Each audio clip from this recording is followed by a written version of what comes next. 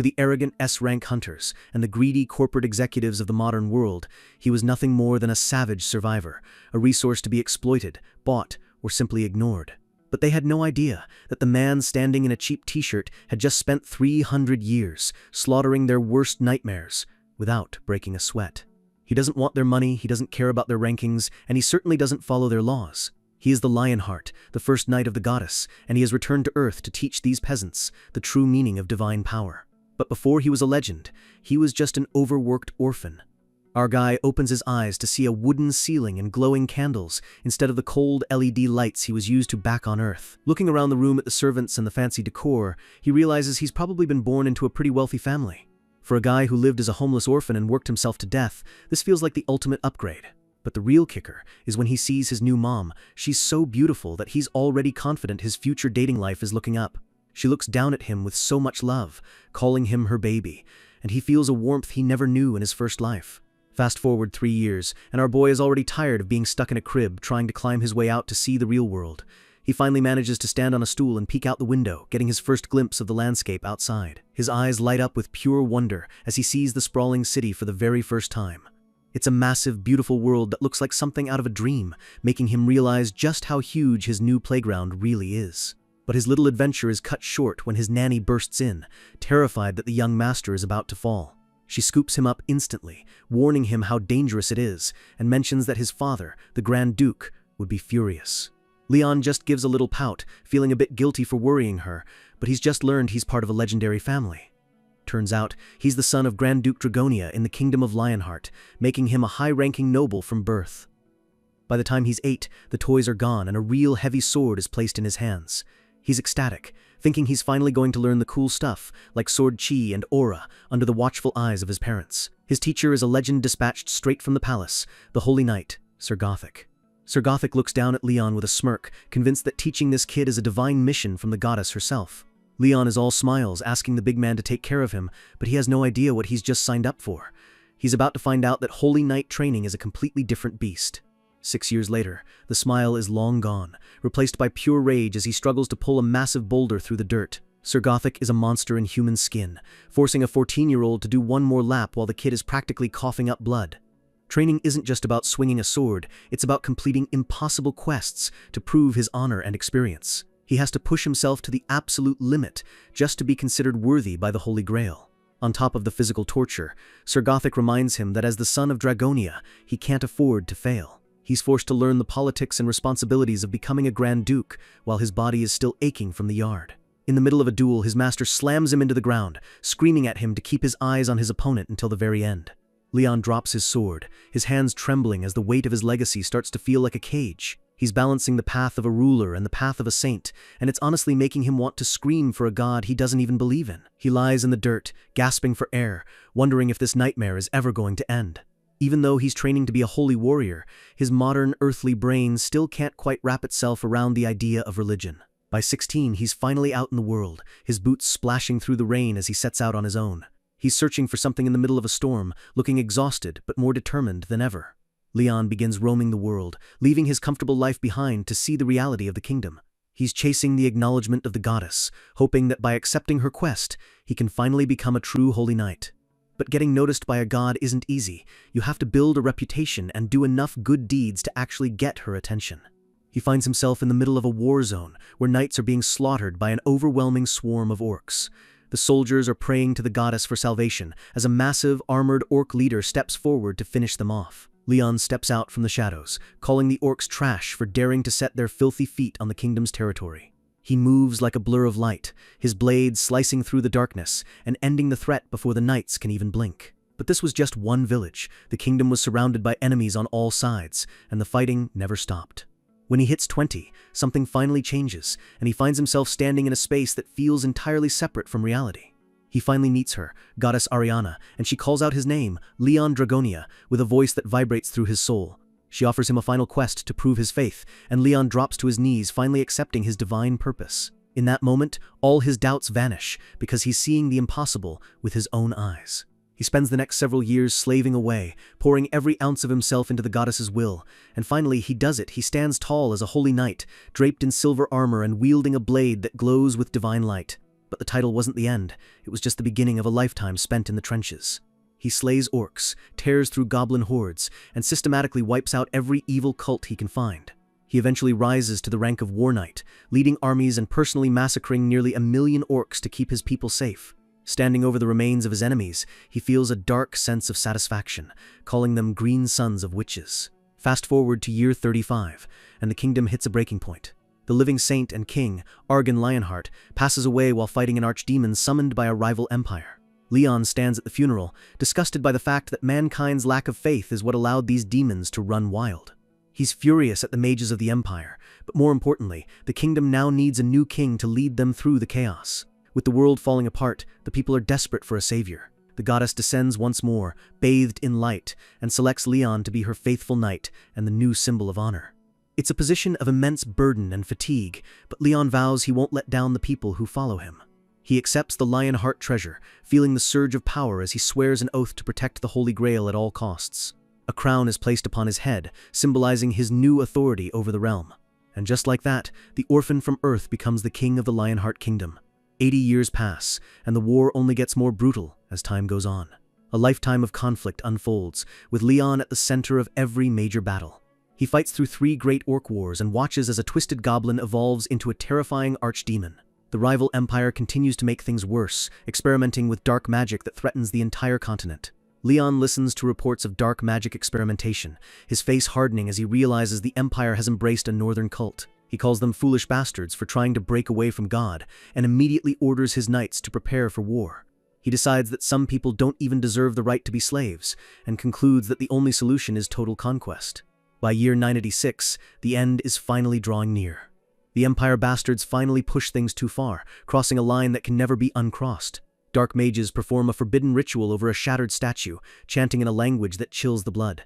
The Emperor, terrified of dying, offers up 3 million of his own citizens as a sacrifice to the dark gods. He commits mass suicide along with his entire capital, turning the city into a sea of corpses. From that mountain of bodies, the Lord of Chaos is summoned, a spindly, nightmare-inducing creature of pure darkness. Leon doesn't hesitate. He draws his holy sword, still covered in the grease of last year's orc war, and marches toward the Empire. 121 years into his journey, and the world is a graveyard. Despite all his strength, the world is being destroyed exactly as he feared it would be. He picks up a child's doll from the rubble, a reminder of everything he failed to protect despite his holiness. Leon kneels in a field of fallen soldiers as a knight approaches him, calling out his name with a voice full of sorrow. Leon tells the young knight, Sir Aaron, to be proud because his father died with honor. The knight tries to hold back his tears, accepting that his father has joined the feast of the gods. Leon stands up and looks at his remaining troops, his cape billowing in the wind as he prepares his final speech. He asks them if they can hear the cries of the women and children who have lost everything to the villains across the land. He paints a picture of a wasteland soaked in blood, where the only thing left is the dying flame of resistance. He calls out to his goddess, asking if she hears the sound of the monsters trying to violate their very existence. His voice booms across the battlefield, telling his men to be enraged, to stay enraged eternally at the fools who think they've won. He knows he might not be able to stop the evil spreading across the horizon, but he refuses to go down quietly. He screams at them to remember that as long as they have their honor, they can never truly lose. Leon raises a massive holy spear into the air, the weapon glowing with an intensity that rivals the sun. He asks what a foolish knight like himself should do, before answering his own question. Everything he does is for her. His eyes burn with a cold, blue fire as he repeats his mantra, for honor. He raises the Lionheart flag, the golden lion standing proud against a darkening sky, and yells, "For Lionheart!" with a roar that shakes the earth. He orders his troops to charge into the final battle. That winter, they fought the ultimate war against billions of devils that covered the earth like a plague. Massive dragons and winged demons fill the sky, raining fire down on the human resistance below. It's a meat grinder where barbarian slaves are used as shields and knights die by the thousands, with their spears still raised.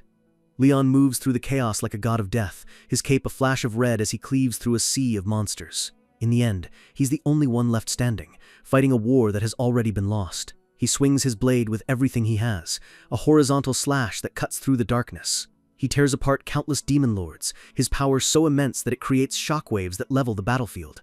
He screams in the face of the horde, showing them the true, terrifying power of a holy knight who has nothing left to lose. 217 years in, and the winter still hasn't ended. The years continue to blur together as Leon survives one suicide mission after another. He hits 256 years of constant, unending slaughter. He finally reaches the last remaining demon gate and shatters it into a million pieces. Standing over the ruins, he looks down at the remaining demons, his presence so overwhelming they can't even move. He calls them poor, lowly servants of evil and tells them they're stuck here with him now. The demons shriek in terror as they realize the hunter has become the ultimate predator. He dives back into the fray, cursing them as he begins the final purge. 300 years have passed since this journey began. A massive demon is sliced clean in half by a beam of pure light, letting out one last scream before dissolving. Suddenly, voices ring out through the darkness, people calling for someone named Hari, asking if she's okay. Hunters stand in shock as they look at the remains of an archdemon that was just defeated in a single slash. Leon stands before them, bathed in a golden aura, and tells the fallen warriors to rise and fight because now is not the time to fall. The hunters are speechless, staring at this naked, glowing man who just appeared out of nowhere. He looks them in the eye and declares his name. He is King Lionheart. The agent of the holy temples and the knight of all glorious knights has finally arrived. Leon Dragonia Lionheart stands tall in the middle of a modern-day gate raid, looking like a god among men. 300 years of war Orse, and he's finally back. The red-haired hunter can only stare in disbelief, her jaw dropping at the sheer pressure coming off him. In his 300th year of exile, Leon has finally come across the people of Earth once more. A system blue window pops up, confirming the impossible. He has defeated every single demon in his world. Meanwhile, in the middle of modern Seoul, a massive black gate opens up, throwing the entire city into a panic. The world's top guilds refuse to participate because the difficulty is unknown, leaving the government in a desperate spot. Hari and her team are the ones tasked with this suicide mission, looking terrified as they face the portal. The government orders the Hunter Association to go in first, which everyone knows is basically an execution order, and inside that hellscape, the truth was even worse than they imagined. But what they saw inside wasn't just monsters, it was a man standing amidst the carnage. Hari can only gasp as she sees a naked warrior who looks like he just walked out of a myth. The battlefield is covered in the dismembered bodies of high-ranking demons, all slaughtered by this one guy. Back in the present, an official calls out to Hari, snapping her out of her daze. She's back at the Hunter Association headquarters, looking stressed and exhausted. A manager named Kim Jin-soo offers her a coffee, noticing how tired she looks after the mission. They're sitting in an observation room, and Jin-soo admits that nobody is actually believing their report of what happened. They were facing a black rank gate filled with great devils, a place no one should have survived. Coming back alive is a miracle, but claiming they cleared the whole thing? That sounds like a lie. But Harry knows the truth. It was all because of that one man who stood in the flames. In the interview room, Leon sits with his arms crossed, looking bored and unimpressed by his surroundings. Jin-soo asks him if he's a survivor from inside the gate, and Leon simply confirms he's from the other world. Over the years, there have been occasional cases like this, people who get sucked into gates and somehow manage to survive the nightmare realms inside. The portals that have plagued Earth for 30 years are more than just monster spawns. They're usually reflections of worlds that are either being destroyed or have already been wiped out. Sometimes, survivors make it back to Earth after years of being trapped. And when they do, they bring back unbelievable godlike strength from the demon realms they conquered. That's why the government does everything they can to kiss up to these survivors. They want to scout them and get that power on their side as quickly as possible. Hari insists they need to recruit Leon no matter what, because she's seen what he can do. Jin-soo is sweating just thinking about it. Even A-rank hunters risk their lives against high-ranking demons. But Leon? He killed the kind of monster that S-rank hunters are terrified of. And the most terrifying part? He didn't just kill it. He moved through the great devil like it was nothing, a single flash of light ending the fight instantly. The shockwave from his strike was so powerful it nearly blew the hunters away. He completely overpowered a creature of pure chaos while standing there completely vulnerable. Jin-soo's biggest worry isn't Leon's power, but his personality. The guy thinks he's actual royalty. Hari thinks it'll be fine, but Jin-soo is clearly skeptical. She says she could hear it in his voice, that he's actually a very good person deep down. But at that exact moment, a massive blast of energy shatters the reinforced glass of the observation room, sending everyone diving for cover. The hunters are freaking out because that glass was designed to stop monsters, yet Leon just broke it with a shout. Leon is standing over a broken table, glowing with a golden aura, demanding to know how they dare dirty the Lionheart name. Hari just gives a nervous smile, suggesting that maybe it's just a cultural difference. So, let's back up 15 minutes to see how things went south so fast. The security camera is rolling as the government agent tries to conduct a normal interview. Leon is sitting across from a bald guy in a suit, looking completely out of place in his modern t-shirt. Inside his head, Leon is feeling incredibly weird about being back on Earth. He remembers his past life as an orphan who worked himself to death in a cramped, messy room. Then he spent over a century as a king and a knight in another world. He hunted demons for 200 years after his kingdom fell, living a life of pure violence. That's 300 years of living like a legend. He looks at a photo of his old life, realizing it's a miracle he even remembers being human. The interviewer tries to get his attention, looking a bit nervous under Leon's cold gaze. He tries to address him with a polite suffix, but he's clearly unsure how to handle a guy who thinks he's a king. Leon decides it's better not to mention he used to be a regular guy from Earth. He figures being a legendary Night King from another world is a much better brand than being an overworked loser. He glares at the man and tells him to refer to him as Your Majesty, calling the agent a peasant. The bald guy just blinks, his brain short-circuiting at the sheer audacity of this guy. But he realizes Leon is dangerous, so he just plays along, stuttering out Your Majesty while sweating buckets. Leon is impressed that the government is being so careful with him, wondering if they're just naturally polite to survivors. The agent starts writing everything down, asking about how the Black Gate connected to Leon's world. He asks if Leon was the one who killed all those demons, and Leon gives a simple, confident yes. Leon asks if the guy already forgot, looking offended by the repeat question. He stands up and declares that he killed those evil species to protect the honor of his knights, and then orders the agent to be his secretary. He tells the guy he should feel privileged to record this glorious moment in history. The agent just sighs and keeps writing, chalking it all up to extreme cultural differences. But then the agent stops writing, a serious look crossing his face. Leon snaps at him, asking if there's no etiquette for treating royalty, which is just his fancy way of saying he's hungry. He demands to know what happened to Earth while he was gone, his eyes narrowing as he looks for answers. The agent explains that the nightmare began 30 years ago. Gates opened everywhere, and monsters started pouring out, putting the world into a permanent state of emergency. They eventually learned that each gate has a specific theme and quest that needs to be cleared to stop a dungeon break. A knock on the door interrupts them, and the agent says the meal is finally ready. Leon strokes his chin, thinking about what he just heard.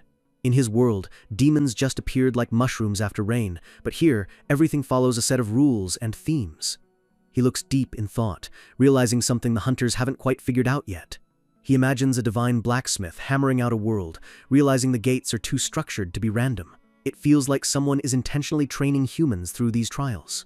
The door opens, and the agent excitedly announces that the meal is here. He brings in a tray with a steaming bowl of soup, looking proud of the service.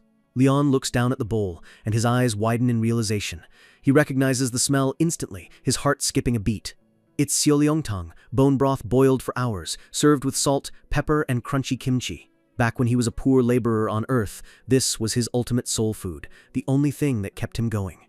Leon is literally salivating, his royal persona nearly crumbling at the sight of his favorite childhood meal. He has to fight his own instincts, screaming at himself to stay in character. He asks what it is with a cold voice, pretending he's never seen it before. The agent explains that it's known as the soul food of peasants, and that's when the bomb goes off. Leon slams his fist onto the table, screaming, "You inferior!" with enough force to shake the building. He screams at the terrified agent, asking how he dares serve a royal a peasant's dish. Leon Dragonia Lionheart, the proxy for the gods and owner of the holy weapons, cannot be seen eating like a commoner. He kicks the soup across the floor, calling the agent a peasant and telling him to get out. This is the man who defeated Malice, the Lord of Chaos, and the 23 great devils. He is the arch-nemesis of all demons and the incarnation of 300 years of war. And lastly, he is a returner who used to be a regular guy from Earth. Looking at the mess on the floor, he thinks to himself that this world is a complete disaster. He blames the lack of religious faith for the state of the world and decides it's his royal duty to enlighten these peasants. Even though he's back home, he's still the Night King, and he's about to change everything. The scene opens with a perfectly seared T-bone steak being sliced, the juices flowing as the knife glides through the meat. Our boy Leon takes a bite, looking completely unbothered by the chaos he caused earlier. The association managers are watching him in disbelief. They offered him cheap takeout like black bean noodles, but he's here eating a 1993 vintage wine and a gourmet steak. Outside the room, Manager Kim is practically pushing Hari through the door, telling her she has to be the one to talk to him, because Leon actually seems to like her. Hari is terrified, clutching her chest as she remembers Leon calling her brave, but she knows one wrong word could get her blasted through another wall. She slowly cracks the door open, her voice trembling as she addresses him by the royal title he demanded. She peeks in, apologizing profusely for interrupting his meal, looking like a student who just walked into the principal's office. Leon wipes his mouth with a napkin, looking at her with those cold, royal eyes, and recognizing her as the swordsman from the dungeon. With a single word, "Sit," He grants her permission, and Hari's face lights up with a mix of relief and pure good girl energy. Behind the scenes, the surveillance team gives a big thumbs up. The Hari tactic is actually working. Hari nervously asks if the food was okay, and Leon admits it wasn't bad, acknowledging the skill of the chef. But then his face hardens. He explains that his anger earlier wasn't about the food, but the lack of respect shown to a foreign king. He lectures her on how a nation's dignity is reflected in how they treat royalty, leaving Hari looking absolutely haunted by her lack of knowledge. Leon finally asks for her name, and as she bows low, he drops the bombshell that he already knows about the demons invading this world.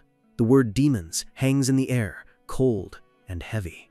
His eyes glow with an intense blue light as he asks if those wicked creatures have truly appeared on Earth. Hari can only whisper a yes, feeling the sudden weight of his aura filling the room.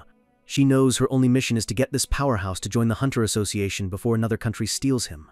The logo of the association flashes. This is the organization that keeps the world from falling apart. Hari is thinking fast. She needs to secure him for South Korea, realizing that the intelligence war of the 21st century is all about who has the strongest survivors. The world's top hunters are shown in the background, a reminder that Leon is now the most valuable asset on the planet. Leon looks off to the side, his expression unreadable as he considers his next move. He declares that since he's settled here, he has a duty to the battlefield, because a true knight never runs from a fight. Hari is ready to celebrate, thinking he's joining the team, but Leon cuts her off with a sharp however. He stands up, eyes burning with fire, and declares that a king cannot be a common soldier. He's going to build a brand new knightly order right here on Earth.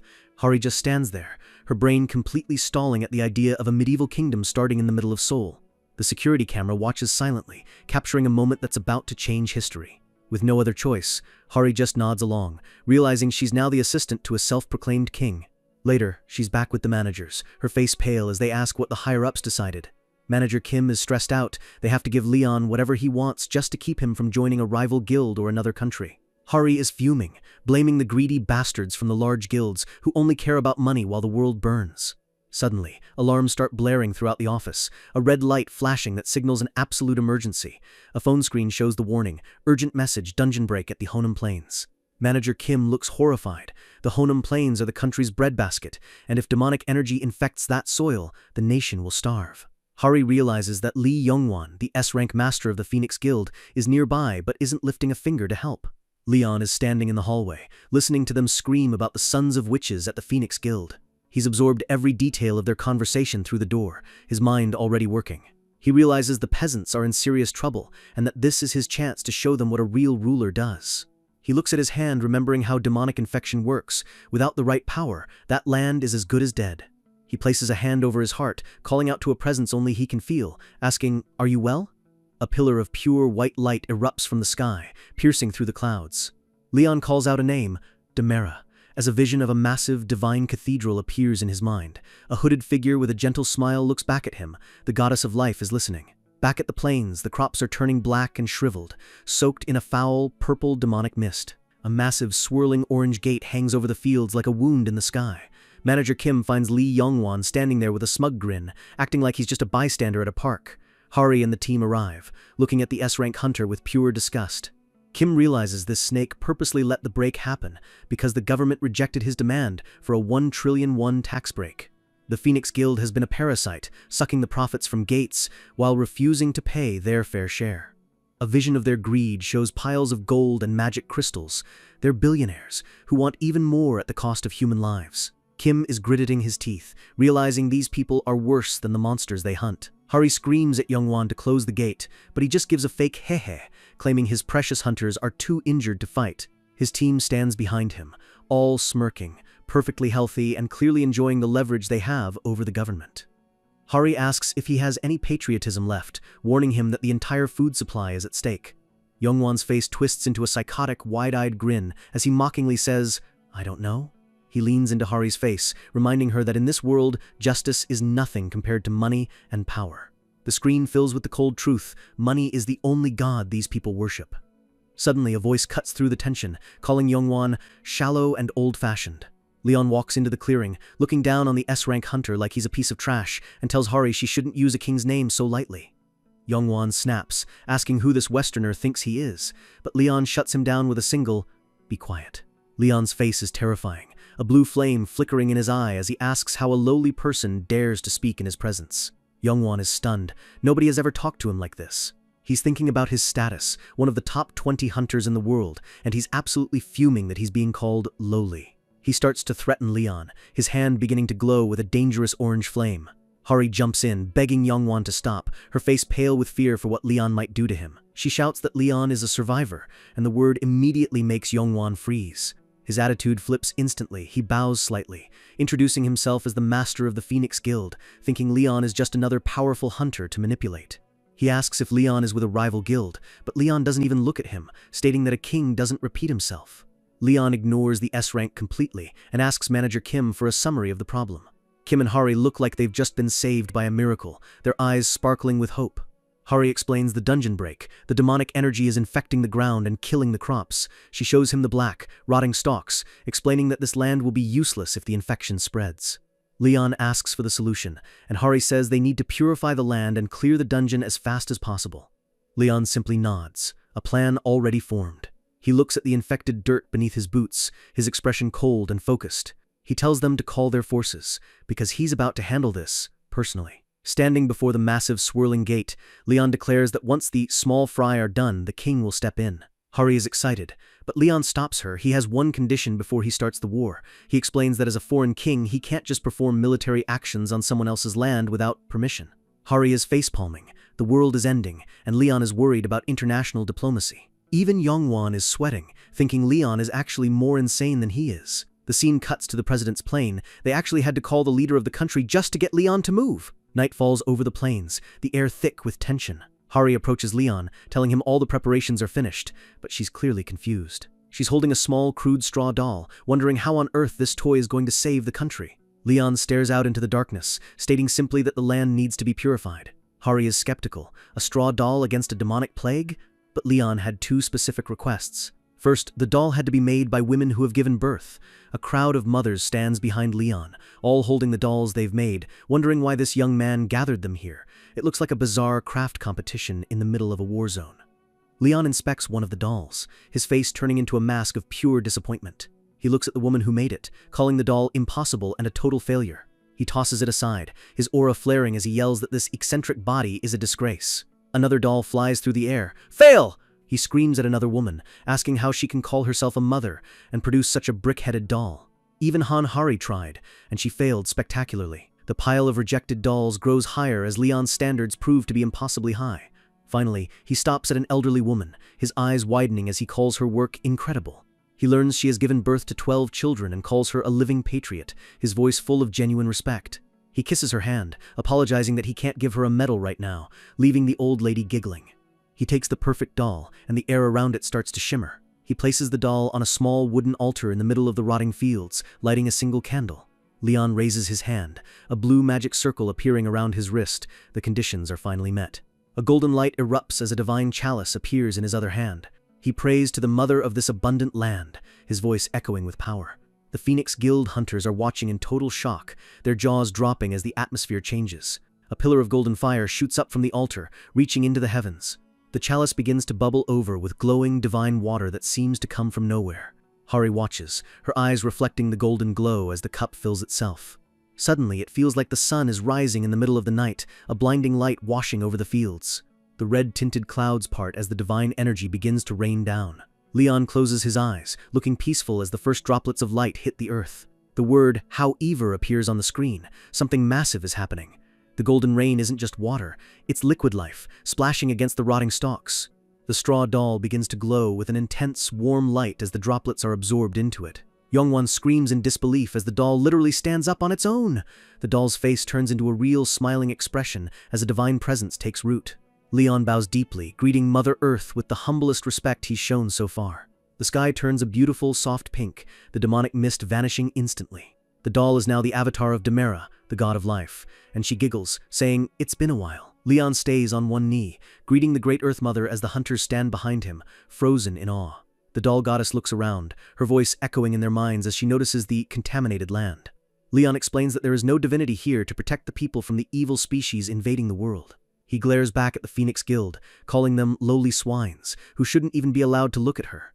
Demera gives a gentle smile, saying that greed and ignorance are just part of being immortal. She asks Leon what he plans to do next, and he takes a moment of silence to reflect. He says he could just be a swordsman, but a conqueror's authority must be divine. He vows to teach the ignorant and lead them to the right path, his body glowing with a golden, holy light. The goddess smiles wide, ready to help her champion build a new pantheon on Earth. She asks if he has a favor, and Leon formally requests she heal and purify this suffering land. A vision of the goddess in her true form appears behind Leon, a magnificent winged deity of pure light. She calls him her head of temple and her champion, accepting his request. She explains that this earth isn't her body yet, but she has a solution. She pours a single golden drop of her flesh onto a dying rice stalk. She declares that from now on, everything that walks on this purified earth will be Leon's ally. A massive wave of golden energy explodes from the altar, sweeping across the entire Honan Plains. The black, rotting rice stalks are instantly transformed, turning into heavy, golden grain that glows like jewelry. Hari and the association team can only stare as the wasteland turns into a paradise in seconds. Leon turns to the greedy hunters and yells, "Watch and learn!" telling the ignorant that this is what true power looks like. The entire horizon is now a sea of glowing, golden rice, blessed by the divine. Leon speaks to the crops, telling them to give birth and prosper, as if he's commanding life itself. Hari is speechless, her hands over her mouth as she realizes they've just witnessed a literal miracle. The air is filled with golden sparkles, the atmosphere feeling lighter and cleaner than ever. Leon stands in the middle of his new kingdom, the goddess doll by his side, proving that he keeps his promises. Yongwan is shaking with rage, his plans for a trillion-won tax break disappearing before his eyes. He tries to salvage the situation, screaming at everyone not to be fooled, and claiming that magic-grown crops are poisonous. Leon looks back at him with pure pity, calling him an ignorant fool for judging divine blessing as poison. When Yongwan insults the straw doll, Leon's eyes turn cold. He warns the hunter that he only forgives ignorance once. Yongwan chokes back a gasp, the sheer pressure of Leon's gaze making his knees buckle. His team is worried, but Yongwan is already plotting his next lie to ruin Leon's reputation. He grinds his teeth, vowing to expose Leon as a fraud no matter what it takes. He demands they prove the rice is safe, bringing forward his own guild's appraiser to do the job. The appraiser steps forward, looking confident that he can find a flaw to exploit. He places his hands near the grain, activating his evaluation skill. Blue light swirls around the rice as the skill scans the data. The appraiser's eyes widen, his face turning pale with shock. He stammers, "This is..." He can't believe what the system is telling him. A system window pops up. Rank, rare. The appraiser screams that it's all rare rank, and that it can cure Tier 3 diseases and even cancer. Hari and Kim are ecstatic, while Leon just stands there with his arms crossed, looking like he expected nothing less. Manager Kim immediately orders someone to get a cooking pot from the village chief's house. The sky begins to brighten as the real morning approaches. They set up a traditional pot right there in the field, the steam rising as the blessed rice cooks. Manager Kim takes a bite, and his eyes practically pop out of his head. The system confirms it. The rice increases stamina and mana recovery rates by insane amounts. Hari comes running over, screaming that this rice is better than the 3 million won reinforcer potions hunters usually buy. She's talking with her mouth full, and Kim has to tell her to finish chewing before she chokes. She gulps it down, her cheeks flushed with the sudden surge of energy. She admits she got curious and even ate a bug that was sitting on the rice, and then she got a buff from that too. Kim is stunned. Even the pests in this field are now holy creatures. He realizes that if the whole land is blessed, they have a literal infinite supply of free hunter buffs. He orders his team to eat as much as they can. They're going into the gate with the most broken buffs in history. Leon looks at the goddess doll, his expression softening for the first time. Demera says she's done her job, and it's time for her to return to the divine realm. Leon drops to one knee, vowing never to forget the love she has shown his people. She reaches out a glowing hand to his head, offering one last lecture before she goes. The true goddess appears one last time, telling him with a motherly smile, "Make sure to feed yourself." The doll suddenly loses its glow, tipping over as the divine spark leaves it. It falls onto the altar with a soft thud, returning to being just a simple straw toy. Hari walks up, asking what divine power really is. She asks if there are truly no gods on Earth, and Leon just stares at the horizon.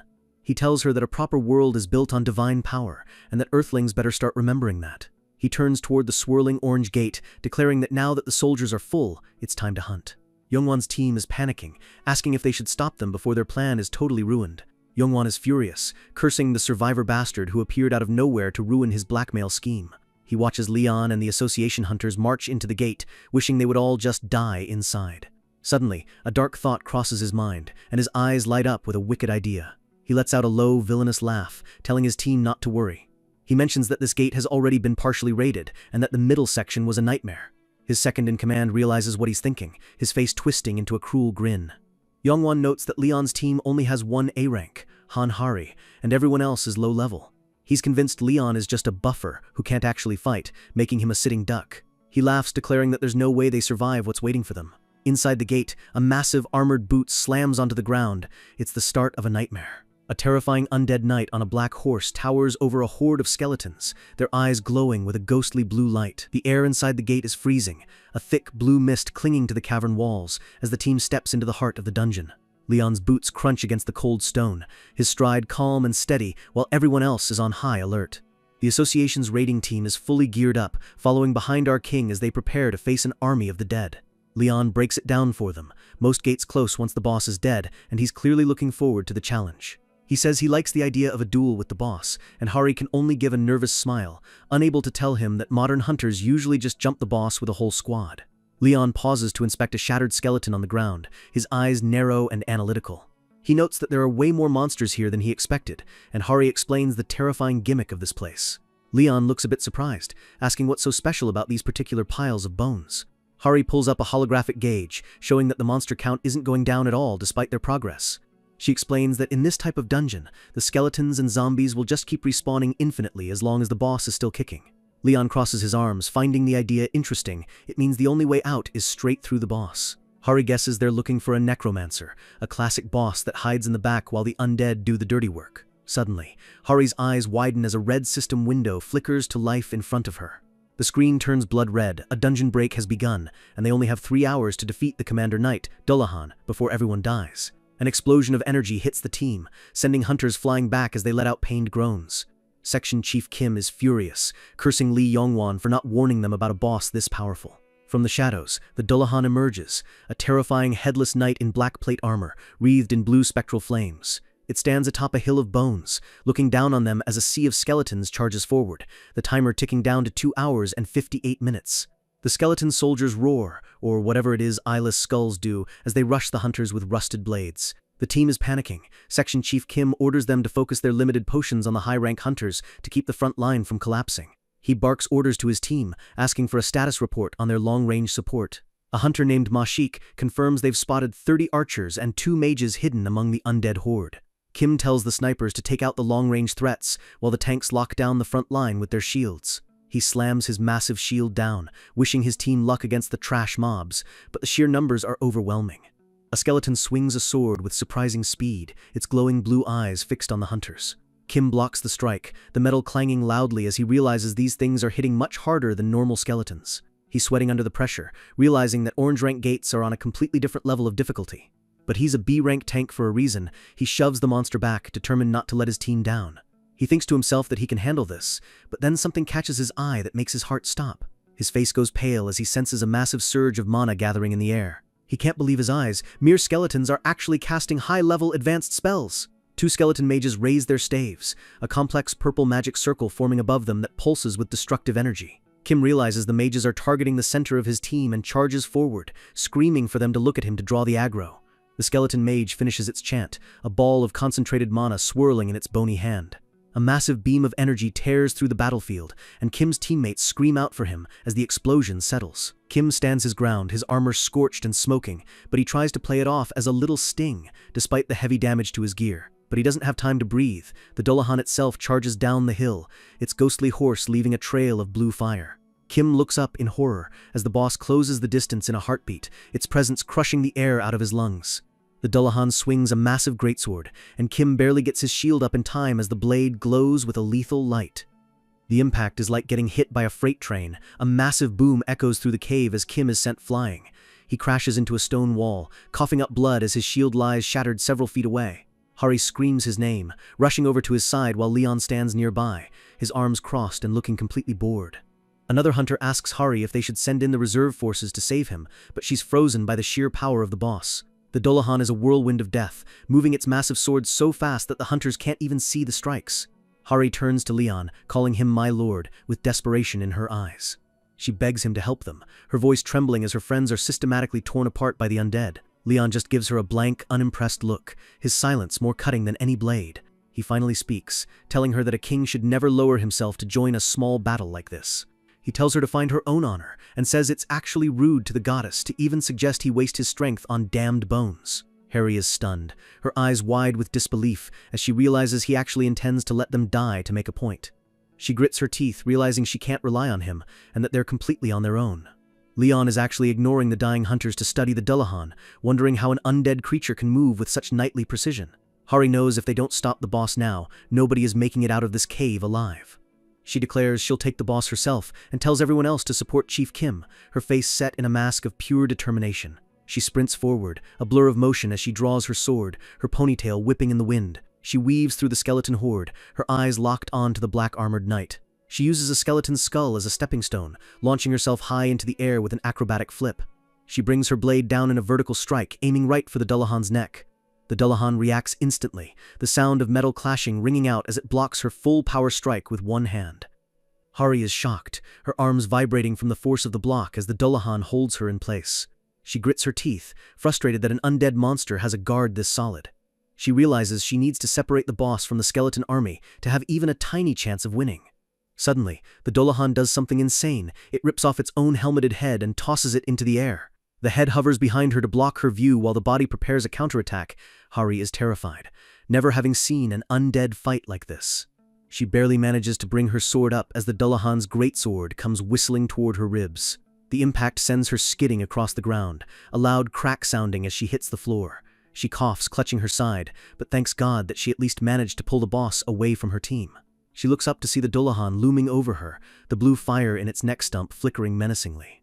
The monster actually lets out a raspy sorry, its voice sounding like grinding stones as it raises its sword for the kill. Hari realizes the boss's skill range is too large to dodge and prepares for the end as the ground beneath her begins to explode. The Dullahan lets out a roar, swinging its blade in a massive arc that lights up the entire cavern.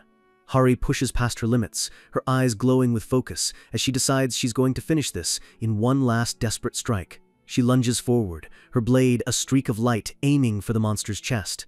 But the Dullahan is too fast. It catches her blade with its hand, the metal shakes-looshing as it grinds against the monster's gauntlet. It blocks her ultimate move with the blunt side of its sword, showing a level of combat mastery that Hari can't even comprehend. Hari falls to the ground, her sword clattering away as she looks up at the monster's stance. It's the stance of a grandmaster. The Dullahan raises its greatsword, a massive wave of blue energy gathering along the edge. Hari lets out a pained moan, closing her eyes as the shadow of death falls over her. Suddenly, the sound of slow, rhythmic clapping echoes through the silence. Leon steps forward, applauding the boss for showing such exquisite sword skill despite only having one hand on the hilt. He offers a formal apology, admitting he was wrong to mistake such a great knight for a mere brainless undead. Leon calls out to the unknown knight, declaring that as the King of Lionheart, he will grant the monster the right to challenge him. Hari is staring in total shock as Leon walks right past her, ignoring the thousands of skeletons as they freeze in their tracks. Leon demands they end this with a noble duel between two knights, his voice carrying the weight of a true sovereign. The hunters are losing their minds. They think Leon has finally gone insane by challenging a gate boss to a fair fight. The Dullahan stands perfectly still, the blue flames in its neck pulsing as it considers the king's offer. Slowly, the monster nods its head, accepting the challenge as it plants its sword in the ground. The skeleton army draws back, their chattering teeth falling silent as they form a massive circle around the two warriors. The ghostly horse steps back, its hooves thudding softly on the stone as it waits for its master. Leon stands tall, looking like a lone pillar of light against the darkness, ready to face a knight of honor. He raises his hand, a glowing magic circle appearing at his feet as he tells the Dullahan it can let down its neck. Leon realizes the boss likely uses dual-wielding techniques and says a battle with a one-handed weapon wouldn't be proper. Hari crawls toward him, calling out "Your Majesty" with a voice full of concern. She warns him that a Dullahan literally can't die unless he cuts off its head, which is impossible because it doesn't have one. Leon just gives her a dismissive look, asking if that's really supposed to be important. Hari's face is priceless. She's thinking, yes, it's extremely important if you want to win. She's spiraling, wondering how on earth he plans to kill something that's already been decapitated. Leon tells her it doesn't matter because what decides a winner isn't a head, but the honor of a knight. The Dullahan steps forward, its heavy armor clanking with every step as it faces the king. Leon draws his simple iron sword, announcing his titles, the First Knight of the Goddess, Archduke of Dragonia, and the Lion-Hearted King. The Dullahan lets out a spectral roar, accepting the terms of this honorable sanction. The monster moves like a shadow, its cape fluttering as it lunges at Leon with terrifying speed. The greatsword comes down like a falling mountain, a massive wave of force trailing behind it. The ground shatters as the two blades meet, an explosion of sparks and dust filling the arena. Leon doesn't move an inch, his expression cold and focused as the wind from the strike whips his hair. He parries the massive greatsword with a single hand, his iron blade glowing with a faint golden light. He spins his sword in a graceful circle, using the boss's own momentum against it. With a light tap, he knocks the boss's blade into the ground, leaving the monster wide open. He simply says once, as if he's a teacher scoring a student's performance. The Dullahan recovers instantly, swinging a horizontal slash that would cleave a tank in half. Leon weaves through the attack, his movements so smooth they look like a dance. A massive shockwave of energy follows the boss's blade, tearing into the cavern walls. Hari screams for him to get back, convinced that no human can survive a direct hit from that monster. Leon's eyes narrow. He tells the boss its steps are too light, criticizing its footwork. The Dullahan slams its sword down, but Leon has already vanished, leaving the boss to hit nothing but dirt and rock. Section Chief Kim is losing it. Asking his team if they just saw that, it looked like Leon didn't even take a hit. Hari is beaming, her eyes sparkling with admiration as she realizes she's watching a level of swordsmanship that shouldn't exist. The narration notes that Hari is the only one who actually understands the complexity of what Leon is doing. She realizes he's shifting the weight balance of his sword at the exact moment of impact to nullify the boss's power. She thinks to herself that no normal hunter would ever dare to try something that insane. Leon's blade flashes, leaving a small, glowing cut on the Dullahan's chest plate. "Twice," he says calmly, his sword point hovering right in front of the monster's ghostly neck flame. He tells the boss to get back into position, his voice firm but encouraging, like a coach during a drill. The sparks fly as their blades meet again and again, the sound echoing through the tomb like a frantic drum.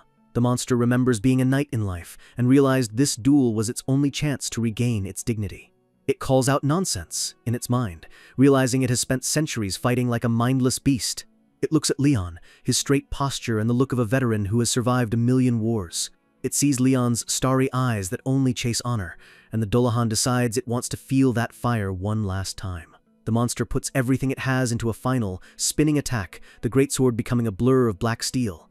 Leon meets the attack head-on, the impact of their blades creating a literal thunderclap. "Thrice!" Leon announces, his blade resting gently against the monster's shoulder. He asks if the knight will continue, his eyes searching the monster's soul for a spark of humanity. The Dullahan thinks to itself that it doesn't want to use its cursed necromancy anymore. It slams its foot down, determined to fight this man properly, the way a knight was always meant to fight. It charges again, but this time without the magic. It's just raw skill against raw skill. It remembers the duels it had in its past life against the most famous warriors in the world. It remembers wandering the land with honor, a life it had completely forgotten until this moment. The memory of its failures and its curse starts to fade as the battle reaches its peak. Leon knocks the massive greatsword out of the monster's hands, the blade spinning high into the air. "10th," Leon says, as the boss's sword crashes into the ground far behind them. He notes that the monster's swordsmanship is getting more precise and asks if it has finally recalled its past life. The Dullahan lets out a roar, but it's no longer a roar of rage, it's a cry of gratitude for returning it to its glory days. Leon asks one last time if the night will continue, knowing the end is near. The Dullahan lets out a low growl, looking down at its hands as the blue flames begin to flicker and die. It looks back at the skeleton army, seeing them for the mindless, hollow shells they really are. One skeleton steps forward, holding the boss's helmeted head like a sacred offering. The Dullahan places a hand on the helmet, a gesture of finality and peace. It thinks about the countless massacres it has caused, and how long it has been forced to fight without any honor. A vision of a battlefield covered in corpses appears, a reminder of the monster's cursed history. The Dullahan falls to its knees, its heavy armor clanging against the stone as it finally surrenders. It thinks that ending its journey like this, at the hands of a true king, is the greatest joy it could ever ask for. Leon smiles warmly, telling the knight he is overjoyed that it has finally regained its honor. He places a hand on the boss's shoulder and says he will pray for its soul. He wishes for whatever god the knight believed in to give it rest, or for the goddess to guide it to the end of the garden. He says he hopes to meet this great knight again someday in a better place. Leon gives a gentle smile, promising to see him at the banquet hall of the gods. A massive explosion of pure white light erupts from Leon's hand, blinding everyone in the tomb. "Let there be light!" Leon commands, his divine power washing over the fallen warrior. The Dullahan's armor begins to crumble into dust, the cursed metal finally disintegrating. The monster reaches out a hand, its fingers turning to light as it reaches toward the ceiling. For a split second, the face of a handsome young knight appears under the helmet, a peaceful smile on his lips. The narration calls for glory to lie with Leon Dragonia Lionheart as the light finally fades. The scene cuts back to the Honam Plains. The gate has vanished, and the team is standing in the middle of the golden fields. Section Chief Kim is stunned. Leon actually kept his promise and ended the entire dungeon break with a single duel. The hunters are whispering about the Let There Be Light skill, wondering if that's the divine power Leon was talking about. Hari thinks to herself that Leon should have just used that skill from the start to save them all some trouble. Leon overhears her and says if he had done that, the honorable knight would have died as a monster. The screen fills with a simple truth: a knight lives for honor. He explains that honor comes from actions and will, and that the Dullahan finally received the death he deserved. But then the king persona disappears as Leon announces he's going to go fetch his loot, leaving the team confused. He walks over to a pile of glowing items, looking down at a massive greatsword and a shimmering purple pearl. Hari and Kim rush over, their eyes widening at the incredible mana pulsing from the Dullahan's gear. The purple pearl glows with an eerie dark light, humming with forbidden power. Leon looks at the items, his face turning into a mask of pure disgust. Kim is already calculating how many millions this stuff will sell for, but Leon just calls it garbage and smashes the pearl into pieces! The Dullahan's greatsword lies broken on the ground. The necromancy pearl, nothing but a puff of smoke. The hunters are speechless, their dreams of a massive payday shattered in a single second. Leon declares that this kind of item only causes chaos in the world, his eyes cold and final. The system final results pop up: Dullahan's cape, Dullahan's greatsword, and the necromancer pearl is crossed out in red. Hari lets out a massive sigh as she wheels a cart of luxury wine and food through a hallway. It's only been 4 days since Leon got back to Earth, and our girl Hari is already looking like she hasn't slept in a week. She's completely exhausted, muttering about how much has happened in such a tiny window of time. First off, there was a major headache regarding taxes, where Leon basically told them that asking a king for coins is an insult. Hari could only stare blankly as he declared that a king doesn't bother himself with counting pennies. But while the government was stressed, Leon was busy gaining a whole village of new religious followers. The village elders approached him, nervously asking how they should pay their tithe for the miracle rice. Leon didn't hold back, telling them that a 90% tithe is the standard for his kingdom. The old man nearly had a heart attack, realizing that giving up 90% of their crop would leave them with almost nothing. But Leon shuts down their worries instantly, promising that his guild will handle all their food, welfare, and living costs since they are now followers of the goddess. Hari steps in with some shocking news, holding an appraisal report for the blessed rice they just harvested. The villagers' jaws hit the floor when they see the value. Every 80 kg bag of this rice is worth a staggering 150 million won. Suddenly, that 10% they get to keep is more money than they've ever seen in their lives, and the old man is instantly a man of pure faith. With the money sorted, the next big disaster was finding Leon a place to live. He absolutely hated the first apartment they gave him, screaming that it was a battlefield because it didn't have any high-class artwork or a luxury bed. Hari was on the phone until 2 a.m., crying to her bosses and searching every 5-star hotel in the city just to find a room that met his standards. She ended up groveling on the floor, begging him to just go to sleep while they compromised on adding some fancy ceramics to his display. That brings us to right now, with Hari knocking on his door to deliver his morning meal. Leon tells her to come in, looking perfectly relaxed, while Hari is still vibrating from stress. He's sitting by a massive window with a glass of wine, casually asking Hari if she's bothered to eat yet. She gives a weak smile, admitting that she hasn't had a bite. Leon lectures her about not skipping meals, looking every bit the noble, while Hari just tries to keep her head down. She uncovers the breakfast tray, revealing a gourmet spread of ribs and side dishes that looks absolutely delicious. Hari's mouth is watering, and she thinks to herself that she'll just grab a sandwich later after seeing this feast. Then, the MC does something unexpected. He tells her to take a seat.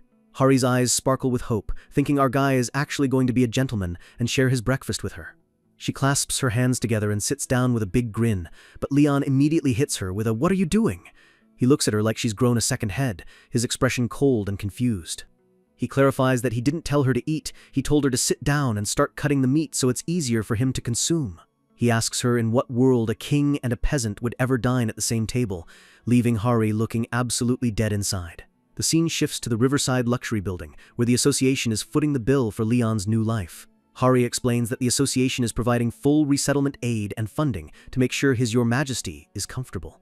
Leon finds it considerate, acting like he's doing the government a favor by letting them pay for his lifestyle. When Hari asks about the loot from the dungeon, Leon tells her he doesn't care about the junk, except for one thing. He decides to keep the Dullahan's cape because he likes the style, leaving Hari sweating over the lost revenue. They arrive at a high-end apartment complex, and the association is pulling out all the stops for their VIP. Hari points out that the place is close to headquarters, and even has a helipad on the roof for easy transport. She asks if he likes it, and Leon gives a simple M, which is basically a glowing review from a guy like him. But then he stops, staring at a modern rock sculpture in the lobby, and asking what the hell these stones are supposed to be. The lobby is empty and quiet, but that's about to change very quickly. A man in an expensive suit greets Hari, and she's instantly on guard because this guy wasn't supposed to be here.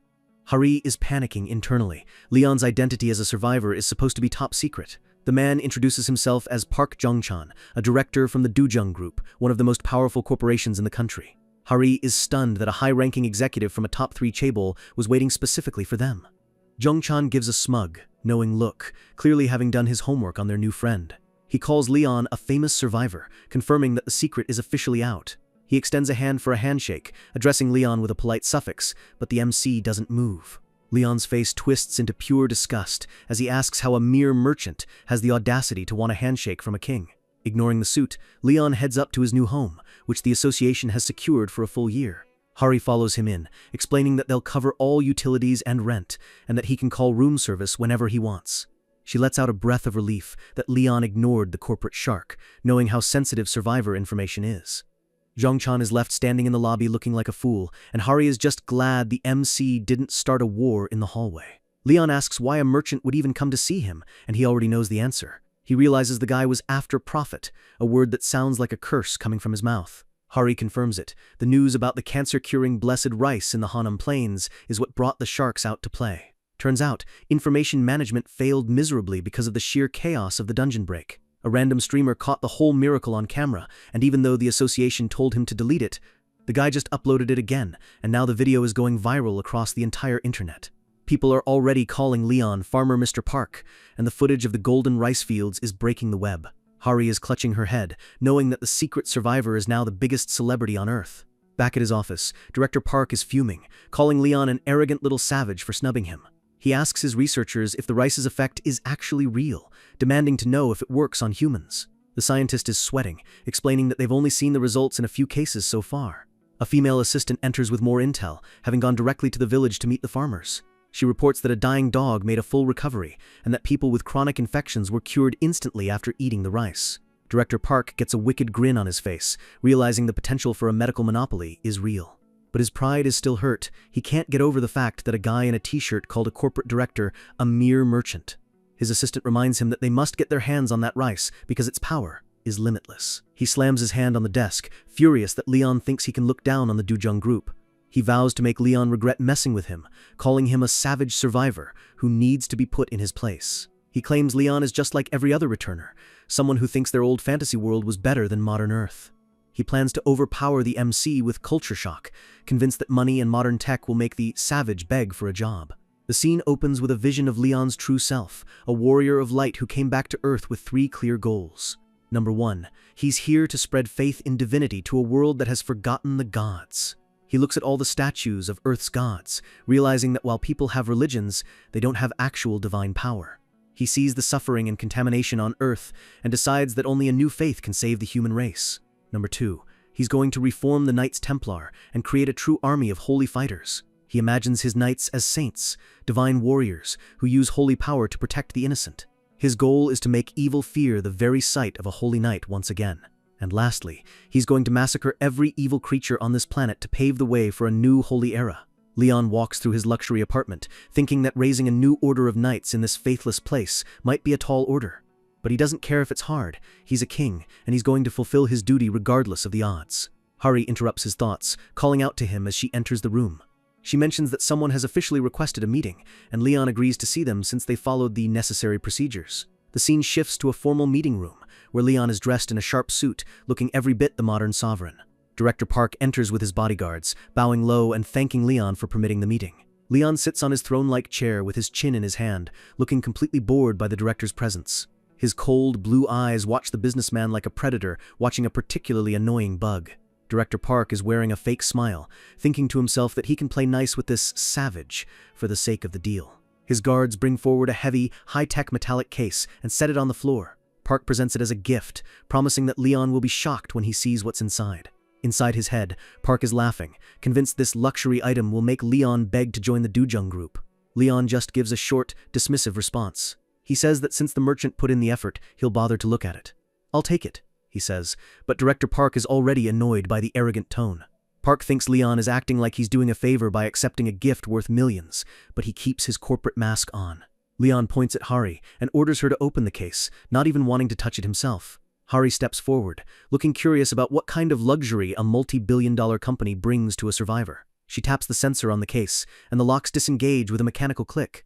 Steam hisses out of the case as the front panels slide open, revealing a collection of gleaming weapons. Hari's eyes go wide. She can't believe what she's seeing. Park proudly announces that these are the most elite weapons his group has ever produced, and tells Leon to take his pick. Hari stammers out that these are all unique rank items, the absolute cream of the crop in the hunter world. She's losing it. Unique rank weapons are so rare you can't even buy them with money, yet this guy is just handing them out. She remembers watching videos of these swords when she was a student, never dreaming she'd see one in person. But Leon's reaction is the complete opposite. He looks at the swords and asks, "Where am I supposed to use these low-rank weapons?" The director and Hari both freeze, their brains short-circuiting at Leon, calling top-tier gear low rank. Leon lectures them, asking how anyone can make a good sword without a holy blessing or the aura of the stars. Director Park is completely lost, wondering if Leon wants him to dry his swords in the sun like red peppers or pray to them. Leon stares him down, calling the director unfaithful, which sends Park into a panicky defense. Leon sighs, saying that merchants are always bound to show off their useless items wherever they go. He decides to show them a real weapon, reaching into a glowing portal in mid-air to draw his own sword. Park is confused, watching Leon pull out what looks like a simple, old-fashioned iron sword. He thinks Leon is the one being a savage bastard and mockingly asks to see what his old sword can actually do. Director Park turns to Hari and addresses her with formal respect, which catches her off guard. He asks if she'd like to test one of the unique rank weapons against the MC. Hari looks at Leon for permission, and he gives her a small nod, clearly confident in the outcome. She gulps, her hand trembling as she reaches for the case. She grabs the hilt of a beautiful longsword, feeling the mana surging through the handle. She thinks about how she's admired this specific blade for 4 years. It's the legendary sword Dawn, crafted by Master Jinchiol, and it pulses with a bright red energy. Hari is overwhelmed by its power, feeling the energy of a special gate's sun radiating from the steel. She asks if she can really use it, and Leon just scoffs, asking why she needs permission to swing a toy around. Hari gets into a stance, her eyes narrowing as she prepares to strike. She charges forward, the Dawn sword leaving a trail of fire in the air.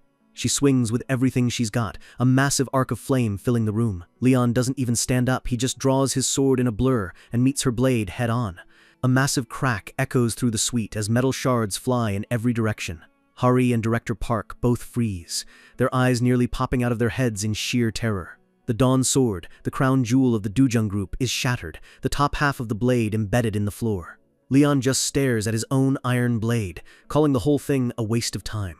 He shortens the meeting duration instantly, giving the director exactly 3 minutes to finish his business.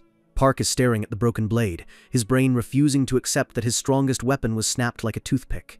He can't believe a simple iron sword could destroy a unique rank masterpiece. The clock is ticking, and Park realizes his gift strategy was a total failure. He switches to his real goal. He wants the patent rights to the blessed rice grains. His team of suits bows low behind him, trying to show a level of respect that matches Leon's culture. He tells Leon they'll pay for the monopoly, acting like he's doing the savage a favor by giving him cash. He offers 180 billion won, mentioning that the rice is clearly worth a fortune. Inside his head, Park thinks Leon will lose his mind when he hears that huge number. He's already celebrating, thinking he's got him, and even offering to raise the price if Leon signs the contract. But Leon's face is hidden in shadow, and he lets out a voice that sounds like a low growl, "You imbecile merchant!" The room is suddenly flooded with a blinding golden light as the MC's pressure explodes. A massive, flaming lion head appears behind Leon as he stands up. Most people beg for a chance at greatness, but for a king who's spent centuries slaying gods, modern Earth is just a playground full of disrespectful peasants. Leon's eyes glow with a cold, divine fury as he looks at the merchant who dared to put a price tag on a miracle. The pressure in the room becomes suffocating, and the director can barely breathe as he realizes he just stepped across a line he can't uncross. A massive golden lion manifests in the air, roaring with a heat that feels like it's going to turn the entire suite into an oven. The director's mind completely breaks, and he's certain that this is the moment he dies. Leon stares him down with pure contempt, calling him a fool who just confessed to the ultimate sin.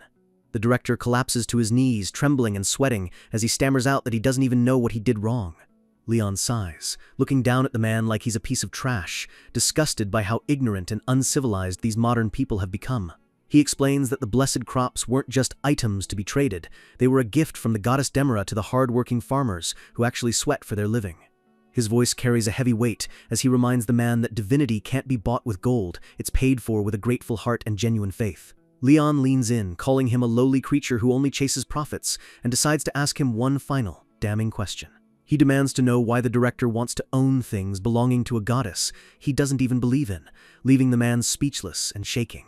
With a final click of his tongue, Leon dismisses the man like he's nothing more than a nuisance. Later, Leon stands by the window, overlooking the city skyline with a bored expression on his face. Hanhari tries to warn him that the merchant he just terrified is actually a very influential man, but Leon doesn't give a damn about the opinions of vulgar people. He changes the subject immediately, asking Hari if she's prepared the thing he requested from the association. Hari looks up with a hopeful smile, asking if Leon is finally going to take the hunter rank test to make things official. Leon looks at her like she's lost her mind, offended that she would even suggest a king needs to be tested by a bunch of bureaucrats.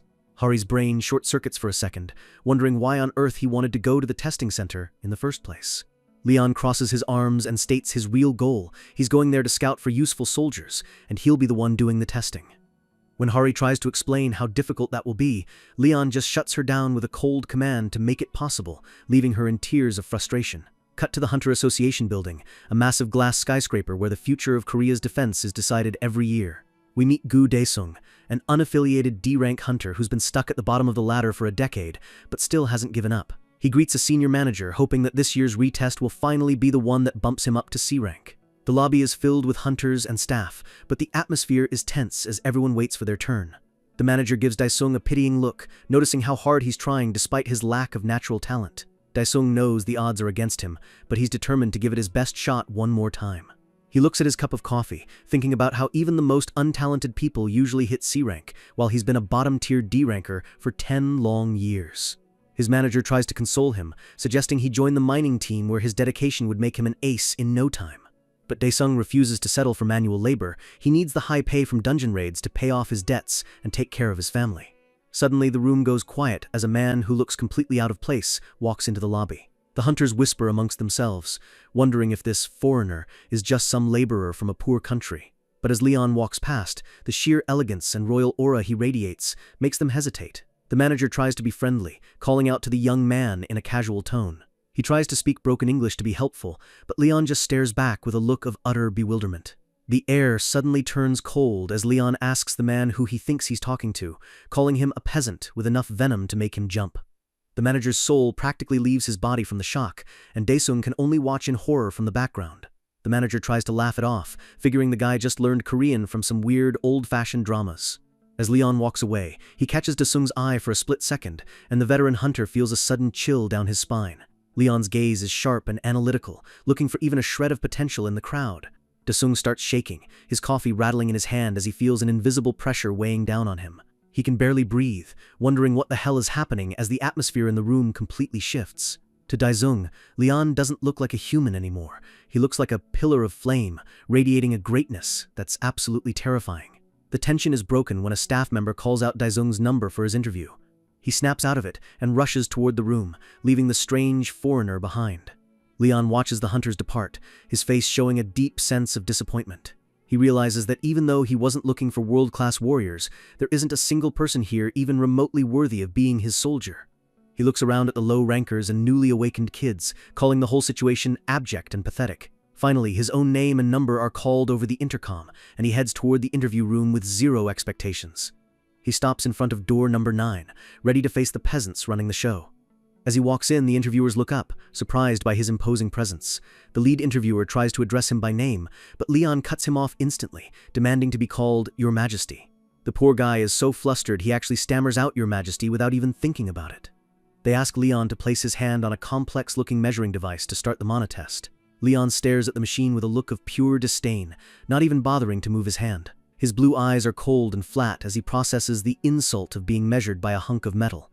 He glances at the tablet showing his basic info and just sighs, "Fool." The interviewer is confused, wondering if he did something wrong already. Leon explodes in anger, asking how a peasant machine could possibly be allowed to measure the honor and strength of a knight. He declares that only honorable knights and gods are fit to judge his power, leaving the interviewer wondering why he even showed up. Leon bluntly tells them he's here to headhunt soldiers, but he's found the quality of people here, including the judges, to be abysmal. He asks what the next test is, and they tell him it's a practical exam inside a real gate. Leon decides to go take a look, figuring he might find something better than these bureaucrats in a real fight. The scene shifts to the bright sky over a training area where the real action is about to begin. The group arrives at the Soul Gate, a low-tier dungeon kept open specifically for testing new hunters. The text explains that while most gates close after being cleared, a few are maintained by the association for training purposes. Daesung looks around, noting that the overall strength of this year's candidates seems about the same as last year. He knows he has to perform perfectly here if he wants to move up to C rank. A young girl, Nayeon, is playing with her phone, while her brother Taehoon tells her to focus. Daesung sighs, realizing he's stuck with two total newbies who don't even know where they are. To make matters worse, there's an old man who looks like he should be at a park, not a dungeon. And then, he sees him again, the strange foreigner who caused a scene in the lobby. Leon walks through the gate portal surrounded by a swirling vortex of energy, looking like a main character in a world of side characters. Daesung assumes that because of Leon's age, he must be a newbie too, making this the worst party he's ever been in. Leon just adjusts his sunglasses with a smug smirk, wondering if any of these peasants will survive the day. Once inside the grassy plains of the dungeon, Daesung suggests they all introduce themselves and figure out their combat positions. He starts off, explaining that he's a 10-year veteran warrior and their main dealer, the guy who does the damage. Taehoon introduces himself as a newly awakened spear and shield user, while his sister Nayeon says she's learning the bow and daggers. Daesung's heart sinks. These kids haven't even mastered a single weapon yet. When they proudly admit they've only had 3 months of training, Daesung realizes he's basically babysitting absolute beginners. He turns to the old man, hoping for at least one other person with a brain. Gangtae says he was a hunter for 5 years but recently resigned, and his weapon of choice is a pair of gauntlets. Daesung thinks to himself that gauntlets are terrible for range, making the old man almost as useless as the kids. Finally, there's only one person left to speak. Daesung asks the foreign laborer if he can even speak Korean. Leon just touches his chin, looking at them with a mixture of boredom and pity. He looks Daesung dead in the eye and simply says, "I do not fight." His reasoning? You don't use a dragon-slaying sword to kill a bunch of chickens. Daesung is baffled, wondering where this guy learned to speak such high and mighty Korean. The test proctor announces their mission. They just need to hunt 50 kobolds in the forest. He warns them that a gnoll, a much stronger monster, might appear, and he'll step in only if things get life-threatening. The group starts moving into the dense woods, with Taehoon looking around nervously. Daesung is sweating buckets, genuinely worried that this dysfunctional group isn't going to make it. He notices that Leon didn't even bring a weapon, which is basically a death sentence in a dungeon. Nayeon, clearly smitten with Leon's looks, offers to let him borrow her bow and arrow. She asks if he even knows how to use it, and Leon's face darkens instantly. He grips the bow so hard his knuckles turn white, his pride as a king deeply wounded by the suggestion. With a sudden snap, he breaks the bow in half, declaring that a knight would never use a long-range weapon like a coward. Everyone is stunned as the girl screams about her broken gear, and the proctor tries to keep things moving. Daesung swallows hard, realizing this test is turning into a total disaster. He steps up as the leader, telling the group he knows a specific location where they can find a lot of prey. Taehoon and the old man agree to follow his lead, since he's the only one with actual experience. Taehoon mentions a settlement at the end of the terrain, but Daesung quickly shoots that down. He explains that going to a settlement with such a small, weak group is suicide, because they'll just get surrounded and slaughtered. His plan is to find kobolds living in caves and use smoke to drive them out into the open. The newbies are impressed, praising his veteran wisdom. Daesung acts humble, but inside, he's bitter about the fact that he's been a D-ranker for so long. He's spent years studying every guide and tutorial, dreaming of high-rank gates while stuck in this low-level dump. His eyes burn with a desperate fire. He has to get promoted this time, no matter what. Suddenly, Taehoon points ahead, his voice trembling as he sees movement. A pack of armored kobolds, vicious dog-like humanoids, leaps out from the shadows of the cave. The screen goes white as the first clash begins. Daesung yells for Taehoon to block with his shield while he prepares to strike. One of the kobolds lunges with its jaws wide open, looking for a neck to bite. Clang! The beast's face slams right into Taehoon's shield, dazing it for a split second.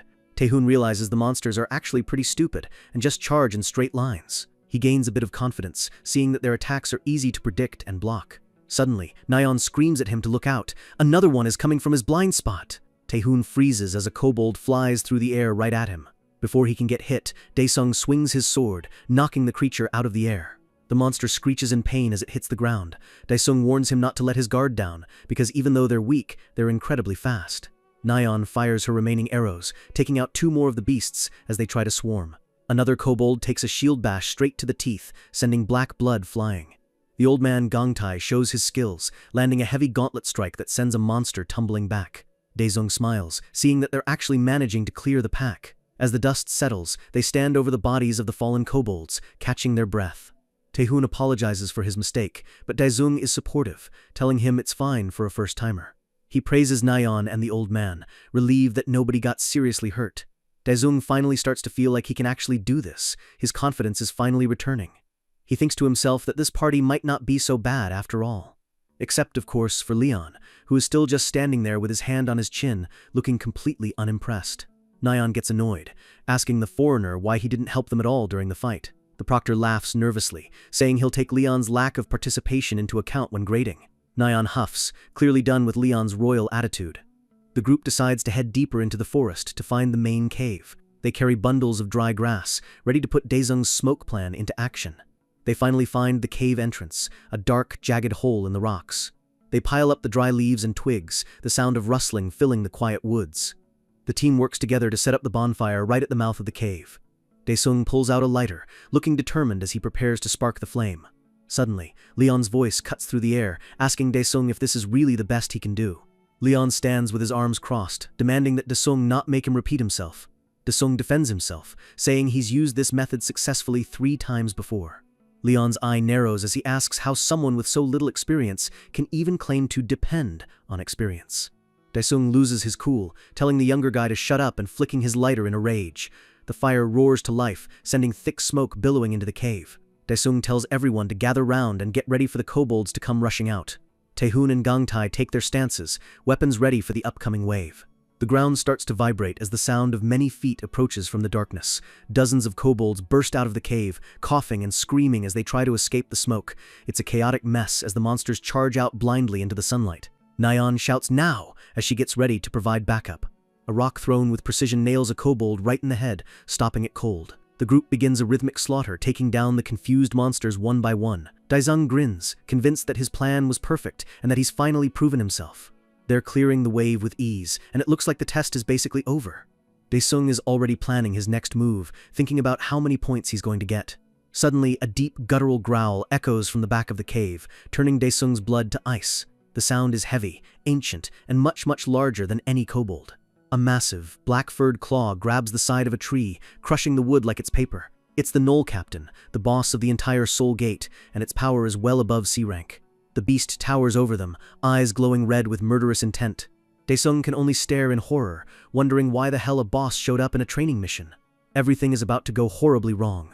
The Knoll Captain lets out a bone-chilling roar, its saliva flying as it prepares to turn this training mission into a literal graveyard. Daesung's heart is hammering against his ribs as he hears Nayeon scream his name, the realization hitting him that they are way out of their league. Even though he's terrified, Daesung tries to take charge, shouting orders for the newbies to handle the small fries while he and Taehoon face the beast. He knows that sending D-rankers against a boss is basically a suicide mission, but if they don't split up and act now, they're all dead anyway. Daesung looks at Taehoon, praying the kid can at least hold his shield steady for a few seconds so they have a fighting chance. Taehoon is completely paralyzed by fear, staring into the glowing red eyes of the monster as it towers over him. The Knoll Captain roars again, the sheer sound pressure making the air vibrate as it lunges forward to crush the boy. Taehoon let out a pathetic whimper, his knees buckling as he realizes his shield feels like a piece of paper against this thing. Daesung screams at him to get it together, but he can see in the kid's eyes that the mental pressure has already broken him. The monster's massive, armored fist comes down like a falling building, aimed straight for Taehoon's head. A massive crash echoes through the forest as the strike lands, sending Taehoon flying backward with a cry of agony. Daesung curses under his breath, his eyes wide with horror as his teammate gets taken out in a single move. The kid is on the ground, shaking and sobbing, completely out of the fight and waiting for the end to come. Daesung looks toward the association employee, wondering why the hell he isn't stepping in yet, while the Knoll Captain looms over the fallen boy. Realizing no help is coming, Daesung grinds his teeth, knowing he has to do something or watch a kid get slaughtered. Suddenly, a boot steps firmly onto the ground, moving with a calm confidence that doesn't fit the chaos of the scene. The discarded shield slides across the dirt as a figure moves toward the center of the battlefield. Daesung screams for Taehoon to get back, but he's frozen as he watches a new shadow move in. The Knoll Captain roars in triumph, its mouth open wide as it prepares to finish off its prey. The strike comes down with enough force to shatter the earth, creating a massive cloud of dust and debris. The monster pauses, tilting its head in confusion as its fist hits something solid that shouldn't be there. Daesung is gasping for air, holding up the shield with everything he's got, his arms trembling under the insane weight. He lets out a guttural scream, pouring every ounce of mana and desperation into his defense to keep from being crushed. He manages to deflect the blow, the metal of the shield groaning as it scrapes against the monster's claws. The Gnoll Captain growls, its eyes glowing even brighter as it gets annoyed that a trash human actually stopped it. The beast raises its hand again, preparing a second strike that's clearly going to be twice as fast and twice as deadly. Dasung braces himself behind the shield, his vision blurring from the pressure as he realizes this might be his final moment. His mind is racing with a single, desperate thought. Is there any possible way he can block this next hit? He grits his teeth so hard they might crack, his eyes wide with the pure primal fear of death. He thinks about his team, realizing that if he fails here, every single one of them is going to be ripped apart. The words "we're all going to die" echo in his head as the monster's arm begins to blur with speed. Suddenly, a calm, arrogant voice cuts through his panic, simply saying, "Well, not too bad." A single finger reaches out, tapping the massive incoming fist with the lightest of touches. The entire world seems to stop as Leon stands there, blocking the boss's full power strike with one finger, and tells the beast to try again. Daisung's jaw drops, his brain completely unable to process how a newbie just stopped a C-rank boss like it was a fly. Leon looks at Daesung with a bored expression, telling him to raise his shield and face the monster properly. Daesung is just staring up at him, completely dazed and wondering if he's hallucinating from the blood loss. Leon casually gestures for the monster to attack again, telling Daesung to focus on blocking and counterattacking instead of just shaking. When Daesung tries to argue that they're all in danger, Leon loses his patience and screams at the impertinent peasant for defying his royal guidance. Leon rants about what an honor it is for a lowly soldier to be trained by a king, complaining that Daesung hasn't even thanked him yet. Daesung is having a mental breakdown, wondering what he did to deserve being bullied by a psycho in the middle of a boss fight. But as the Gnoll Captain lunges again, Daesung realizes he has no choice. It's either listen to Leon or die. The monster is snarling, steam rising from its breath as it gets ready to go berserk. It lets out a final, deafening roar and charges at Leon, its claws extended like daggers.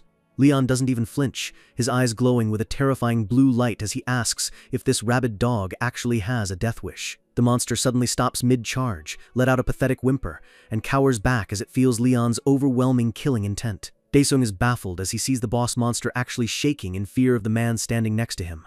Leon barks another order, and Daesung finds himself moving on instinct, his body reacting to the king's command. He slams his shield into the monster's strike, the impact sending sparks flying and making his entire body ache. He grits his teeth against the pain, shocked that he almost dropped his shield from the sheer force of the collision. Leon calls him a fool, asking how he expects to survive if he only relies on raw strength while holding a shield. He explains the basics of combat. Never face a stronger opponent head-on. You have to deflect the blow and wait for an opening. Leon continues his lecture while the monster attacks, reminding Daesung that a beast is a living being that can learn and adapt. Daesung is struggling to stay conscious, wondering how he's supposed to think when a monster is trying to eat his face. Leon kicks Daesung's foot to correct his stance mid-fight, telling him to never look away from his opponent for even a second. Daesung realizes that if he hadn't deflected that last hit, he would be a smear on the ground right now.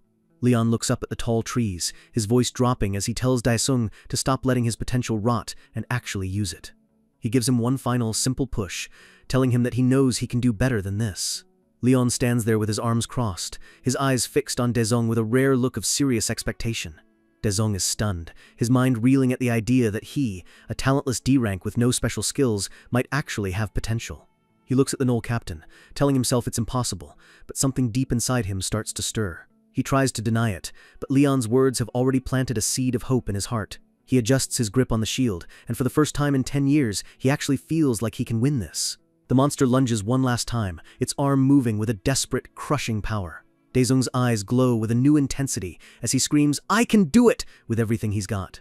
The sound of his voice echoes through the forest, a declaration that he's finally breaking past his limits. The massive claw comes down, but Daesung doesn't close his eyes this time. He tilts the shield at the perfect angle, the claw sliding off the metal with a shower of sparks instead of crushing it. The momentum carries the monster past him, leaving its side wide open for a counterattack. Daesung is shocked, gasping as he realizes he actually successfully blocked a boss-level strike. He starts to celebrate, a huge grin breaking out on his face as he shouts, "I did it!" But his joy is cut short as the monster's claw suddenly grabs the edge of his shield, its eyes burning with rage. With a single, effortless flick, the Gnoll Captain tosses Daesung aside like a piece of garbage. Leon clicks his tongue in disappointment, wondering why Daesung is so incapable of seeing the full picture of a battle. He looks down at the defeated hunter and tells him he still has a long way to go, while the screen shows Daesung's final evaluation, D rank. The scene shifts to a sleek, modern office, where the atmosphere is thick with secrets. Two guards in suits stand outside a door, protecting someone incredibly important. Leon is sitting across from an older man, stating that there was no way a warrior of his caliber was just a random mercenary. The old man from the party removes a magical mask, revealing himself as Kangyuk, the president of the Hunter Association. Kangyuk asks if Leon got what he wanted from the evaluation, and Leon admits he found at least one soldier candidate. Leon bluntly tells the president not to be so anxious, because he has no intention of leaving Korea for now. Kangyuk laughs, impressed that Leon knew exactly what he was worried about, while still being stunned by the king's power. He admits that everything he saw in that dungeon was beyond anything he could have imagined. Leon remembers how he casually bullied the boss monster, calling it a dirty bastard that wasn't even worth being a toy. Kangyuk smiles, noting that Leon treated a C-rank boss like a literal plaything. A small, chibi Leon appears on screen, huffing that the monster wasn't even good enough for that. The president offers his help if Leon ever wants to start a formal guild, knowing that Leon will need official backing. He points out that in this world, nothing is more important than fame if you want to build an organization. Kangyuk's face turns serious as he mentions a specific gate in Cheongju that turned red after a failed raid. He explains that for an entire year, nobody in the country has been able to clear this nightmare. A flashback shows a hunter's sword being shattered into pieces as they fall before an unseen enemy. The goal is to destroy or capture the Jewel of Wisdom, but it's protected by something far beyond human capabilities. A mechanical eye glows with a sinister red light, scanning for its next targets. The scene opens on the glowing red portal of the Cheongju Sports Complex Gate, where the KPP Guild first met their doom. A team of elite hunters in heavy plate armor stands ready, looking confident as they prepare to enter the unknown. One of the members looks at his leader, both of them acknowledging that this place is unlike anything they've ever seen. They look out over a massive, futuristic cityscape, realizing they've entered a world more advanced than Earth itself. A female hunter finds it cool, joking that since there are magic and martial arts worlds, a future world makes perfect sense. The guildmaster sighs, noting that the vibe is definitely more cyberpunk than a traditional fantasy dungeon. He realizes they need to rethink their entire strategy, as they were prepared for monsters, not an urban war zone. He points to a tall skyscraper, deciding to use it as a base camp to get a better view of the city. As they enter the building, a mechanical clicking sound echoes through the empty halls.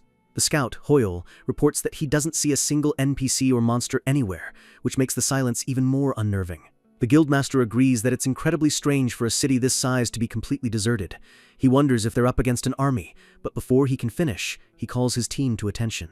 The archer girl looks worried, realizing they still have zero info on what the jagged spinner actually is. The leader starts assigning teams to map the area, trying to stay professional despite the growing dread. Zap! A massive beam of energy suddenly rips through the wall, impaling the leader instantly and leaving the team in shock. The scout stares in horror as his leader's body is vaporized right in front of him. The girl screams in terror as the air is filled with the smell of ozone and burning metal. Someone shouts that they're being shot at and orders everyone to find cover immediately. A high-tech barrel rotates into view, locking onto the survivors with mechanical precision. The building explodes as a barrage of lasers and missiles rains down on them from the shadows. Hunters are being blown apart in every direction, their armor doing absolutely nothing against the futuristic weaponry. The scout, Deo, is covered in blood and dust, realizing even their A-rank tank couldn't react to the attack. He screams at his teammate, asking if she's found the enemy's location yet, but the dust and smoke make it impossible to see. The vice guildmaster realizes the building is about to collapse and orders everyone to run for the exit. One hunter asks about the guildmaster's corpse, but they're told there's no time. They have to survive first. The archer, Hieri, sprints ahead to check if the path is clear, her bow gripped tightly in her hand. She yells back that she doesn't sense any presence at the exit, thinking they might actually make it out. She stops suddenly, her eyes widening as she feels something cold brush against her skin. She wonders why her neck is itching, only to realize she's walked straight into a web of glowing red lasers and wires. The rest of the team reaches the door, only to find Hieri standing perfectly still, her face pale with shock. They realize the entire room is filled with razor-sharp wires that have been set up as a lethal trap. The wires stretch across the entire city block, and they have no idea how long they've been being watched. Deo screams for everyone to sever the wires so they can escape before the building falls. He tells them to imbue their weapons with mana, realizing they're being hunted by a single invisible enemy. The team huddles together, surrounded by the glowing red lines, knowing that every move could be their last. A digital HUD scans the hunters, highlighting their vital points and calculating the most efficient way to kill them. The jagged spinner robot descends from the ceiling, its mechanical legs clicking as it prepares its next attack. It fires a cable with lightning speed, hooking onto a pillar and swinging through the air like a metallic spider. The robot's movements are a blur of high-tech efficiency, leaving the hunters no time to react. Deo can only watch in silence as the machine lands right in the middle of his team. The entire area erupts in a massive explosion, the hunter's screams being drowned out by the sound of tearing metal. The screen flashes white as the final survivors are wiped out in a single devastating move. Deo is coughing up blood, crawling through the rubble with his eyes filled with tears. He looks around at the remains of his guild, realizing he's the only one left alive in this technological hell. He screams into the air, calling the machine a piece of trash and demanding that it show its face. The jagged spinner robot slowly walks toward him, its red eye fixed on its final target. Deo is trembling as he realizes this small robot is the thing that just decimated an entire elite guild. The robot tilts its head, and a digital voice asks him, "What do you think?" A holographic image of a scientist appears, explaining that with this technology, you can fight even without ammo. The robot's mechanical claw clicks as it prepares to finish the job. Deo lets out one final, defiant scream, cursing the monstrous bastard for killing his friends. The robot's eye glows a bright pink as it charges its final weapon. A beam of pure energy fires, moving so fast it's almost invisible to the human eye. The robot lets out a final, chilling yappy as the screen is filled with a web of lethal blue energy. The text "Protect this city" appears over the blood-spattered screen, the robot's core directive being fulfilled. The final casualty count for the KPP Guild is shown, 58 members entered, 0 survivors. The Cheongju Gate is officially promoted to red difficulty and put on an indefinite pause. The scene shifts back to the present day as a massive hammer slams into the ground near the gate entrance. We meet the new raid team, with the massive S-rank Juncheol complaining about the terrible weather. The representative from the Magic Tower, Gil Taisung, reminds them that he's only there for the Jewel of Wisdom. The guilds are clearly not getting along, with tension rising between the S-rankers and the Magic Tower mercenaries. The lineup is impressive, the Golden Lion Guild with 47 members and the Magic Tower with 48 mercenaries. But there's one more person on the roster that nobody expected. Han Hari is desperately pouring tea into a cup, begging someone to please give this a try. Leon takes a sip, his face lighting up as he admits that the drink isn't actually that bad.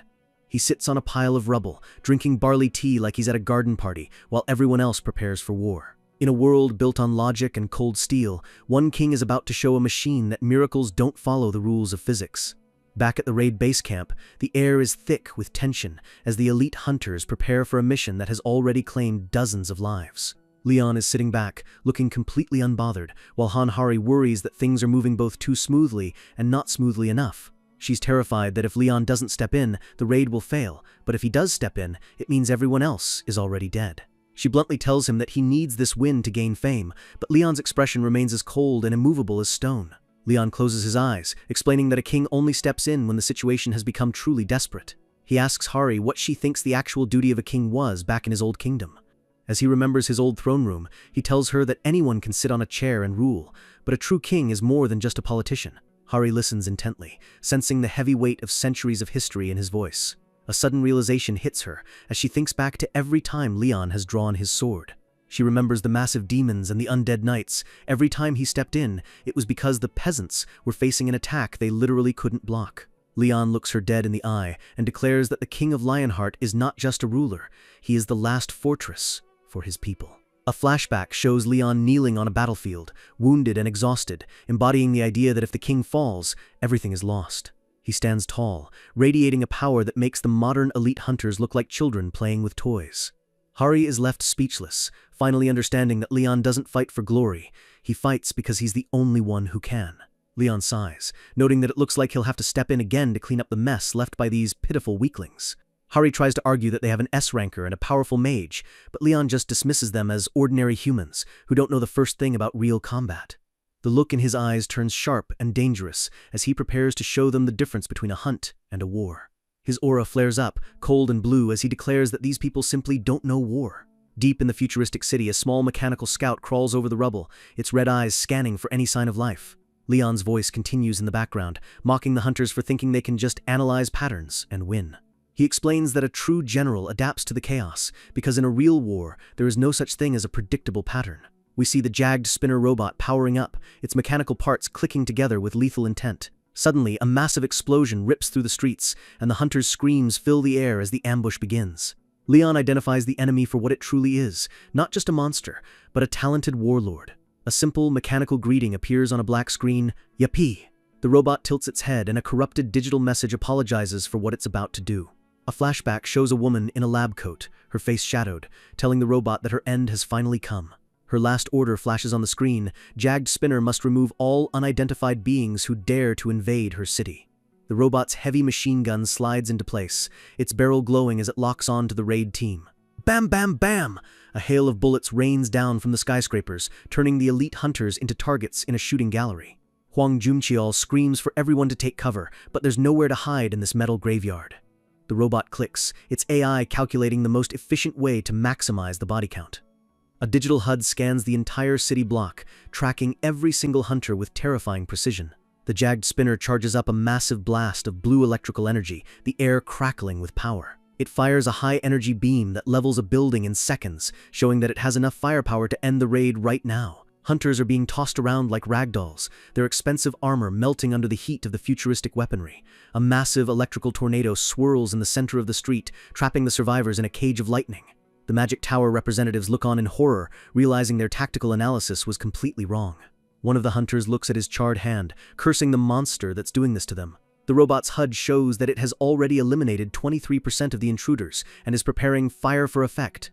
A progress bar shows its main energy core is at 48%, and once it hits 100, nobody is walking away. Suddenly, Huang Junqiao leaps into the air, his massive hammer raised high above his head for a desperate strike. He lets out a roar of DE as he pours all his S-rank mana into a single, crushing blow. He comes down like a meteor, his eyes wide with the hope that he can end this nightmare right now. Crack! The hammer slams into the Jagged Spinner's chassis, sending a shockwave through the surrounding buildings.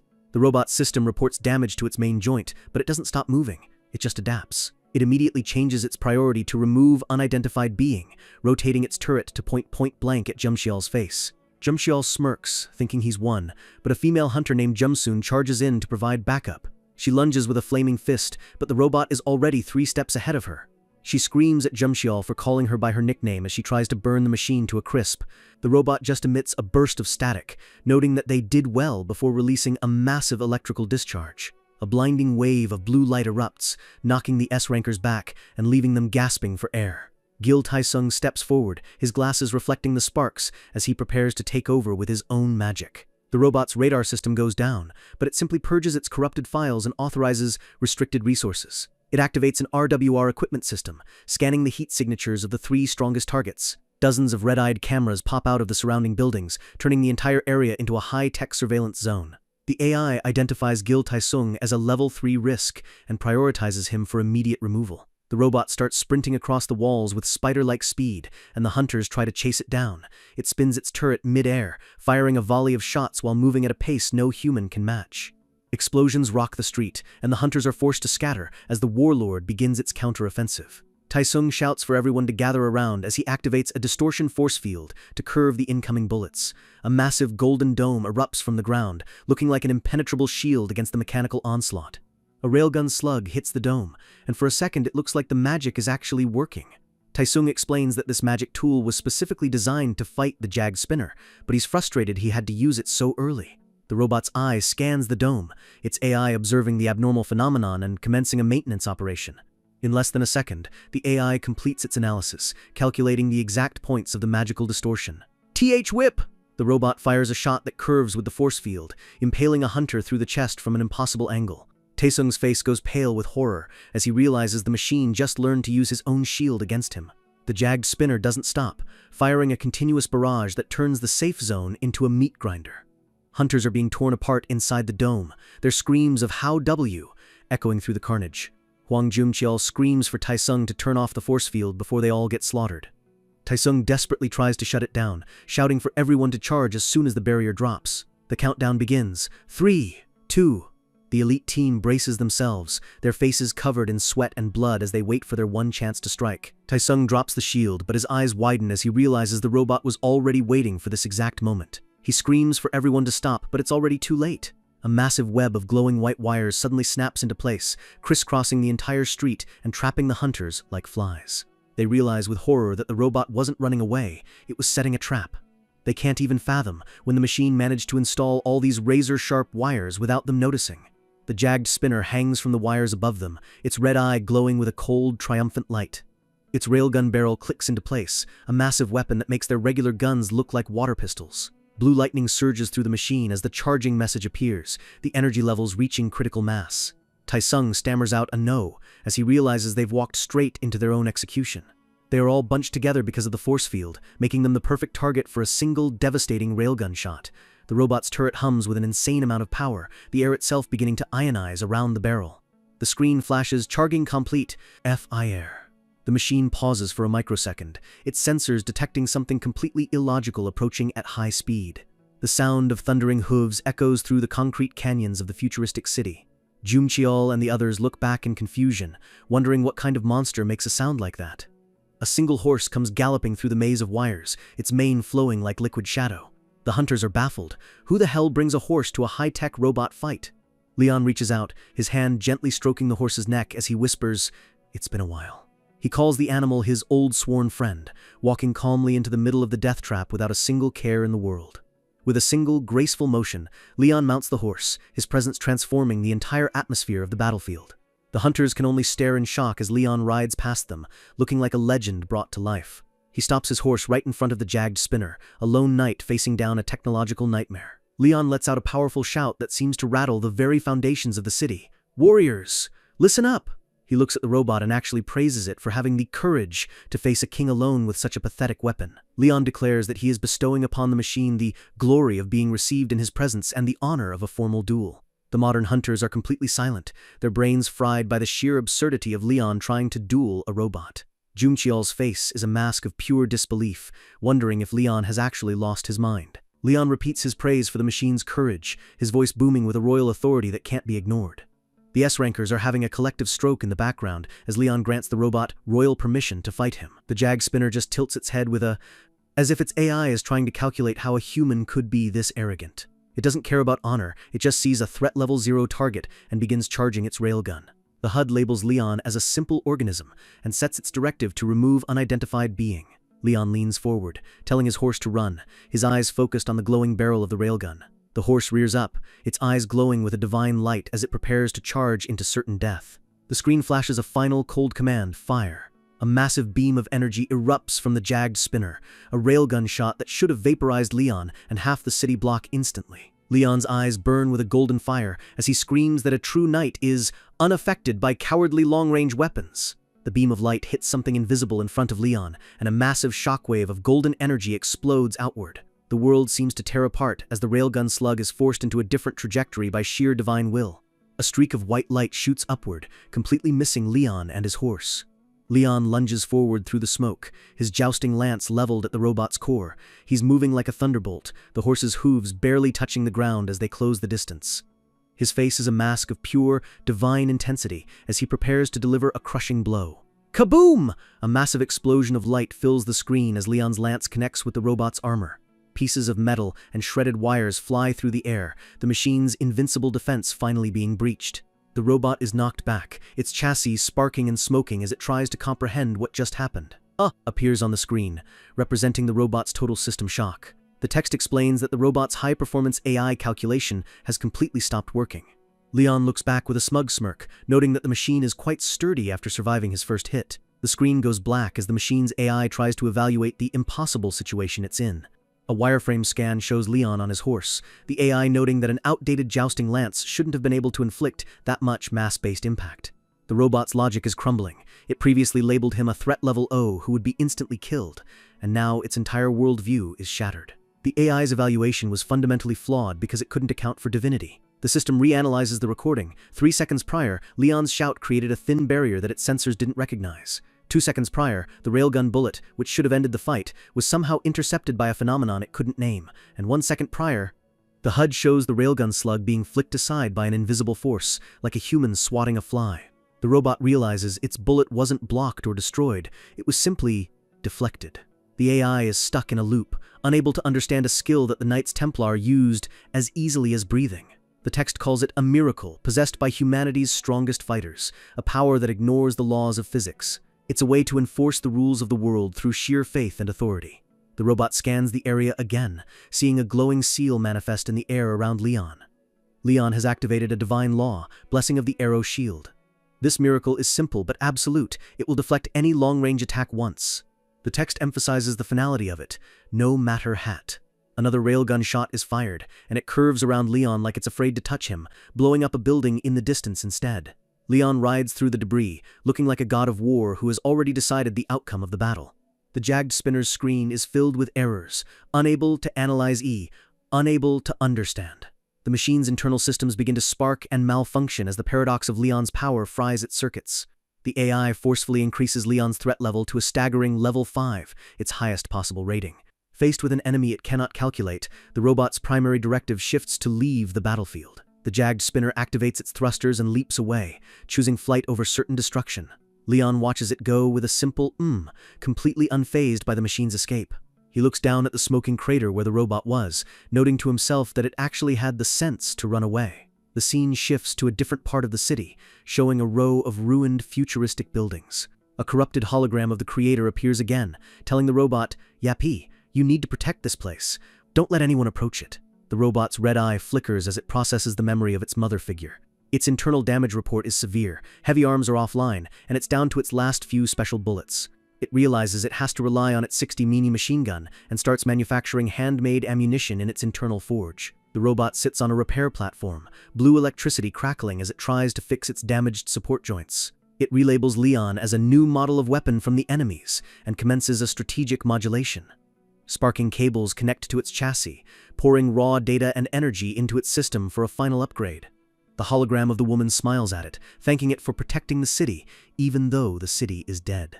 The robot stands up, its systems fully restored and its mission resumed. We zoom out to show the Cheongju Sports Complex gate, specifically Block B, the heart of the robot's territory. A group of hunters is moving stealthily through the dark alleys, their weapons drawn and their breathing heavy. The leader raises his hand, signaling everyone to PAUs as he senses something ahead. He spots a part of the robot's machine gun peeking out from behind a building corner 250 meters away. He starts giving orders for a pincer maneuver, but his voice is cut short by a sudden, sickening sound. "Sachlik!" The entire team is suddenly shredded by invisible wires, their blood painting the walls red in an instant. The leader is left alone, staring in total shock at the remains of his friends, his face a mask of pure terror. He senses a shadow moving behind him and spins around with a scream. He swings his sword wildly into the darkness, but there's nothing but smoke and rubble. He yells out in a desperate rage, calling the robot a gross spider bastard to mask his own fear. He's certain he saw it, but as he looks around, a single pink laser locks onto his throat. He's completely surrounded by a web of glowing red lines, and he realizes too late that he's already dead. The jagged spinner strikes from the shadows, its movements a blur of mechanical efficiency. The robot stands over the bodies, its HUD confirming the removal of 5 unidentified beings complete.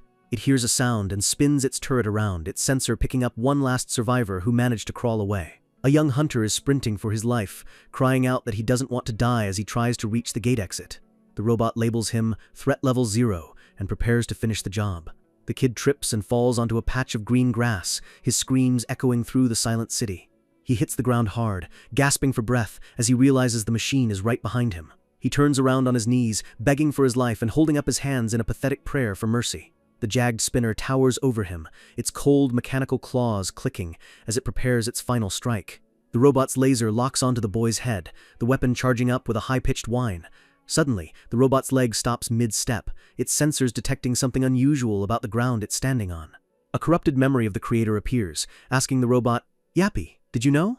She stands in the middle of a clean, well-kept graveyard, telling the machine that she too will be buried here soon. She smiles sadly, asking if the robot will still protect the city and its people even after they're all gone. The robot's AI enters a massive logical conflict. Its priority is to remove invaders, but its core directive is to protect the citizens.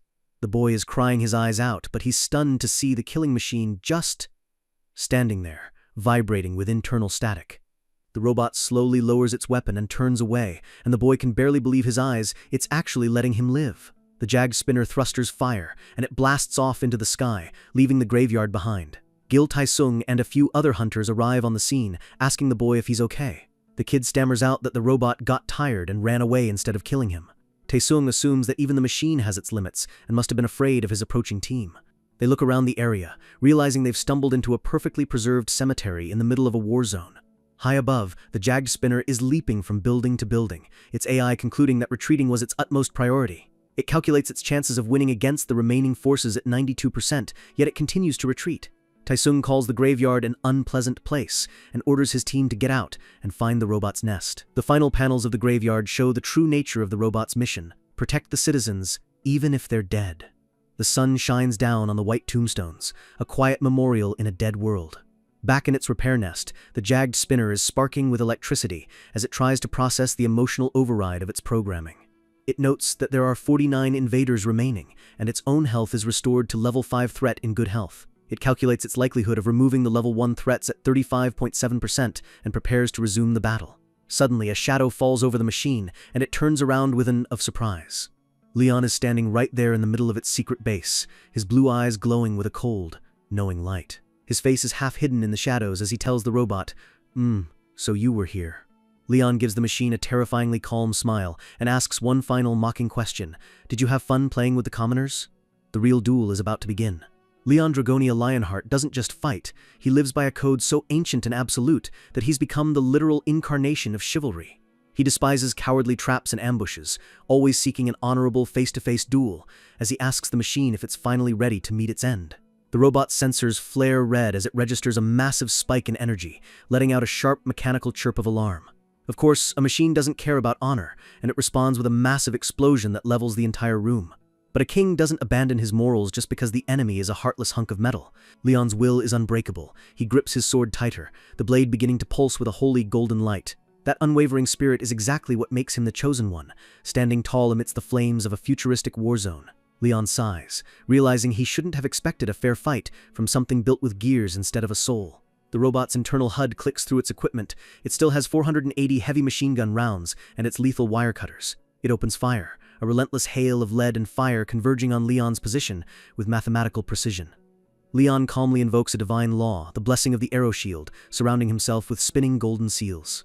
The machine's AI is stuck in a loop, unable to comprehend how its bullets are being deflected by thin air. It tries to analyze the curvature of the divine energy, searching for a gap in Leon's absolute defense. The HUD marks multiple points in space, calculating the trajectory of every spark as the robot tries to brute force its way through a miracle. It fires again, but the golden barrier is absolute. Not a single bullet can touch the king's coat. Leon lets out a small, confident smirk, seeing through the machine's desperate calculations. With a single heavy step, he shatters the concrete beneath his feet, closing the distance in the blink of an eye. The robot fires a red laser, trying to pin him down, but Leon is already moving faster than its processors can track. "Kirik?" The machine tilts its head, its sensors failing to keep up with the sheer speed of a holy knight. Leon's sword comes down like a falling star, a massive pillar of light that threatens to split the robot in two. The robot barely evades, its legs clicking frantically as it tries to reposition itself in the middle of the storm. Its eye flashes with 5 exclamation marks, the digital equivalent of pure, unadulterated panic. Leon charges through the dust on his shadow horse, the beast's hooves thundering against the metal floor. His face is shrouded in shadow, his eyes glowing with a cold, divine fury that would make a god tremble. The robot tries to grapple him with its mechanical arms, desperate to find some way to halt his momentum. Clang! The impact of their collision sends out a shockwave that shatters the surrounding monitors and glass. The screen flashes incomprehensible as the robot's logic completely breaks down in the face of Leon's power. Leon pats his stallion, noting that the enemy is trying to play hide and seek in its own nest. The robot leaps from wall to wall, firing beams of energy that crisscross the room like a lethal laser show. Leon ignores the light show, his horse leaping through the air as he prepares a finishing blow. A purple streak of energy whizzes past him, the machine using every trick in its programming to stay alive. Explosions rock the building, but the incomprehensible error message keeps flashing. Leon is simply a variable the AI can't solve. The robot's HUD asks how a biological organism could possibly possess this kind of speed and power. It lands on a support pillar, its red eyes glowing as it prepares a mass attack protocol. It anchors itself to the metal, ready to unleash everything it has left in a final, desperate burst. The thrusters fire, and the robot turns itself into a high-speed projectile, aimed straight for Leon's heart. Leon roars his horse's name, his voice full of the command of a king who has led 1,000 charges. The two forces collide in a titanic explosion of gold and silver energy. The horse rears up, let out a divine neigh that echoes like a war trumpet through the ruins. Smoke fills the corridor as the robot retreats again, its mechanical parts sparking and groaning. Leon calmly trots forward, patting his horse and letting out a quiet of satisfaction. He looks at the smoking wreckage of the robot's armor and admits that for a hunk of metal, it's not bad. The robot stares back, silent, its internal systems flickering as it realizes its defeat is imminent. The machine prepares one last shot, its heavy gun clicking into place as Leon's horse begins its final charge. The robot fires a volley of missiles, lighting up the dark halls with a terrifying brilliance. Leon's golden shields deflect the rounds one by one, the spent shells falling to the floor like useless junk. He rides through the fire, a figure of pure legend that cannot be stopped by modern weaponry. The robot leaps high into the air, its turrets spinning as it tries to find a single blind spot in Leon's armor. Leon's lance glows with a blinding intensity, the tip of the weapon aimed directly at the machine's core. The ceiling collapses under the pressure of the divine aura, raining massive chunks of debris down on the battlefield. Leon's eyes flash with a golden light as he screams for his stallion to break through the final barrier. They gallop up the falling rubble, defying gravity itself to reach the machine. The robot looks down, seeing the king rising through the dust like a vengeful god. It realizes there is nowhere left to run in this dead city. The HUD shows only 68 rounds left. It decides to fire ALL, pouring every remaining resource into one last stand. The machine gun roars, a continuous stream of fire that would turn any other man into red mist. Leon charges straight into the teeth of the storm, his lance leveled and his heart full of the Lionheart pride. The golden shields spark and sizzle as they take the brunt of the impact, but Leon doesn't flinch for even a second. The robot's eye widens as it sees Leon's face through the smoke. He's smiling. Leon screams, "Glory to the Lionhearts!" as he thrusts his lance forward with the weight of a kingdom behind it. The strike pierces the robot's main chassis, the divine energy tearing through its mechanical brain in a shower of sparks. The world goes white as the explosion of light consumes everything in the room. A streak of blue energy flickers for a moment, the last remnant of the robot's power. The building itself seems to groan as a massive pillar of gold light erupts from its center. The broken remains of the jagged spinner fall through the air, trailing blue electricity and smoke. Lethal damage received. The robot's internal display is cracked and bleeding red light. Operaton limits surpassed. The AI realizes its mission has finally failed. One final word appears on the screen: Yappy. A corrupted memory of a woman warns that what is sealed here must never be released as the robot's core begins to glow with a dangerous purple light. The final directive flashes on the screen: proceed with self-detonation. The robot's eye blinks rapidly, a high-pitched whine filling the air as it prepares a nuclear-level blast. It's not just a suicide move, it's a command to detonate all explosives in the landfill to wipe out everything in the gate. The core goes critical, a blinding white light beginning to expand from the center of the machine. Leon stares into the light, his face showing a rare moment of genuine concern as the heat becomes unbearable. A massive mushroom cloud erupts from the gate, a devastating explosion that shakes the entire futuristic city to its foundations. The text takes us back to the beginning, when the robot first opened its eyes in a storage container smelling of oil. The creator called out its name, Jagged Spinner, with a voice full of hope. A scientist screamed for it to protect the city and carry out its duty as the base was being overrun. Suddenly, we see the true enemy, massive black tentacles and claws ripping through the base. Thick black ichor drips from a closing door as the base falls into shadow. A monstrous giant eyeball with dozens of tentacles peers through the darkness, let out a low growl. The nightmare creatures from the abyss were the ones who destroyed this world. But the Jagged Spinner had only one goal: to support its allies and kill every monster in its path. It fought against high-rank demons, its metal body being torn apart while it defended the fleeing humans. A whole army of robots stood ready, their red eyes fixed on the horizon with a single directive: protect the HE city. The screen goes black, emphasizing the absolute nature of their mission. They defeated the enemies and were hailed as heroes, their images plastered on billboards across the metropolis. The citizens, who were losing faith, looked up at the Knights of Steel as their final symbol of hope. A robot is covered in flowers, a testament to how much the people loved their mechanical protectors. They were the Knights of Steel, an honorable army that knew no fear. They fought through fire and hell, their cannons never cooling as they held the line. Thousands of demons fell before their relentless fire, their bodies piled high in the streets. The robots, including Unit 10,253, were remodeled again and again to keep the peace under their commander. They protected the people, and they kept protecting them long after there was anyone left to protect. They fired their lasers into the empty streets, fighting ghosts in a city that had already become a tomb. They guarded the ruins until there was nothing left but dust and silence. The city burned, a haunting skeleton of a civilization that had been wiped off the map. The corrupted hologram of the woman appears one last time, let out her final request. She's covered in blood and grime, her voice shaking as she begs Yappy to protect this place to the very end. She warns that that thing, the purple orb, must never be allowed to leave, and the machine receives its final eternal order. It stayed behind so that no one could ever approach the cursed jewel of wisdom. The robot prepared its traps and protected the core for centuries, a lone sentinel in a graveyard world. It fought off every demon that tried to claim the prize, its mechanical hands stained with the blood of monsters. It manufactured its own ammo and repaired its own limbs. Its logic focused solely on its mother's last wish. It even killed the human hunters who stumbled into its domain, seeing them as nothing more than unidentified invaders. Prepared, protected repeats in a never-ending loop, a digital mantra of loyalty. Back in the present, Leon looks down at the sparking, half-destroyed head of the robot and simply says, "Good." He stands in a massive, high-tech vault, noting that his arrow shield was the only thing that saved him from the final explosion. He looks up at a pedestal, seeing a swirling purple orb that radiates a foul, ancient energy. He realizes this is what the machine was spending its entire existence trying to keep hidden from the world. Leon calls it the Jewel of Wisdom, but his tone is cold and filled with a deep-seated hatred. He declares that such a thing should never exist in any world, and begins to walk toward it with his sword drawn. Suddenly, he stops, his eyes widening as he hears a faint sound behind him. The robot's arm is twitching, its broken fingers reaching out as it tries to fulfill its final directive, even in pieces. Leon looks at the broken machine and asks how long it's been fighting alone in this darkness. His voice softens, calling it a night of devotion and loyalty, and stating that all living beings owe it a debt for its service. He addresses it formally as Sir Jagged Spinner, a title of respect he has never given to a modern hunter.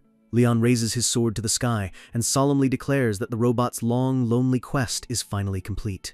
A massive burst of holy light erupts from Leon, filling the dark vault with a warmth it hasn't felt in centuries. The light seeps into the cracks in the floor, purifying the very air of the futuristic city. A beam of pure gold shoots into the sky, piercing through the dark clouds of the gate. The divine aura spreads outward, a wave of energy that feels like a choir of angels singing for the fallen. Leon looks back at the machine with a look of peaceful closure. The Jewel of Wisdom shatters under the pressure of the holy light, its purple energy being washed away forever. The text offers a final, gentle hope. "I hope you rest in peace."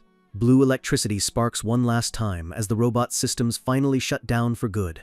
The machine lies still in the quiet vault, finally released from the burden of its duty. Later, Leon and President Oh Kang-yuk walk through the sterile halls of a research facility, the atmosphere heavy with the aftermath of the raid. The president is shocked that Leon destroyed the jewel, but Leon just asks if the man is really going to complain about it. The president quickly backtracks, laughing nervously and saying it was Leon's right to do whatever he wanted with the loot. Leon warns him not to be disappointed, because that jewel was actually a deadly poison. He explains that the item was created by a demon to tempt humans with the promise of wisdom. The president is horrified, his face pale as he realizes they were nearly chasing a demonic artifact. Leon explains how the trap works. It grants a wish, then starts asking for more and more until it eats away at the user's humanity. It doesn't take long for the person to lose their soul entirely and transform into a high-ranking demon that serves the abyss. Leon warns that if these items are showing up elsewhere, they need to be destroyed immediately, and the president promises to alert the US government. They stop in front of a massive, reinforced door, Leon's face turning serious. He notes that some leaders might have already fallen under the demon's seduction. They enter a high-tech lab where scientists are busy monitoring several pieces of recovered technology. Leon asks if he is resting here, and the president confirms that the remains are safe and sound. In the center of the room, under a bright spotlight, are the broken remains of the Jagged Spinner. The president asks what Leon intends to do with the scrap metal. Leon smiles gently, saying that since he was an honorable knight, he deserves a proper burial and a prayer to the gods. But before the burial, Leon pulls a golden chalice out of thin air, shocking the nearby scientists. He stands over the robot's head, holding the cup with a reverence that borders on holy. He pours a liquid that looks like liquid gold over the metal, whispering, "Loyal knight, may you rest." A massive explosion of divine light fills the lab, forcing everyone to shield their eyes. The robot's broken parts begin to glow with a soft, white radiance. The robot let out a small "Kirik" as its red eye flickers back to life. The pieces of the chassis begin to reassemble themselves, but they aren't turning back into a giant spider. Leon realizes that the energy filling the room isn't mana, it's pure divine power. He notes that even without an energy source, his blessing has created a miracle for this loyal soul. Small mechanical arms click together as a new, much smaller robot begins to take shape. The new robot is sleek, white and gold, with a cross-shaped visor that makes it look like a tiny knight. Leon looks at the little machine and smiles, saying that the goddess has clearly chosen it. The little robot lets out a happy "Kiririk" as it looks up at its new master. Suddenly, the entire facility begins to shake as a massive presence manifests in the room. Leon stands in the middle of a swirling storm of golden flames, his sword planted firmly in the ground. The scientists are falling over themselves in shock, wondering what kind of hunter can summon a literal goddess. The little robot tilts its head, its red eye reflecting the divine light. Leon's eyes glow with a soft gold as he looks up at the ceiling.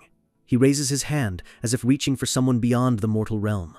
A massive beam of light rips through the facility, and the silhouette of a woman begins to descend. The very walls of the lab seem to crack under the pressure of her divinity. The air is filled with a hum that sounds like 1,000 voices in perfect harmony.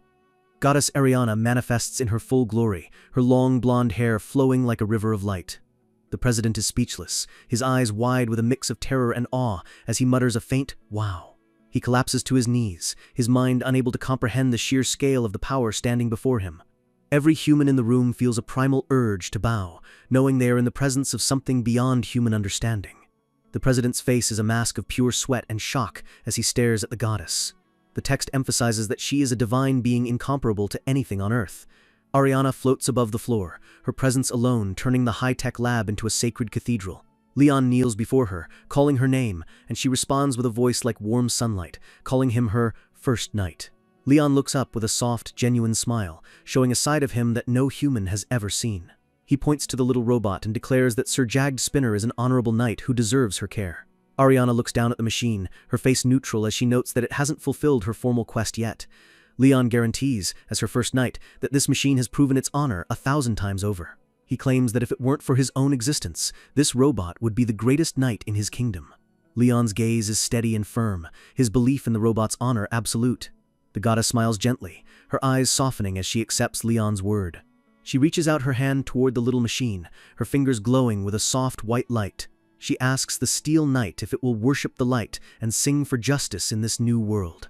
She offers it a place in her knight's military, the ultimate honor for any warrior.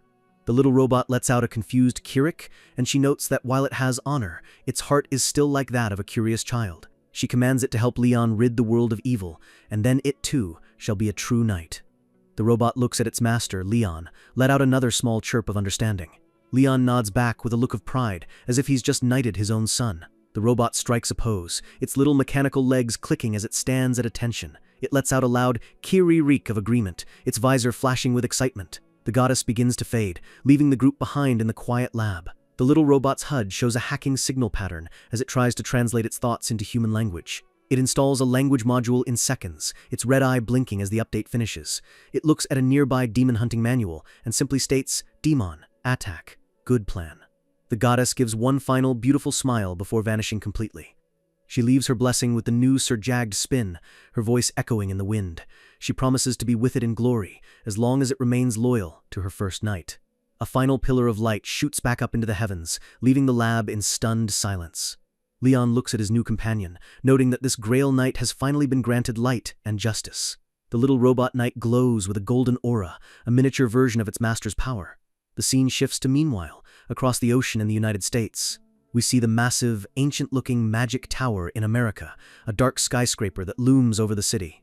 Inside the Tower Master's room, a man is kneeling on the floor, his voice trembling with fear. A cold, malicious voice calls him a fool, telling him he can't even accomplish a simple task. The Tower Master, Reynold Sherman, is begging for mercy in front of a giant, glowing red orb. He tries to explain that the survivor Leon was a variable they couldn't have predicted. The orb roars back, its red light pulsing with a demonic rage that makes the room shake. The orb suddenly stops, its malicious energy turning into something like confusion. "What did you say?" The demonic entity inside the orb demands that Reynold turn on the news immediately.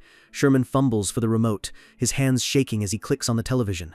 On the screen, a global breaking news broadcast shows Leon sitting at a desk, looking directly into the camera.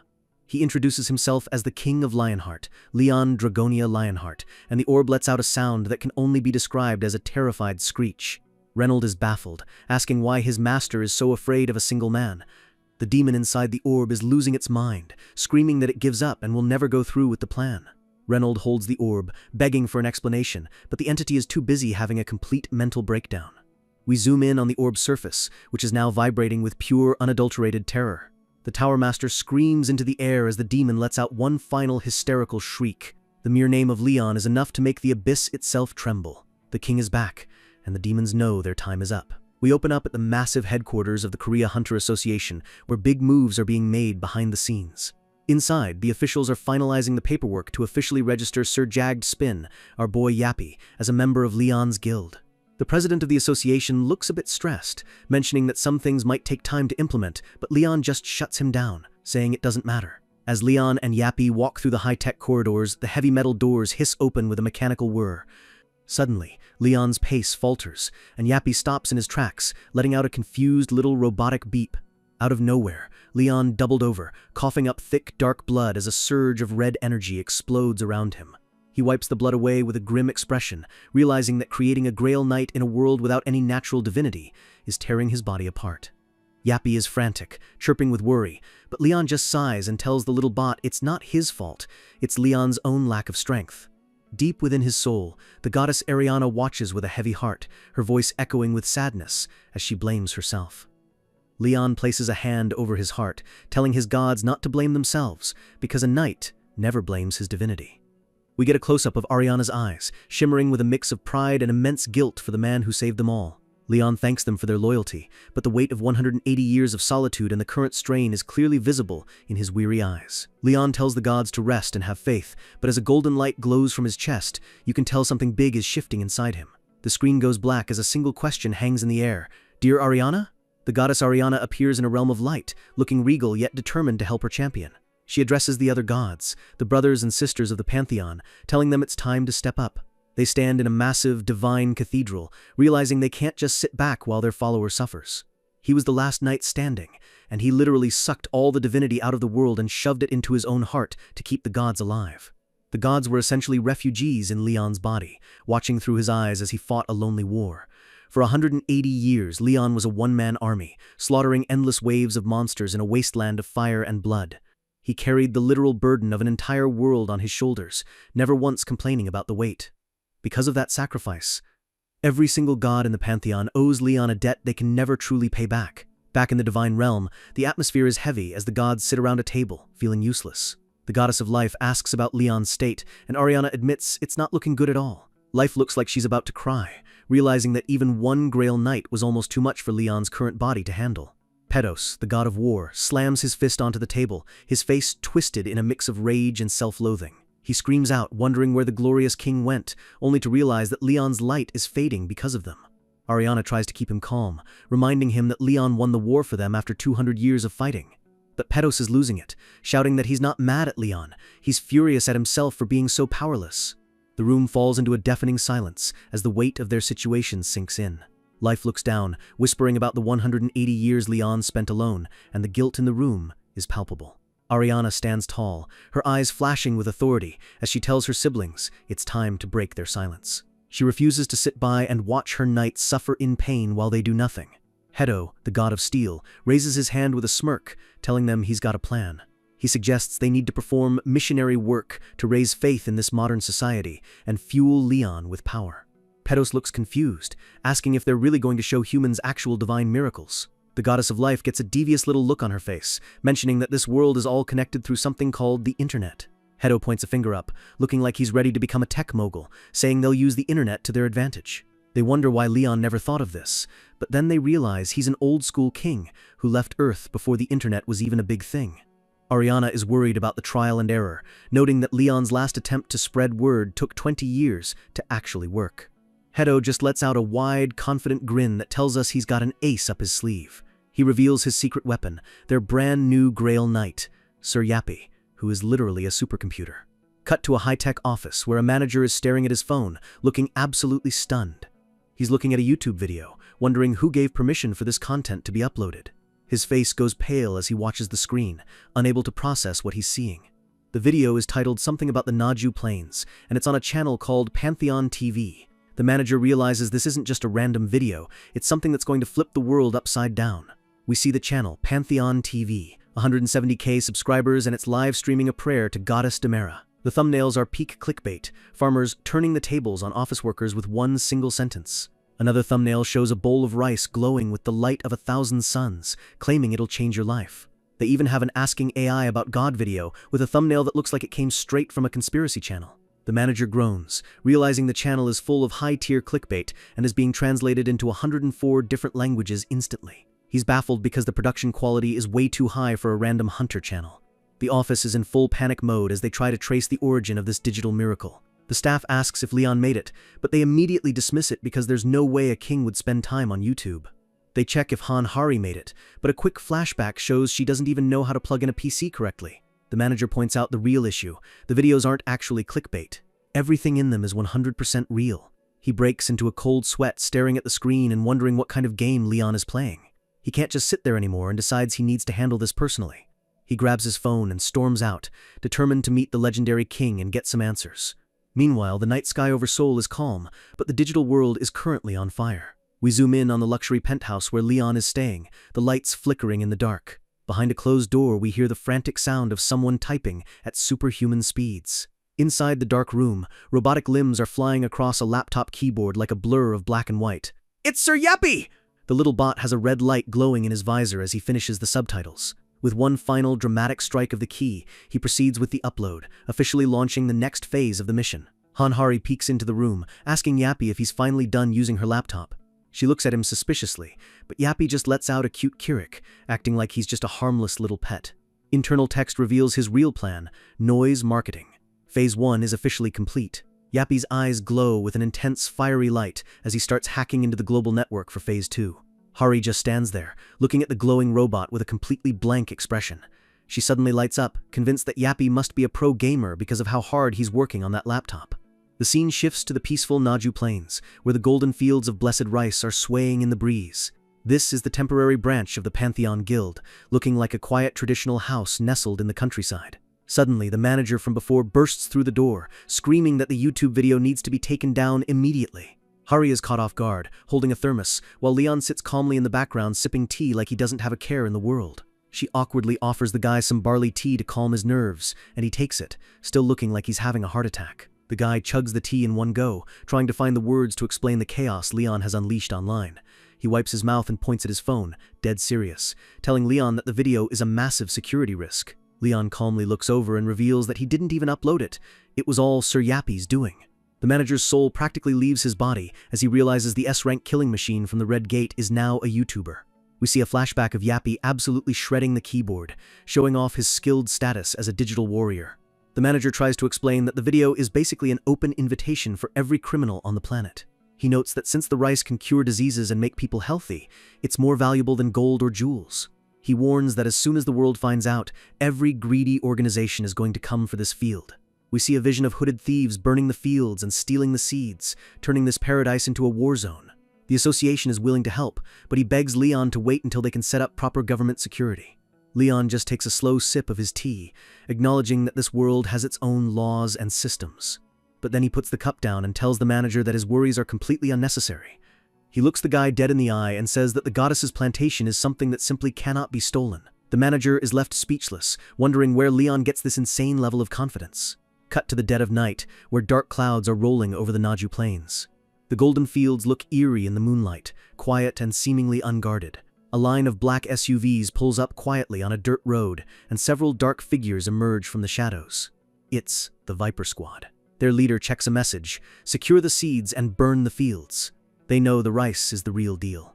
One of the members looks around, baffled that there isn't a single guard or a strand of barbed wire in sight. They laugh, thinking this is going to be the easiest payday of their lives. Just grab the seeds and light a match. The leader, a scarred man with elf-like ears, orders his team to bring out the gasoline tanks and get to work. The squad creeps into the high grass, their footsteps making a soft rustling sound as they move toward the center of the field. Dozens of them fan out, looking like predators in the dark, ready to destroy months of divine work.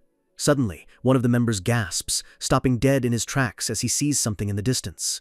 He calls out to his boss, pointing toward a tall, dark silhouette standing right in the middle of the field. A creepy scarecrow in a long trench coat and a wide-brimmed hat looms over them, its straw limbs swaying in the wind. The wind whistles through the scarecrow's button eyes, making it look like it's staring right through them. The leader calls his subordinate an idiot, telling him it's just a scarecrow and to get back to work. The guy apologizes, but he's sweating, swearing that he saw the thing move just a second ago. As they walk past it, the scarecrow's head slowly tilts, its stitched mouth looking like a twisted grin. The member screams again, his voice cracking as he points into the distance once more. It's not just one scarecrow anymore, the entire field is suddenly filled with them, appearing out of nowhere like a nightmare. One scarecrow is holding a massive pitchfork, its straw body creaking as it stands in a menacing pose. The leader is losing his patience, shouting that they're demonic humans and shouldn't be scared of some sticks and straw. He tells them to focus on the wind direction so they can burn the largest area possible while they raid the storage. They start pouring the gasoline, the thick liquid splashing onto the divine soil with a foul smell. Suddenly, an empty gas can is tossed into the pile from out of nowhere. "Is that all?" a voice asks.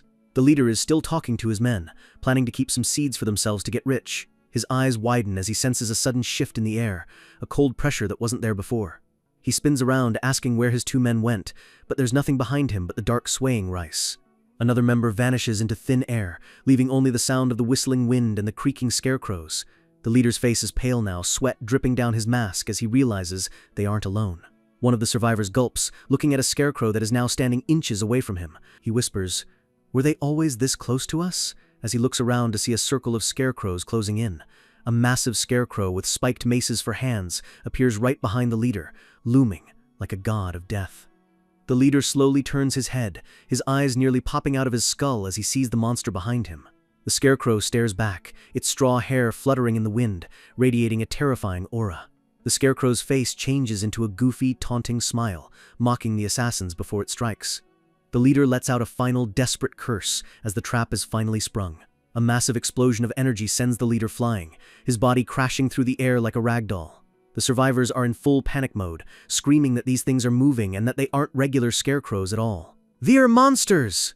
one of them yells, finally realizing they stepped into a literal death trap. The scarecrows glow with an eerie green light, their forms shifting into giant spectral guardians of the field. The lead scarecrow lets out a silent, mocking laugh, its eyes glowing with divine malice. The Viper Squad is cornered, begging their leader for a plan, but there's nowhere to run. They can't believe it. There's no dungeon break, so how can there be monsters this powerful in the middle of a farm? One of the men tries to crawl away through the dirt, his hands shaking as he reaches for the road. He's hyperventilating, crying out that even the gates don't have monsters this creepy and efficient. The leader is screaming at the top of his lungs, regretting that he didn't bring more men for this simple job. He looks at his phone one last time, realizing he's been set up, and vows to kill whoever gave him this mission. Suddenly, his subordinate points toward the farm's storage silo, his eyes wide with a new kind of fear. They see the massive silo standing tall against the starlit sky, looking like a fortress.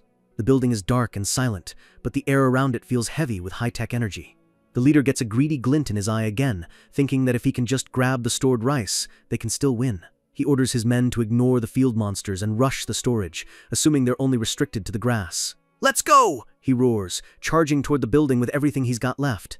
A single black boot steps onto a patch of dirt, and a faint click echoes through the quiet night. Boom! A massive explosion rips through the ground, sending one of the assassins flying into the sky in a ball of fire. The rest of the squad stops dead, their faces frozen in pure terror as the smoke clears. They look at their leader's charred body on the ground, wondering why the hell there are landmines in a rice field. They realize the entire perimeter of the storage is a literal minefield, and they're standing right in the middle of it. One of them whispers, "Who would do such a thing?" as he hears a familiar robotic chirp from above. A mechanical voice booms out, "Unqualified human entry verified." The survivor's heart drops as he recognizes the tech. It's the same stuff from the infamous Chongju Red Gate. Sir Yappy drops from the sky, his visor glowing a lethal red as he gives a single cold command, "Remove." The morning sun rises over the Naju plains, the birds chirping as if the night's carnage never even happened. A group of people are tied up in a bundle like a giant harvest, looking defeated and broken. Next to them is a sign titled Doctrines of Life and Fertility, listing rules like don't pee in the field and thank the goddess. But there's a special note at the bottom in bright orange letters, the most important own, Thieves Die. After the total wipeout and arrest of the Viper Squad, the world realized that messing with Leon's land is a one-way ticket to a coffin. The value of the Pantheon Guild and that legendary blessed rice is mooning harder than any crypto, thanks to Yappy, the literal incarnation of the YouTube algorithm.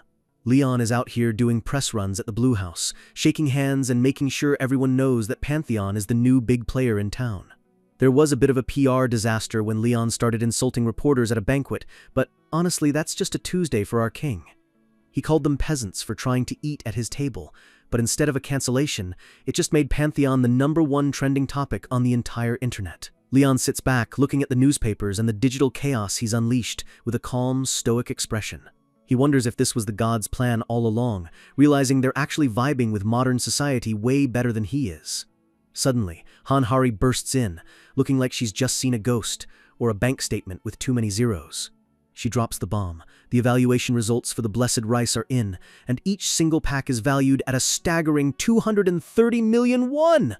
Leon doesn't even blink, he just coldly states that the price needs to be dropped significantly. Hari is confused since higher prices mean more money, but Leon explains that if grains are that expensive, the peasants won't be able to afford to eat. He believes a god's favor should be shared equally, and Hari's left stunned by the fact that Leon actually cares about the common people. Leon mentions he tried to get the president to help preach the word, but the old man played the religious neutrality card to avoid a political mess. Even without the government's help, Leon is confident he's gathered enough faith to start tapping into the true power of the lion heart. Hari looks worried, hesitating before asking if the plan for the upcoming raid is actually safe. The target is a yellow gate, a swirling vortex of golden energy that is notorious for being a graveyard for unprepared hunters. Leon just gives her a small, confident smirk that says, "Have you met me?" The scene shifts to a bright, clear day outside a massive testing facility. The Hunter Association building looms large, where the fate of dozens of hopeful recruits is about to be decided. Gu Daesung, the veteran D-ranker, is spotted in the crowd, looking nervous but ready for whatever Leon throws at him. He runs into team manager Kim, who's also there to oversee the madness Leon is about to cook up. Everyone's wondering why the association president would gather a bunch of helpless, low-rankers like them in one place. Daesung looks around, his face sweating as he realizes the scale of the gathering. It's a sea of D-rank and C-rank hunters, the bottom of the barrel, all hoping for a chance at greatness. The crowd starts buzzing as they spot Hari walking in, recognizing her as the A-rank prodigy from last year's draft. She looks sharp and lethal, flanked by suited bodyguards as she leads the way for the king. Daesung locks eyes with the stage, his expression hardening as he prepares for the main event. The announcer shouts Leon's full name, and the atmosphere in the room instantly turns heavy with pressure. Leon walks out like he owns the world, looking down at the hunters with the gaze of a man who's seen 1,000 wars. Daesung is paralyzed, flashing back to Leon's raw power and realizing this man truly is from a different league. Leon takes his place behind the podium, the Pantheon Lion logo looming behind him like a divine shadow. He welcomes them briefly, his voice cutting through the silence of the massive hall.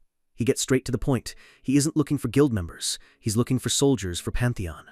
The hunters are confused, whispering among themselves about why he's using military terms instead of guild lingo. Leon declares that only those who prove themselves through his brutal training will have the honor of joining his military. He signals to his assistant to reveal the details of the entrance test, and the tension in the room triples. The screen behind him shows the Samjeon Station yellow gate, a rank that makes the entire room gasp in horror. The hunters start shouting, calling Leon insane and claiming that sending D-rankers into a yellow gate is just a fancy way to commit mass suicide. Daesung grit his teeth, looking around at the panic, wondering if Leon has finally lost his mind. The narration points out that this reaction was completely expected. In this world, gate ranks are a simple color-coded death sentence. Black and red are the stuff of nightmares, housing world-ending monsters and mechanical gods. Orange is for elite legions, and everything below that follows a strict hierarchy of danger. Yellow, green, and blue are the lower ranks, but low is a very relative term. For a D-rank hunter, a blue gate is a challenge, but a yellow gate is an absolute, unavoidable death trap.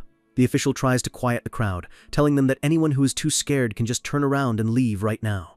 A hot-headed hunter scoffs, calling it a waste of time and storming out, convinced Leon is just a lunatic. Daesung watches him go, his heart pounding in his chest as he debates if he should follow. Dozens of hunters start heading for the exit, their boots clicking against the floor in a synchronized retreat. The shadows of the quitters stretch across the doorway as they abandon the chance of a lifetime out of fear. The massive hall is suddenly half empty, leaving only a small, gritty group of hunters standing in the center. Leon just watches them with a cold, analytical gaze, not bothered at all by the cowards who left. He points a finger toward the remaining crowd, specifically calling out a few individuals. He singles out a guy with a massive afro, who looks like he's about to jump out of his skin.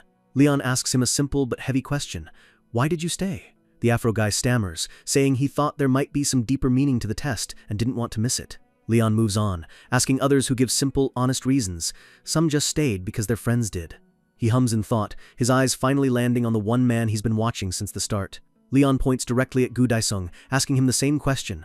"Why are you still here?" Daesung's mind is racing. He knows Leon is basically an S-rank god, and this might be his only shot at escaping mediocrity. He shouts out that he stayed because he didn't believe a king would just let his own potential soldiers die like dogs. Leon actually smiles, a genuine proud look, and tells Daesung that he likes that energetic attitude. Leon steps down from the podium, his presence filling the room as he explains his philosophy. He reminds them that a soldier's first and most important duty is to obey without question. He tells them they must trust in a knight's honor and power, because his word is his bond. Daesung listens intently, the fear in his heart being replaced by a strange, newfound fire. Leon smirks, telling them that trust simply means they need to shut up and listen to his orders. He commands them to prepare immediately, ordering his staff to bring out the equipment for the chosen few.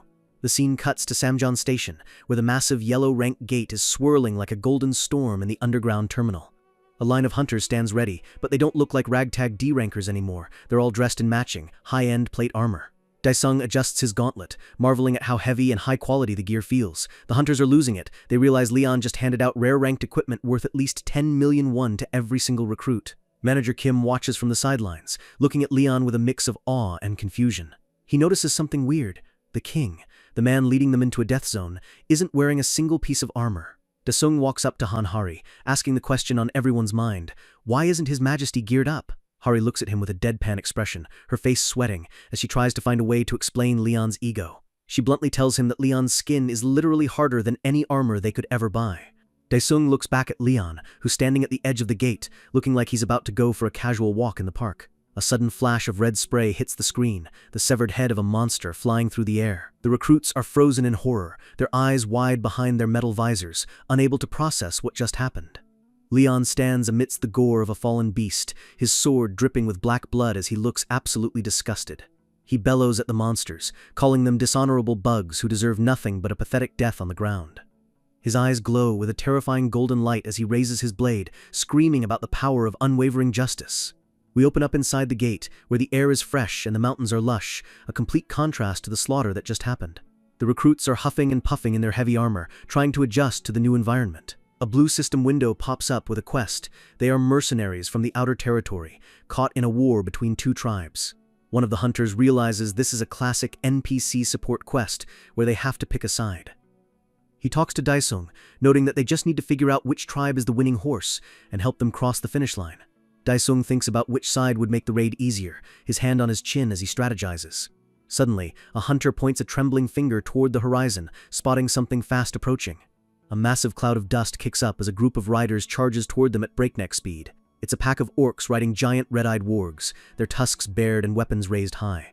We get a close-up of a savage orc warrior, his yellow eyes locked onto the weak humans in his path. The orcs skid to a halt, surrounding the recruits and Hari in a cloud of dirt and aggression. The hunters are completely encircled, looking like tiny tin cans compared to the massive green beasts on their mounts.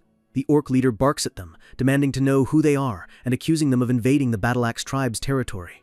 The recruits are shaking, their grip on their shields tightening as they prepare for the worst. Hari looks over at Leon, seeing a vein bulging in his forehead. He looks like he's about to explode with pure rage. She nervously suggests they try to proceed with the quest and talk to the orcs, but Leon just tells her to do whatever she wants with a disgusted snort. Hari breathes a sigh of relief, thanking Leon while Yappy sits on her head, looking equally stressed. She steps forward, trying to be the diplomatic bridge and handle the situation like a pro. She shouts to the orcs that they are mercenaries and are only there to help a tribe in exchange for a reward. The orc leader laughs, realizing these are the outsiders his chief mentioned, and tells them to follow him. Hari has a bad feeling about this, especially with Leon standing behind her, looking like he's about to commit a hate crime.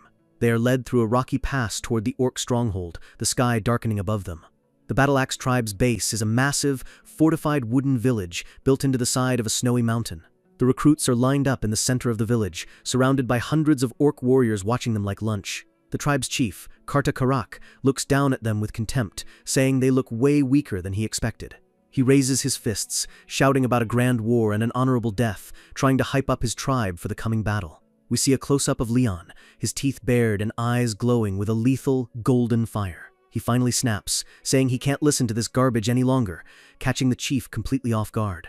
Leon walks forward, his boots clicking ominously as he mocks the orc for even mentioning the word honor. He calls them nothing but beasts and asks how they dare wish for such lofty, noble dreams they don't deserve. Karta Karak is furious, roaring at Leon for daring to insult a warrior of his standing. In the blink of an eye, Leon moves like a golden flash, his sword cutting through the air with a deafening whistle.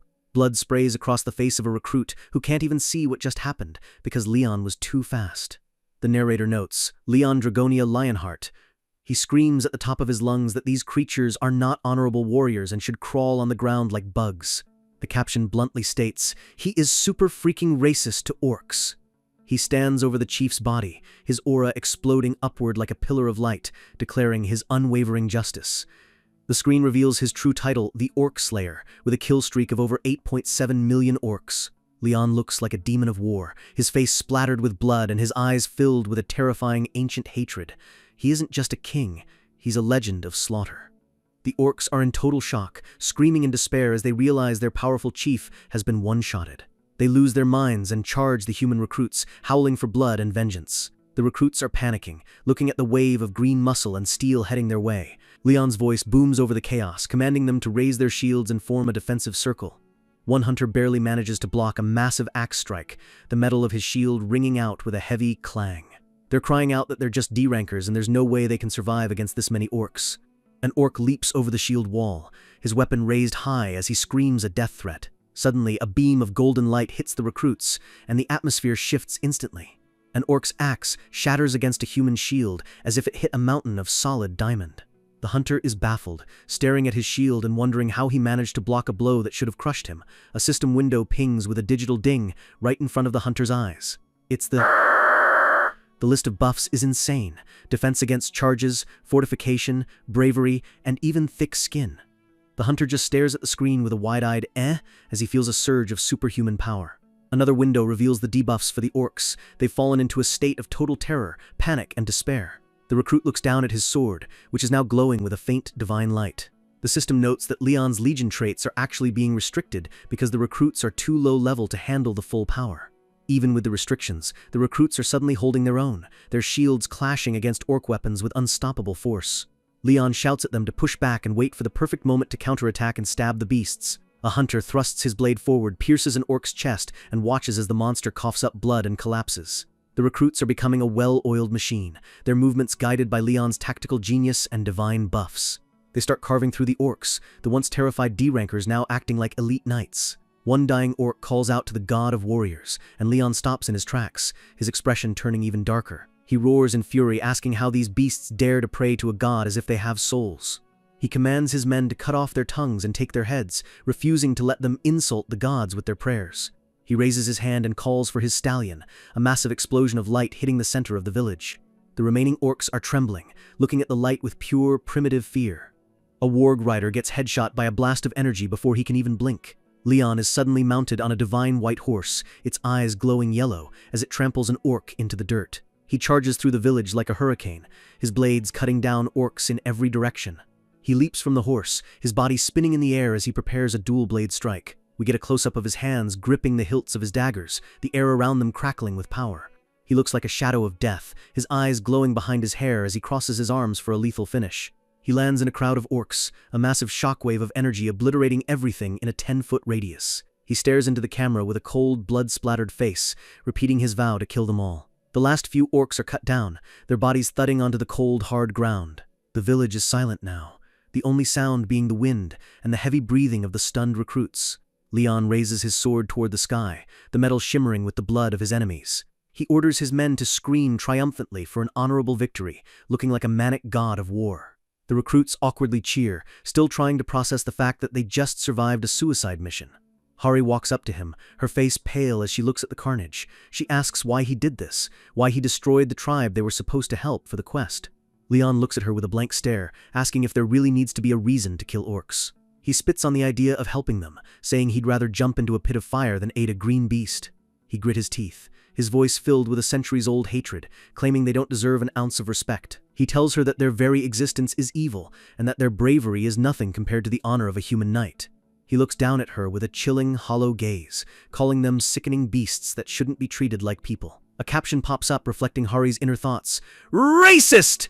She tries to argue, showing a mental image of a kind monk-like orc surrounded by butterflies and bunnies. Leon just gives a dark, mocking little scoff at the idea of a peaceful orc. He looks back at the camera, his face shadowed and eyes piercing, telling us to keep one thing in mind. The final line drops like a hammer. The only kind orcs are dead orcs. Imagine a world where the monsters aren't just in the dungeons, but they're the ones you invited into your home.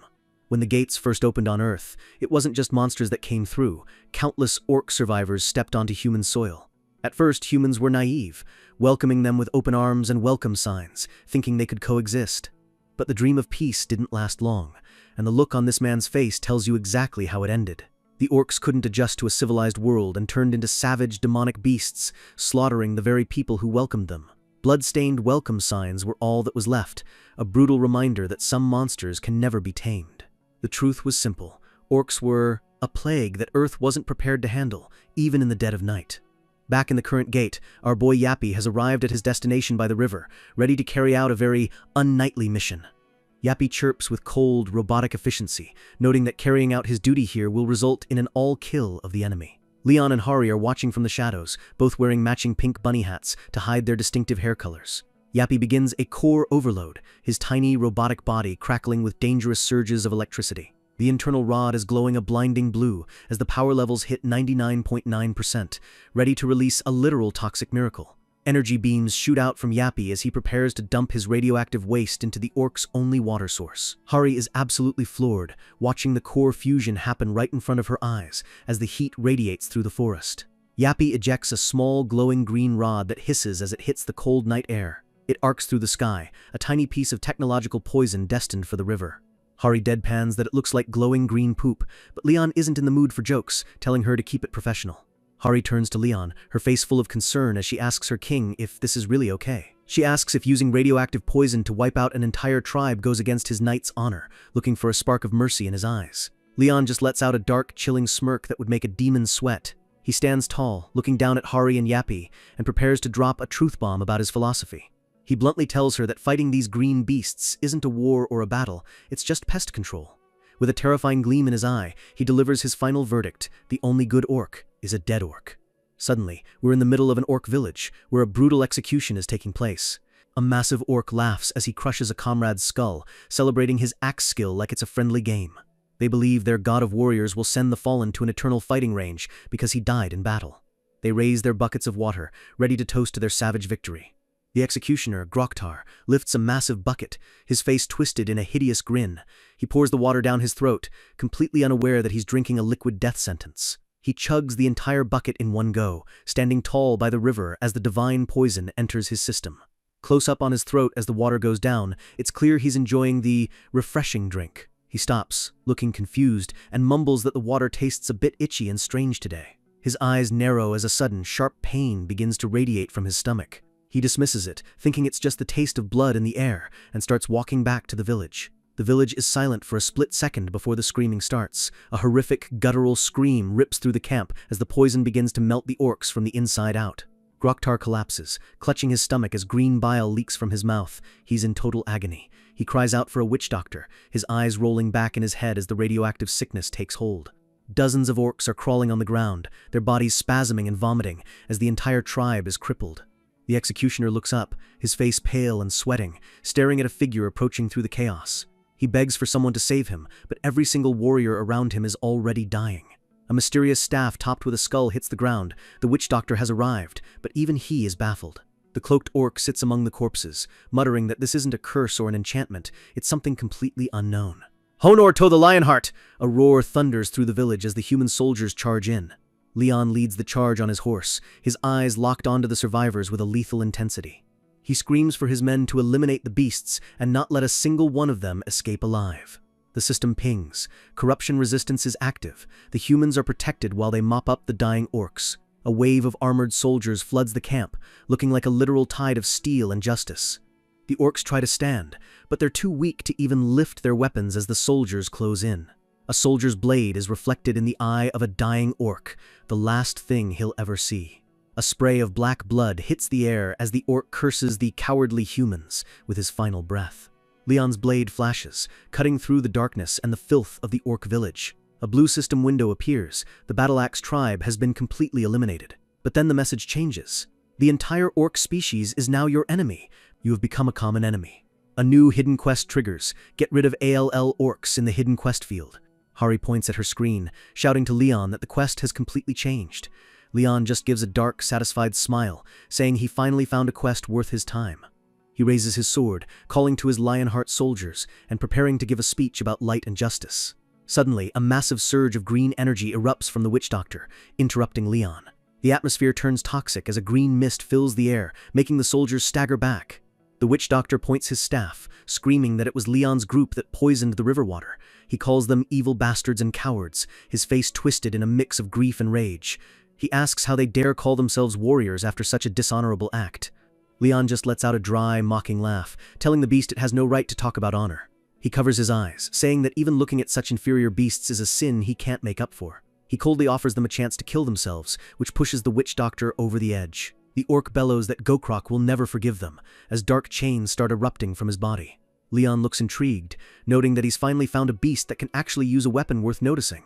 Leon swings his massive sword, the air pressure alone cracking the ground beneath him. The blade connects with a beam of green energy, creating a massive explosion of light and sparks. Gokrak has a bloody, insane grin on his face. He's got a trick up his sleeve. "It's too late!" The screen goes white as a massive ritual reaches its peak. A huge black portal opens in the center of the village, swallowing the light and the air around it. A dying orc warrior is suddenly grabbed by spectral chains and dragged toward the pit. He screams in terror, but Gokrak just laughs, claiming that his god is finally coming to Earth. The sky turns a sickly green as more orcs are sacrificed, their life force feeding the portal. Hari is terrified, asking what's happening, but Leon just sighs, calling it an uncivilized offering. The portal spins faster and faster, a vortex of dark mana that threatens to consume the entire gate. Suddenly, a massive, clawed green hand reaches out from the void, slamming onto the ground. Gokrak screams for everyone to look as his master begins to manifest. A giant, red-pupiled eye opens within the portal, staring directly into the souls of everyone present. Gokrak declares this is the Great Gokrak's eye and right arm, towering over the village like a mountain of muscle. The final system prompt: eliminate Gokrak, the enchantment god orc. This is the real final boss. The giant arm of the orc god looms over Leon and his horse, casting a shadow that feels like a death sentence. The giant eye narrows, focusing all of its divine malice onto the tiny blonde human standing before it. A booming voice echoes through the gate. This creature cannot be permitted to live. The eye glows with a lethal light, declaring that Leon must be killed immediately. The giant hand clenches into a fist, energy crackling between its fingers like green lightning. It slams down with the force of a falling star, and Hari screams out for her king as the ground shatters. The orc god pauses, his eye widening in shock as he senses something familiar protecting Leon. Leon stands in the crater, unharmed, as he looks up with a cold, analytical gaze. A system message pops up: Divine Law, Blessing of the Arrow Shield. The attack didn't even scratch him. Leon roars in fury, asking how a beast like this dares to compare itself to a true god. His aura explodes outward, the power of the lion heart burning through the dark green mist. He charges forward on his horse, his sword glowing with a blinding holy light that cuts through the shadows. He declares that he, the king of Lionheart, will not tolerate the existence of such a disgusting creature. The orc god swings again, screaming that Leon is just an inferior mortal who needs to learn his place. Die with regrets! The green energy clashes with Leon's holy light in a deafening explosion. Leon charges through the smoke, his horse leaping over the debris as he targets the source of the power. He's moving like a golden blur, his eyes locked on to the giant eye of the beast. He draws his blade back, the metal humming with the power of 100 prayers. The blade connects with the giant arm, and you can hear the sound of divine steel shearing through monster muscle. Blood, massive, dark geysers of it, sprays out as the giant eye shrinks in pure, unadulterated pain.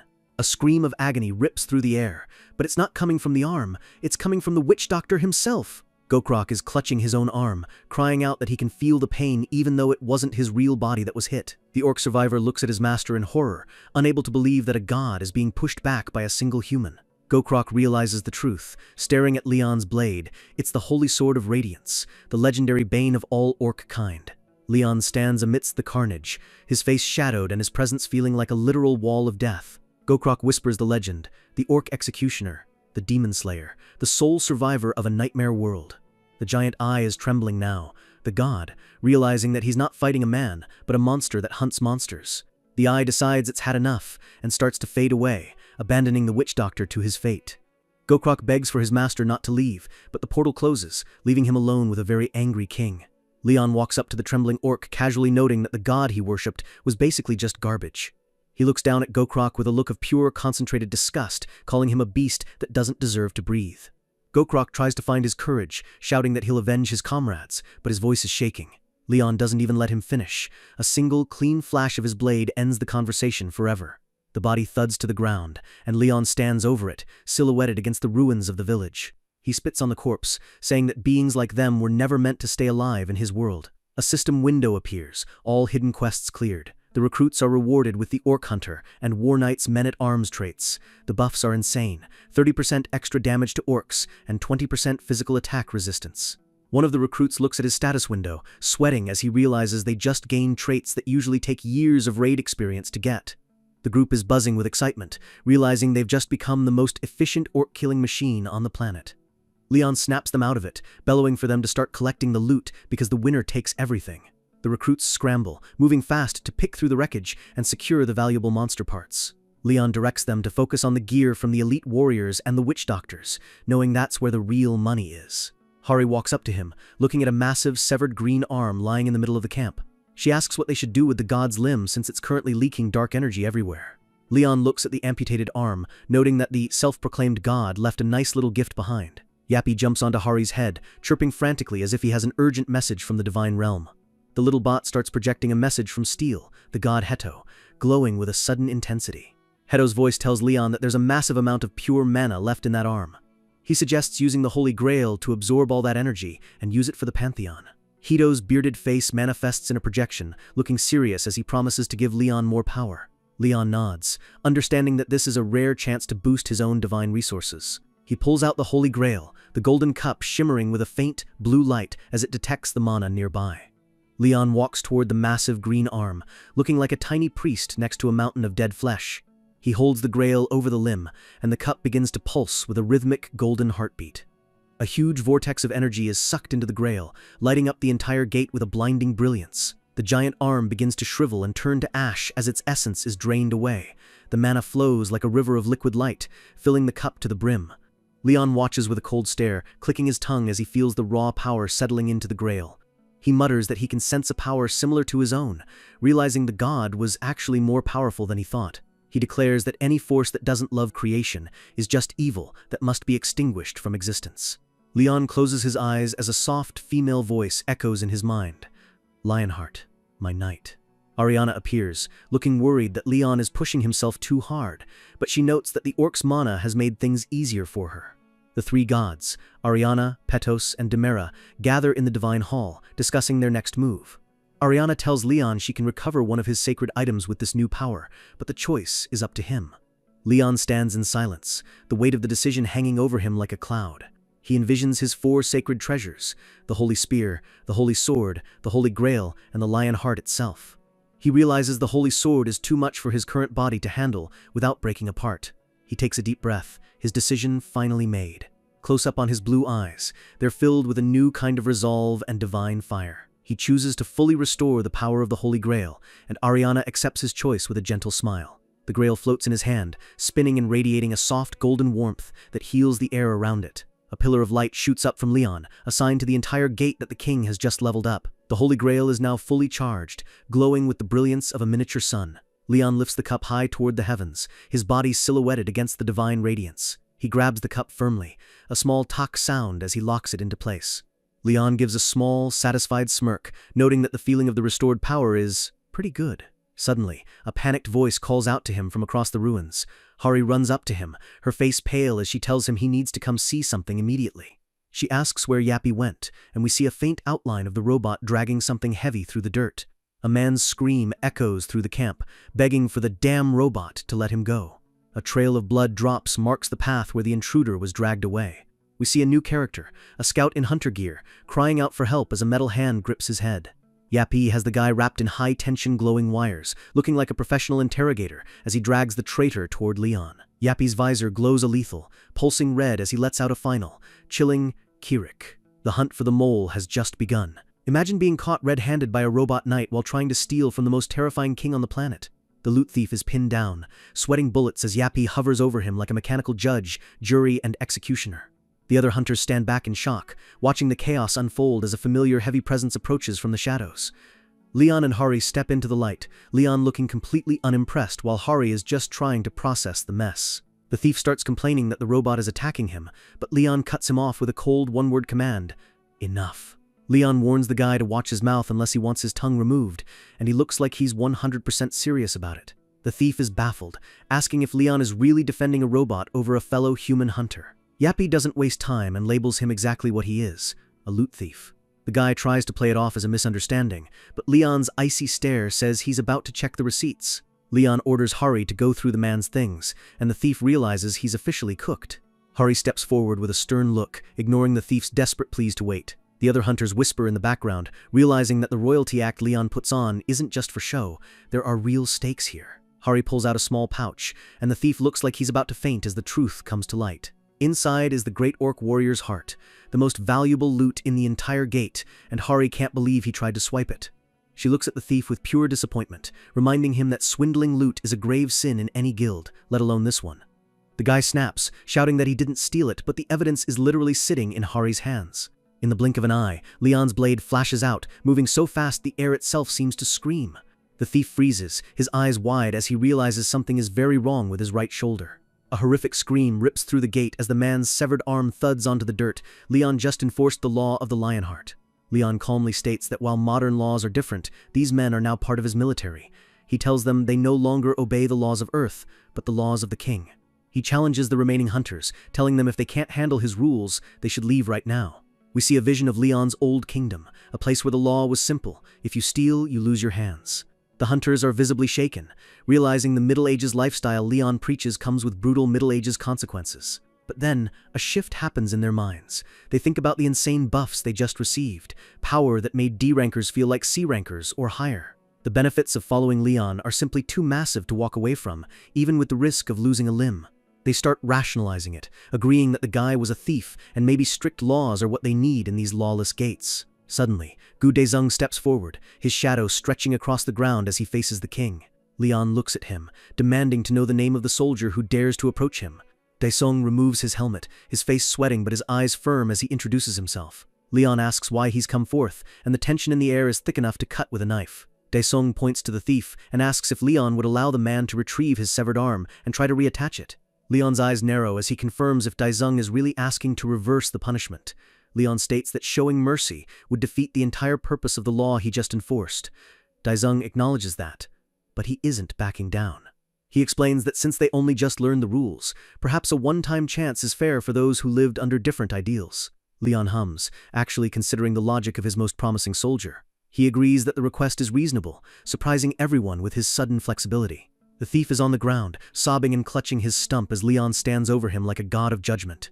Leon tells the thief to thank Dezheng for speaking sense, then pulls out the Holy Grail. The Grail erupts with a blinding golden light that fills the entire village ruins. Leon pours the divine essence over the thief, the light washing over the man's horrific wound. The thief gasps, his eyes nearly popping out of his head as he feels a surge of incredible warmth.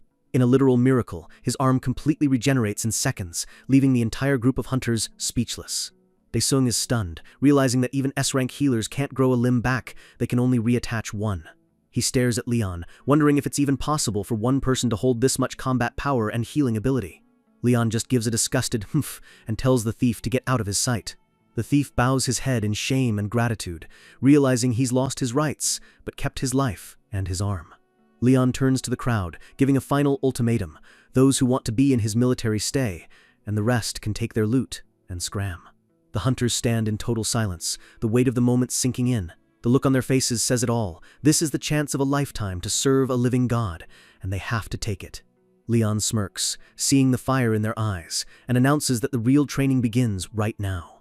They exit the gate in a massive, coordinated rush, roaring with a new kind of energy. Later, Hari asks Leon what the next training is, probably expecting more orc hunting. Leon gives a devious, almost villainous grin that should have been Hari's first warning sign. The screen fills with two words that strike fear into every trainee: physical training. Cut to a bright, peaceful morning at a sports field, the calm before the storm. The hunters are gathered in their tracksuits, looking like students at a gym class. One guy notices Dezheng looking a bit roughed up and asks what happened. Dezheng just laughs it off, saying he was itching to do something and went on a raid. His friend tells him to rest, but the conversation is cut short by a sudden, sharp noise. Hari appears on the balcony above them, clearing her throat to get the attention of the peasants below. She shouts at the top of her lungs, announcing the entrance of His Majesty and Sir Yappy. The crowd goes quiet as Leon's boots click against the pavement, his presence instantly commanding the room. He takes the podium, congratulating them for passing what he calls a simple test in the Orc Gate. Dezheng is floored, thinking about the near-death experiences they just had, and realizing that was just the warm-up. Leon gets serious, telling them he spotted several major flaws in their combat performance. He says the biggest problem isn't their skill or their gear, it's their weak, untrained bodies. He's decided that they need to start from the absolute basics of physical conditioning. He reveals his secret weapon, the Standing Army's training manual from his old kingdom. The hunters think he's talking about some old-school weightlifting or muscle building. We see a vision of a massive, shredded warrior lifting heavy weights, pushing past the human limit. Leon mentions Sir Gratus, the giant slayer, who wrote the manual and had a very specific philosophy on growth. Gratis believed that humans only get stronger when they're being beaten up, literally. The hunters have a "wait, what?" look on their faces as the realization of what Leon just said hits them. Leon roars that a soldier guarding a kingdom has to train 10 times harder than any farmer in the fields. He says Sir Gratis left behind wise words for the most efficient way to grow a warrior's soul. The plan is simple. Leon is going to shred and beat their bodies to a pulp, then use the Grail to heal them, repeating the cycle until they're gods. Dasung's jaw drops. He realizes Leon isn't talking about a workout. He's talking about a literal meat grinder. Leon points his finger at the crowd, his eyes glowing with a terrifying, playful light. He gives the command with a calm, chilling smile. The words appear on screen like a death sentence. Beat or they're up. The command has been given, and Leon isn't taking no for an answer. He tells them to beat each other into a literal pulp until their muscles are shredded and their bones are shattered. The hunters are in total disbelief, shouting that it's nonsense and that their bodies will just break down forever. Leon just tilts his head, looking genuinely confused as he asks, why would they break? He holds up the Holy Grail, the golden cup pulsing with a warm divine light. He tells them they're lucky, because they're standing in front of the guardian of the Holy Grail himself. Daesung's friend notices something and points at him in shock. Dasung realizes that his cuts and bruises from the orc raid are vanishing in real time just by being near the cup. Leon explains that the Grail will automatically regenerate their shredded muscles and put their bones back together instantly. He sets the timer, 5 hours of non-stop combat where they have to break everything in front of them. He tells them there are no allies. They have to accept every attack and give back twice as much.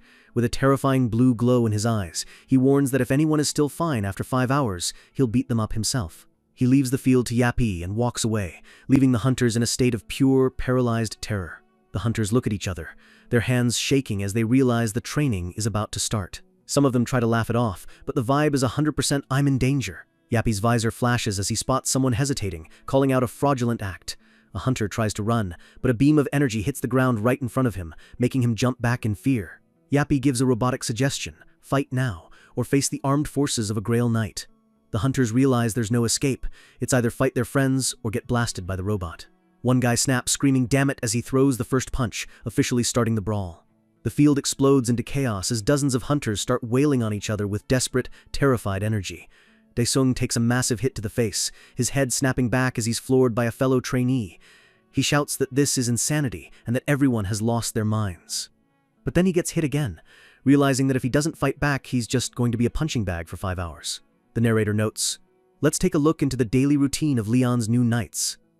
900 a.m., the Steel Skin Project. It's just 5 hours of people punching each other in the face until they collapse. 1200 p.m., lunchtime. The hunters are exhausted, barely able to walk as they head for the cafeteria. They see a single water dispenser and some bags of salt and sugar. One hunter asks Hari what's going on, and she gives a nervous, pitying smile. Leon announces that lunch is just water mixed with sugar and salt, the ultimate budget meal. The hunters are dying inside, realizing they're being treated like actual livestock. The training manual states, soldiers only need to be fed enough not to die. Proper food is for real warriors. 100 p.m., tactical training. Leon tells them to split into groups and try to stop him while he charges them on a horse. We see a vision of Leon absolutely trampling them, shields and bodies flying everywhere in a cloud of dust. 900 p.m., sleep. Every single hunter is passed out on the floor, snoring like they've been hit by a truck. Daesung is the only one awake, clutching his chest and thinking that this is a literal training from hell. The only reason they're surviving is because Hari brings them late-night snacks like boiled potatoes. The hunters are crying tears of joy over a potato, having no idea that Leon planned this good cop, bad cop routine from the start. The next morning, the sun rises over the field and a single blade glints in the light. Daesung is already out there, practicing his thrusts with a shield and sword while everyone else is still asleep. He's focused and breathing hard, pushing himself to master the movements Leon showed them. He stops to catch his breath, his armor feeling heavier with every passing second. He mutters that the shield is weightier than he expected and every swing of the sword feels like a chore. He checks his phone, comparing his posture to a video of a real knight, trying to figure out why he feels so restricted. He lets out a frustrated grunt, realizing he's just not getting the stabbing motion right. A voice from behind him says one word, wrong. Daesung jumps, spinning around to see Leon standing there, looking perfectly composed. Leon tells him to continue, his presence alone making Daesung's heart race. He tells Daesung to correct his posture and try stabbing again, watching him like a hawk. Daesung takes a deep breath and gets back into position, trying to be as perfect as possible. Leon crosses his arms, his face showing a mix of boredom and high expectations. Daesung thrusts forward again, the blade cutting through the air with a whoosh. He He does it again and again, determined to show the king that he's not just a peasant. He looks at Leon, hoping for a compliment or at least a nod of approval. Leon just sighs and says wrong again, making Daesung's spirit sink. Leon walks up and places a hand on the top of Daesung's shield, pushing it down. He points out that Daesung has a bad habit of lowering his shield every time he tries to stab. Daesung is confused, asking why it matters if he can see the enemy better by lowering the shield. Leon explains that a shield out of position creates a gap, and in a real war, a gap is where you die. He describes his hammer and anvil tactic. The infantry is the anvil that holds the enemy while the cavalry is the hammer that smashes them. Daesung argues that they're fighting monsters, not human armies, and he doesn't think the same logic applies. Leon goes silent, his eyes narrowing in a way that makes the temperature on the field drop. He asks if Daesung is really trying to teach a 300-year-old king how to fight monsters. Daesung immediately starts backpedaling, sweating as he realizes he stepped over the line. Leon gives a small, mocking smile, saying the monsters in this world are adorable compared to what he's faced. He lists the nightmares of his past: 20-meter giants, infinite regenerating trolls, mountain-crushing dragons. He tells Daesung that in order to survive those, you need more than just a method. You need to adapt to the unexpected. He says that kind of wisdom can only be learned through real-life experience on a bloody battlefield. He asks Daesung if he has the spirit to bring glory to a goddess with any weapon on any field. Daesung looks down, feeling smaller than he ever has in his life. Leon says that being well-rounded is for knights, not for the soldiers he's training now. For a soldier, the only way to survive is to hone one single talent until it's perfect. Daesung clenches his fist, his voice quiet but firm as he says he wants to achieve more than just survival. Leon looks at him, a genuine spark of interest in his eyes, as he asks if Daesung dreams of being a knight. Daesung is startled, stammering about how a peasant like him could ever achieve such a noble rank. Leon sighs, telling him not to paint his kingdom with the logic of this modern, faithless world. He makes a heavy declaration: a knight is not something only aristocrats can become. Daesung looks up, his eyes wide with a mix of disbelief and hope. Leon defines a knight, someone who walks the path of hardship for a noble duty and protects the people with courage. We see a vision of a knight kneeling with his sword, a symbol of eternal loyalty to the goddess and the weak. Leon says anyone can be a knight if they are brave enough to make that divine promise. Daesung is speechless, the word knight finally feeling like something he could actually reach. Leon gives him a look of genuine respect, saying Daesung's character is enough to earn his approval. Daesung stands tall in the morning light, his heart filled with a new, burning ambition. He grips his sword, his resolve hardening into something unbreakable. He tells Leon clearly, "I also want to become a knight." The scene shifts across the ocean to the United States Magic Tower, where the atmosphere is dark and tense. The master of the tower, Reynold Sherman, is kneeling before a glowing purple orb, calling it a great being. The orb speaks with a cold, distorted voice, commanding the master to bow down and show proper respect. It promises to teach him wisdom and truth, but you can tell it's just using the old man as a puppet. The orb suddenly orders him to cast a space transfer spell on the crystal, so it can blast off into space in an emergency. Reynold is confused, asking why a god would be preparing to run away from Earth. The orb screams in a panic, saying it has no intention of ever setting foot on a planet where that monster resides. Reynold looks up, baffled that his god is terrified of a single person. The orb realizes it has to kill Leon now, while he still hasn't built a proper army of knights. It commands the master to find a way into the same gate as Leon and finish him off. The orb pulses with a dark, desperate energy, its faith in its own survival shaking. We see a vision of Leon in his prime, slaughtering monsters with a savage, holy grin. Today is the D-Day for the Pantheon Guild's standing army. The trainees have finished their hellish 4 weeks of training, and it's time for their graduation ceremony. Hanhari looks at the massive swirling portal, skeptical. She asks if Leon is seriously planning to raid a yellow gate with nothing but these fresh trainee soldiers. Leon just casually confirms it, while Yappy sits on Hari's head making little mechanical noises. Hari sighs, realizing she's going to be the one doing all the heavy lifting today while Leon watches. Leon stands on a high platform, looking down at the rows of armored hunters. He tells them they've proven their worth over the last month, and now it's time for the real test. Our boy doesn't believe in long speeches. He keeps it brief, telling them it's time to show the world exactly what they've learned. He commands them to go forth and raid the gate. Usually, D-rankers wouldn't even dream of touching a yellow gate, but Leon has other plans for them. One of the trainees gulps, the weight of the mission hitting him hard. Leon tells them that once they're inside, they'll finally understand what it means to be a soldier of the Lion Heart. He reaches out a hand, his voice full of power as he tells them they will serve the face of divinity itself inside that gate. With a roar, Leon shouts for the Pantheon to go forth, and the armored line moves in unison toward the glowing portal. It's an insane lineup, 49 D-rank hunters, 1 association observer, and the Night King himself, Leon Dragonia Lionheart. The group disappears into the light, officially entering the gate for what they think is a standard mission. Back at the entrance, Hari is left behind with Yappy, watching the soldiers disappear. Yappy starts making frantic beeping sounds, sensing something is wrong. Hari tries to calm the little robot down, telling him not to worry because Leon is with them, so nothing bad could possibly happen. But Yappy's visor flashes red as he detects a massive problem. He's crunching the numbers, and something isn't adding up. Hari is confused as Yappy lists the headcount: Leon, the 49 trainees, and 1 observer should make 51 people total. But Yappy's scan shows that 52 people actually entered the gate. Hari's face goes pale as a HUD pops up in front of her. Someone else is in there. The scanner shows the portal swirling with a mysterious hooded figure trailing behind the soldiers. Hari stares at the screen in disbelief, wondering who the hell that extra person could be and how they snuck in. Suddenly, Yappy switches to emergency response mode. He's not waiting around for orders. The little robot launches himself into the air, heading straight for the portal while Hari screams his name in a panic. He flies through the air like a rocket, shouting for Leon to wait for him as he dives into the golden vortex. The energy of the gate flares up as Yappy impacts the center, creating a massive explosion of mana. Hari doesn't hesitate. She sprints toward the gate after him, her long ponytail flying as she tries to catch up before the portal closes.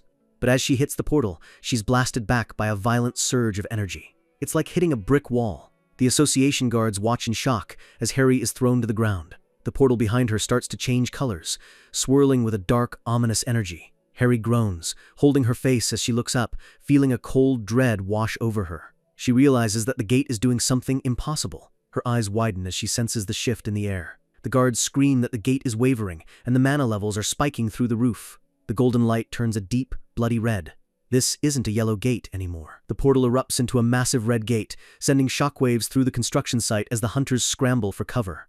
Hari stands there, frozen. She knows exactly what this means. A fluctuating gate is a death sentence for almost anyone. The gate has completely transformed, standing tall as a beacon of pure disaster. Inside the gate, a blood-curdling roar rips through the sky, shaking the very ground beneath the soldiers' feet. Massive winged demons soar over a burning cathedral. The world inside is a nightmare of fire and stone. Hordes of monsters are swarming the area, their hideous, muscular beasts with multiple eyes and jagged horns. A soldier in basic armor gets his head crushed as black blood sprays everywhere. The local defenders are being slaughtered like cattle. Then, the golden portal opens up in the middle of the battlefield. The demons stop, staring at the new arrivals. The trainees look out from their helmets, their hearts pounding against their ribs. They've never seen real demons before. They realize they've walked straight into a demon gate, and the scale of the invasion is way bigger than anything they were prepared for. Leon stands at the front, his expression cold and unimpressed. He's seen 1,000 worlds burn, and this one is no different. He raises his sword, his voice cutting through the chaos. He commands them to raise their shields and get into formation. They're facing a magic square attack. The observer is panicking, asking if they're really going to fight. The trainees are terrified, but they move on instinct, locking their shields together. The shields clang together, creating a solid wall of steel. Leon calls out the formation, Lionheart's Testudo. It's an ancient, unbreakable defensive wall used by the greatest knights in history. Leon roars for them to move forward. He doesn't want them defending, he wants them conquering. The observer can't believe it. He wonders why they aren't running away. They're just D-rankers, but they're marching toward a demon army like they're immortal. A heavy armored boot smashes into the dirt as the line takes a synchronized step forward. The monsters growl, but the soldiers don't flinch. Their eyes are glowing with a strange blue light, white steam vents from their helmets. They look less like scared humans and more like relentless machines of war. The observer checks his system window, and his jaw drops as he sees a new notification. Leon has granted everyone the Lionheart's aura. It's a buff list that's absolutely insane. Fortification, bravery, thick skin, magic resistance. It's a commander-level buff applied to every single person in the group. The demons let out a confused snarl. They've never seen humans with this kind of pressure before. The demonic horde charges, a wave of claws and teeth rushing toward the small group of knights. Leon's voice booms over the screams of the monsters, telling his men to hold the line and raise their shields high. A monstrous hound with glowing red eyes leaps forward, its jaws wide and ready to tear someone's throat out.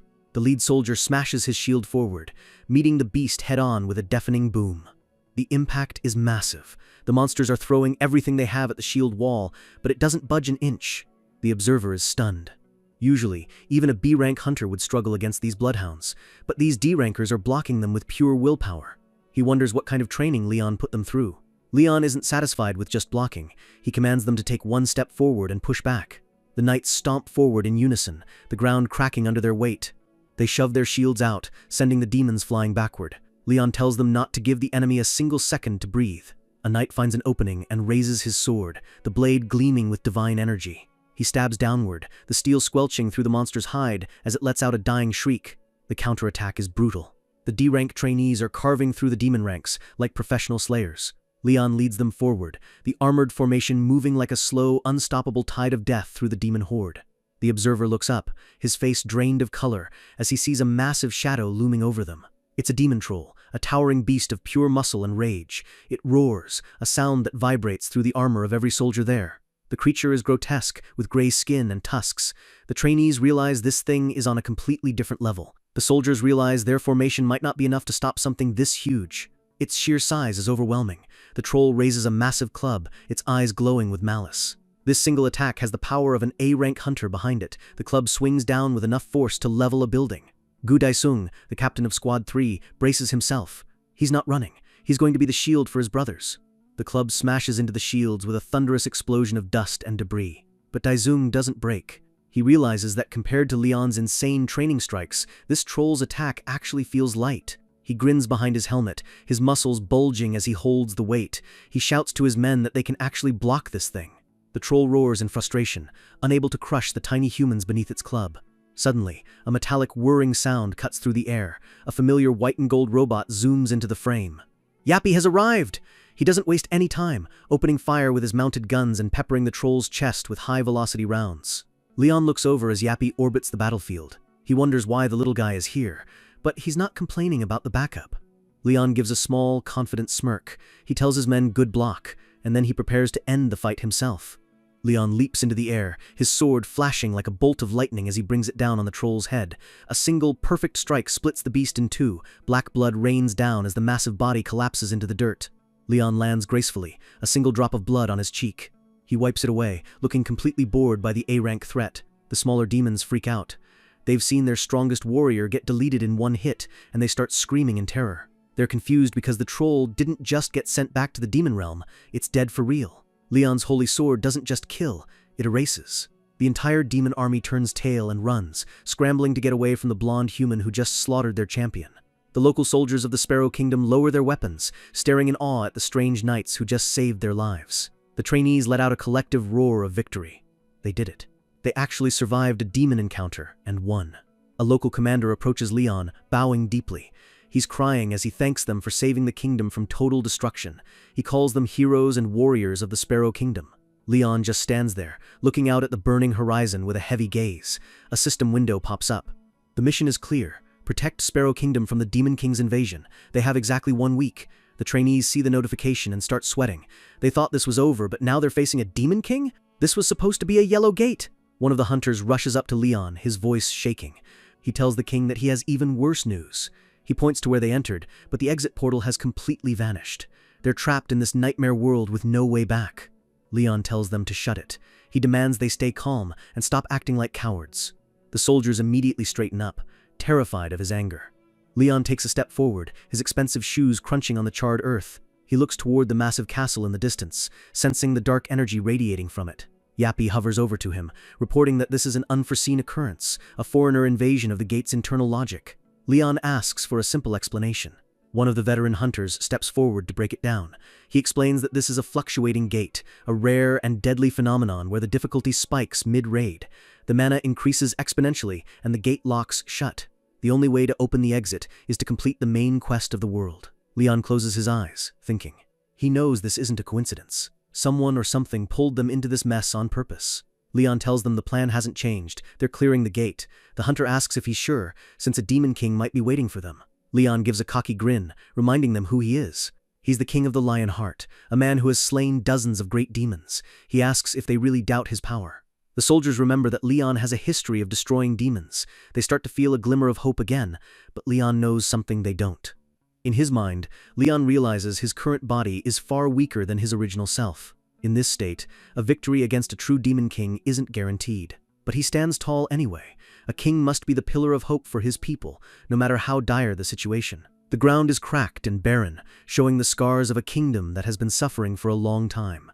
The sky is a sickly shade of purple and red, with the mountain peaks looking like jagged teeth against the horizon. Far away, a dark figure watches everything through a glowing purple crystal ball. He lets out a chilling, raspy laugh. It's an old demonic wizard. He's gleeful, seeing that Leon has become weak compared to the legend he once was. He calls him just a pathetic human now. The wizard asks his master if he should start the ritual for their descent, but a booming, dark voice from the void shuts him down.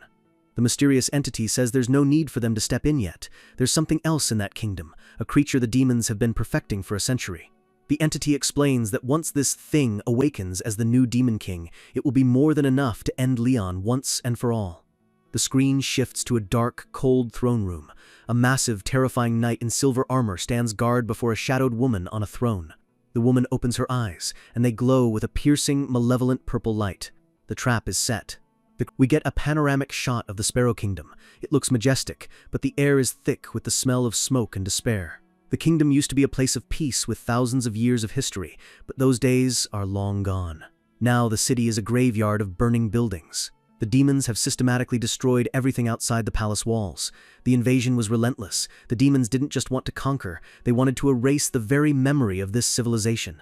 Only the central palace remains standing, acting as the final sanctuary for the terrified survivors.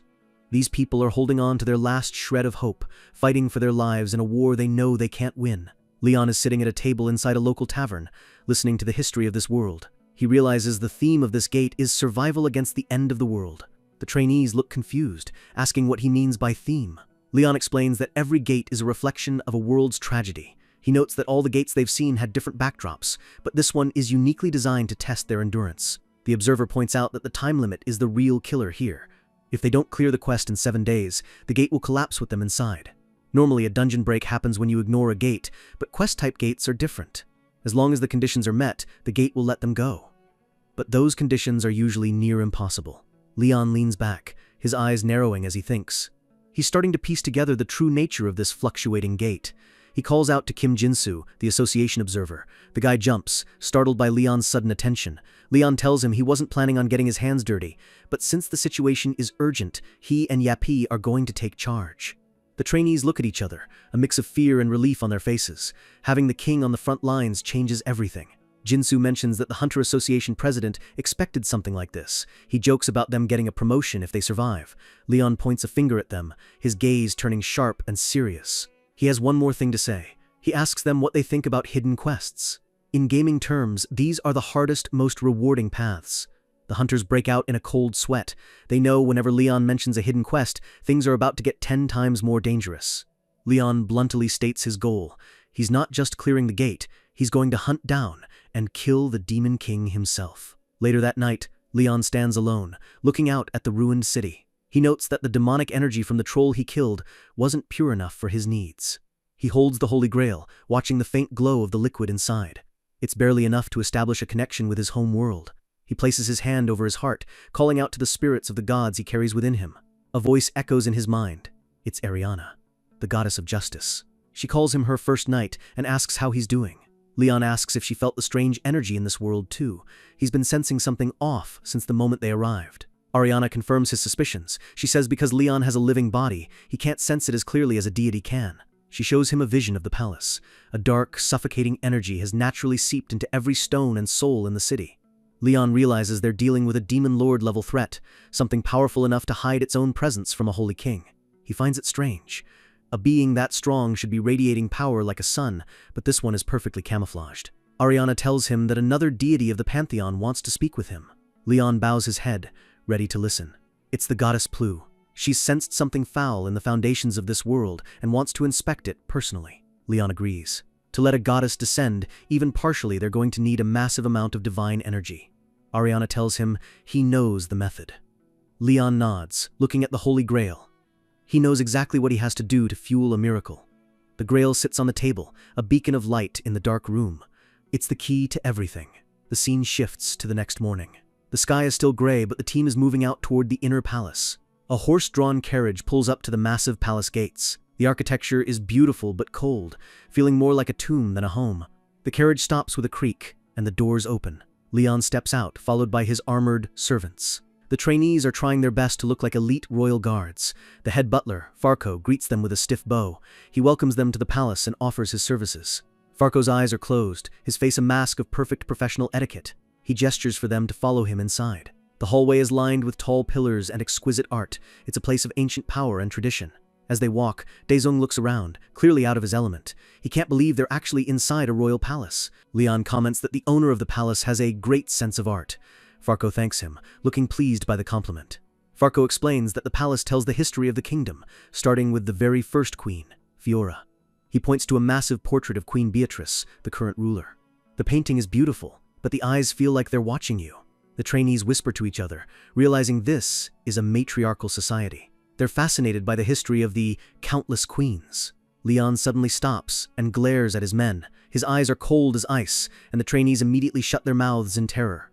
He scolds them for gossiping about royals like common peasants. The trainees bow their heads, apologizing profusely for their lack of manners. Leon turns to the butler and apologizes, calling his men morons who never learned proper etiquette. He says he only brought them because of the emergency. Farco gives a polite laugh, saying it's all right and that these things happen during war. They reach a massive set of double doors. Farco announces that they have arrived at the presence chamber. The doors are reinforced with steel and covered in intricate carvings. They look heavy enough to stop a siege engine. Farco tells them the queen is waiting inside. The doors begin to creak open, revealing a blinding light from within. Leon's eyes glow with a fierce blue light as he steps into the room. He's looking for the hidden energy Ariana warned him about. The chamber is grand, filled with nobles and high-ranking officials. At the far end, a veiled figure sits on a high throne. The nobles turn to look at the newcomers. They look suspicious and arrogant, judging the foreigners who just walked in. We see Duke Archium, the chancellor. He has a sharp, calculating look on his face. Next to him is an elderly knight with a scarred face. Leon marches down the center of the room, his footsteps echoing through the silence of the chamber. The chancellor speaks up, asking if this is the Sir Lionheart who helped defend the gates. His tone is patronizing and smooth. He introduces himself as Duke Archium. He says he's decided to bestow a knightly position upon Leon as a reward for his help. He tells Leon he should prepare a speech to thank the queen for her immense grace. Leon doesn't say a word. He just stares at the Duke with an expression that could kill. Suddenly, Leon ignores the Duke and starts walking straight toward the queen's throne. The entire room gasps in shock. The chancellor stops, his face twitching with confusion and anger. He can't believe this commoner is being so bold. The scarred knight captain shouts for him to stop. He tells Leon he's being incredibly disrespectful. The Duke yells that even if Leon did something great, an outsider has no right to approach the queen so directly. The trainees are sweating bullets. They're terrified that Leon is going to start a war right here in the throne room. Jinsu wonders if Leon is going to snap. He knows the king's temper is shorter than a fuse on a stick of dynamite. Leon stops a few feet from the throne, staring at the veiled figure of the queen. He lets out a long, frustrated sigh. The atmosphere in the room becomes incredibly heavy. It's like the air itself is turning into lead. Leon grinds his teeth. He mutters that he can't hold it in any longer. The blue light in his eyes flares up with murderous intent. He announces himself properly, Leon Dragonia Lionheart, King of the Lionheart. He looks at the queen with pure disgust. The chancellor is losing his mind, screaming at Leon for being rude. He doesn't realize he's yelling at a man who eats demons for breakfast. Archium points a finger at Leon, ordering the guards to take this madman away. But before anyone can move, Leon's hand flashes forward. He grabs the chancellor's face, his fingers digging into the man's skin. Leon's silhouette is terrifying, wreathed in dark, chaotic energy. He lifts the Duke off the ground like he weighs nothing. The trainees scream in horror. They can't believe Leon just attacked the most powerful noble in the kingdom. With a violent humph, Leon slams the chancellor into the floor with a bone-shattering crash. Leon looks down at the broken man, his face twisted in a snarl of pure rage. He sensed something foul, and he's done playing games. Leon isn't playing games anymore. He slams the chancellor's head into the floor so hard the marble cracks, and you can see the sheer terror in the man's eyes. A dark, suffocating pressure erupts from Leon as he stands over the body. He's like a silhouette of pure wrath, his eyes glowing with a lethal blue light. The knight captain and the guards are losing their minds, screaming for Leon to stop. They still think he's just murdered the highest-ranking noble in the kingdom. Leon just lets out a cold, unimpressed hum. He looks at them with total disdain, like they're children who don't understand the monster standing right in front of them. Gu Daezong and the other trainees are sweating bullets in the background. They know their king is a loose cannon, but even they didn't expect him to assault the government on the first day. The guards draw their swords, circling Leon and shouting for him to explain himself. They're seconds away from a bloodbath. Leon looks down at the chancellor, who is foaming at the mouth. He asks the creature how much longer it plans on hiding its identity, telling it that nothing escapes the eyes of the lion heart. He demands the dirty demon show its true face. The Chancellor's eyes roll back, and his skin begins to twitch and bubble in a sickening way. Suddenly, one of the Duke's eyes snaps open, turning a blood-red color with a slit pupil. The mask is finally slipping. A horrifying, high-pitched cackle fills the room as the Duke's body starts to bloat and tear apart. The guards stumble back, realizing they were protecting a nightmare. The Duke's skin sloughs off to reveal a massive, insect-like demon with scythe-like arms. The Chancellor they've served for years was nothing but a hollow shell for this monster. But it's not just him. Across the room, other nobles start screaming as their bodies begin to mutate. The infiltration goes deeper than anyone thought. More insectoid demons burst out of human disguises, their mandibles clicking as they prepare to feast on the panicked crowd. The throne room turns into an absolute house of horrors as demons erupt from every corner, surrounding Leon and the confused guards. Leon's voice booms over the screams, telling the lowly beings to stop panicking. He isn't scared, he's just offended that they're making such a mess. He commands everyone to assemble and fight as one. He knows that if they don't lock down their formation now, they'll all be slaughtered in the chaos. A demon lunges at Leon from behind, its massive scythe arms swinging for his neck while he's still giving orders. Without even turning around, Leon catches the razor-sharp blade with just his index finger. The impact creates a shockwave, but Leon doesn't move an inch. The demon pauses, completely baffled. It can't understand how a human finger is stronger than its demonic steel. Leon just gives a disgusted humph and blasts the creature back with a surge of divine pressure that sends it crashing through a pillar. Now it's the Knight Captain's turn to step up. He draws his blade, his eyes filled with a new fiery resolve as he realizes how he's been played. He carves through one of the insect demons in a single fluid motion, black blood spraying across the ornate carpet. He realizes with horror that these evil bastards have been hiding in the heart of the castle this whole time, mocking their loyalty. The nobles who are still human are screaming for their lives as the demons swarm them. It's total carnage in the presence chamber. Leon stands calmly in the middle of the storm. Behind him, the Knight Captain moves like a blur of silver, acting as his shield. The captain is a whirlwind of steel, hacking through the monsters with a speed that proves why he's the leader of the Sparrow Guards. He lands firmly, surrounded by the bisected remains of the monsters. He's finally awake to the truth. The castle has been completely compromised. He roars out a command to his men to kill them all, and not to spare a single one of the infiltrators. The guards find their courage and charge into the demons, their war cries echoing through the high ceilings of the palace. The battle rages on in the background, a chaotic mix of clashing steel and demonic screeches. Gradually, the noise starts to die down as the superior training of the royal guards and Leon's presence turn the tide. The last of the bug demons lies dead on the floor, its red eyes fading as it leaks a pool of dark, foul-smelling fluid. Leon stands tall, holding a glowing divine artifact as the light of the miracle begins to fade. He looks like a god of war surveying a conquered land. He looks toward the portrait of the queen, his expression unreadable. He knows this was just the tip of the iceberg. The Knight Captain approaches, holding his sword out to block Leon's path. He's grateful, but he's still a soldier of Sparrow First.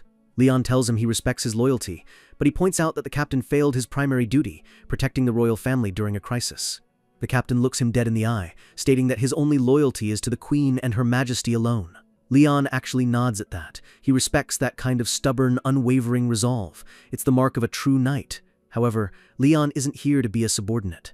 He raises his hand, and a sharp, invisible force snaps the captain's sword right out of his grip.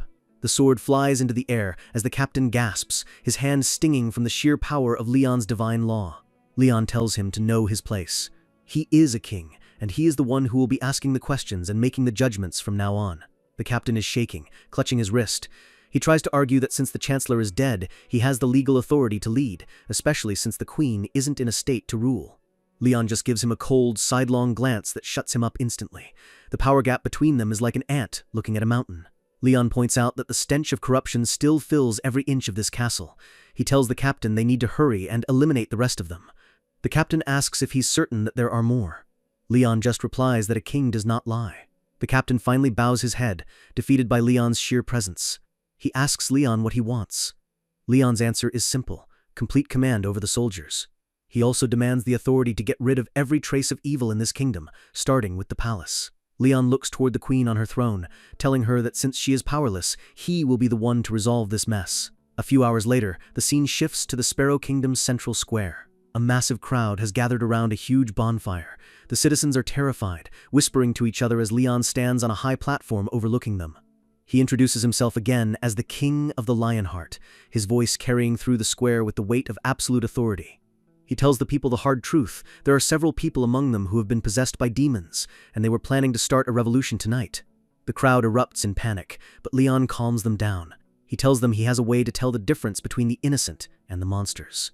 He grabs two random citizens from the front row, a young man and a woman, and drags them toward the flames. The crowd is horrified, thinking Leon has lost his mind. He shouts that those who are not evil and not heathens have nothing to fear. His eyes glow with an intense, holy light as he prepares to show them the power of his God. He commands them to toss themselves into the flames to prove their innocence. It's a trial by fire, and the stakes couldn't be higher. Before they can even react, Leon literally throws them into the roaring bonfire. The square erupts in screams of "What the hell? And he's killing us all!" The people are backing away in terror, convinced they're being led by a madman who's going to execute the entire city. One man screams in agony as the fire engulfs him, his silhouette twisting in the intense heat. It looks like a brutal execution. But then, a woman walks out of the flames completely untouched. Her clothes aren't even singed. The crowd goes silent, unable to believe what they're seeing. A man points and screams to look at the other person. The young man's body is melting away, but not into ash. It's turning into something else. The human starts to mutate as it burns, letting out a demonic screech that definitely didn't come from a human throat. Leon watches with a cold gaze. He explains that these sacred flames only burn those who are evil. If you have a pure soul, the fire feels like a warm breeze. He tells them they need to thank Petos, the god of war and fire, and walk through the flames to prove they aren't monsters. The people are paralyzed with fear. They're staring at the fire, wondering if they're pure enough to survive Leon's test. Leon loses his patience. He draws his sword and roars for them to hurry up and enter. He asks if they're all corrupted, or if they'd rather be slain by his blade right now. The panic is real. People start running into the fire just to escape Leon's terrifying bloodlust. It's absolute chaos as the trial begins in earnest. The square is a blur of fire and screaming as the purge of the city's hidden demons officially begins. Leon stands at the center of the square, surrounded by the citizens he just forced into the fire. He looks like a monster himself to those who don't know the truth. He covers his nose, telling the hidden demons that their stench is all over the place. He promises to punish every last one of them. A group of demons, still in human clothes, glares at him with red eyes. They're furious that this human is ruining their century-long plan. They try to threaten him, but Leon cuts them off with a roar that shakes the very buildings around them. He calls them mere demons with a voice full of hate. Leon's rage is hitting a boiling point. He's screaming at the top of his lungs, his face contorted with a fury that makes even the demons flinch. The demons fall to their knees, clutching their ears as black blood leaks from their heads. Leon's voice alone is a divine weapon that's tearing their souls apart. He calls them garbage, his teeth bared in a snarl. He can't stand the fact that these things even exist in the same world as him. He calls them arrogant worms who feed on human emotions, his voice dripping with pure, unadulterated venom. Leon is in full zealot mode now. He's screaming that he will never allow monsters to pretend to be human or walk on 2 feet like their equals. He promises that they will all die screaming in pain, and their cries of despair will echo throughout the entire world. The demons are actually shaking. They've spent decades corrupting humans, but they've never met an insane bastard like this. They realize they messed with the wrong guy. Far away, the demon wizard watches the broadcast through his crystal ball. His face is pale as he realizes their infiltration plan has been completely dismantled in a single night. Leon is still screaming through the screen, telling them to cry more. He says that their suffering is the only thing that can make him happy right now. The wizard is terrified. He calls Leon a scary-ass bastard, realizing that the Night King is a bigger monster to demons than they are to humans. Leon stands on the platform the next morning, a captured demon tied to a post behind him. He tells the citizens of Sparrow to have no fear. He declares that as long as he exists, this evil species will never be able to harm them again. He successfully turned their terror into fanatical faith. He points to the beast, explaining that these creatures are the ones who plant negative emotions in their minds. The demon just cackles, enjoying the attention. The demon screams that it's not over, and that they'll all be destroyed by the corruption authority. It's still trying to act tough even while tied up. Leon shuts it up with a brutal punch to the face that nearly deforms the monster's skull.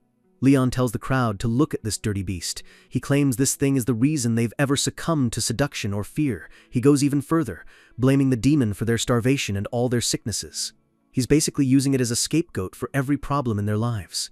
The citizens listen intently as Leon blames the monster for disharmony in their families and every small bit of bad luck they've had. He even says it's the reason they couldn't get married or why they lost money in gambling. The demon looks at him, totally confused by these wild accusations. When the demon tries to ask how any of that is its fault, Leon just smashes its face again, telling it to shut its mouth. The plan is working perfectly. The people are starting to believe it. They're wondering if the demon really did cause their mother's sickness. One guy is convinced the demon made his crush reject him, and another is furious that the monster made him lose his money at the casino. Leon keeps the pressure on, hitting the demon every time it tries to defend itself. He's systematically turning the monster into the ultimate target for the people's hate. Leon tells the good citizens that demons are the sole source of every misfortune they've ever faced. He claims the only reason they don't have the right faith is because these monsters have been blocking it. He's effectively brainwashing the entire city. But he tells them not to be afraid, because the god of war and fire, Petos, has granted them divine flames to fight back. Leon calls out a young red-headed boy from the crowd, telling him to come up and take part in the punishment. The boy is terrified, as Leon hands him a glowing, flaming piece of wood. It's the sacred fire of the gods. Leon tells him to punish the demon with the flame until it has paid for its sins. The boy looks at the glowing weapon, his fear turning into a dark excitement. Leon asks if he's pitying the monster. The boy screams, "Not at all!" and mentions that his father died because of these things. He braces himself, the heat from the flame reflecting in his eyes as he prepares to strike.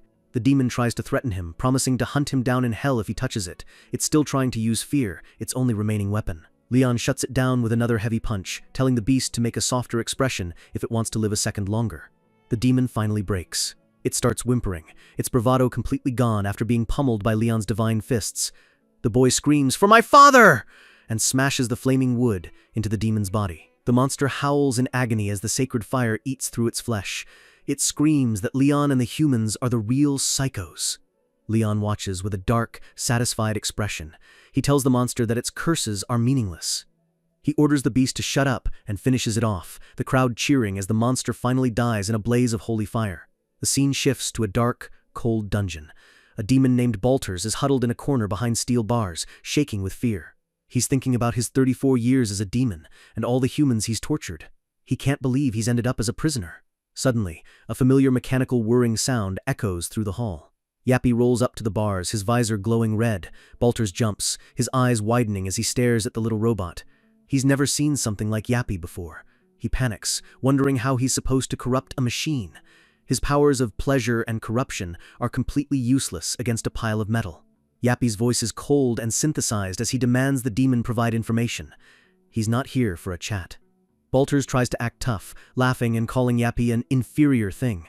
He's making the biggest mistake of his life. Yappy immediately tags him as hostage number 14 and notes that he is uncooperative.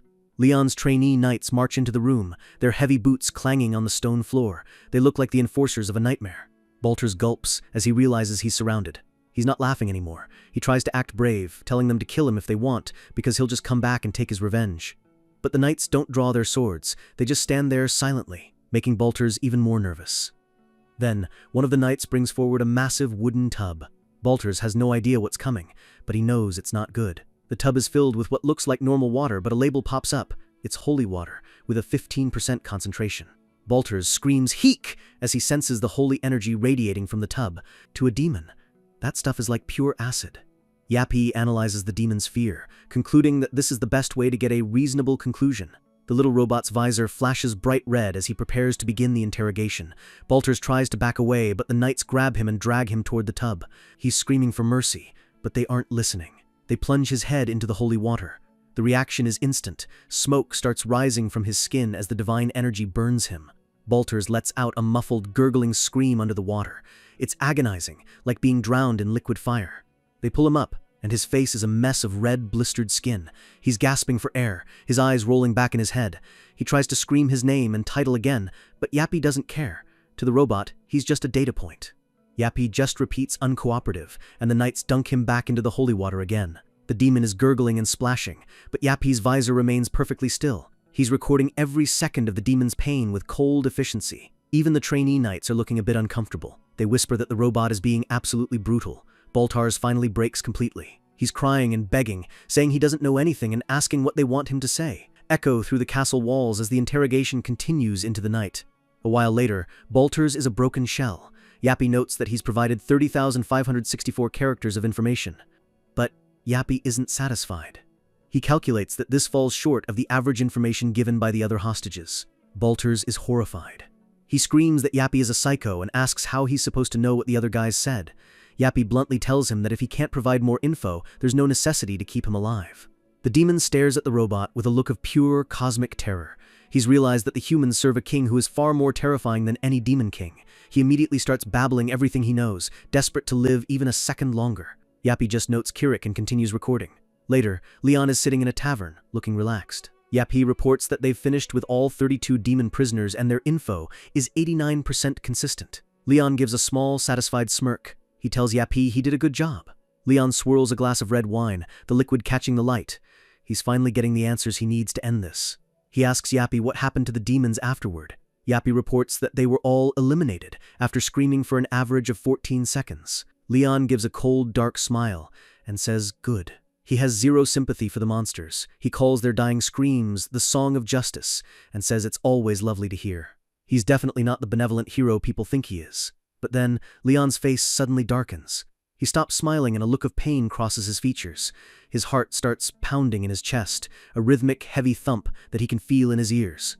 Leon groans and accidentally smashes his wine glass, the red liquid splashing across the floor like blood. Yappy immediately scans him, noting an increased heart rate, headache, and difficulty breathing. Leon clutches his chest, his face contorted in agony. It's not a physical wound, it's a spiritual reaction. He gasps out Yappy's name, trying to steady his breathing as the room spins around him. He growls that he cannot accept the fact that these evil species are still living and breathing on the same land as him. His hatred is literally making him sick. Yappy asks for orders. He suggests they eliminate the cause of the irritation without any more delay. Leon suddenly stands up, a wild, manic grin on his face. He calls it a splendid plan and cracks his knuckles. The narrator notes that a king who is a demigod doesn't feel exhaustion, and that applies to his machine squire as well.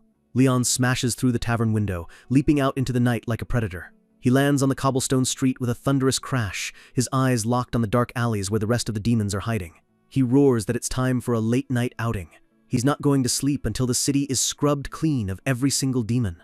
The world is literally burning, a hellscape of purple flames and demonic screeches. At the center of it all, a lone wizard stares into his crystal ball, watching a certain human. The wizard is shaking, his face pale with sweat as he mutters under his breath. He can't believe he's looking at a human who actually scares him. A group of demonic masked figures stands behind him. They warn him not to look at the inferior prostitutes for too long, because even a mortal wizard can be corrupted by their presence. The wizard quickly agrees, bowing his head. He's surrounded by absolute filth, but he's here on a mission. Suddenly, a deep voice tells him to stop. A massive shadow looms over the wizard. A giant foot smashes into the ground, vibrating the very earth beneath them. It's Androgen, the great demon of pleasure. He towers over the wizard, mocking him for stepping into his venue of entertainment. He roars in the wizard's face, asking if he's forgotten what real fear feels like. The guy is pure muscle and pure ego. The wizard is sweating, feeling the dense evil energy radiating off the demon.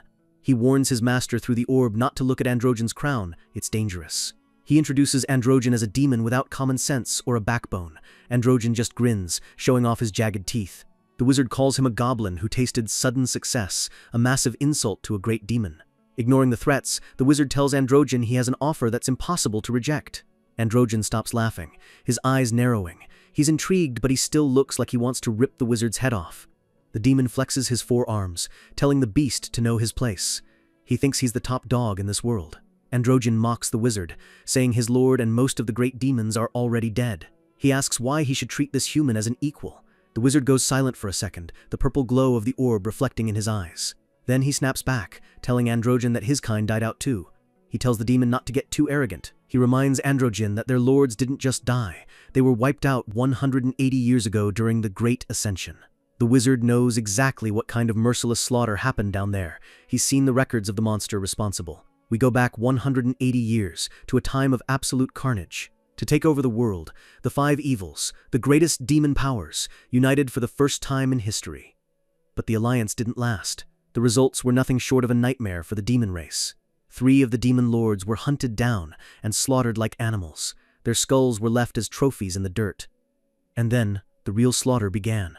Hordes of demons were running for their lives, screaming that they didn't want to die. They were being hunted by something they couldn't stop. A group of demons stops, staring at a silhouette standing in the distance. The pressure coming from him is insane. It's Leon. He's covered in blood, his shirt torn to shreds, standing amidst the rubble with a glowing sword. He looks like a god of death. The demons let out a final terrified screech as the sky turns into a storm of golden lightning. Leon's eyes are glowing with a terrifying light. He isn't just killing them, he's erasing them. A massive golden explosion levels the battlefield, vaporizing everything in its path. The history books are clear. Over 10 million demons were killed in that single campaign. Back in the present, the wizard explains that he is a survivor of that heaven-like slaughter. He's one of the few who lived to tell the tale. Androgen is stunned. He realizes the wizard knows the truth about the monster currently in Sparrow Kingdom. The wizard calls the demons beasts who only follow instinct. He repeats that he has an offer Androgen can't refuse if he wants to survive. Androgen's face twists in a manic grin. He screams that he wants to push that human bastard into the deepest hole there is. The wizard mentions that Androgen is currently carrying out an order from a most distinguished great demon. Androgen laughs, saying it's almost over. He claims that even if she holds on, she's still just a mortal. The screen shifts to a dark room where a woman is curled up on the floor. She's surrounded by a suffocating purple demonic aura. The darkness is slowly swallowing her whole. The wizard stands alone in a foggy forest. He wonders if the plan is working, calling it the most effective method they had. He calculates the odds. Right now, he thinks Androgen has a 7-3 chance of winning against Leon. The wizard is terrified. He wonders if he, an S-rank mage, should step in too to guarantee a victory. But his master in the orb calls him a coward and tells him to stay put. The master tells him to head toward the corpse harvesters near the palace forest to gather more strength. The wizard moves through the dark woods, nervous. He knows the corpse harvesters are insane demons known for their high attack power. Suddenly, he hears a rustle in the bushes. He freezes, wondering if he's found one of them. A tall, lanky demon with pale skin and a massive meat cleaver steps out. It looks like a walking nightmare. But the demon is acting weird. It's sweating and drooling, its eyes bulging with pure terror. The wizard screams for his master to hide him as a blue streak of light whistles through the air. The corpse harvester is suddenly yanked into the air by an invisible force, letting out a strangled gasp. The demon is pinned to a tree by a glowing blue spear of light. It's hanging there like a dead insect. The demon tries to scream, but no sound comes out. It's struggling frantically, its eyes locked on something in the shadows. It tries to crawl away on the ground, its claws digging into the dirt as it lets out a silent, desperate "No!" The wizard is paralyzed with fear. He's trembling so hard the orb is shaking in his hands. A voice asks Yappy if he's done over there. The wizard's heart stops. Leon walks out of the darkness, looking like a predator. Behind him, dozens of demons are tied up in glowing blue wires of light. Leon's eyes are glowing blue. He notes that the last demon was looking at something before it died. He knows he's being watched. The wizard is having a total meltdown. He's whispering to his master, asking if the stealth is still active because he's real freaking anxious. He can't understand how Leon killed an entire forest of demons without making a single sound. Leon explains it's the Grail Knight's divine law of silence. It's an overpowered spell that even mutes the sound of horses running. Leon's used that silence to turn the forest into a silent slaughterhouse. But he pauses, feeling something strange in the air. The wizard jumps as Leon looks right in his direction. He senses an unpleasant energy nearby. Leon gets uncomfortably close to where the wizard is hiding. The guy is inches away from being discovered. Leon touches his chin, thinking. He mutters that the energy seems to be around here. Then Yappy beeps. Leon turns away, asking the little robot what he found. Yappy reports that a simple satellite scan has caught sight of the target at location 4B17. There are more demons nearby.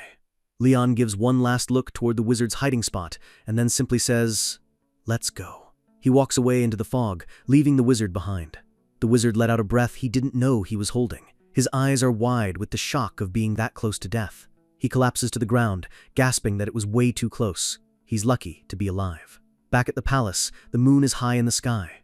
Inside Leon's room, a wooden tub is filled with steaming water. A towel is draped over the side. Leon is standing by the window, shirtless. You can see the scars and the lean, powerful muscles on his back. He's thinking about the demons of pleasure and corruption.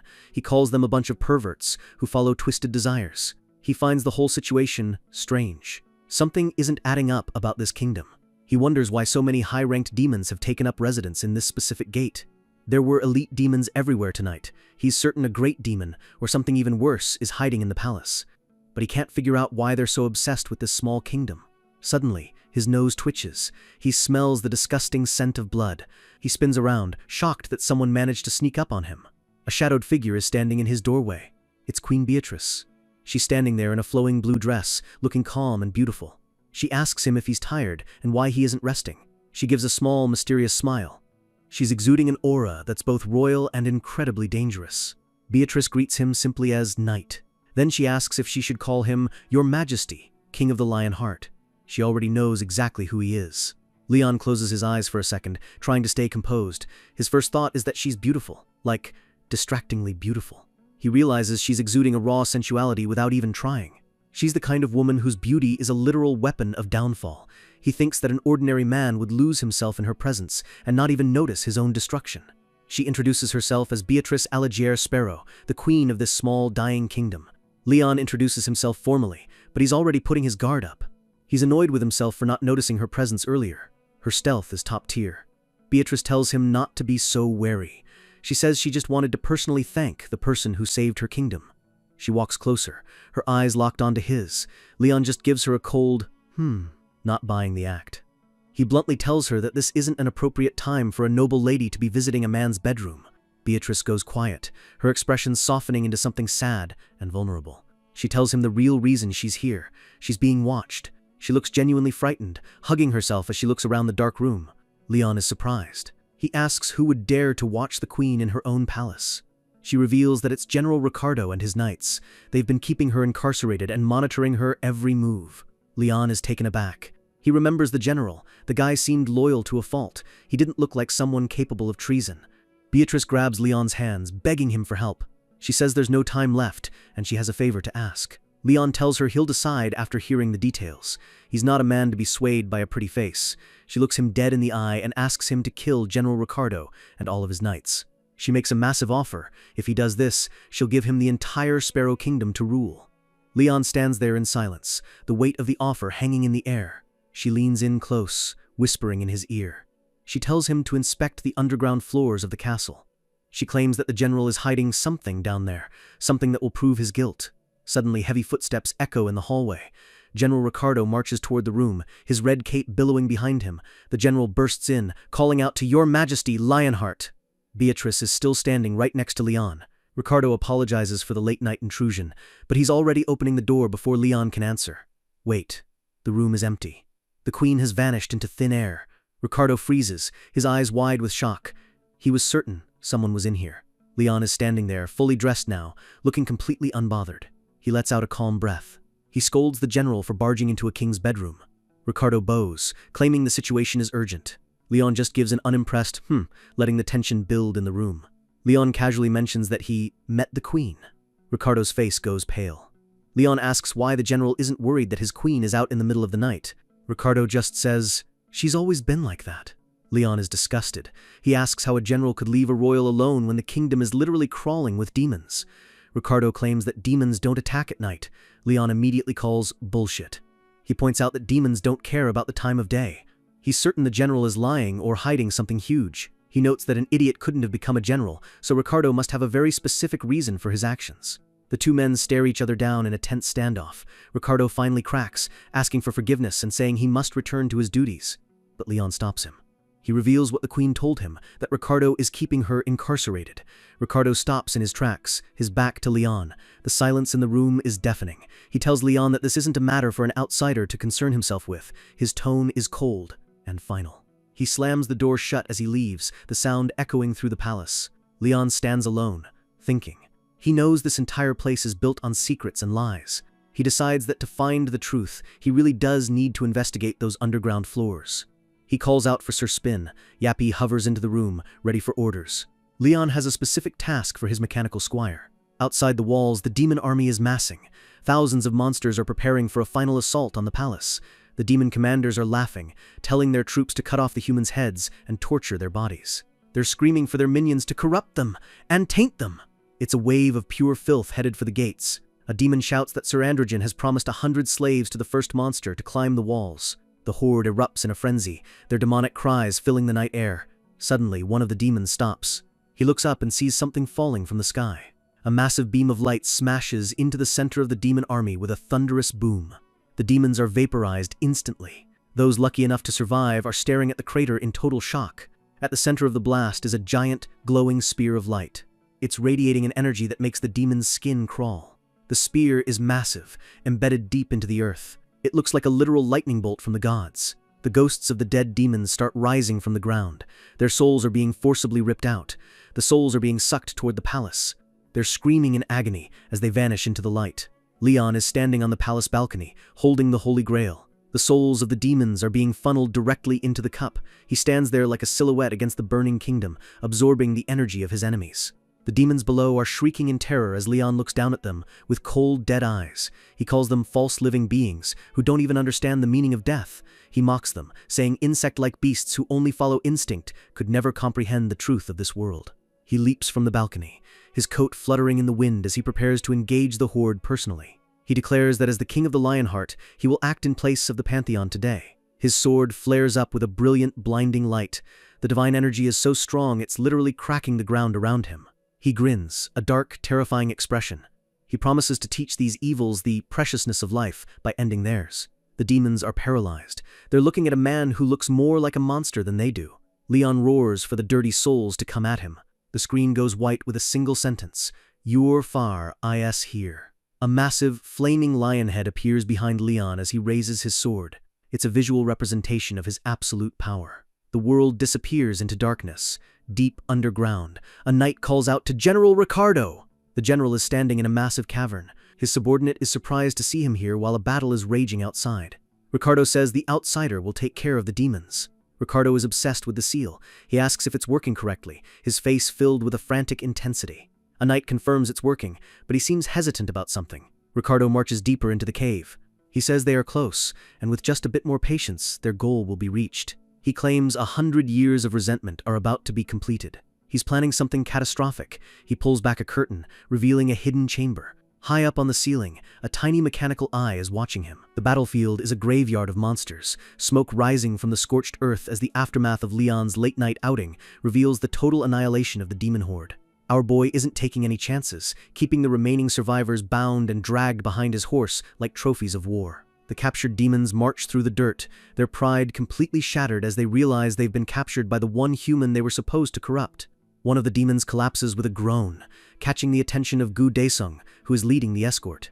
Daesung sighs, telling the prisoner to be more careful, but he's about to realize that demons are never just prisoners. Suddenly, the atmosphere shifts, and Daesung freezes as a strange, overwhelming pressure starts messing with his head. A female-looking demon looks up at him with teary eyes, begging him to untie her in a voice that sounds like pure honey. She leans in with a wicked smirk, whispering that if he lets her go, she'll do something good for him that he'll never forget. Daesung's head starts spinning, his face turning red as the demon's seduction magic begins to eat away at his common sense. His hand reaches out, moving like a puppet on a string as he gets closer and closer to releasing the ropes. Suddenly, a blue system window flashes. Legion reinforcement. Corruption resistance has been activated.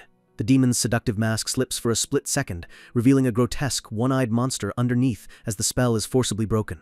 Daesung snaps out of it and screams, delivering a brutal backhand that sends the monster spinning into the dirt. The one-eyed demon stares up in absolute shock, her face swollen from the impact of a peasant's fist. She can't comprehend how an ordinary human was able to resist her high-level seduction magic so easily. Daesung wipes the sweat from his forehead, realizing that he almost fell for a literal death trap.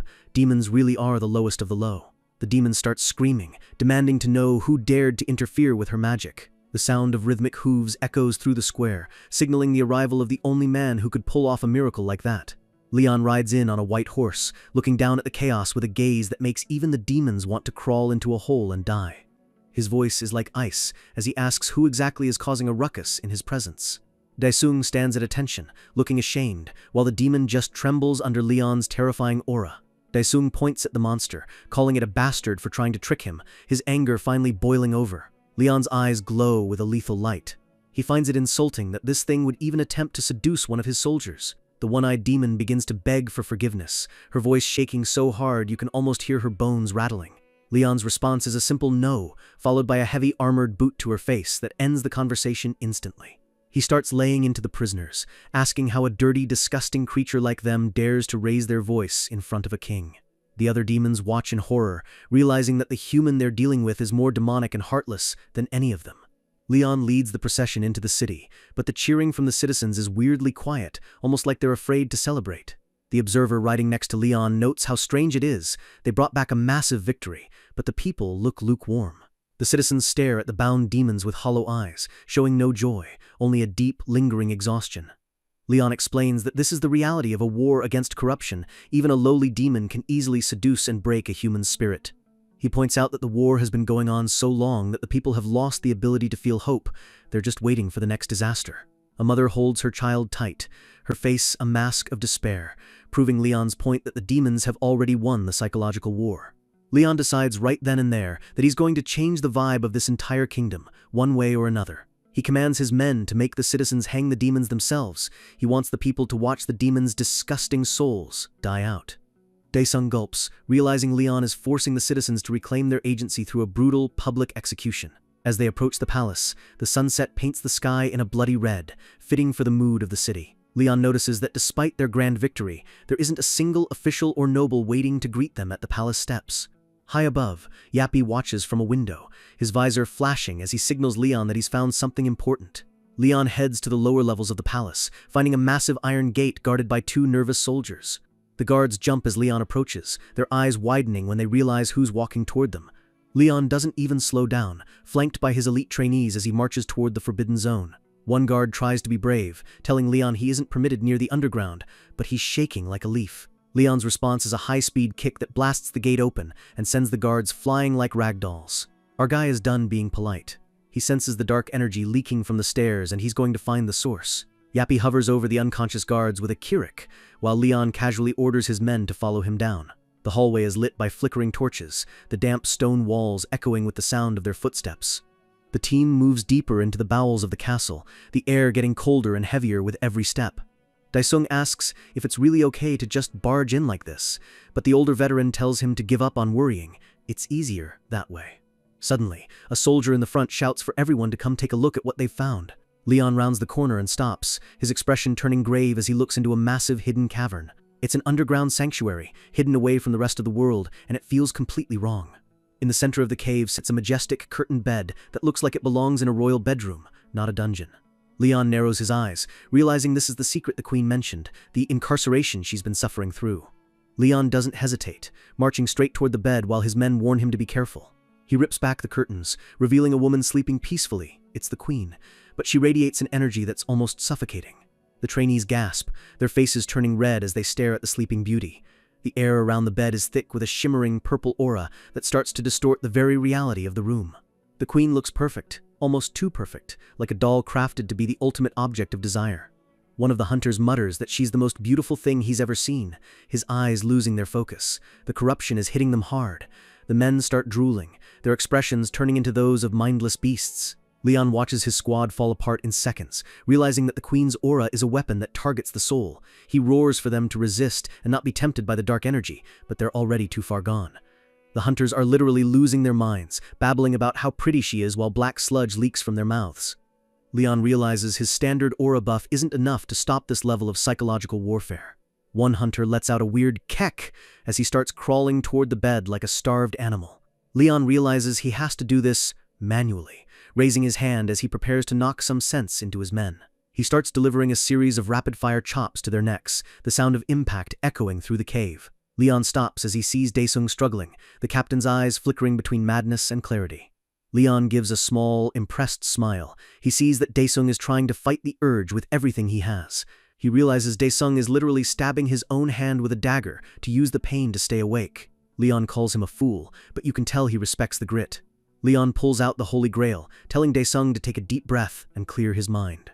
He activates a purification miracle, a golden light erupting from the Grail and washing over the captain, erasing the demonic influence. The light is so pure, it makes the entire cave feel like a cathedral for a split second. A voice from the shadows calls the display amazing, dripping with sarcasm and heavy armor. General Ricardo and his elite knights walk out of the darkness, their eyes glowing with a cold, ghostly light. The general notes that Leon is the first person he's seen who wasn't immediately seduced by Her Majesty. Leon gives a dark smirk. He's finally figured out exactly what's going on here. He looks at the general and his men, pointing out that none of them are being tempted either. Ricardo tries to claim they're just used to it, but Leon shuts him down, calling it absolute nonsense. He explains that the queen's beauty isn't natural. It's coquetry, a magic close to a curse that no living being can ever get used to. Leon reveals he's seen this power before in his own world, used by a being known as the Lady of Pleasure. It's a power designed to seduce every living thing and pull them into a spiral of corruption and decay. But Leon is confused. He hates demons more than anyone, yet he doesn't sense any demonic energy coming from the queen. He looks at General Ricardo, his eyes narrowing as he realizes the real source of the stench. The general stands there, silent, the tension in the room reaching a breaking point. Leon reaches into the grail and pulls out a single glowing purple petal, a catalyst for a high-tier summon. He drops it into the golden liquid, the grail erupting with a surge of divine power. The purple energy swirls into a massive vortex, the wind howling through the underground cavern. Leon calls out to the divinity of dream and death, his voice carrying the authority of a king. He asks for a blessing, his eyes closed as he establishes a direct link to the pantheon. A blinding explosion of purple light fills the cave, forcing the general and his knights to shield their eyes. A woman with short white hair and a knowing smile steps out of the light. It's Plu, the goddess of dream and death. She floats gently toward the ground, her very presence making the fabric of reality in the Sparrow Kingdom start to fray. She looks at the general and calls him Ariana's knight and the owner of the lion heart. She knows the truth hidden in his soul. She raises a glowing lantern, the flame inside flickering with the power to reveal all lies. She declares that she has responded to the call. The time has come for the King of the Lion Heart to see the world for what it really is. Plu towers over Leon, her divine aura filling the room as she prepares to shatter the 100-year illusion holding this kingdom together. Leon bows his head, formally greeting the goddess. He knows that once she acts, there's no going back to the dream. Plu smiles down at Leon, calling him the true owner of the Lion Heart. She's ready to do her part. She tells Leon she has descended as he wished, but her voice turns cold as she looks toward the general. She says she can feel it. The demons of corruption have caused a massive mess in this world. She reveals that the entire Sparrow Kingdom is trapped in an endless dream, where the demons are manufacturing a corrupt consciousness. She raises her lantern high, declaring that all dreams must eventually come to an end. She commands the general and his knights to show your true selves, her voice echoing with the weight of divine law. The lantern erupts in a blinding flash of purple light that sweeps through the cavern like a tidal wave. Leon watches as the light hits the general, the man's human appearance beginning to flicker and crack. The very walls of the castle start to crumble and dissolve into a black void. Daesung stares in horror as the world around him literally shatters like a broken mirror. The general is engulfed in blue spectral flames, his skin burning away to reveal something far more terrifying. A single glowing red eye snaps open within a hollow, bleached skull. The general's armor turns dark and jagged, wreathed in the cold fire of the underworld. General Ricardo is revealed as a Death Knight, a high-tier undead warrior who should have been dead for a century. Leon laughs, but it's a cold, hollow sound. He finally understands why he didn't realize the truth. The entire world was a construct. He's stunned that the demons had the authority to create an entire functional world just to trap a single kingdom. The Death Knight general speaks, his voice a raspy growl from beyond the grave. He tells Leon not to interrupt the queen's rest. Daesung screams for Leon to look out. There are hundreds of Death Knights emerging from the shadows, surrounding them. Leon notes that the general isn't actually vicious or corrupted. He realizes the man is acting out of a twisted sense of duty. He pieces it together. This entire gate, this entire dream, actually started from the queen herself. He looks at the sleeping Beatrice, realizing she is the core of the illusion, the one keeping the dream alive. Leon decides that if he greets the queen properly, meaning he wakes her up, this whole nightmare will finally collapse. The Death Knight general lunges with a speed that defies physics, his spectral blade aimed right for Leon's heart. The two forces collide in a massive explosion of blue fire and golden sparks. Leon blocks the strike with his own blade, his teeth bared in a confident grin. He's found an opponent worth fighting. The general's red eye flares with intensity as he realizes Leon is stronger than any human he's ever faced. The general teleports behind Leon, his movement so fast it looks like he just blinked out of existence. Leon spins and catches the follow-up strike, the clang of steel on steel ringing through the void. The force of the clash sends a shockwave that levels the surrounding stone pillars, turning them into dust. Leon realizes this is a true one-on-one duel between two kings of war. He asks the general if he really plans on betraying the honor of a knight, just to keep a fake dream going. The general sneers, saying he betrayed his honor a long, long time ago. He's already made his choice. The other Death Knights charge Leon at once, a wave of skeletal warriors trying to overwhelm him by sheer numbers. Leon roars, asking if they really think they can block him even if they attack from both sides at once. He erupts into a whirlwind of golden energy, his sword moves becoming a blur that carves through anything in his path. He takes a heavy breath, his eyes locked on the general. He's finished playing around. The general leaps into the air, his blade glowing with an intense, soul-chilling blue light as he prepares a final strike. Leon meets him mid-air, the two blades locking in a desperate struggle for dominance. A massive explosion of mana blasts both fighters back, leveling the entire cavern. Leon reaches out and grabs a Death Knight by the skull, his hand glowing with a divine fire that begins to melt the bone. He stands there, a silhouette of absolute destruction, as the undead warriors begin to crumble around him. Leon admits that the general is strong, but points out that by becoming undead, he's actually made himself weaker. The general tries to keep fighting, but his spectral form is starting to fray under the pressure of Leon's divine light. Leon raises his sword high, his voice full of righteous fury as he prepares the finishing blow. He tells the general that with his distorted honor and pride, he can never hope to protect anything. Leon brings his blade down with a thunderous crash, a pillar of golden light incinerating everything in the general's vicinity. The general looks up, his skeletal jaw trembling as he mutters, "My queen," one last time. The explosion of holy fire is so massive it lights up the entire black void of the gate. When the dust settles, the general is on his knees, his armor shattered, and his spectral fire fading. He's stunned that Leon defeated his entire royal bodyguard unit with a single, overwhelming blow. Leon holds his sword to the general's throat, the blade glowing with a heat that makes the undead warrior flinch. The general finally bows his head, acknowledging the king of the lion heart. Leon tells him to wake up from this vain dream. He says if they don't stop now, they'll live in this absurd fantasy for eternity. He calls Ricardo a foolish knight, his voice surprisingly soft as he realizes the tragedy behind the general's actions. Leon pauses, his sword still raised as a thought occurs to him. He realizes something is strange. Even if the kingdom was unfaithful, the apostles, the knights, stayed loyal to the very end. The question remains, why did the queen? Why did she ask Leon to kill the very people who were sacrificing their souls to protect her? Leon wonders if Beatrice is actually the victim she claims to be, or something much worse. He thinks that perhaps she isn't a villain, but a woman trapped in a fate far worse than death. Leon commands the general to speak and tell him the truth behind the 100-year deal. He demands to know what exactly was done to the queen. The general finally cracks, revealing that 100 years ago, as the kingdom was falling to ruins, the queen was desperate to save her people, her heart breaking as she saw her civilization die.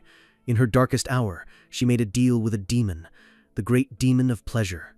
The scene shifts back 100 years. The palace is a slaughterhouse, floors covered in the blood of innocent citizens. Queen Beatrice sits on her throne, surrounded by the corpses of her family and her people. She looks up with dead eyes as a shadowed demon approaches her. The demon mocks her bravery, offering her a deal to save her kingdom. The price was simple. She had to harbor the essence of corruption and relive the collapse of her kingdom for 100 years. The demon promised that if she remained uncorrupted by the end, he would save her and her people. The queen had no choice but to accept the trap. She couldn't watch her people suffer anymore. She touched the demon's orb, sealing her fate and the fate of her entire world. 5 years into the deal, the horror truly began. One by one, the survivors started to lose their minds, turning on each other in fits of demonic pleasure and rage. The palace became a hellhole of endless torture. The people were being corrupted from the inside out. By day, the queen watched her people get slaughtered. By night, the whispers of the corrupted drove her closer to insanity. Beatrice looks at her hands, realizing she's slowly losing herself to the great demon of pleasure. The demon's trap was perfect. There were no loopholes, and the suffering was designed to be absolute. The demon just grins, knowing that no mortal could possibly endure a century of this nightmare. The contract was clear. If anyone committed suicide to escape, they would become wandering spirits in the netherworld. And once the 100-year timer ran out, everyone in the kingdom would become permanent servants to corruption. Beatrice slowly went crazy, her mind breaking under the weight of a century of guilt. General Ricardo watched his queen fall, his heart burning with a rage that not even death could extinguish. 50 years into the contract, the final tragedy struck. One of the queen's most loyal knights finally broke, his desires overcoming his duty as he entered her bedchamber. Ricardo found the knight and realized that if the living could no longer resist the corruption, there was only one way left to serve. General Ricardo Bunz made a decision that would define the next 50 years of his existence. He realized the living were too weak to endure the demon's seduction. He looks at his men and commands them all to commit suicide right then and there. He tells them that by becoming undead, they can finally protect the queen and maintain their allegiance forever. The general stabs himself through the heart, his face a mask of agony and unwavering loyalty. The palace floor is covered in the blood of the knights who chose to become monsters just to remain faithful. They became Death Knights, spirits of the netherworld who were destined to become servants of corruption once the deal ended. But for now, their only mission remains: protect the queen. No matter who they have to kill to do it. The weight of 100 years of suffering hangs in the air as General Ricardo explains their ultimate sacrifice, how they threw away their humanity to become Death Knights just to protect the queen. By becoming undead, they managed to resist the queen's cursed beauty and finally sealed her away to keep her safe from the demons. For 80 long years, that seal has held, only allowing her to wake for half a day at a time while they stood guard in the darkness. Leon looks at the skeletal general with genuine respect, finally understanding that the queen's plea to kill them was actually a desperate move to break the cycle. Suddenly, the goddess Plu manifests, her purple aura flickering with warning as she asks Leon if he can feel the darkness closing in. Leon's eyes sharpen as he confirms it. He feels the foul stench of demons approaching from every direction. Shadows begin to crawl along the stone floor of the castle, a physical manifestation of the malice surging toward them. The city streets outside are being swallowed by a thick purple fog, signaling that the enemy is no longer hiding. Waves of demonic energy ripple through the air, vibrating with a hunger that hasn't been fed in decades. A massive, multi-armed demon brute looms over a horde of smaller, grinning monsters, ready to tear everything down. Leon's expression turns cold and murderous as he realizes the sheer number of filth he has to clean up. He lets out a thunderous command, calling for his soldiers to wake up and stand tall for the King of Lionheart. Gu Daizeng and the other trainees gasp for air, snapped out of their trance by Leon's sheer willpower as they realize the battle is starting. Leon reminds them that their duty isn't over yet, and Goddess Plu stands behind him like a silent, ethereal sentinel. She looks over at the skeletal Ricardo with a knowing gaze, ready to see if these ancient knights still have the will to fight. It's time to finish the conversation they started a century ago, with blades and fire. Outside the walls, the human hunters stand in formation, their shields ready as they watch the horizon with trembling hands.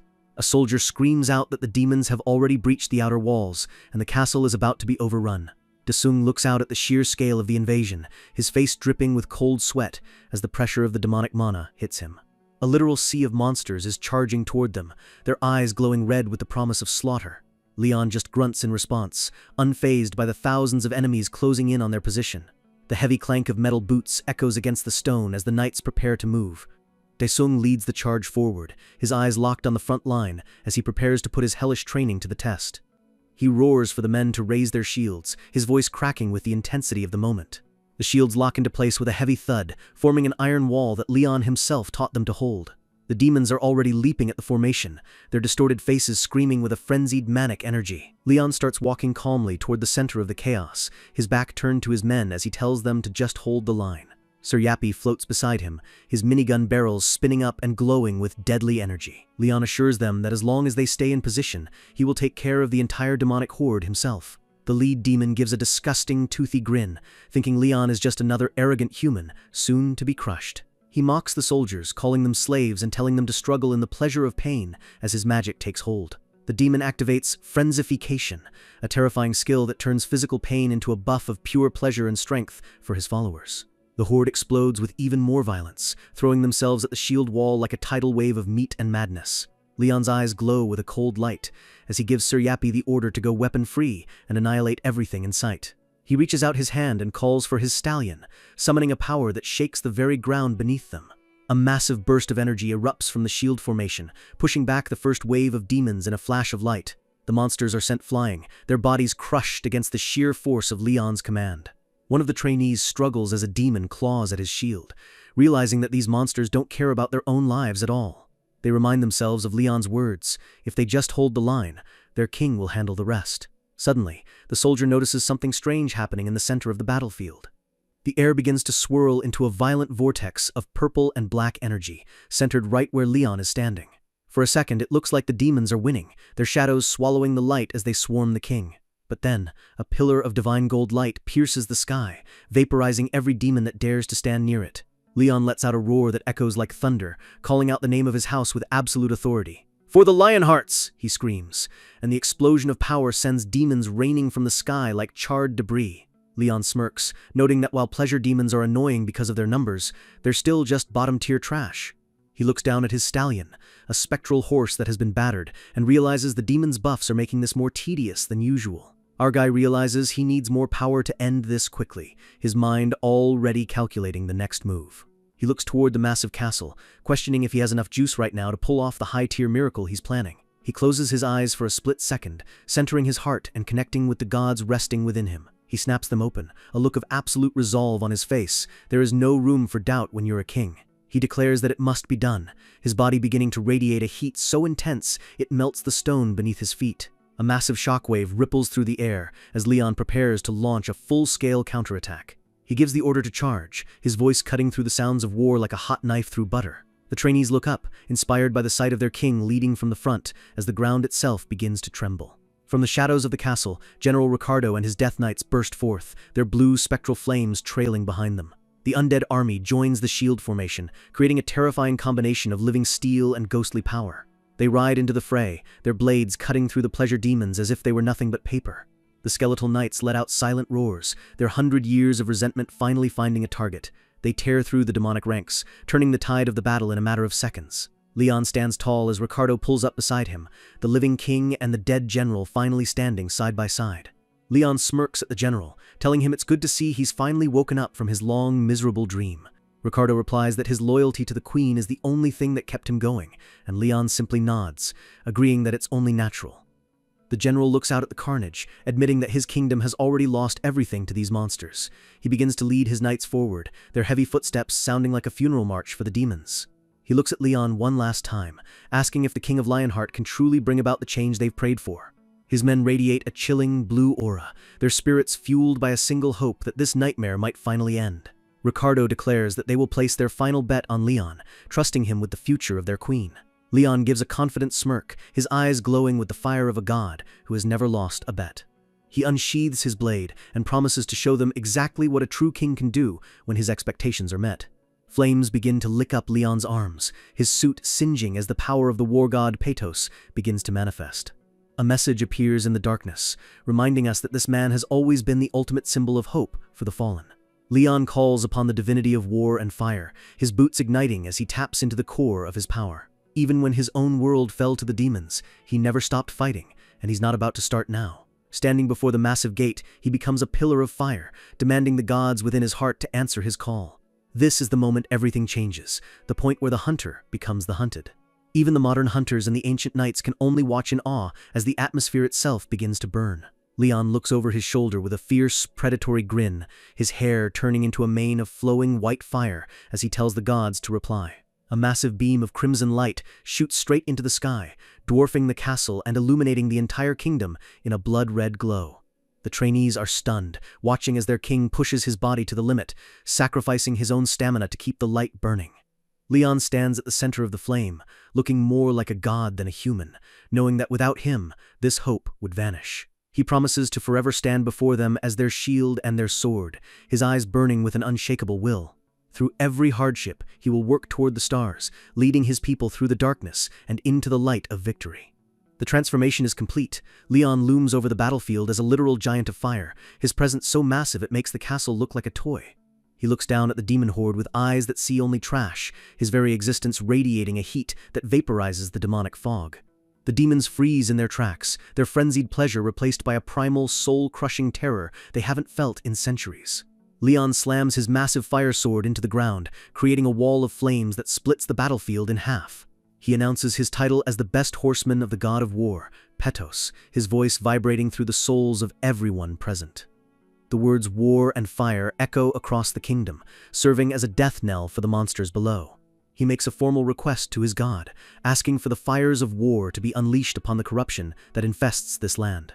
His eyes glow white with divine fury as he prepares to punish the evil residing in the Sparrow Kingdom. A massive explosion of light and heat consumes the front lines, turning thousands of demons into ash in a single heartbeat. The survivors can only stare in disbelief, their minds breaking, as they realize their pleasure buffs are useless against holy fire.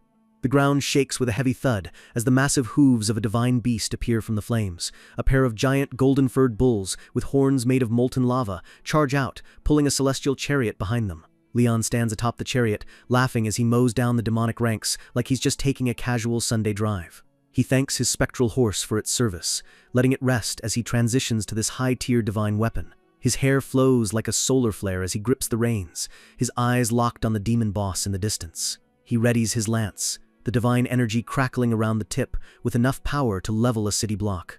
He commands his army to follow him, leading the living and the dead into a charge that will be remembered for eternity. His promise is simple and absolute. He will lead them all to victory, no matter how many demons stand in the way. The golden bulls let out a roar that sounds like a volcano erupting, their presence alone setting the air on fire. One of the Death Knights is nearly hit by a stray blast, realizing that even Leon's allies need to be careful around this much raw power. Leon doesn't slow down for a second, his chariot acting like a golden drill that pierces through the heart of the demonic legion. He charges into the front lines alone, leaving a trail of scorched earth and screaming monsters in his wake. From above, the battlefield looks like a red line of fire cutting through a sea of purple darkness, and the darkness is losing. The masked demons try to swarm the chariot, their leader screaming for them to kill the king at any cost. Leon just looks at them with a bored expression, completely unimpressed by their desperate attempt to stop him. He calls them inferior beings, mocking them for not even knowing the basics of what a real cavalry charge looks like. To charge means to become a weapon yourself, and Leon is the sharpest blade the world has ever seen.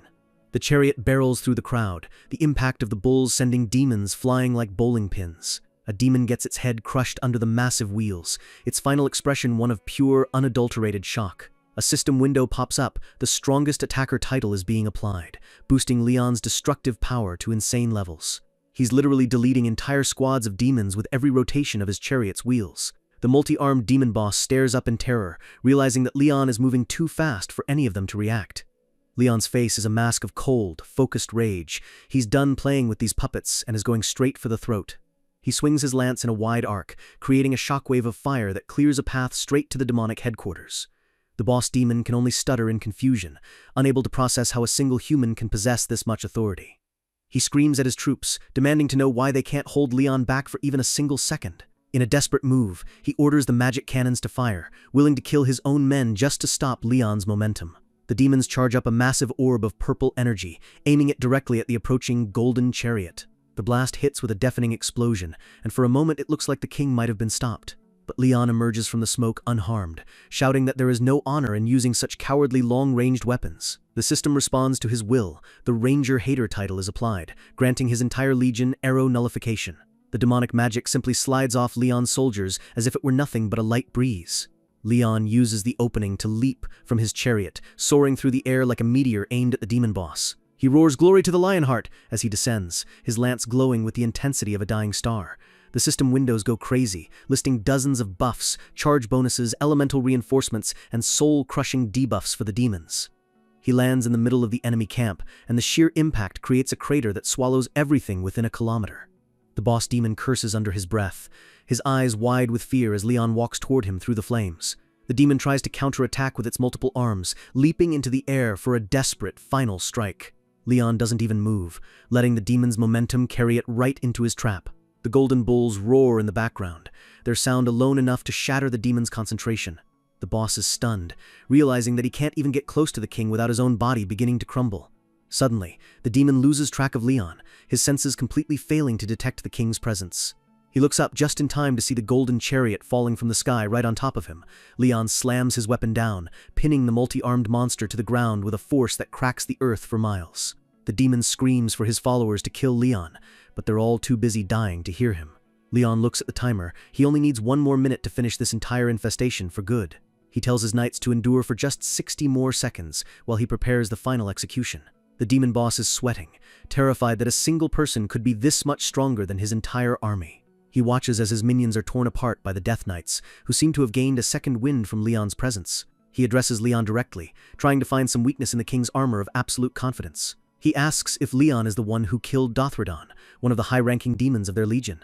Leon tilts his head, barely remembering the name of the trash he disposed of earlier. He smirks, remembering the fat demon and laughing at how easily he was shredded. He looks the boss in the eye and promises that every single one of these perverts will meet the exact same fate. He notes that this demon just has a few more limbs for him to tear off, making it slightly more fun than the others. The demon is furious, his pride wounded by the fact that Leon views him as nothing more than a minor annoyance. He roars that he will kill Leon no matter what, drawing multiple blades and surrounding himself with dark energy. He lunges forward, his multiple arms moving in a blur of steel and shadow. Leon stands perfectly still, his eyes tracking every movement with the precision of a master duelist. He sidesteps the first attack with ease, his movements so smooth they look like a dance. He mocks the demon, pointing out that he's not even using his own strength, he's just a slave to the magic of pleasure. And that is exactly why they are all so weak compared to a true knight. Leon unleashes a series of strikes so fast they look like a single beam of light, overwhelming the demon's defenses. The demon's swords are shattered into a million pieces, and he's sent crashing into a nearby wall. Leon doesn't give him a second to breathe, pinning him down with a pillar of divine energy. The demon looks up, blood dripping from his mouth as he realizes he's been completely outclassed. He gasps as his arm is severed, the realization sinking in that he can't deflect even a single one of Leon's attacks. Leon towers over him, reminding him that he promised to rip every single limb off his body. He begins the execution, his blade moving with surgical precision as he dismantles the demon piece by piece. The demon boss lets out a final, desperate laugh, thinking he still has one trump card left to play. He activates the Crown of Desire, a skill that forces any living being to succumb to their most primal, savage instincts.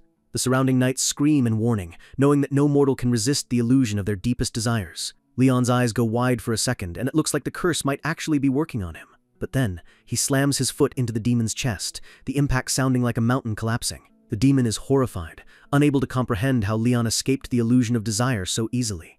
Leon walks toward him calmly, explaining that even the Lady of Pleasure herself couldn't tempt a heart as pure as his. He asks the demon how a low-tier trash like him could ever hope to sway a king who has already seen everything. The boss realizes there's no way out, his mind finally breaking under the weight of Leon's absolute authority. Leon looks at him with pity, noting that any living being has desires, but his desire is simply to protect his kingdom. The demon tries to run, screaming for his minions to save him, but he's already been abandoned. One of the golden bulls intercepts him, slamming its head into the demon's back and sending him tumbling across the ground. Leon stands over him, mocking the coward for leaving his back wide open during a fight. The demon begs for a moment, trying to negotiate for his life like a true coward. He calls Leon a coward, claiming that a divine being interfering in a fair duel goes against the code of chivalry. Leon pauses, admitting that it's technically not honorable for a third party to jump into a duel. The demon starts to hope, thinking he's found a way to trick the king into letting him go. But Leon's expression turns terrifyingly cold as he clarifies one very important detail. Honor has no place among demons, he snarls, raising his blade for the final blow. This isn't a duel, this is an extermination, and Leon is the ultimate exterminator. He brings his sword down with the full power of the god of war, creating a blast that erases everything in its path. Once upon a time, the Sparrow Kingdom was a land of gold and sunlight, where the people knew nothing but peace and full bellies. Queen Beatrice stood at the height of her power, believing this golden age would never end. But reality hit hard when the demon's shadows first touched their borders. She watched from her balcony as the horizon turned red, a literal ocean of monsters marching toward her home. Beatrice wasn't just a figurehead, she was a powerful mage queen who knew exactly what was coming. She unleashed the kingdom's ultimate defensive arrays, lighting up the sky with ancient magic. She looked down at the inferior beings with a cold gaze, determined to protect her citizens at any cost. Her magic was devastating, vaporizing thousands of demons in an instant as she fought for her kingdom's survival. But the smoke and ash of victory quickly turned into a suffocating fog of despair. Even though she won battle after battle, the light in her eyes began to fade as the true horror set in. The demons she killed didn't stay dead, they just laughed as they fell, knowing they'd be back tomorrow. She realized with horror that she was fighting an army of immortals that thrived on death itself. The weight of the truth broke her. This war wasn't just difficult, it was fundamentally impossible to win. No matter how many millions she slaughtered, they would just crawl back from hell, tireless and hungry. The unfairness of their fate gnawed at her soul as her soldiers died for nothing, over and over again. Soon, the beautiful spires of Sparrow began to crumble under the relentless weight of the invasion. Beatrice stood amidst the rubble, her armor stained with blood and her spirit completely shattered. That's when the great demon Androgen appeared in the darkness, offering her a way out of the slaughter. He offered her a deal, harbor the essence of corruption, and relive the kingdom's fall for 100 years, and he'd stop the invasion. The demon's grin was full of malice, knowing exactly how desperate the queen had become. Beatrice stared at him, her eyes hollow. She was ready to give up anything just to see the normal world one last time. She didn't even stop to ask how she could trust a demon, she just reached for the only rope thrown into her abyss. She touched the glowing orb of corruption, sealing her fate and the fate of her entire people in a single moment. She knew it was a trap, but it was a trap she was willing to walk into if it meant her loved ones didn't have to die today. The demon's laughter echoed through the throne room as the darkness swallowed them both, and just like that, the tragedy of Sparrow began its century-long loop. The kingdom was split between a dream of pleasure and a reality of absolute corruption. The citizens, the knights, and the queen herself were all frozen in a cycle of false happiness and true pain. Slowly, the people began to lose their humanity, drowning in the demonic energy that now fueled their world. Those who gave in to the pleasure became monsters themselves, lost forever to the darkness. Even the most loyal knights eventually broke, unable to suppress the savage desires the demon forced upon them. Beatrice watched in horror as her own protectors turned into the very things they once fought against. General Ricardo, the only one who stayed pure, had to seal his queen in the basement to protect her from her own corrupted men. He and his loyalists committed suicide to become Death Knights, choosing an eternal undeath just to keep their oath. For decades, Beatrice lived in a state of constant regret, watching her kingdom rot through the eyes of a prisoner. She cried as she looked at what she had turned her people into, praying for someone, anyone, to end the nightmare. The purple haze of the demon's power was all she could see for 100 years. Her only wish was for the end to come quickly, even if it meant her own death. Back in the present, Leon stands over her sleeping form, the air finally clear of the demon's stench. Sir Yappy scans the lute, the crown of desire, and the demon's massive blade, both crackling with dark energy.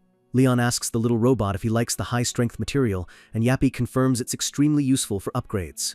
Argai notes that the crown is corrupted and traps souls, making it a dangerous relic to leave lying around. Yappy offers to eliminate the souls trapped inside, and Leon leaves the dirty work to his mechanical squire. He looks at the crown one last time, sensing the hundreds of years of suffering embedded in the metal. Suddenly, the goddess Plu manifests, her purple aura shimmering in the dark chamber. Leon greets her with his usual royal manners, asking if she wants to see the trophy he took from the demon. He jokes that the sight might dirty her eyes, but Plu just looks at the crown with deep interest. She lets out a soft hum, sensing something familiar about the item. She explains that this crown isn't just a random item, it's a symbol shared by all great evils of pleasure. Leon listens intently as she describes the nature of their ancient enemies. These demons lure the young into pointless illusions, and this crown is the source of that manipulative power. Plu offers to extract the essence from it, and Leon happily hands it over, glad to be rid of the wicked thing.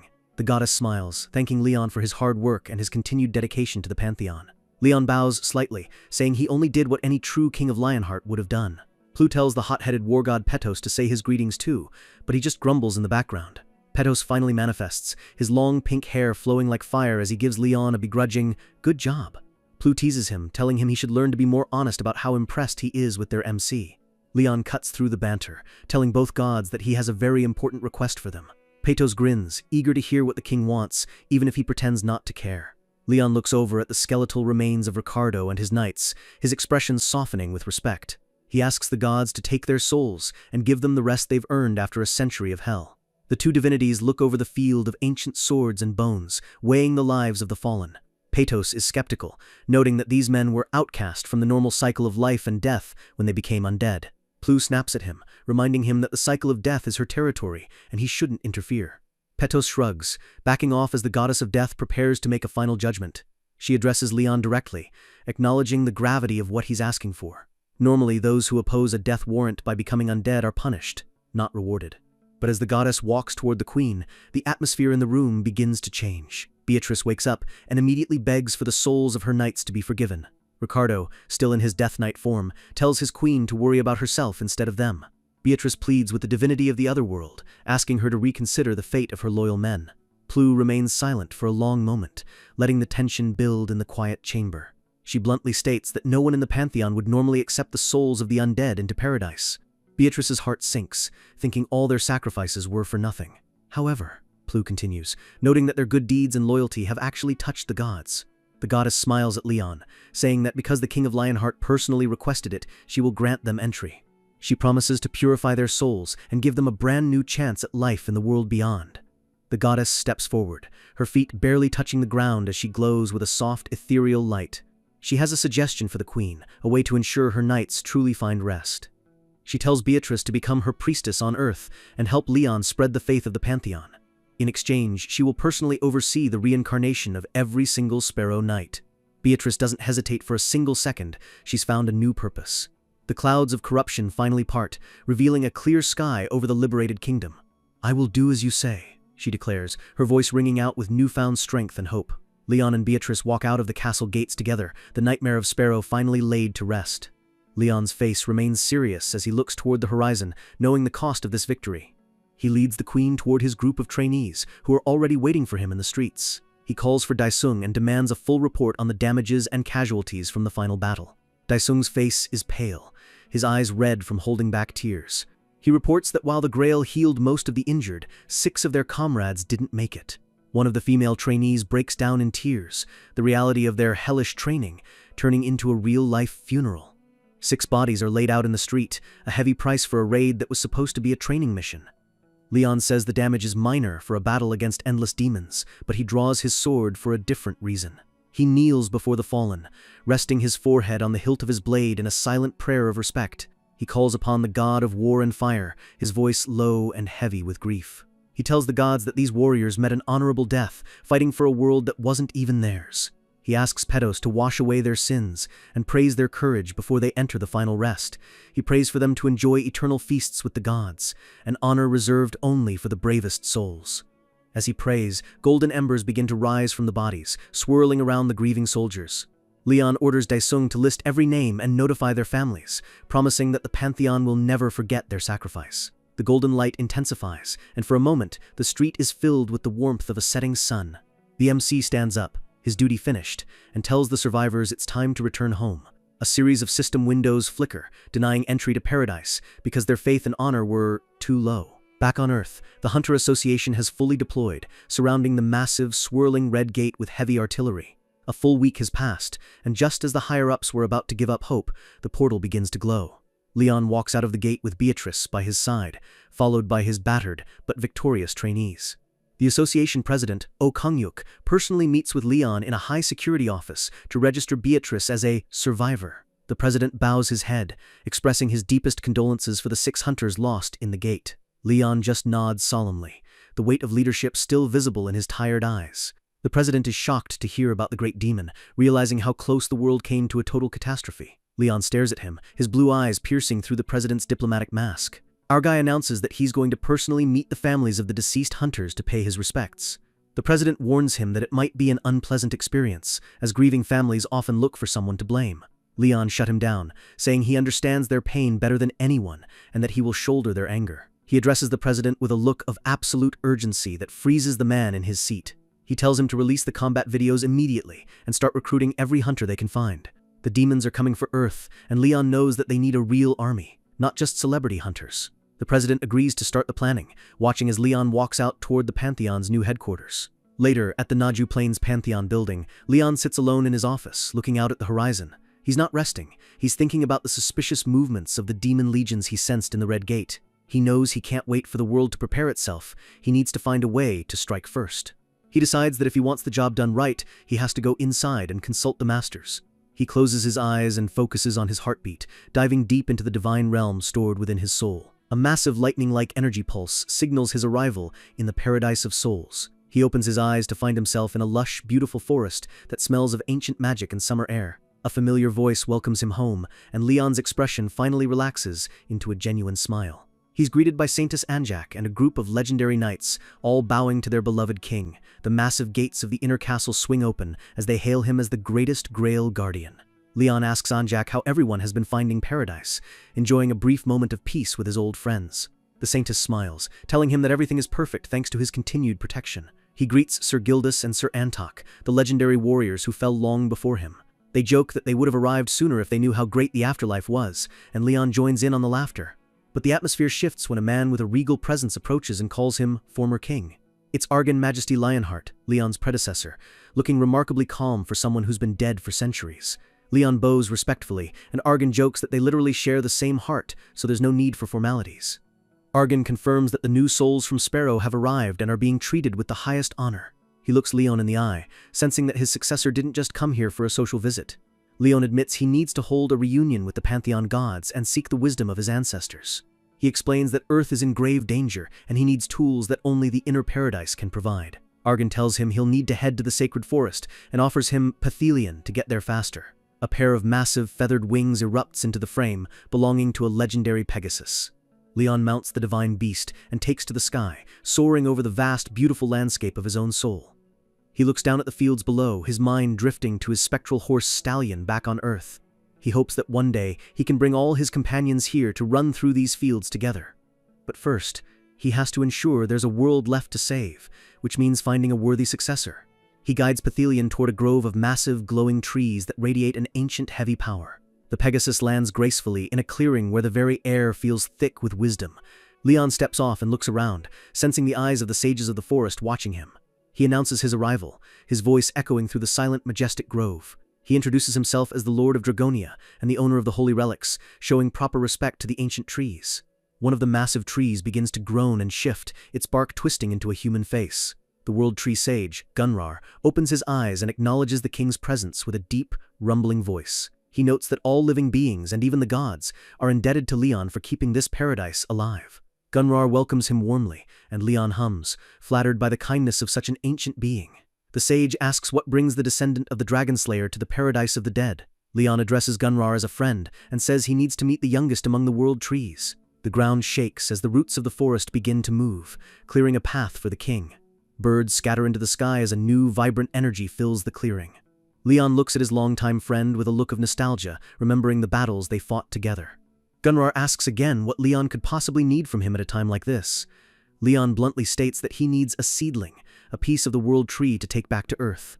Gunrar is shocked, remembering that Leon entered the afterlife without ever planting his own seedling. Leon explains the situation. Earth is under a demonic invasion that's much worse than he originally thought. He shows the sage a vision of the demons already infiltrating Earth, hiding in the shadows of human society. Just like his old empire, he fears the world will rot from the inside out if he doesn't act now. Gunrar agrees, acknowledging that Leon is the only one with the authority to take things from this realm. The sage glows with a brilliant light as he detaches a glowing golden branch from his own body. He hands the precious seedling to Leon, trusting him to use its holy power to protect his new home.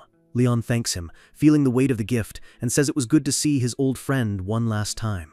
As he turns to leave, the sage tells him one more thing, a warning not to rush his return to the afterlife. Leon stands before the massive tree, the sunlight filtering through the leaves as he prepares to return to the war. He walks back to the castle where Argon, Anjak, and the others are waiting for him. Argon and the Saintess are accompanied by the hulking Sir Gratus, who's wearing his signature smiley face bucket. Argon steps forward and hands Leon a set of leather reins, saying it's a gift he'll need the most. He knows Leon can only take a limited amount of items back to Earth, so they chose carefully. These are the reins of a renowned animal trainer that can tame any monster, even the ones from the gates. Next, the bucket-headed Sir Gratus shoves a massive, dusty book into Leon's hands. It's the legendary manual, How to Use Serfs to Kill Giants, the ultimate guide to training weaklings into gods. Gratus brags that he once killed 300 giants with a bunch of peasants, and Leon realizes this is exactly what he needs for his trainees. Finally, Saintess Anjak steps forward with a gentle smile and a glowing silver object. She places a holy cross necklace into Leon's hand, its light illuminating the entire courtyard. Leon hesitates, knowing a Saintess's relic is supposed to stay with her, but Anjak insists. She says it will protect him and help him purify the world until his true holy sword is reborn. Leon stands there, loaded with the most powerful relics of his old world, ready to face whatever Earth throws at him. He thanks his family and friends, promising to utilize their gifts to the best of his ability as he fades back to reality. Back on Earth, the sun has set over the Naju Plains, and the Pantheon building is quiet. The heavy clack of Leon's dress shoes echoes through the hallway as he walks toward the residential wing. He stops before a wooden door and announces himself, asking Beatrice if he can enter. He waits patiently, showing the proper manners he expects from everyone else. Beatrice's voice comes from inside, teasing him for being so serious, even when no one is watching. She opens the door with a playful, beautiful smile, and as the light from the room spills out, she tells her king to finally come in. The war is over, but the burden of a king never truly ends. Leon stands before Beatrice, the moonlight catching her silver hair as they look out over a world that's entirely new to her. Leon steps into the room, his tone uncharacteristically soft as he apologizes to the queen. He feels like he should have provided a palace, not just a modern apartment. Beatrice just smiles, her elegance undiminished even in a ruined nation. She tells him not to worry about the rudeness of the accommodations. Leon smirks to himself. He knows she's just being polite. Even in this simple room, her royal aura is blinding. He notices the faint glow around her. The divinity within her is fighting back the lingering essence of the demon's corruption. Beatrice looks at the mark on her hand, realizing she'll have to maintain this delicate balance for a long time. They sit down for a quiet drink, a solemn toast to the knights who didn't make it back from the nightmare. Beatrice swirls her glass, her eyes full of 100 years of weight. This small gesture of remembrance is all she has left for her fallen men. Leon asks how she's settling into Earth after 2 days. She admits it's going to take quite a while to get used to this place. She looks at the wine, noting how every single thing here is fundamentally different from the world she once ruled. Leon drops some king-level wisdom. You don't need to adjust to the world. You make the world adjust to you. He crosses his arms, stating that a true king carries their virtue like a law, regardless of where they stand. Beatrice chuckles, calling that the mindset of a literal invader. Leon's eyes glow with a cold, blue intensity as he smiles. It's different, he says, his grin turning sharp and dangerous. He explains that individual desire leads to destruction, a lesson many villains learn the hard way. But his goal is enlightenment, to lift people up and teach them the true path of the Lionheart. Beatrice smiles, finally understanding how he managed to fight demons for centuries without losing his mind. She realizes that Leon's enemy isn't just monsters, but anything that threatens the order of the gods. Leon leans in, his voice dropping as he makes her a formal offer. He wants the Queen of Sparrow to officially join him on his divine quest to save this world.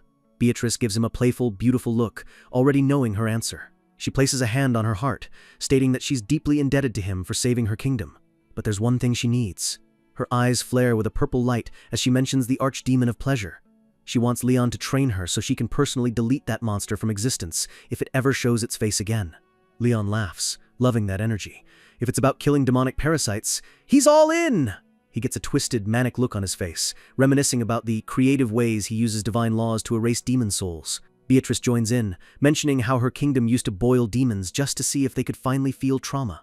Leon calls her wise, noting that demons are selfish and only understand pain. He leans forward with a crazy grin, asking if she's ever tried hammering nails under their claws. That's when they scream the best! Beatrice blushes, giggling as she admits she's skinned them and rolled them over nails before. These two are a match made in heaven or hell. They clink their glasses together, laughing over their shared hobby of demonic torture. Outside, a shooting star streaks across the peaceful night sky, a stark contrast to the conversation happening indoors. The next morning, Hanhari is power-walking toward the gate, looking like she hasn't slept a wink. She stops dead in her tracks, her eyes wide with shock at the sight before her. Leon and Beatrice are just casually sitting on a park bench, waiting for her. Hari immediately bows, greeting them as majesties. Leon, being the ultimate boss, immediately tells her to pour them some tea. Hari fumbles with her thermos, asking if they want barley or green tea while Leon and Beatrice look on like royalty. Leon takes a sip from a paper cup, looking remarkably dignified even with cheap convenience store tea. He tells Hari that from now on, she'll be serving Beatrice. He adds that she needs to dress and act accordingly for a queen. Beatrice tries to be nice, saying it's not necessary, but Leon shuts that down. A royal deserves servants. Beatrice looks at the nervous Hari and asks for her name, her smile radiant and warm. She senses something in Hari, a fiery energy that normal humans shouldn't have. Hari is stunned that her exclusive skill was spotted so easily. Leon tells Hari to show off her sword technique. He's been her boss for a while, so it's time for a reward training session. Hari is honored, but she's shaking like a leaf as Leon hands her a training blade. She grips the hilt, her face tightening with focus. This is her chance to prove she's not just a secretary. She takes her stance under the watchful eyes of the king and the queen. The pressure is unreal. A spark of flame erupts from her shoulder. She's channeling everything she's got into this one strike. She swings with a roar, a massive arc of fire trailing her blade as she tries to impress Leon. "He you be!" She exhales sharply, her eyes glowing with the intensity of her mana. The fire explodes outward in a beautiful spinning circle of destruction. It looks impressive to any normal hunter. Leon just looks bored. He tells her movements are way too big and inefficient. Hari deflates instantly, bowing her head as she admits she was just trying to use her skill. Leon stands up and takes the sword. He explains that power comes from being short and explosive, not flashy. His eyes narrow, a blue streak of light following his gaze as he prepares to show her how it's done. With a tiny, almost invisible flick of his wrist, he creates a massive shockwave that tears a trench into the ground. Hari's hair is literally standing on end from the pressure. Leon casually tells her to practice that 10,000 times a day. He asks Beatrice for her input. She agrees, noting that Hari is lacking any real control over her flames. She explains that fire is a fickle element. It dissipates into the air if you don't hold it tight. Beatrice takes the sword, her aura turning purple as she prepares a demonstration of high-level magic. She tells Hari to concentrate the flame into a single point instead of just letting it spray everywhere. She steps forward, her heel clicking against the pavement as she moves with lethal grace. The sword glows with a white-hot intensity as Beatrice spins, the air whistling around her. She explains that you only release the heat for a single, deadly blow. She stabs forward, and a beam of concentrated fire shoots across the field like a sniper round. The impact is silent but devastating, vaporizing anything it touches. Hari is literally vibrating with shock. She's realizing these two aren't just powerful, they're on a completely different plane of existence. Beatrice giggles, asking if that was easy enough. Hari's face says it all. Not ATALL! The scene shifts to later that night. The moon is high, but the work is just beginning. Hari is slumped over her desk at home, her brain melting from the mountain of paperwork Leon left her. She's crying over reports, potato supplies for the trainees, and the lack of a decent blacksmith. She's a hunter, not an accountant. Then she remembers the taxes. She lets out a soul-crushing scream. The academy definitely didn't prepare her for the IRS. Suddenly, Sir Yappy drops from the ceiling like a robotic spider, scaring the absolute life out of her. Yappy calmly asks if he can take over the accounting work to maximize efficiency. Hari looks at him like he's an angel. She realizes Yappy is a literal supercomputer. This should be a walk in the park for him. She starts explaining the mess, and Yappy's red eye flickers as he begins processing at lightning speed.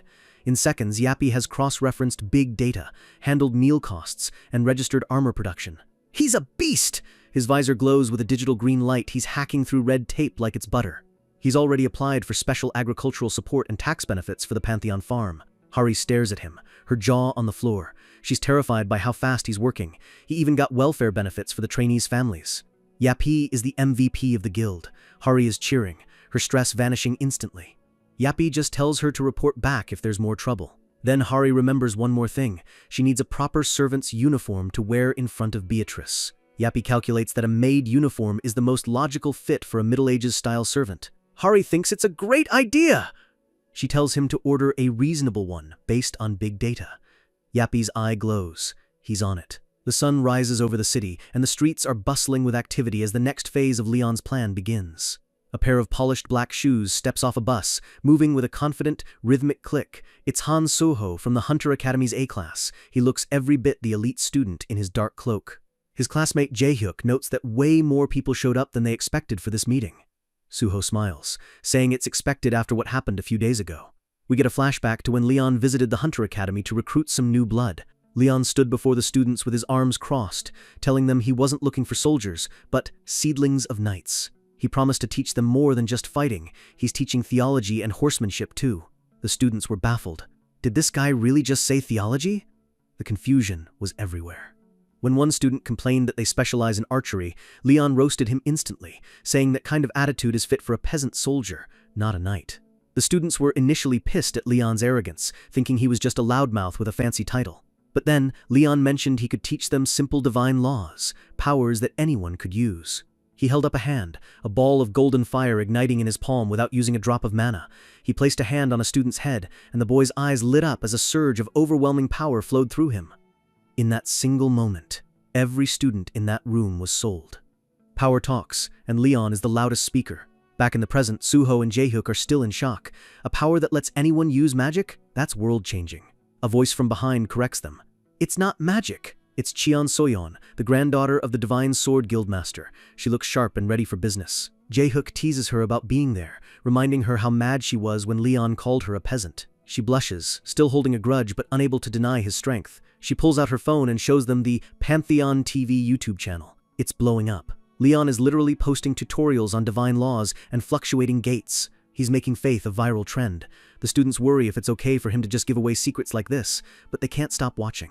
Suho spots someone familiar in a video. It's Hari Nuna. Jae-hyuk asks why she's using such an old phone if she's working for a king. Suho explains that she donates almost all her money to orphanages. She's a saint. Suho smiles, hoping his sister is doing a great job at her new post. Cut to Hari, and she is definitely NOT doing a great job. She's wearing the sexy cutie maid uniform Yappy ordered. It's way too short, and she looks ready to die of embarrassment. She's standing in the hallway, trembling with rage and shame. She confronts Yappy, asking if this is really what Big Data suggested. Yappy's logic is cold. Big Data does not lie. Suddenly, she hears footsteps. The guests have arrived! It's Suho! He's excited to surprise his sister, a huge grin on his face as he reaches for the door. Hari panics, letting out a high eek as she tries to hide, her face turning bright red. Yappy offers to greet the guests for her, but Hari screams for him to wait. She can't let her brother see her like this. Too late. The door slides open with a dramatic "Sire Yappy" shout from Hari. Suho's grin is frozen as he looks inside. The silence is deafening. Suho is staring at his sister in a sexy maid outfit, and his soul is basically leaving his body. Hari tries to act casual. Hi guys, had a tough journey? Suho's face has turned into a mask of pure horror. He stammers. Nuna, what the hell are you wearing? Hari tries to explain it was Yappy's fault, but the damage is done. Yappy actually insults Suho's intelligence for distrusting Big Data. Hari is busy screaming as her brother pulls at her skirt to cover her up. Then, the heavy atmosphere of a king enters the room. Leon is standing there, looking down at the chaos. Leon's face is a mask of pure, unadulterated fury. His eyes are shadowed, and he's literally shaking with rage. Yo, you dirty! He roars, pointing at Hari. He tells her to get changed before he loses his mind. Hari is in tears, scurrying away as Leon stands there fuming. The king has standards, and sexy maid definitely wasn't on the list. Yappy is unfazed, already planning the next meal for the trainees, saltwater. He's a cold-hearted machine. Leon kicks the little robot into the stratosphere. He's done with the big data for today. Suho can only watch as his respected sister is dragged away by the king's orders. This was the worst reunion ever. The caption says it all. Worst reunion ever. The scene shifts to the blue skies over Jeju Island. Jeju Island, a paradise that's about to become a war zone. A massive red gate has opened in the middle of a street, swirling with ominous energy. A heavy boot hits the pavement. A group of high-rank hunters has arrived to clear the dungeon. It's the Golden Lion Guild. The leader, Huang Jungcheol, is complaining about being greedy, while his female vice leader mocks him. Jungcheol mentions they lost everything at the Cheongju Gate, so they're desperate for a win here. The Golden Lion Guild stands with 40 other hunters, all looking geared up and ready for a payday. Another hunter approaches. It's Lee Youngwon, a man with a scarred face and a serious attitude. Jungcheol smirks, bringing up the government blackmailing incident that made Youngwon disappear for a while. Youngwon just scoffs, calling Jungcheol his junior and not backing down an inch. The tension spikes as Youngwon throws a low blow, saying at least he didn't have to watch his own guild members die like Jungcheol did. They both let out a fake, menacing laugh, their auras clashing as they prepare to work together for the money. They start arguing over the loot split. 5-5 is a joke to Jungcheol, who thinks he'll be doing all the heavy lifting. Jungcheol calls Youngwon a traitor, and the older man tells him to watch his mouth as his power begins to flare. They settle on a 6-4 split, still bickering over who's paying for the next meal. These S-rankers are acting like children. The vice leader of the Golden Lion sighs. How lame. Are they kids? Suddenly, she jumps out of her skin. Someone snuck up on her without a single sound. It's Ha Yuri from the Phoenix Guild. She's an S-class elite, and she tells the girl to talk more nicely. She looks at the gate, noting that they've all gathered just in time before a dungeon break occurs. 3 S-rankers and 1 almost S-rank. They think this is more than enough to handle a lower black S-rank gate. Ha Yuri gives a mysterious, knowing look. She senses something is very wrong inside that gate. They step inside, and the world turns into a nightmare. Youngwon is frozen, his eyes wide with horror as he looks at the carnage around them. The previous party of hunters, including a high-rank old man, has been completely slaughtered. Their bodies are scattered like trash. Modern armor is shredded, and blood covers the stone floor. This wasn't a fight, it was an execution. The S-rank guilds stand in the middle of the rubble, realizing they're not the predators in this dungeon. A voice rumbles from the shadows, heavy, metallic, and full of divine authority. You dare! The Golden Lion vice leader screams as a massive figure emerges. A giant armored knight towers over them, glowing with a terrifying green power. He declares himself the Honorable Lionheart's Grail Knight, Geovric. He raises a massive mace and shield, promising to bestow divine punishment upon the intruders. A system window pops up. Quest: save those being slaughtered.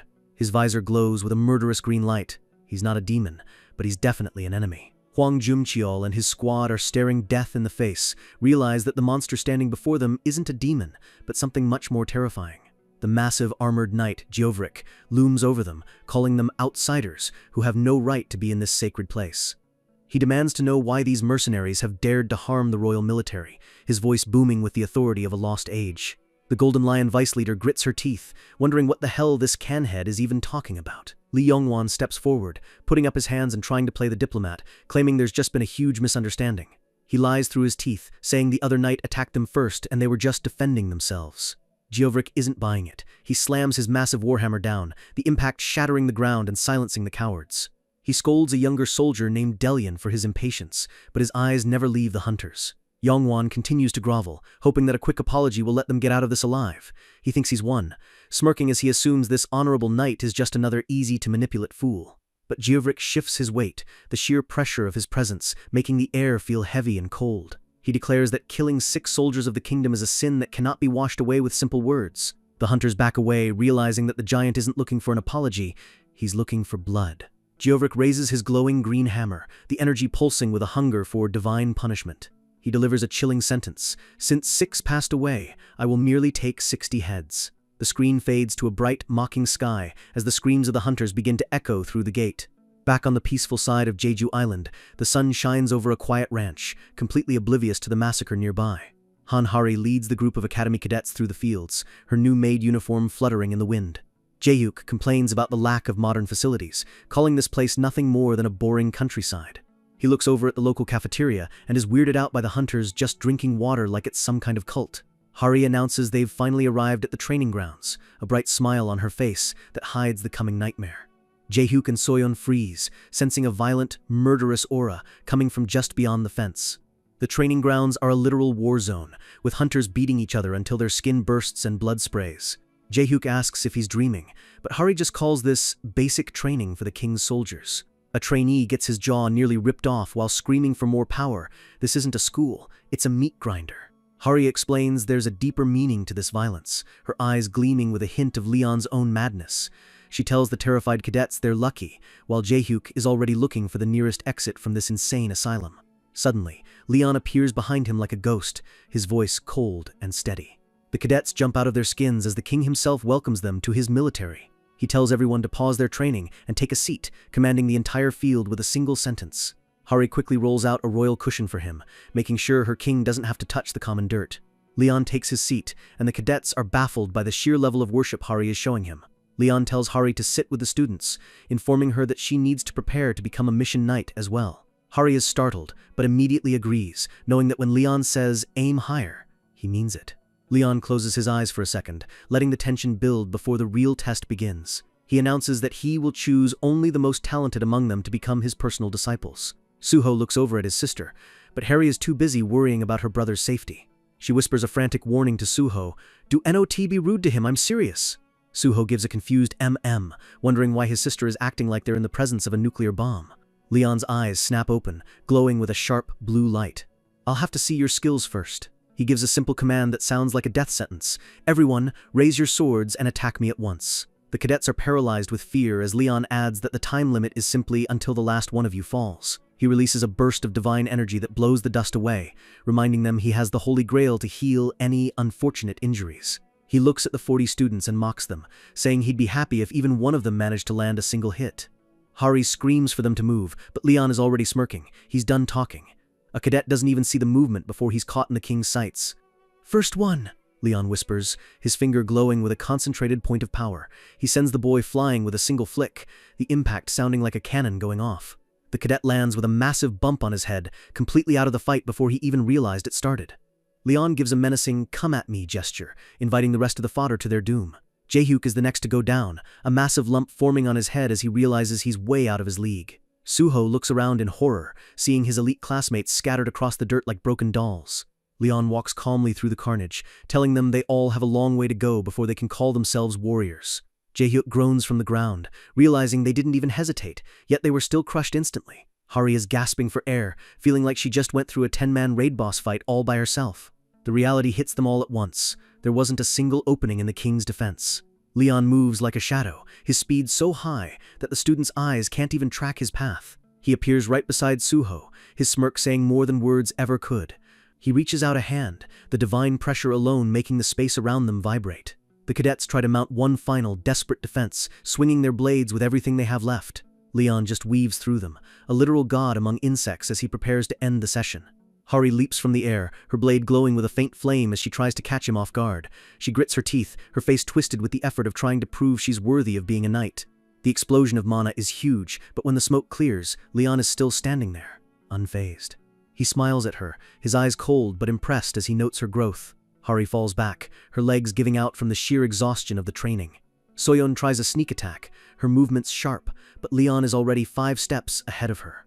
"Not bad," he says, his glowing eye marking the end of the combat. Leon stands before the battered students, telling them it's time to continue the explanation now that they're awake. He explains that training a soldier is just about pushing the body, but training a knight is a matter of the soul. He points to the first group and tells them they need to reach the level of a kingdom knight, his expectations higher than ever. One student raises a hand, admitting they have no idea what these standards actually mean. Leon sighs and begins to explain the 5 tiers of knighthood in his fallen world. He lists them off: knight-errants, kingdom knights, and the war knights who lead the armies. Then he mentions the mission knights, and Hari looks up, realizing the weight of the path she's been chosen for. He describes them as wanderers searching for God's quests, often leaving behind everything they know for decades. Leon shares a rare personal moment, explaining that he too embarked on such a journey to become a Grail Knight. Suho asks if a Grail Knight is the highest possible level. Leon's expression turns deadly serious. "No, above them is the Grail Guardian." He explains that only one person can hold that title, the true successor to the King of Lionheart. His eyes glow with a chilling blue light. "Trying to possess that title means you're challenging my kingship." He warns them with a terrifying aura that any challenger will be killed on the spot.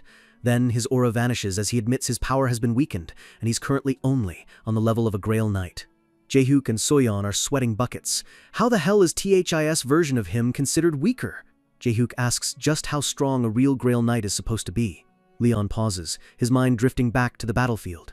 The scene shifts back to the Jeju Gate, where the ground is littered with the unconscious bodies of S-rank hunters. Hwang Jumcheol lies in the dirt, his pride shattered along with his armor. Geovric stands over the defeated heroes, and Leon's voice echoes over the carnage. It'll be hard for you to grasp. The vice leader of the Golden Lions snaps awake, her eyes wide with lingering terror. She groans, her head feeling like it's about to explode as she tries to figure out where she is. She remembers being unconscious, but her memory is a total blank after the Canhead attacked. A calm voice tells her she's finally up, and she turns to see a mysterious woman watching her. She asks the question everyone's thinking, "Who are you?" The woman gives a gentle smile, introducing herself as Hildir, shaman of the Woodsling tribe. Hildir calls her a hero, and the hunter can only repeat the word in total confusion. Hildir thanks her for defending them against the ruthless troops of the kingdom, her kindness feeling out of place in this dungeon. Jumcheol pulls back the tent flap, relieved to see his sister is still among the living. He explains that he managed to shake off the attackers, but his memory of the escape is also fuzzy. He asks his sister how much she actually remembers of the fight. She recalls the pulverized ground and the absolute despair of facing Geovric before everything went dark.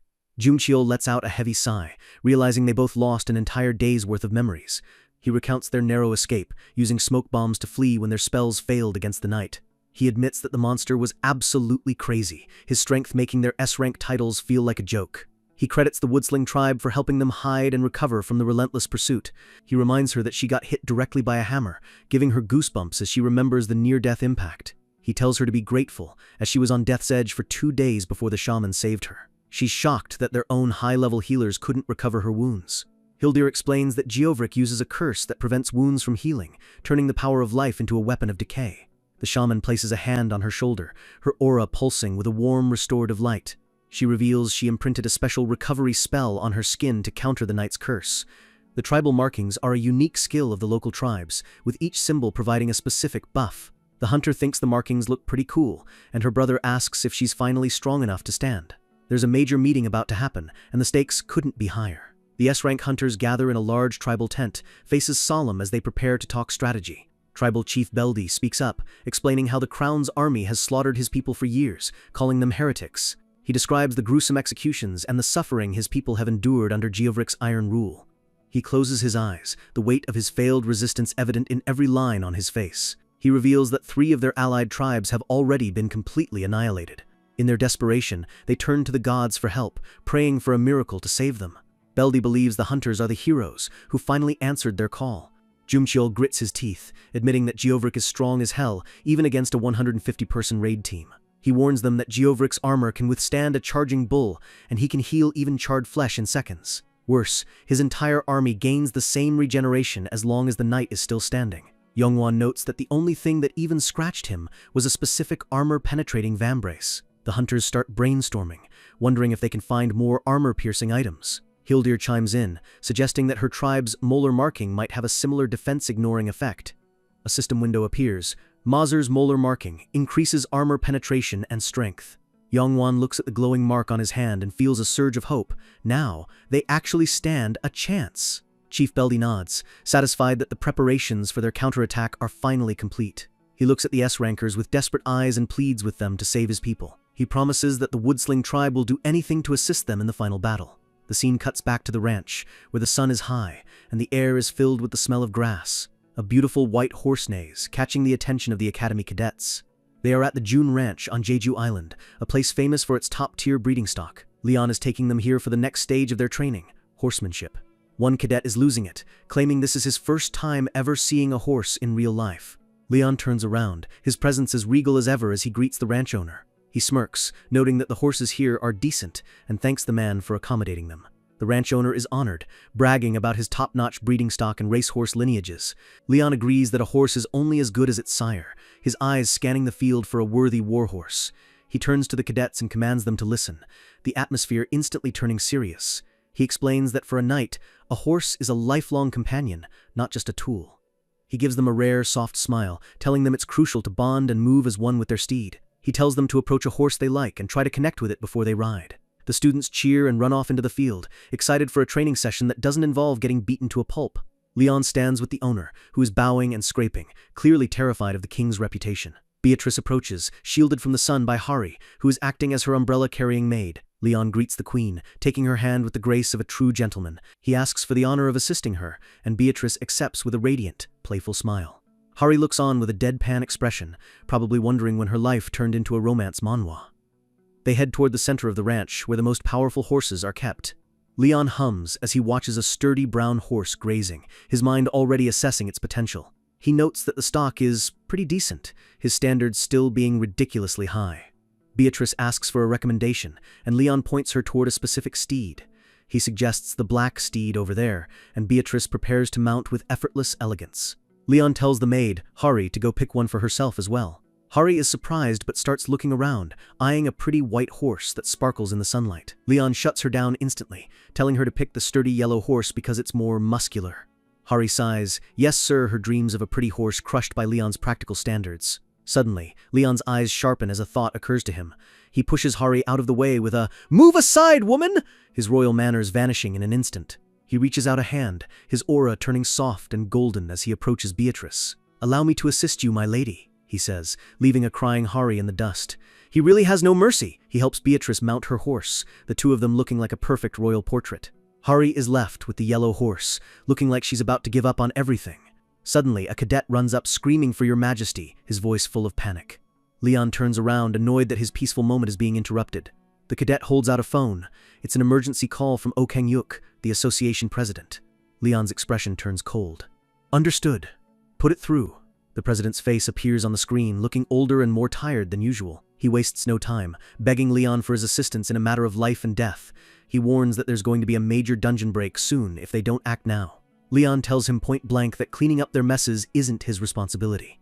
The president mentions something that catches Leon's interest, the goddess of life and abundance. He reveals that the field boss in the Jeju Gate is claiming to be one of her knights.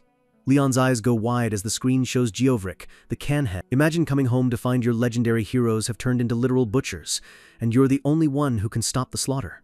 Our boy Leon leads his team through the swirling red portal, riding into a landscape that looks more like a nightmare than a battlefield. The moment they step through, the air changes, and Hari's face goes pale as she realizes something is horribly wrong.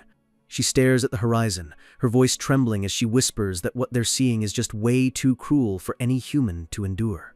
Crows circle overhead, cawing over the bodies of people who have been executed and displayed on massive wooden stakes. The riders move past the execution grounds, the sound of horse hooves muffled by the heavy, suffocating atmosphere of the ruins. Leon's expression is cold, his blue eyes scanning the destruction with a look of pure, focused intensity. Back at the medical camp, a heavy question hangs in the air. Is that guy really him? The association president confirms it, explaining that the man lying there is one of the few survivors who managed to escape this hellish gate. The survivor is wrapped in bandages from head to toe, heavily sedated to keep him from screaming in agony. Leon tells them there's no need to wait for him to wake up, catching Beatrice's eye as a plan begins to form. Beatrice steps forward, her purple eyes glowing with magic as Leon gives her the green light to take charge. A soft, purple light radiates from her hand, hovering just inches above the survivor's forehead as she prepares to dive into his mind. Leon explains that it's a simple task for her. She just needs to create a new space within the man's chaotic dreams to find the truth. He reminds her that she was the one who created the entire world inside the previous gate, so this should be a walk in the park. Energy surges through the room as Beatrice focuses her power, her hair billowing in the magical wind she's creating. She closes her eyes, searching through the layers of the survivor's trauma for a single name or face. Suddenly, Leon's eyes widen in shock as the survivor's memories reveal a knight wielding a massive warhammer. The survivor's voice rasps out, begging them to find the name of the knight who claims to be blessed by the goddess of life. Beatrice speaks the name that will change everything: Geovric. Leon stares off into the distance, the name Majestic Geovric echoing in his mind like a ghost from his past. Back on the horses, Beatrice asks Leon if he thinks the people executed on those poles were actually hunters. The view from above shows the scorched earth and the clinical efficiency of the burning field tactics used to wipe out the land. Leon calmly admits he's seen this before, because he did the exact same thing when he was out there hunting orcs. He notes that whoever did this finished their work a long time ago, leaving nothing but ashes behind. Hari looks determined, telling the group that if they follow the trail of destruction, they'll find the source of this madness. The silhouettes of the execution stakes stand tall against the darkening sky, a grim reminder of the stakes. One of the soldiers calls out to Leon as they continue their ride toward the heart of the gate. Beatrice notices the tension in Leon's shoulders, teasing him that he's in quite a rush today, even leaving his troops behind. Leon doesn't deny it, admitting that he might have been a bit inconsiderate because of how personal this mission has become. He looks at the horizon, warning them again that having half-baked skills in a place like this is a death sentence. He confirms that the reason this place is so dangerous is because a true Grail Knight is currently roaming the area. He explains that Sir Jovrik was a favorite of the goddess Demera and lived 3 generations before Leon's own time. The legend said that 800 years ago, Jovrik ascended to heaven after setting out to hunt down a savage tribe. Hari is confused by the term ascended, and the others have to explain that in the king's language, it just means he died. But Leon's face darkens as he reveals the truth. Jovrik's soul was never accepted into paradise, despite being a saint. Leon tracked the energy of his sacred items but could never find his soul or his troops anywhere in the afterlife. He narrows his eyes, telling them he has 3 theories about why a dead saint is now a dungeon boss. First, there's a chance that Sir Jovrik is somehow still alive after all these centuries. Second, it's possible that his soul simply lost its way and became trapped in this world. Leon pauses, his voice dropping an octave as he prepares to mention the most terrifying possibility of all. He flares his divine energy, suggesting that the legendary knight might have actually changed sides and betrayed the gods. He warns them that if a battle breaks out with a Grail Knight, it won't be a normal fight, it'll be a clash of godlike powers. Regardless of the reason, Leon is determined to raid this gate and get to the bottom of Jovrik's fall from grace. They come across another set of execution poles, deliberately set up as a warning for anyone bold enough to enter. The team stops to take in the scale of the atrocities, the air thick with the smell of death and old fires. Leon's jaw tightens, his teeth grinding as he mutters that this level of cruelty is utterly unacceptable for a knight. He declares that the criminals responsible for this ought to be killed, and the sheer pressure of his anger makes everyone jump. Hari smiles to herself, thinking that despite being a bit weird, the king really is a righteous person at heart. Leon snaps back into commander mode, telling Hari and the other soldiers to listen up because things are about to get real. He tells them that from this point on, they only need to follow him and trust his lead, no matter what they see. The squad cheers with renewed energy, promising to follow their majesty until the very end of the mission. Leon urges them to hurry up, his instincts telling him that the enemy is much closer than they think. Suddenly, the scene shifts to a chaotic battle where knights on horseback are tearing through a group of screaming people. A deranged knight laughs like a maniac, ordering his men to kill everyone and leave not a single soul alive. Leon and his team arrive at the crest of a hill, seeing the village below engulfed in flames and slaughter. Hari points out the attack, her heart breaking for the villagers who are clearly being massacred by the armored knights. Leon freezes, his eyes locking onto the scene with a look of pure, unadulterated shock. He sees the bloody hands of the victims and the bodies piling up in the dirt, and something inside him just snaps. Leon explodes with golden energy, screaming at the top of his lungs that these fucking vermin need to be erased from existence. He orders a charge, his horse thundering forward as Hari tries to keep up with his sudden, violent outburst. Hari is impressed by his rage, thinking he simply can't tolerate seeing innocent people being preyed upon. Leon is moving so fast that the rest of the team is left in the dust, watching as he blurs toward the center of the fight. He's vibrating with the same level of hatred he showed when he first encountered the orcs back on Earth. But then it hits Hari. She remembers how Leon treats anyone he considers savages, and a cold realization sinks in. Leon isn't charging at the knights, he's charging through them, his eyes locked on the tribal villagers themselves. Hari gasps, realizing that Leon's definition of innocent is very different from hers, and she screams for him to stop. The battlefield is a mess of dust and steel as Leon enters the fray like a vengeful god. The tribal warriors try to defend themselves against the armored knights, but they're being overwhelmed by the sheer force of the assault. An old tribal man looks up in confusion as a new, even more terrifying presence enters the battlefield. Leon descends on his horse, glowing with a terrifying light that makes even the veteran warriors freeze in their tracks. He bellows a war cry for the glory of Lionheart, his face twisted into a mask of righteous fury. A massive explosion of energy rips through the tribal lines, sending bodies flying as Hari screams out in horror. Leon grins like a demon, declaring he's going to kill every last one of them, while Hari realizes he's attacking the very people they were supposed to protect. A pillar of holy light pierces the sky, marking the spot where Leon's hammer of justice just slammed into the earth.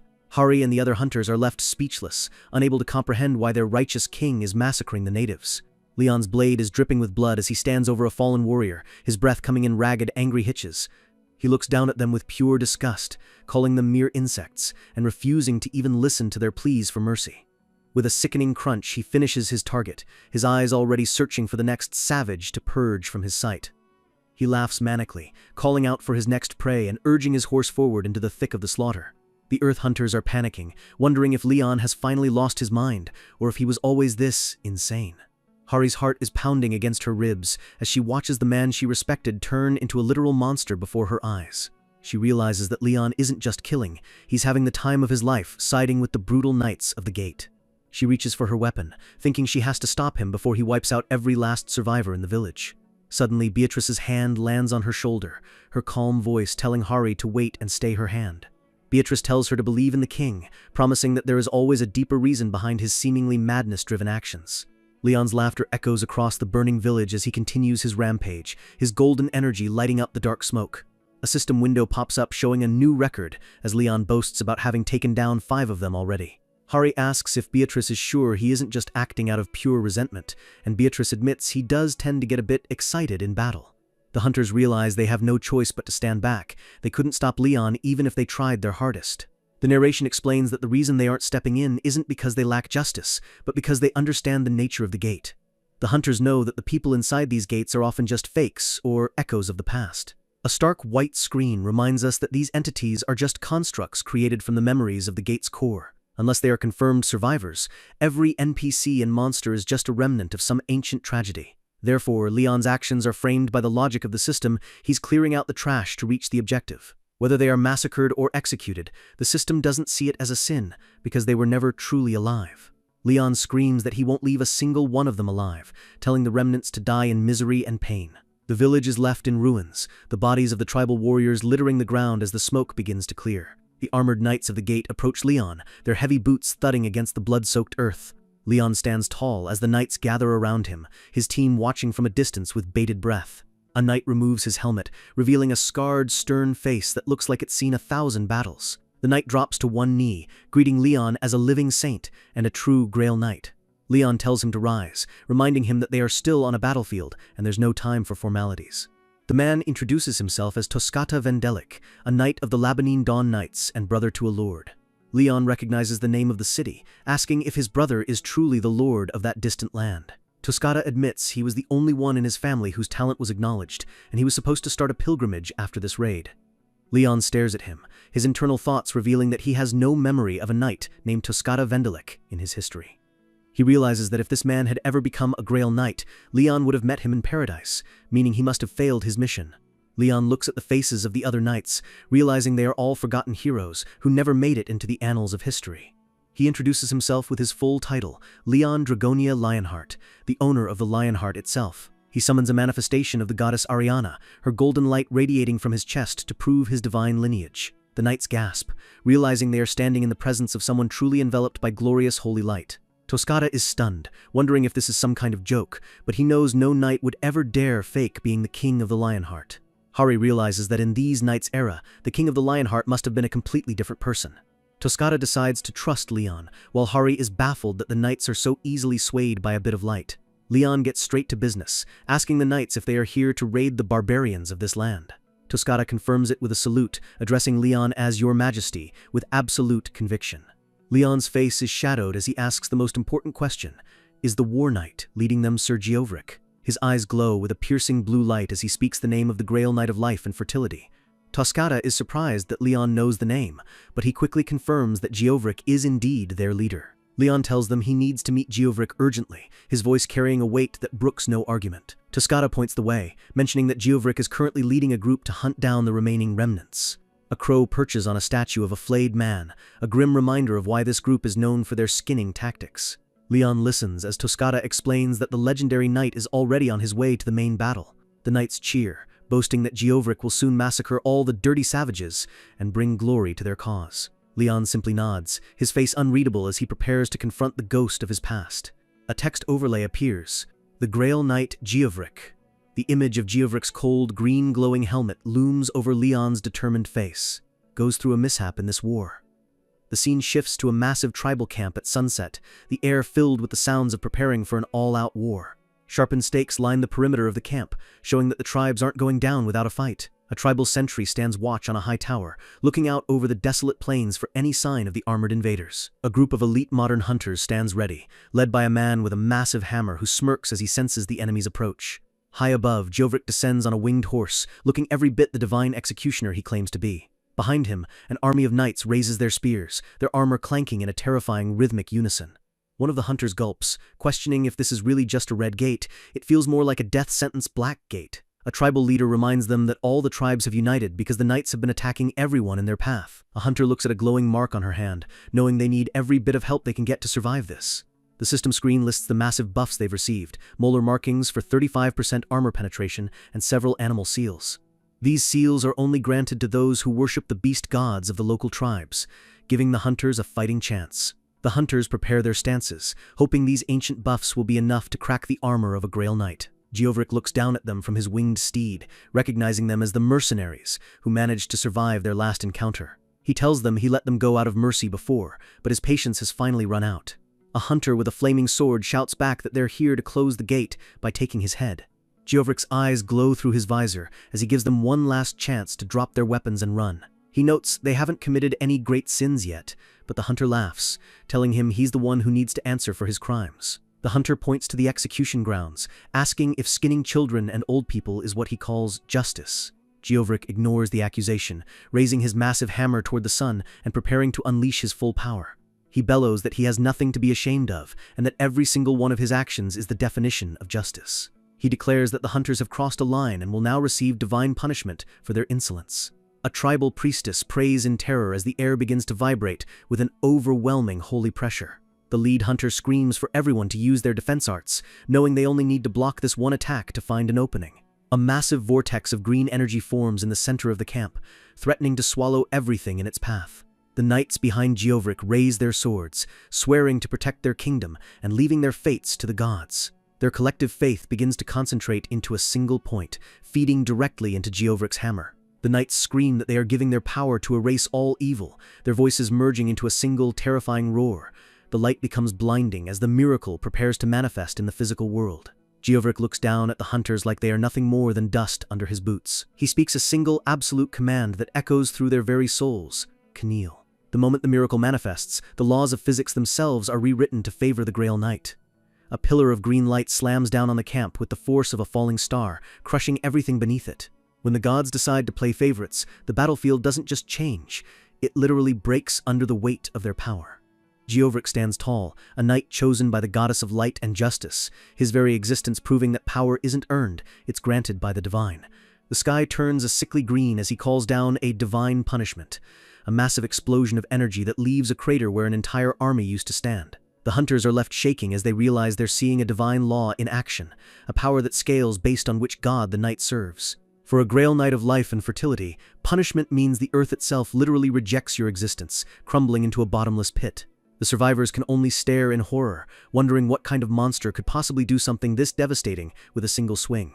One hunter calculates the cost. That single attack just evaporated 3,000 tribal warriors like they were nothing but dust. They realize with a chill that if they hadn't been standing just a few feet away, they would have been wiped off the map too. As Jovrik circles above on his winged steed, the hunters finally admit the truth. This isn't a fight they can win.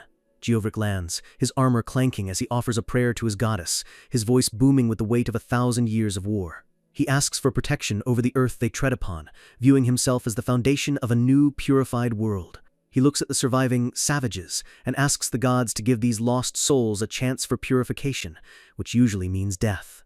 His eyes glow with a cold green light through his visor, showing zero mercy for those he deems heathens.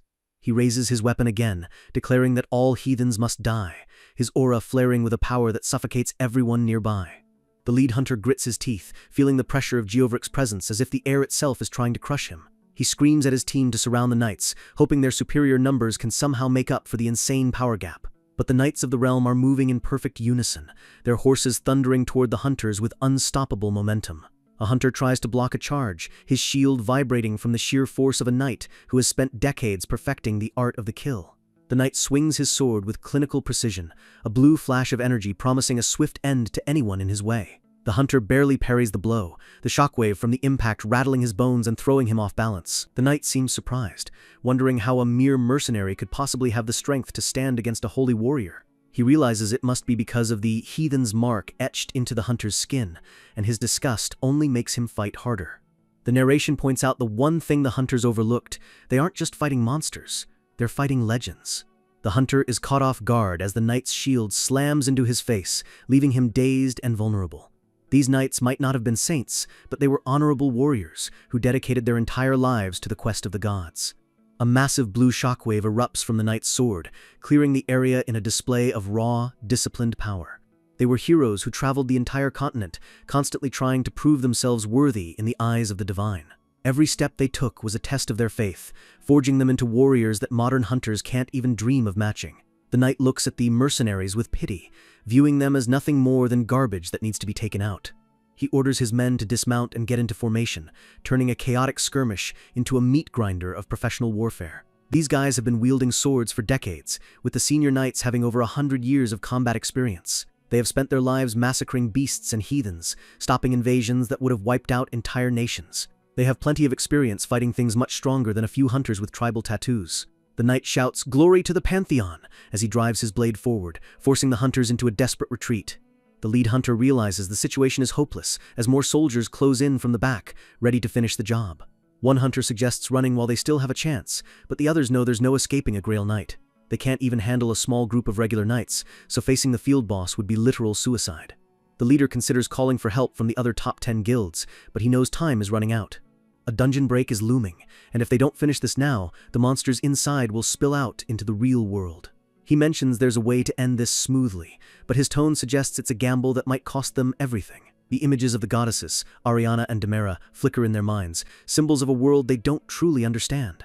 Ariana, the goddess of light and justice, stares down with a serene, judgmental gaze. Demera, the goddess of life and fertility, represents the power Geovric is currently using to tear the world apart. The hunters admit they don't care about religion, wondering what any of this god stuff has to do with clearing a gate, but then they remember the King of the Lion Heart and his YouTube channel, realizing they've seen this power before. The leader starts to suspect that Leon is actually from the same kingdom as these knights, which would explain his insane power. He concludes that if Leon is one of them, it's better to just retreat and let the kings settle their own business. He turns to Hildir, the tribal shaman, his expression heavy with the guilt of abandoning her people. Hildir looks devastated, asking if the warriors are really going to abandon them in their darkest hour. The hunter coldly tells her that chit-chatting with an NPC is pointless, and they need to save themselves. He orders a full retreat, telling his team to hurry out of the gate before it's too late. Hildir stands alone, her head bowed as the hunters turn their backs on her. The hunter looks back one last time, but something about Hildir's posture makes the hair on his neck stand up. Hildir bites her finger, her voice turning dark as she notes that the hunters have never managed to close this gate once. Her eyes glow with a malicious green light as she calls the hunters disgusting creatures, her aura turning violent and red.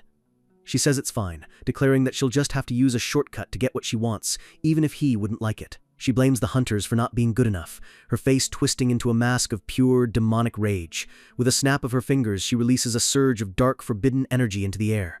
The hunters stop in their tracks, frozen by the terrifying power radiating from the woman they thought was a victim. The knights are also shocked, sensing a foul, dark magic that shouldn't exist in this holy place. The knight realizes they're using dark magic as the bodies of the fallen tribal warriors begin to glow with a sickly pink light. One of the fallen warriors suddenly screams in agony, his jaw unhinging as something monstrous begins to take over his body.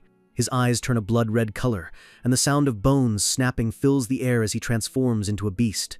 The remaining tribesmen cheer, believing the great beast god is finally giving them his blessing to fight back.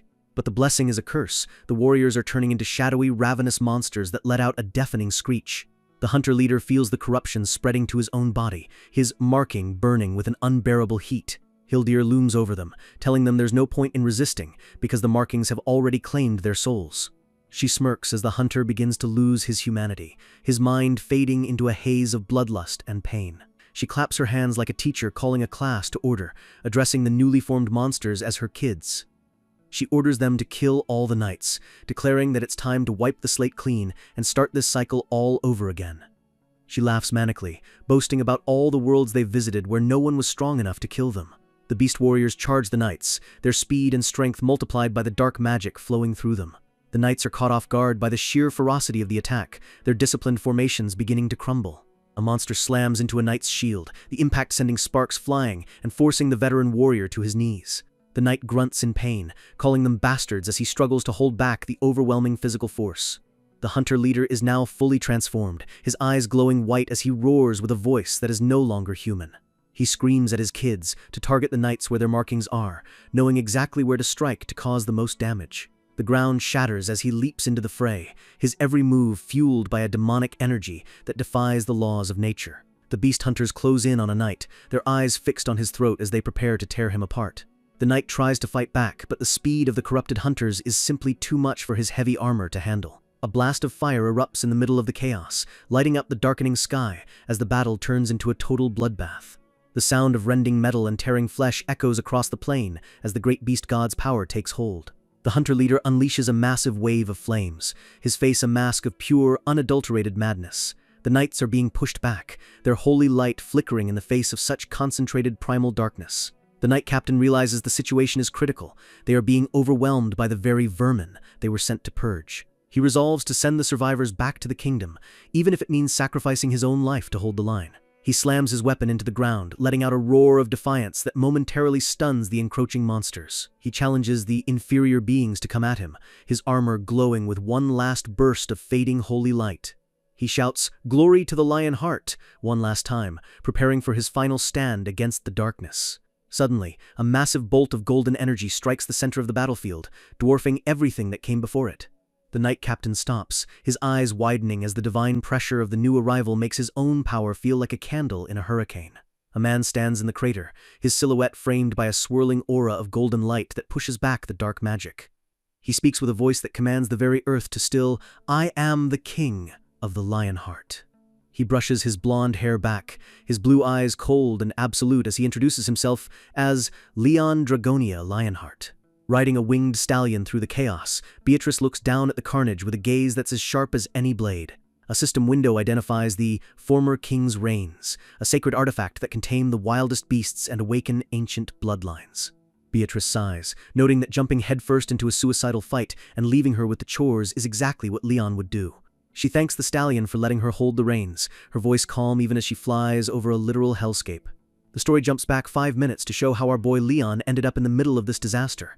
Leon is watching the tribal warriors from a distance, calling them rats, and showing zero sympathy for their plight. He notes that no matter how many times you raid them, these savages just keep multiplying like a plague on the land. Hari tries to argue that skinning children is still wrong, but Leon shuts her down, telling her the kingdom isn't run by idiots. He explains the real reason for the skinning. It's all about the markings that the tribes carry on their bodies.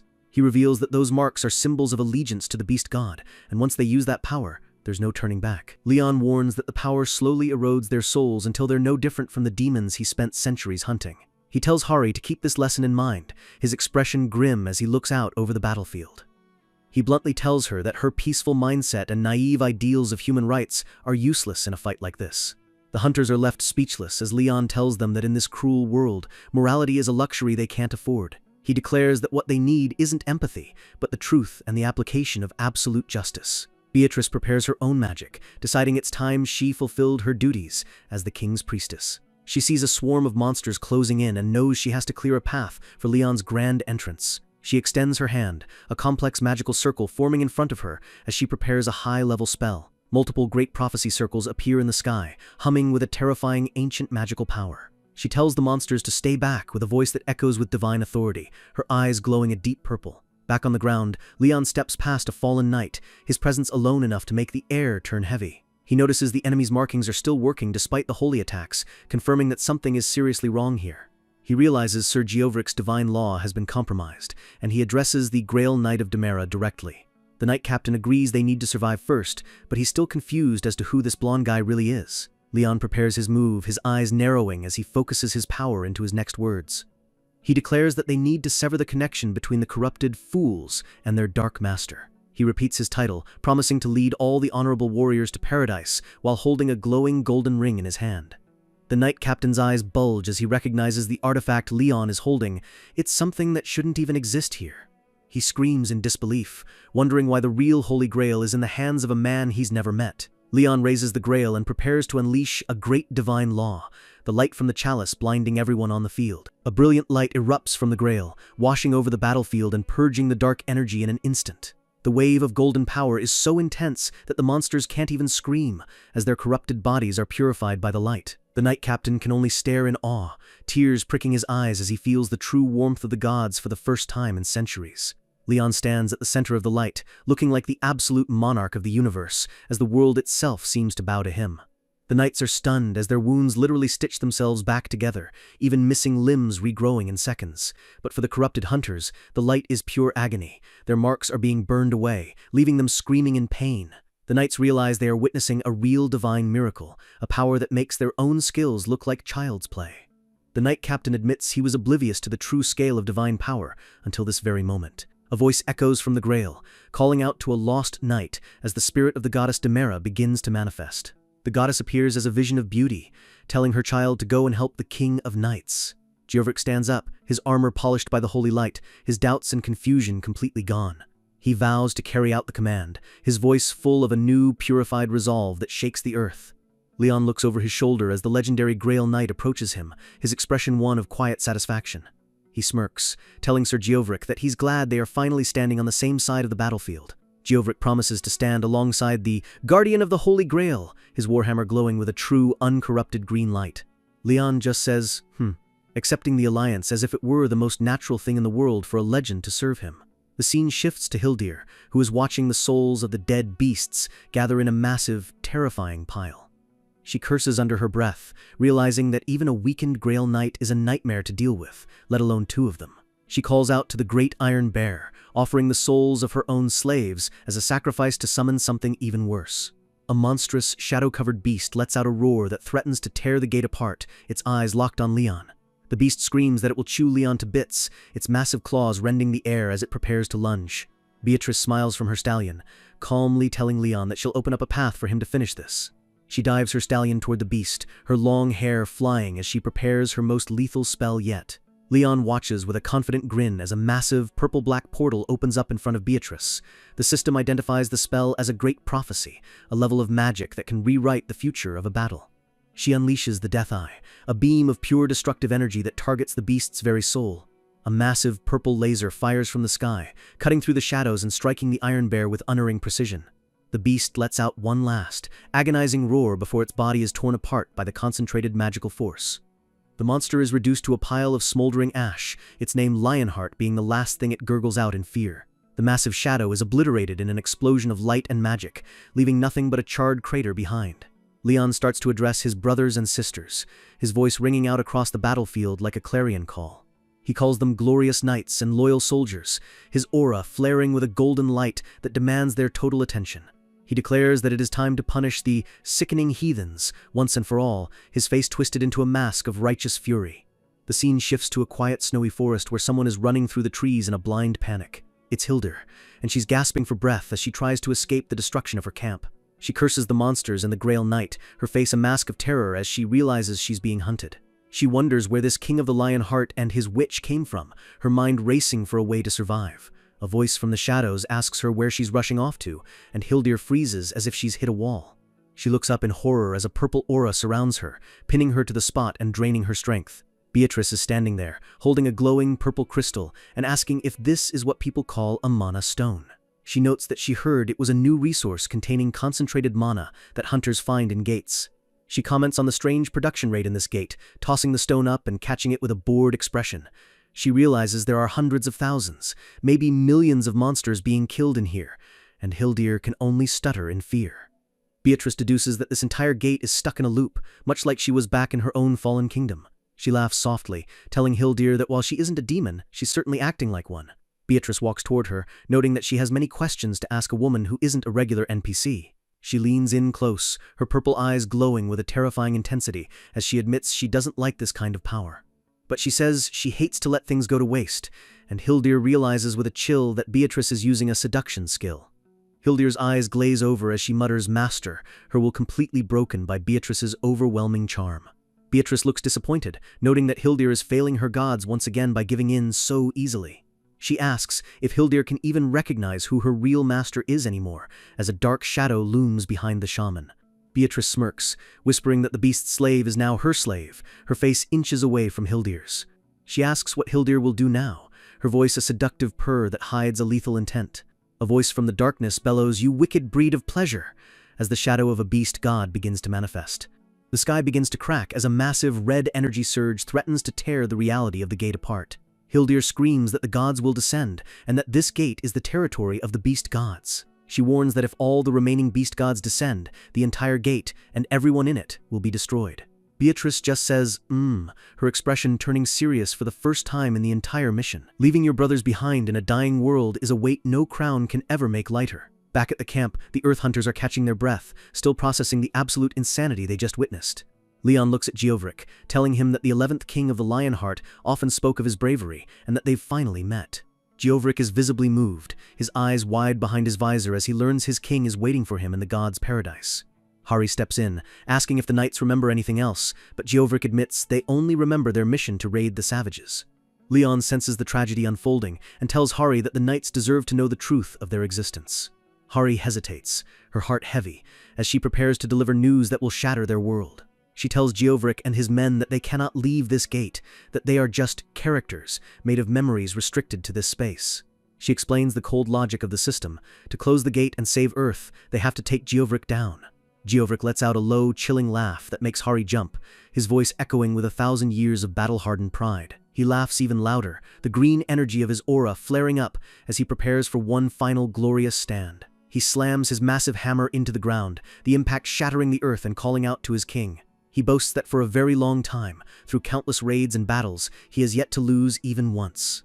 Leon smirks, telling the legend that if he had ever lost before, he wouldn't be worthy of meeting a true king today. Suddenly, the sky literally begins to crack, red lightning arcing across the clouds as reality itself starts to tear. The beast god screams "Leonheart!" through the rift, promising to chew Leon into pieces and spit him back out. The shadow of a massive multi-eyed monster looms over the gate, signaling that the true final battle has begun. Leon asks if there's any way to stop this incarnation from descending, while Hildir just giggles in the background. Hildir mocks them, saying it's too late, the beast gods will use every bit of their power to destroy this entire place. Leon looks at Geovric and his knights, declaring that he won't leave these knights of glory behind to face that monster alone. Beatrice warns him that facing the beast gods head-on is suicide, but Leon knows if they don't stop it here, the world is done for. Geovric stands silent for a moment, his massive frame radiating a sense of absolute resolve. He tells Leon that there is a way to end this, but it's a path only a knight of his era can take. He looks down at his hands, the green light of the goddess Demera beginning to concentrate into a blinding glow. With a sudden, violent movement, he shatters his own armor, the pieces flying off as he unleashes his core energy. Everyone screams Geovric's name in shock as the legendary knight reveals his true power to the world. He declares that if the condition to close the gate is his fall, then he will go out on his own terms. He begs Leon to fall back and use his divine power for the living, saying there's no point in dying in a world that's about to vanish. Leon grits his teeth, his fist clenched so hard his knuckles are white, as he realizes what the knight is planning. Geovric turns to his spectral soldiers, calling them his brothers and sisters for the final time. He tells them the final battle is here, and that their true king is watching, representing the glory of all the gods. He rallies them to sacrifice their dead souls, so that the living can have a future, his voice shaking the very foundations of the gate. The Earth Hunters watch in awe as the knights raise their swords, their spirits ignited by Geovric's speech. The knights salute their commander, their faces showing no fear, only the pride of warriors who have finally found their purpose. Leon is visibly struggling with the emotion of the moment, a rare look of vulnerability crossing his face. He watches as Geovric and his men prepare to charge into the mouth of a god to save a king they just met. Leon bows his head, admitting that their loyalty is putting his own heart to shame, and that they've left him with a massive task. Geovric asks for one last favor, handing Leon a massive, glowing purple mana stone that contains the essence of the gate. The light of the goddess Demera flares around Geovric as he prepares for the ultimate sacrifice. He offers a final prayer to Demera, asking her to grant his one wish for the sake of the lion heart. He raises his legendary hammer high, the weapon humming with enough power to level a mountain range. He declares that as a loyal servant of the king, he will impart all of his remaining power into this final gift. A massive vortex of green energy erupts from the hammer, blinding everyone as the transfer of power begins.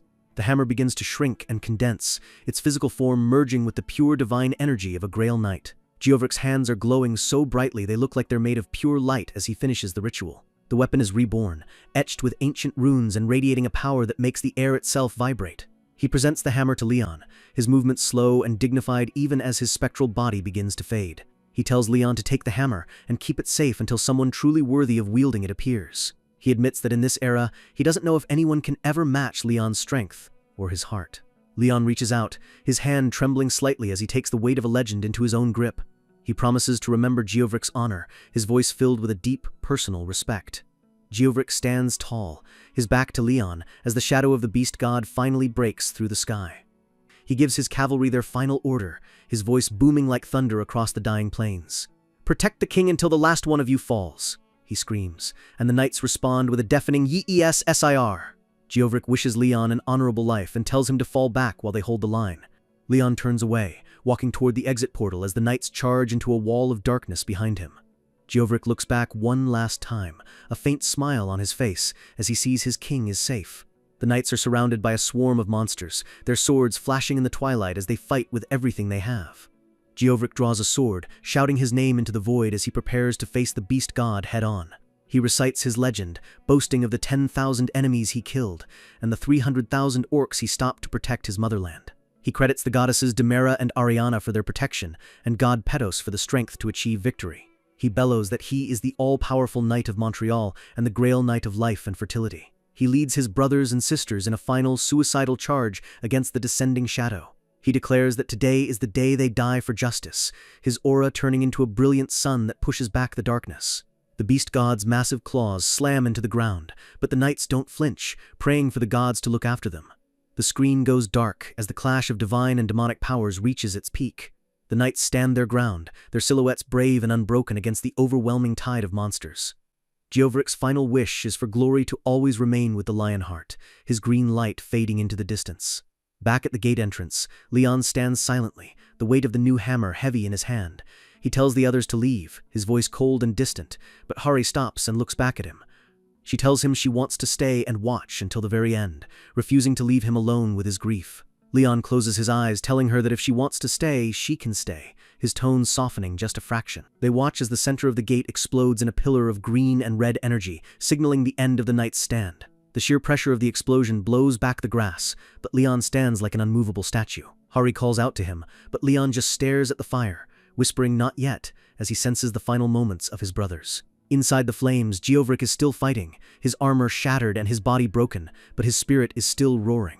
He screams with a primal rage, his green energy flaring one last time as he drives his blade into the beast god's heart. The light becomes blinding, as Geovric detonates his own soul to ensure the beast god cannot follow them out. Back on the other side, the hunters are shocked as a final, agonizing screech echoes from the collapsing gate. The beast god is being torn apart by the sacrifice, its power fading as the gate's reality finally crumbles. Leon looks down at his blood-stained hands, the reality of losing his people all over again, finally hitting him. He speaks the words that will haunt him forever. Sir Geovric has ascended. Leon's face twists into a mask of pure, murderous hatred, his eyes glowing with an unstable divine light. He screams that the beasts and those who worship them will pay for this with their most pitiful and violent deaths. He turns his back on the ruins, ordering the team to fall back as he walks toward the exit with the hammer over his shoulder. The narration notes that Grail Knights forcefully bring results with their divine laws, and Leon's words just rewrote the future. He vows to remember today, his expression so terrifying that even Beatrice stays a respectful distance away. Those words, fueled by the rage of a king, will be realized through every action he takes from this moment on. Training isn't just about getting stronger. For Leon, it's the only way to drown out the screams of the people he couldn't save. Our boy is in the training room, moving so fast his sword is nothing but a blur of light and wind. He's focused, his face a mask of determination as he pushes his body to the absolute limit. Sweat pours off him as he executes a series of strikes that would turn any modern hunter into literal mincemeat. But as he stops, a memory flashes in his mind, the image of him holding a fallen comrade in the rain, surrounded by death. The memory of his past failures haunts him, the screams of his dead knights echoing in the silence of the training hall. He hangs his head, the weight of being the last king feeling heavier than any armor he's ever worn. He stands alone in the massive, high-tech room, a relic of a dead world trying to find a reason to keep fighting. He lets out a long, weary sigh, the sound carrying the exhaustion of 300 years of non-stop war. He rubs his forehead, admitting to himself for the first time that he is truly, deeply tired.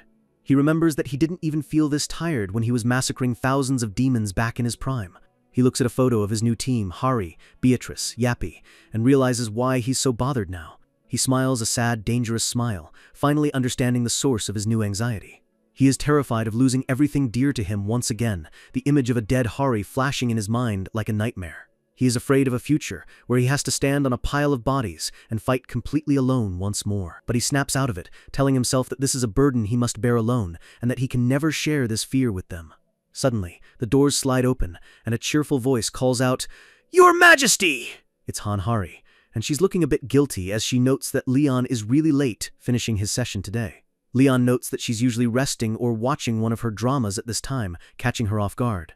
Hari blushes and stammers, trying to find an excuse for why she's lurking around the training room in the middle of the night. She claims she felt like she needed to train more, but Leon's skeptical "suddenly" makes her panic even more. She tries to act cool, but Leon just crosses his arms and waits for her to stop making a fool of herself. She admits that after the Jeju Gate, she realized how much more she still has to learn to be a real knight. Leon stares at her for a long moment, his blue eyes searching hers for any sign of hesitation. He suddenly draws a training sword and tells her to show him what she's learned, making Hari's face light up with excitement. She shouts that she is greatly honored in a hilariously outdated dialect that Leon wishes she'd just give up on already. The two face off in the center of the room, the air humming with the sudden shift in tension. Hari raises her sword with a shout, her form surprisingly solid for someone who was just a regular hunter a few months ago. Leon tells her to try and block his next move, his voice turning into the cold tone of a drill sergeant. In a flash, Leon vanishes, leaving nothing but a cloud of dust where he was standing just a second ago. He reappears directly behind her, his sword already mid-swing as Hari's eyes bulge in terror. She barely manages to bring her blade up in time, the impact sending a shockwave through her entire body. She grunts in pain, realizing that even in a light spar, the king is terrifyingly strong. Leon lectures her mid-fight, telling her that her arms should always be above her belly button to avoid being slow by 0.2 seconds. Hari screams, "Yes, your majesty!" as she tries to keep up with his blinding speed, her muscles screaming in protest. Leon moves with the grace of a predator, his every strike calculated to push her to her breaking point. He launches a vertical strike that creates a literal shockwave, forcing Hari to use every ounce of her strength just to stay upright. He tells her that she shouldn't defend with just her arms and sword, she needs to use her whole being. He corrects her footwork, telling her to take one step back so she isn't pushed around by the weight of the enemy's blade. Hari executes a perfect parry, the sparks flying as she finally manages to find a rhythm in the chaos. She's amazed that she actually blocked one of his strikes, her face lighting up with a brief moment of triumph. But her joy is short-lived, as Leon's hand suddenly comes flying toward her face with blinding speed. A loud conk echoes through the room as Leon's finger flicks her forehead, sending her stumbling back with a groan. He tells her that her movements are way too big, leaving her wide open for any competent enemy to end her. He asks her how many times he has to tell her to keep it fast and sharp, instead of showing off with flashy moves. Hari pouts, arguing that she was just trying to use her abilities efficiently, but Leon just lets out an exhausted groan. He tells her that the only way to victory isn't efficiency, it's surviving the fight by any means necessary. He asks what the point of a skill is if you're already dead, leaving Hari stunned by the simple truth of his words. Hari makes a funny face, realizes she just got schooled, and Leon gives her a look that could melt steel. He leans in, his shadow looming over her as he asks what she's thinking now, making her let out a little hike of fear. The two stand in the empty hall, the silence after their spar feeling strangely comfortable. Hari admits that she thought a knight's goal was to sacrifice their life for honor and glory, just like the guys in the gate. Leon goes silent, his face shadowed as the words honor and glory hang in the air like a curse. He suddenly calls her a fool and gives her another little conk on the head, though this one is much gentler. He asks her if she even has anyone to dedicate that honor and glory to, telling her there's no point in copying others if her heart isn't in it. Hari stares at him, her eyes wide as she realizes that Leon is actually worried about her safety. Leon gives her a rare, genuine smile, one that isn't arrogant or cold, but truly warm and human. He tells her that's enough for today, and to go get some rest, his voice filled with a quiet kindness. As he walks away, his footsteps echoing in the hall, Hari watches him with a look of pure admiration. She tilts her head, wondering why the king is acting so differently today and what's really going on in his head. Later that night at the guild house, Hari chats with someone about how Leon seems to be lacking energy lately. It's Sir Yappy, and the little robot confirms that his big data is picking up abnormal biological reactions from the king due to pressure. Yappy translates his robot talk for her. The king is stressed out and needs to distress immediately. Hari agrees, asking if Yappy knows what the king actually enjoys doing for fun besides killing orcs. Yappy goes silent, his internal processors whirring as he searches his database for King Leon's hobbies. He concludes that biological beings enjoy entertainment like games to help lift their mood during rest. Hari is skeptical, trying to imagine the 300-year-old Night King sitting down with a controller to play Call of Duty. She asks Yappy if he can think of anything specific that wouldn't offend Leon's royal sensibilities. Yappy's visor flashes red as he declares that dopamine increase through organic matters games is a top priority. Hari gives the robot a deadpan look, wondering why he can't just admit he has no idea what he's talking about. Suddenly, she has an idea and claps her hands, thinking she's found the perfect way to make Leon feel like a king again. She starts explaining her plan to Yappy, who nods his little robot head in approval of her logic. Yappy admits it's a reasonable plan and that his calculations show a high probability of success. Hari laughs, teasing Yappy that even his big data couldn't beat her human intuition this time. A small tick mark appears on Yappy's visor as he feels the digital version of being offended by a mere organic matter. A system box pops up, noting that Yappy definitely feels like he's being mocked by his squire. Yappy mutters that this attitude isn't appropriate for an organic being, while Hari just laughs and walks away, feeling like she won. The scene shifts to a golden, heavenly realm where the goddess of justice, Ariana, stands with her scales. She speaks to Leon in his mind, telling him that while his volunteering makes the gods happy, she's actually worried about him. She apologizes for making him fight for 200 years without a single day of rest. She tells him it's finally time he took a break and enjoyed some entertainment in this new era. Leon admits he hasn't heard that word in a long time and doesn't know what a knight like him would even enjoy. Ariana smiles, telling him that the best entertainment transcends time and is universal for all men. She drops a literal truth bomb on our boy, suggesting that he find a woman and sleep with her. She even plays matchmaker, suggesting that Queen Beatrice or even that red-haired girl would be perfect partners. Leon is absolutely mortified, stuttering that Hari is a very young woman, and how could a goddess suggest such a thing? But the goddess isn't backing down, arguing that Hari is a fully grown adult and humans find their greatest joy through lovemaking. She leaves him with one final crushing reminder: if he ever wants to rebuild the royal family of Lionheart, he's going to have to get busy. Our boy's face is probably redder than Hari's hair right now. Rebuilding a dead royal family usually starts with a date, but when you're a 300-year-old king, your goddess basically tells you to get laid to save your lineage. Leon kneels in the silence of the temple, the goddess's words echoing in his mind about the joy of human connection. He looks genuinely troubled, the sweat on his face showing that even a king can be defeated by a conversation about his love life. Suddenly, a loud voice shatters his deep thoughts, calling out for Your Majesty over and over again. It's Hari, peeking around a door with a huge smile, telling him he absolutely has to listen to the surprise she's planned. She's so excited she actually trips and faceplants right onto the floor, while Leon just watches her with a look of pure, "Why is she like this?" Leon crosses his arms, telling her that despite her insane physical stats, she acts more like a fish out of water than a knight. Hari ignores the roast and pops back up, her face red with determination as she prepares to explain her big idea. Leon looks skeptical, wondering what kind of preparation could possibly be meant for someone like him. When she mentions that she had Sir Yappy's help, a censored image of Hari in a maid outfit flashes in Leon's mind, and he immediately starts to sweat. Our boy goes into full king rage mode, threatening to make her run around the neighborhood naked if she ever wears a sickening outfit like that again. Hari screams that she's being falsely accused, her face turning into a total emoji of embarrassment and frustration. The scene shifts to a massive high-tech portal facility where a green gate is humming with energy. One of the association members greets Leon as he arrives, looking impressed by the king's presence. Leon asks what the hell is going on, and Hari steps up to explain that they've organized a special event just for him. The whole association got together to help Hari set up this distressing session for the boss. Leon looks at Hari, still suspicious, but he figures since Sir Yappy helped, it might actually be something useful. Hari beams, telling him to just enter the gate and promising that he's absolutely going to love what's inside. Leon takes a moment to think it over, his face unreadable as he stares at the swirling green vortex. He finally gives in, sighing an all right, as he prepares to see what kind of game his squire has cooked up. The team steps through and finds themselves in a beautiful sun-drenched forest where the birds are chirping and everything feels peaceful. A ladybug crawls across a leaf, emphasizing just how calm and low stakes this gate actually is compared to Jeju Island.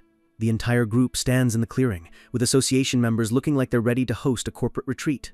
Leon looks around, confused by the sudden change in atmosphere from Death Gate to Nature Hike. Hari strikes a pose, declaring that she's now going to explain the rules of this specific gate.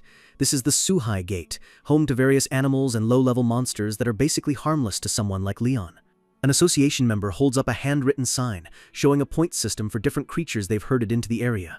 Small animals are 1 point, medium ones are 3, and the rare orcs are worth a whopping 10 points. Leon stares at the sign in silence, probably wondering if his legendary life has really come down to a literal carnival game. He realizes it's a hunting game, and Hari excitedly confirms it, hoping this will satisfy his inner warrior. She admits she thought that in Leon's old world, hunting was probably a major trend for royalty. Leon smirks, his expression softening as he looks at his hands, memories of his past finally feeling less like a burden. He thanks them for being so considerate, admitting that he really did need a way to distress after everything that happened. He notes that it's been ages since he actually hunted for fun, and jokingly wonders if he'll even be any good at it. The scene transitions to the deep woods, the sunlight filtering through the trees in a golden haze. Suddenly, an arrow whistled through the air, pinning a low-level monster right through the head before it can even blink. Leon lets out a "Koo-ha-ha-ha-hey," laughing like a maniac as he draws back his bow, realizing that hunting really is a blast. A group of orcs is caught completely off guard, wondering who the hell is picking off their tribe members from the shadows. Leon leaps into the fray, calling them dirty beasts and telling them to die as he rains down arrows with pinpoint accuracy. Hari watches from the sidelines, looking a bit disturbed by how much he's enjoying the slaughter, but she's just glad he feels better. Leon stops to examine one of the fallen orcs, noticing a small glowing tooth that looks like a rare drop. He bags his loot, mentioning that every good hunter should take back a souvenir to remember their trip. Hari approaches him, complimenting his insane skill with a bow and arrow despite him being a knight. Leon corrects her, saying that being a knight doesn't mean he's clueless about long-range weapons. He explains that for wandering knights or those on a mission, hunting was a vital skill needed to survive and find food. Hari is still blown away, noting that he's not just good, he's basically a legendary sniper. Leon boasts that while he was the strongest champion of all time, he was also ranked as the second-best hunter in his era. Hari is shocked, asking if the person who beat him was another Grail Knight or some kind of god. Leon clarifies that the #1 hunter wasn't a knight, but someone watched over by the goddess of the moon and hunting. A flashback shows a slender hand drawing an arrow, the movements filled with a divine, otherworldly grace. He reveals she was the head priestess of the Temple of the Moon, and even Leon couldn't help but admire her talent.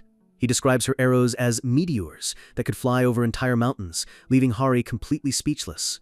He then wonders why the association only herded orcs for him to hunt, and he apologizes for being so efficient. He explains that to win a competition, you always have to go for the targets with the most points, and orcs were the jackpot. Leon pulls out a strange green glowing object he found, noting that it feels heavily cursed. Hari identifies it as a curse totem, a rare and valuable item that can be found in high-level gates. Leon tosses the 100,000,001 item to her, telling her to sell it and give the money to the people who worked overtime to herd the animals. The association members are seen exhausted in the background, but they're about to get a massive payday for their troubles.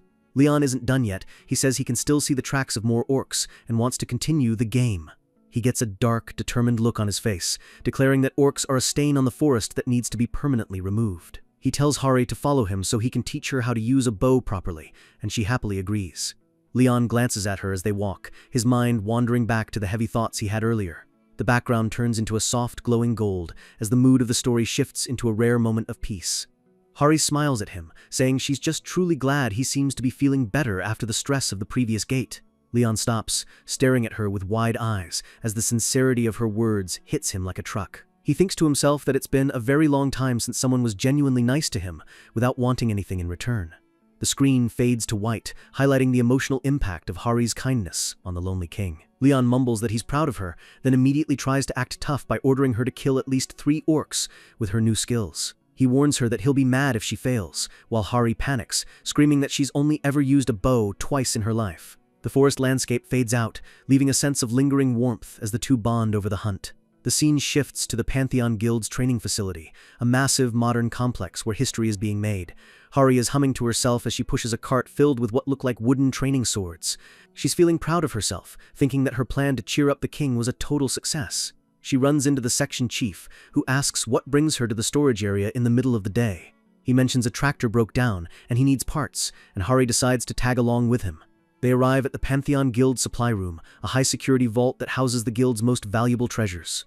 Hari asks if this is where Sir Jovric's hammer is being kept, her voice dropping to a whisper. She offers a quick prayer for the fallen knight, but she mixes up her religions so badly the section chief can only stare in disbelief. She asks why the hammer has been here all along, and the chief explains that there simply isn't anyone strong enough to use it.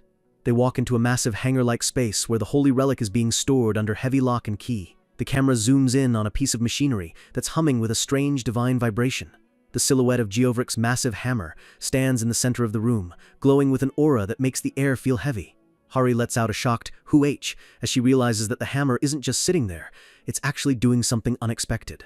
A luxury car screeches to a halt at a busy intersection, drawing the eyes of everyone nearby as a new set of players enters the game. A polished shoe steps out onto the pavement, signaling the arrival of some high-ranking hunters who think they've got what it takes. A group of guys walks toward the guild, laughing as they prepare to take a look at the nation's most powerful epic item. Suddenly, a metallic Kirik sound fills the air, and one of the hunters lets out a blood-curdling scream as he's snatched up. It's Sir Yappy, or at least a massive drone version of him, and the hunters are terrified to realize he's the one guarding the gate. A tiny version of Yappy scurries over, asking if they are the Hammer Challengers who've come to test their luck. The robot welcomes them with a series of digital chirps, making the hunters look completely bewildered. The hunters think the bot is actually being nice, but they clearly don't know who they're dealing with. Yappy's visor flashes a sinister red, his internal programming shifting from welcome mode to profit mode. A massive shockwave of wind catches the hunters off guard, nearly blowing them away as they let out a terrified "Hike!" The hunters are shaking, wondering what kind of nightmare they've just walked into. Yappy's voice booms out with a single, devastating command, Entrance FEE. The robot points to a sign, his movements sharp and clinical as he demands payment before they can proceed any further. The sign reveals a staggering price, 5 million won for hunters, while civilians only have to pay 500,000. The hunters protest the unfair pricing, but Yappy logic bombs them, saying the fees are needed to upkeep holy relics. One hunter complains that it's an extra digit for them, but he admits that for an epic item, the price might actually be a steal. He asks if the robot takes Samsung Pay, and Yappy clarifies that bank transfers are perfectly acceptable. The hunters walk away, sobbing as they realize their bank accounts just took a massive hit before the challenge even started. A cheerful voice welcomes the hunters as they enter the testing grounds. It's Hanhari, and she is wearing a full lion mascot costume that makes her look absolutely ridiculous. The hunters recognize her as the rookie from last year, wondering why she's dressed as a cat while holding a sign. The story reveals that all of this madness started exactly 1 week ago, the day the hammer vanished from storage. Leon had walked into the storage room, looking at the spot where the hammer was supposedly stolen. Hunters were trying to lift the hammer, screaming in pain as it refused to budge even an inch from the ground. It turns out the hammer had basically moved itself to the center of the training field and stayed there since morning. Leon arrives with Beatrice, watching the pathetic attempts of the humans to move his brother's weapon. He reaches out with one hand, his fingers barely grazing the handle of the massive artifact. With zero effort, Leon lifts the hammer high into the air, shocking everyone who had just spent hours struggling with it. Leon looks at the weapon, asking it what it's trying to accomplish by being so stubborn with everyone else. The hammer begins to glow with a pulsing golden light, vibrating as if it's trying to communicate with the king. It suddenly slams back into the ground with enough force to send nearby hunters flying, letting out a loud "Ooh-ah-h!" Leon notes that the weapon is quite expressive and seems to want something specific from this new world. Hari asks if a hammer can really have its own consciousness, and Leon explains that holy relics are different. He says that items that spend centuries with divine beings develop their own will and can become impossible to handle for the unworthy. However, Leon admits that when he first received it from Geovric, he didn't feel any spark of intelligence from the metal. A flashback shows the moment Geovric imparted his powers into the hammer, dedicating it to the King of the Lion Heart. Leon smiles, realizing the truth of why the weapon is acting out now. He asks the hammer if it wants him to find it a new owner, someone worthy of carrying on Geovric's legacy. He turns to Hari, telling her to let the Hunter Association know about a new opportunity. The deal is simple. Anyone who can lift this hammer will be allowed to keep it as their own. Hari looks at him like he's lost his mind, wondering if he really intends to give away a god-tier weapon for free. She notes that the association will want to judge its value first, and Leon just shrugs, telling her to make the call. Cut to later, an evaluator is screaming in shock as his tablet screen goes into a total meltdown. He shouts that this is an epic item, a classification that makes everyone in the room freeze. He confirms it over and over, while Leon just gives a bored "is that so?" as if he didn't just drop a nuke on the economy. The narrator explains that hunters use special equipment, and for convenience, these items are ranked in a specific order. You've got your normal gear, your rare items, and then the unique stuff that makes you a top-tier player. Above those is legendary, the kind of gear that usually defines an entire guild's power level. Unique items are made by master blacksmiths and are considered the starting point of luxury equipment. Legendary items require endless effort, massive funding, and the support of entire research labs to create. But epic items? Those are on a completely different level. Only a handful have ever existed in the last 30 years of history. He mentions legendary artifacts like the Heavenly Demon's Heaven Destruction Sword from Shivan Mountain, or the 12-ring Kakara, a staff that can literally cause world-changing disasters with a single tap. Then there's the Frost Queen's Heart, a jewel so cold it's still expanding the snowy fields of Siberia. These aren't just weapons, they are forces of nature that rewrite the map of the world just by existing. He even brings up the Wandering Demon Sword, which was lost after a Black Gate disaster in London. These items have tremendous influence and power, capable of pulling off victories in literally impossible situations. And right here, in a random training field, sat a confirmed epic item just waiting for a hand to grab it. The evaluator asks if Leon is really going to give this thing away to anyone, while Hari looks on with a mix of pride and worry. The man reaches for the hammer, his hands shaking at the thought of owning something worth more than a small country. Leon looks him dead in the eye, confirming that yes, the first person to lift it becomes its master. The evaluator shows Leon a sheet of paper, begging him to look at the stats they managed to extract. The system screen lists Geovric's one-handed hammer with stats that are absolutely broken, 400% defense boost, and infinite stamina. Leon just says, his lack of reaction making everyone else in the facility want to scream. He declares that his decision remains unchanged and tells the man to relay the news to the main association office. The evaluator asks if he can go make a call real quick, his voice cracking as he realizes he's holding the story of the century.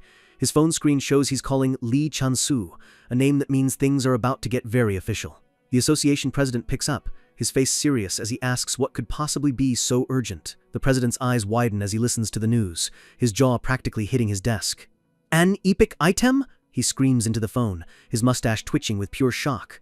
The news hits the front page of the Goryeo Daily, announcing the nation's first epic item is up for grabs at the Pantheon Guild. Back to the present, Hari is standing in her lion suit, looking completely done with the crowds of people. A random hunter demands to see Geovric's hammer, his face filled with the greed of someone who thinks they're the one. Hari snaps at him, telling him he has to address the legend with respect. It's Sir Geovric, not just some hammer. The hunter is taken aback, realizing that at this guild, even the items are treated like knights. Hari laughs her hey-hey laugh and leads the way, her tail swishing as she plays the perfect guide. They arrive at the hammer, which looks even more intimidating under the bright midday sun. The hunter stops cold, feeling a massive aura radiating from the weapon that makes his own mana feel insignificant. He's amazed that a weapon that isn't even being wielded can emit such a powerful and oppressive pressure. He rubs his hands together, grinning like a fool as he decides to give it a go and become a legend. He reaches out, his fingers slowly closing around the worn leather handle of the holy relic. The moment he touches it, a massive bolt of electricity arcs through his body, making his eyes roll back in his head. He collapses onto the ground, twitching as a system warning basically tells him to get lost. His buddy asks if a hammer can really defend itself, and Hari just smiles from inside her lion head. She explains that the hammer has a habit of rejecting anyone it deems unworthy of carrying its legacy. She shrugs, noting that since the hammer decides the conditions, they don't actually know how to win. Yappy scurries back into view, his robotic voice asking a very specific question that catches everyone's attention. "Gonna pay tithe?" he asks, his visor displaying a tiny digital dollar sign. The hunters are confused, wondering why they need to donate money after already paying an entrance fee.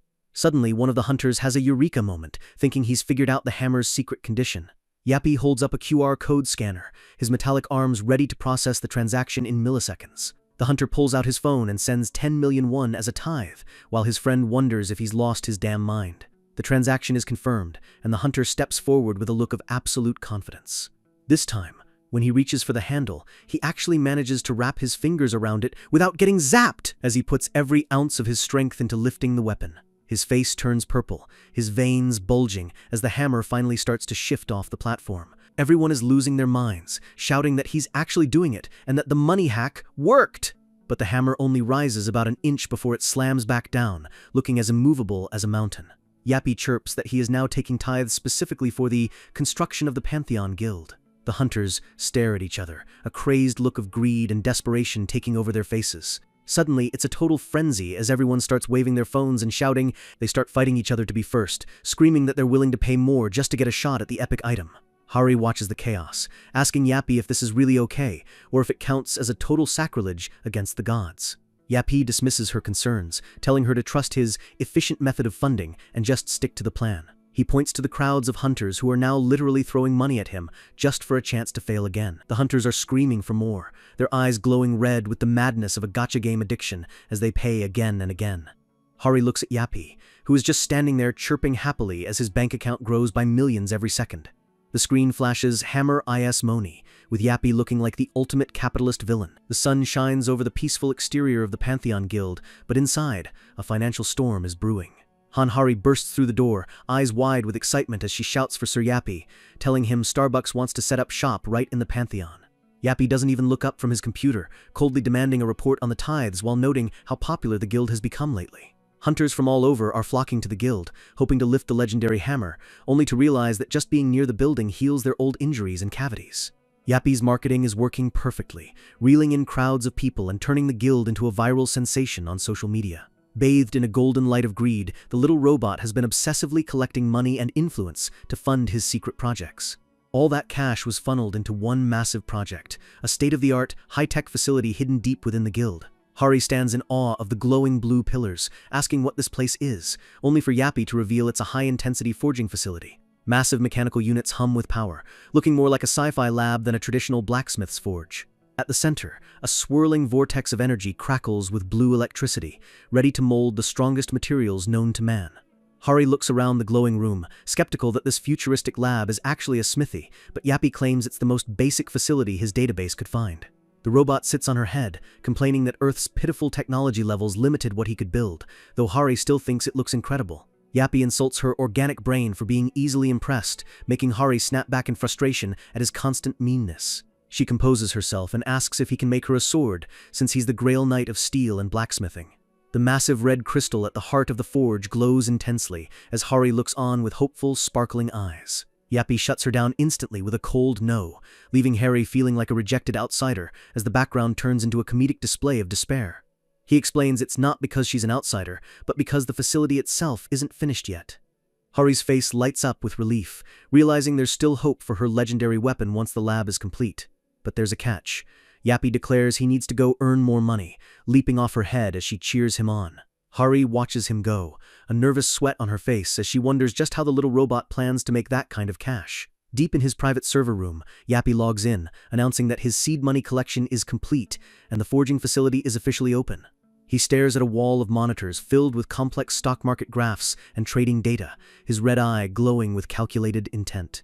With a sinister aura, the robot tells himself that today he will become a righteous thief once again. Across the world, the global stock market begins to face an absolute disaster, plunging into red-hot chaos. In a trading firm, a corrupt executive screams at his staff, furious that their news manipulation isn't working and everything is going south. The executive panics, staring at his phone and wondering who this ghost is that keeps intervening in their illegal price schemes. A mysterious figure in a trench coat and fedora walks through a dark alley, symbolizing the entity that's been stealing all the profits and vanishing into thin air. Of course, that shadow entity is none other than Yappy, sitting comfortably in front of his glowing blue screens. The little robot has found a new target to pour his stolen riches into, and it's an asset no one saw coming. A global map glows on the screen, highlighting the one thing Yappy is eyeing: the world's food supply. Humanity's food situation is looking grim in the 21st century because way too much land has been corrupted by demonic energy. While the rich nations handled the gates well, poor regions like Eastern Europe and the Middle East are falling apart due to constant dungeon breaks. Yappy swoops in and buys up all this worthless, corrupted land for pennies on the dollar. His first big target is the grain industry in Heilongjiang, a region desperate for a miracle. Ever since the Shanghai disaster 20 years ago, the land there has been a dead, withered wasteland ruled by warlords. After buying the industry, Yappy summons the image of a divine angel, the goddess Demera, to begin his grand plan. By spreading faith in the goddess of fertility, the very soil begins to purify, turning from deathly gray to life-giving gold. Leon stands over a field of golden grain, and while he can't purify the whole world at once, Yappy knows this land will soon be printing money through blessed rice. The little robot clicks his mechanical joints, satisfied with his progress. His goal is simple: the Pantheon Guild will eventually monopolize the entire planet's food resources. But there's a massive problem standing in his way, and his mechanical eye narrows as he spots a threat. He analyzes a map, seeing the high possibility of an invasion into his newly acquired territory. Yappy's big data tells him that global politics and wars are a waste of resources, especially since gate threat levels are rising everywhere. He concludes that a logical leader shouldn't waste forces, looking more like an advanced AI overlord than a guild mascot. Despite the risks, he's determined to make this land rise to its former glory. Suddenly, breaking news hits the screens. A violent coup d'etat has just occurred in Jilin. In the guild cafeteria, a hunter drops his tray in shock as he hears war has broken out, while Hari and Yappy watch from the background. Yappy lets out a surprised mechanical chirp, realizing his investments are in immediate danger. /transition. Later, Yappy pulls Hari aside, acting like he's letting her in on a massive, exclusive secret. He tells her he owns a private equity fund that's been skyrocketing in value lately. He offers to manage her funds personally, telling her she needs to register immediately to secure her future. Hari is impressed, amazed that the robot is even a pro in the stock market. Yappy hits her with the cold truth, calling her financial state weak and saying she needs a professional like him to save her. He reveals she's only saved 15% of what an average A-rank hunter has, calling her salary sad. Embarrassed, Hari explains she gives all her extra money to the orphanage where she grew up. She slumps on a bench in despair as Yappy tells her that if she wants to donate more, she needs better financial management. The little robot gets a devious look as Hari starts to reconsider his offer. When she tries to say she doesn't need it, Yappy zaps her, lecturing her that being lazy with money in the modern world is like giving up on life. Rubbing her arm, a defeated Hari agrees to invest just 2 million won to see how it goes. Yappy demands 20 million instead, even telling her she should sell her basement apartment in Seoul. Hari sighs and gives in, trusting that Sir Yappy wouldn't do anything suspicious with her life savings. Yappy glows with a blue aura, welcoming her as a silver member and claiming he's doing her a favor by skipping the bronze level. Hari just blinks, looking completely lost as the loading bubbles appear over her head.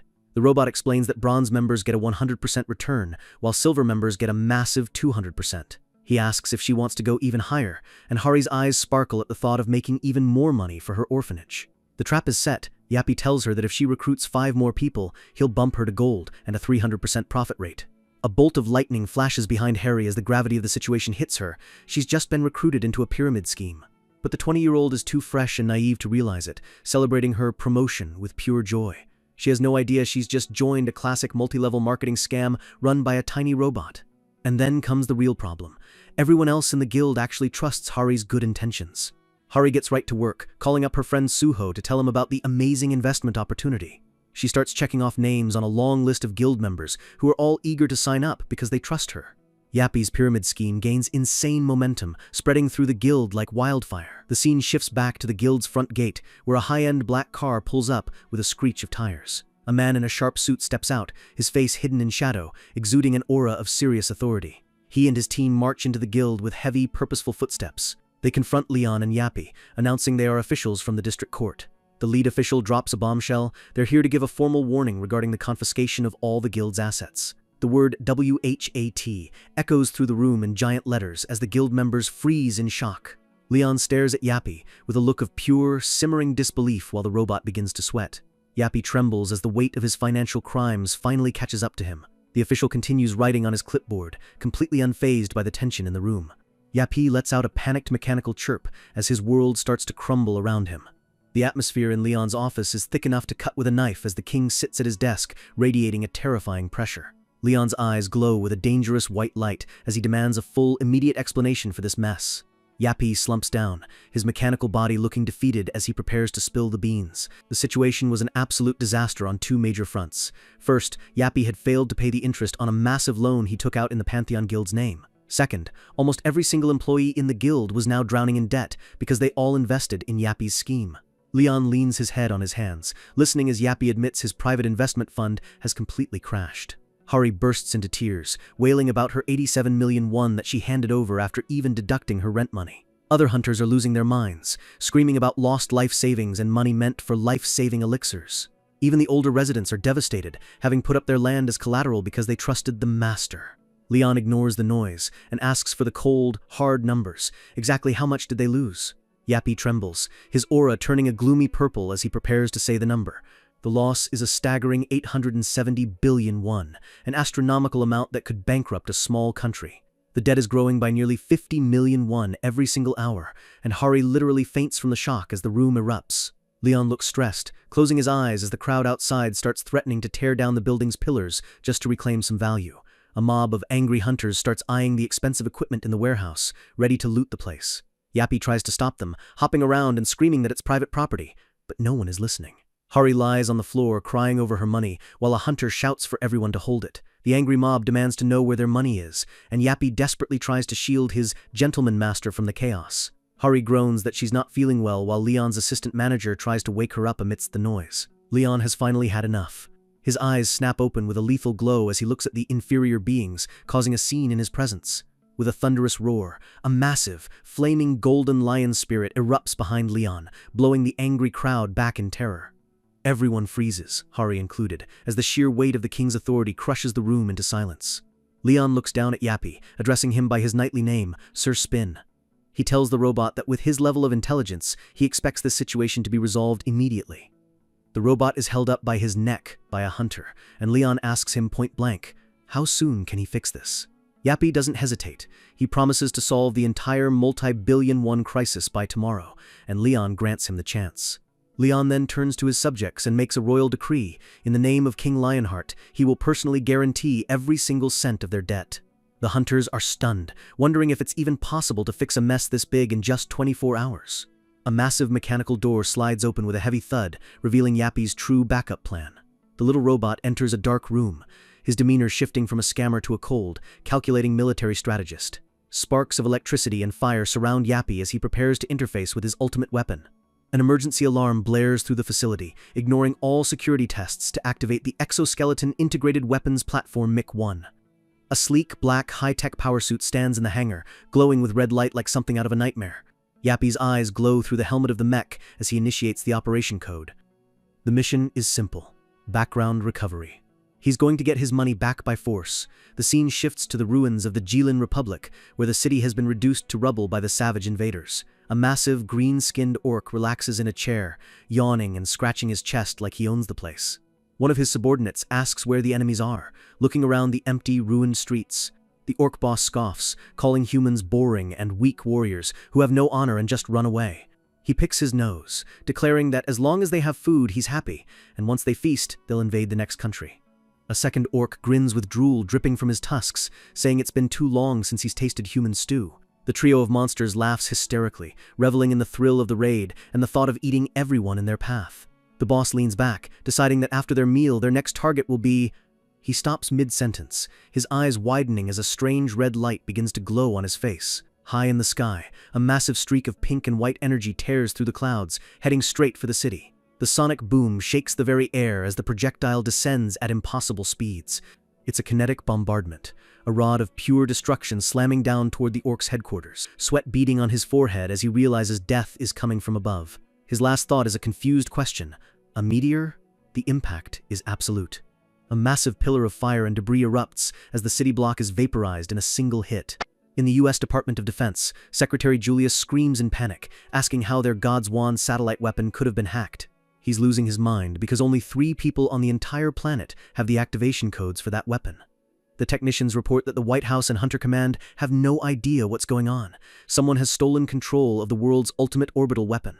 A lead analyst stammers that it's impossible to hack because the encryption key changes every single minute. He explains that there are 100 million combination patterns, and even the world's best supercomputer would take 13 years to crack it. Julius sweats, staring at the screen in horror as he wonders who, or what, has that kind of processing power. He screams for them to stop it, but the orbital strike is already in the operation stage. The analyst reports that it's gotten even worse. The key patterns are actually strengthening, becoming more complex as they watch. The screen is flooded with code, as he estimates there are now over 10 billion patterns, making it completely unhackable from the outside. Another soldier shouts that Russia's strategic weapon, the Grizzly, has also been activated by the same mysterious force.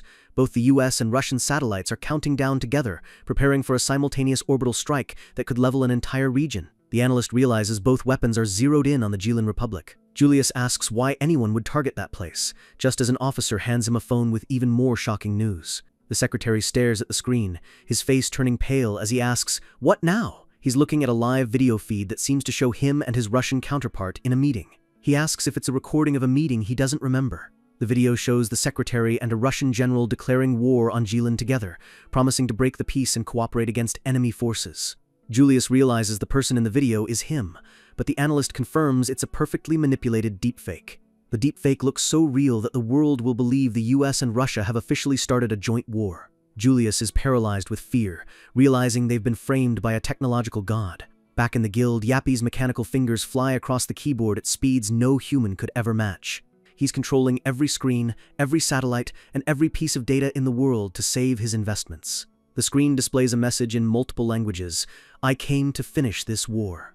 The US officials can only watch their monitors in stunned silence, completely powerless. Back in Jilin, the smoke clears to reveal the Orc King, Lingxiang Kazak, holding his head in despair. The king of Jilin looks battered and broken, wondering how his victory turned into a nightmare so quickly. He tells his generals that now that they have the throne, all they have to look forward to is an endless war with the world's superpowers. His generals are sweating, realizing they are completely screwed against the combined might of orbital strikes. The Orc King decides their only choice is to take the remaining money and run for their lives. Another orc suggests they escape to the meadows and start over by increasing their numbers. He licks his tusks with a predatory grin, saying all they need to do is hunt human women to rebuild their tribe. A blue light suddenly illuminates the dark room, and the sound of mechanical heavy breathing fills the air. With a thunderous crash, a massive black mech slams down from the ceiling, crushing an orc's head into the floor instantly. The Orc King looks up in sheer disbelief at the mechanical monster that just dropped into his throne room. The orcs scream in terror, wondering what kind of demon has just appeared before them. The mech's sensors flare as a robotic voice announces, "Target located." The black armor stands tall over the corpse, its red eye glowing with cold, mechanical hatred for the orc species. Weapons systems click and slide into place as the mech prepares for a total massacre. The Orc King stares up at the towering machine, realizing that his savage era has just come to a very violent end. The screen flashes with a final, mocking message for the orcs, "Give me a break." Yappy, inside the suit, raises a mechanical finger to his face, looking like a high-tech god of death. The dust settles over the ruins of the headquarters as smoke billows from the rooftop, where the final confrontation is about to go down. The Orc King stares down the black mechanical demon in front of him, admitting he has no idea who this machine is, but he can't help but respect its bravery. He lets out a low, menacing growl, his eyes glowing with the bloodlust of a seasoned warrior who's finally found a worthy opponent. But Yappy isn't here to trade compliments. He launches forward, his mech's thrusters roaring as he closes the gap in a heartbeat. The Orc King swings his massive axe, shattering the ground and sending debris flying everywhere as he tries to swat the metal intruder out of the air. Yappy's system pings with a cold mechanical tone, announcing the activation of assassination mode as his weapons lock on. Rounds of high-caliber fire rip through the room, shredding the orc subordinates who try to interfere as they let out agonizing screams. The Orc King ducks behind a pillar, gritting his teeth as the sheer volume of lead turns his throne room into a slaughterhouse. One brave orc charges in with a shield, screaming for the machine to die, completely unaware of the gap in their power. Yappy doesn't even slow down, delivering a brutal kick that shatters the orc's shield and sends him flying back into the abyss. The mech slides across the floor, dual-wielding heavy cannons and blasting everything that moves into oblivion. He stands amidst the carnage, the sound of spent casings hitting the floor echoing through the now silent room as he reloads. The system announces a special modification, ultra-high-mass 12-gauge bullets, designed specifically to punch through the toughest hides. Yappy spreads his mechanical arms, looking like a multi-limbed god of war as he prepares for the final purge. The HUD highlights the remaining orcs, showing that all firearm restrictions have been lifted. It's officially open season. With a cold command to fire all ammo, Yappy's red eye glows with a lethal intensity. The room explodes in a hail of gunfire so intense the windows shatter and the walls begin to crumble under the pressure. Brass shells rain down like golden hail as the mech unleashes a literal wall of lead, leaving nowhere for the orcs to hide. The Orc King's top generals are torn apart instantly, their screams cut short by the overwhelming firepower of modern technology. The floor is stained with the remnants of the invasion, covered in hundreds of smoking shell casings and the shattered remains of the enemy. Yappy's mech vents steam, the barrels of his guns glowing cherry red from the heat of the slaughter. The command to cease fire comes through as the smoke clears, revealing a room where nothing organic is left standing. Yappy scans the room, noting that there is still one entity remaining hidden in the shadows of the wreckage. The Orc King steps out, looking at his scarred and notched axe, admitting that the machine's performance wasn't half bad. He looks at the corpses of his generals, the guys who were supposed to be his new elite, and realizes he's truly the last one left. Yappy ignores the drama and prepares to resume the assassination, while the Orc King laughs, asking if the robot even knows what that word means. The Orc King vanishes in a blur of speed, his massive axe clashing against Yappy's arm and sending a shower of sparks into the air. The ground beneath the mech cracks as the Orc King puts all his monstrous strength into a single overhead strike. He lets out a primal roar, swinging his weapon with enough force to level a building. The impact creates a shockwave that blows back the surrounding smoke, but the mech holds its ground, blocking with its heavy armor. Yappy's system glitches for a second as he realizes his defensive layers are being bypassed by the sheer quality of the enemy's weapon. The Orc King grins, revealing that his axe is made of pure adamantite, a legendary metal that can cut through any machine. He brags that even a drake couldn't survive a hit from this axe, and he doesn't think a hunk of metal will fare any better. The two clash again and again, a dance of high-tech metal against primordial strength that turns the room into a blender of sparks and debris. Yappy's internal sensors flag the orc as an S-rank threat, and worse, his ammo reserves are finally hitting zero. The orc's axe bites deep into the mech's shoulder, tearing through the alloy as Yappy tries to calculate a way out of this losing battle. The Orc King looms over the machine, his blonde hair flowing as he prepares for the killing blow.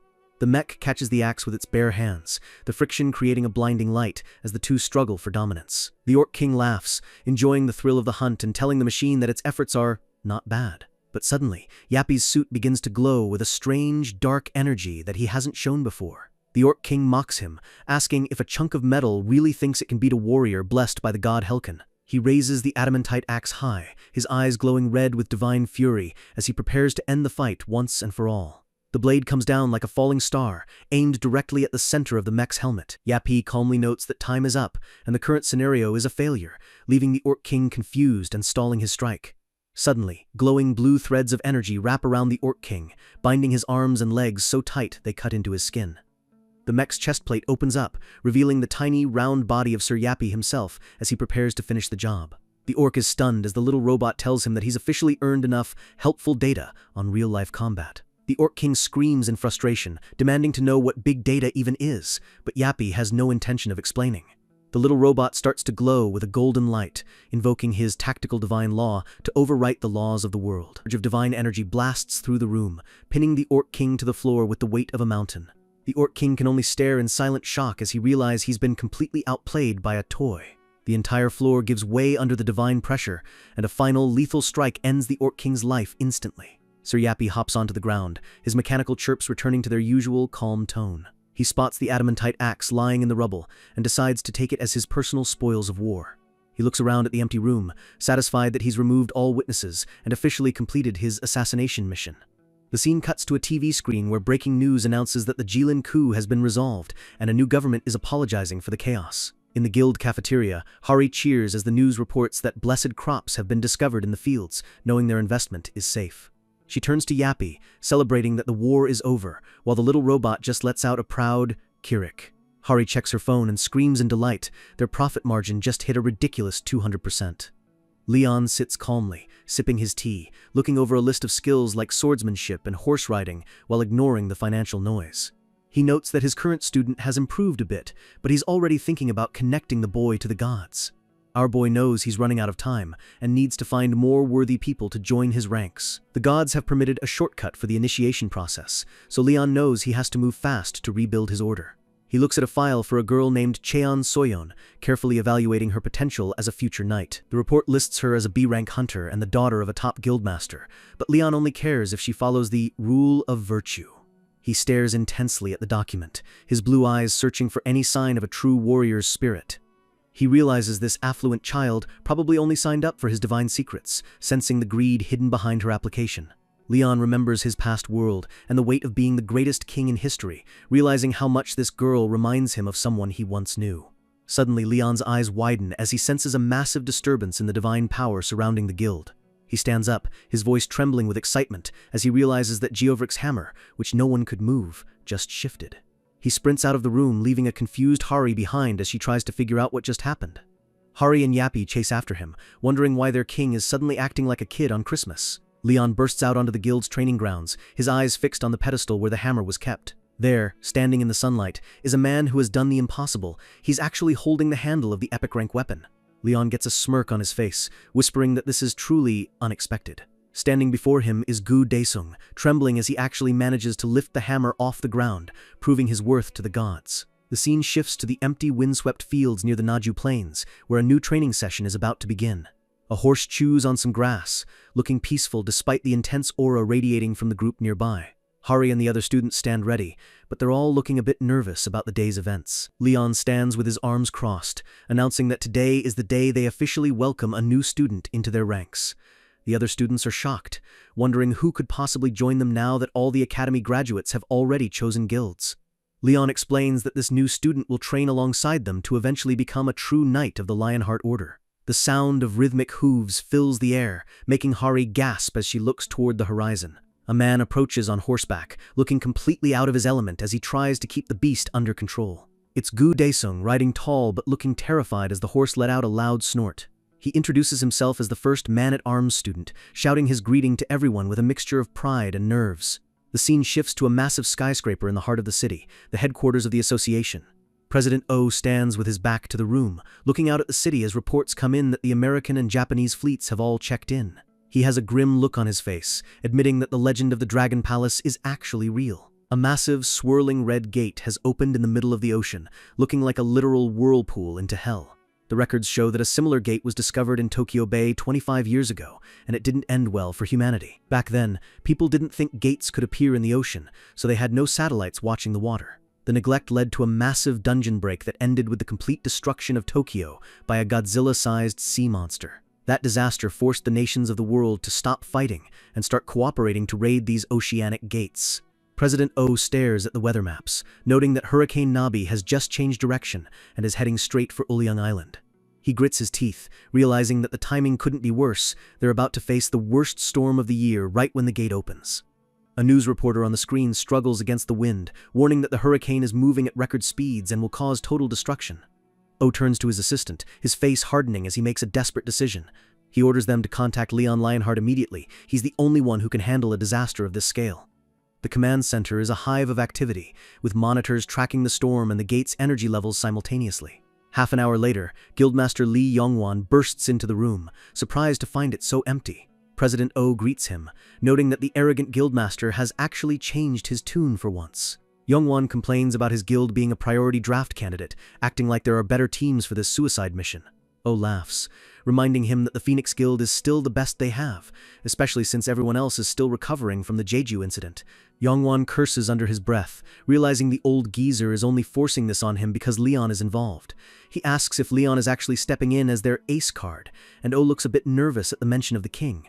Yongwan scoffs, saying that His Majesty isn't someone a normal person can even begin to evaluate.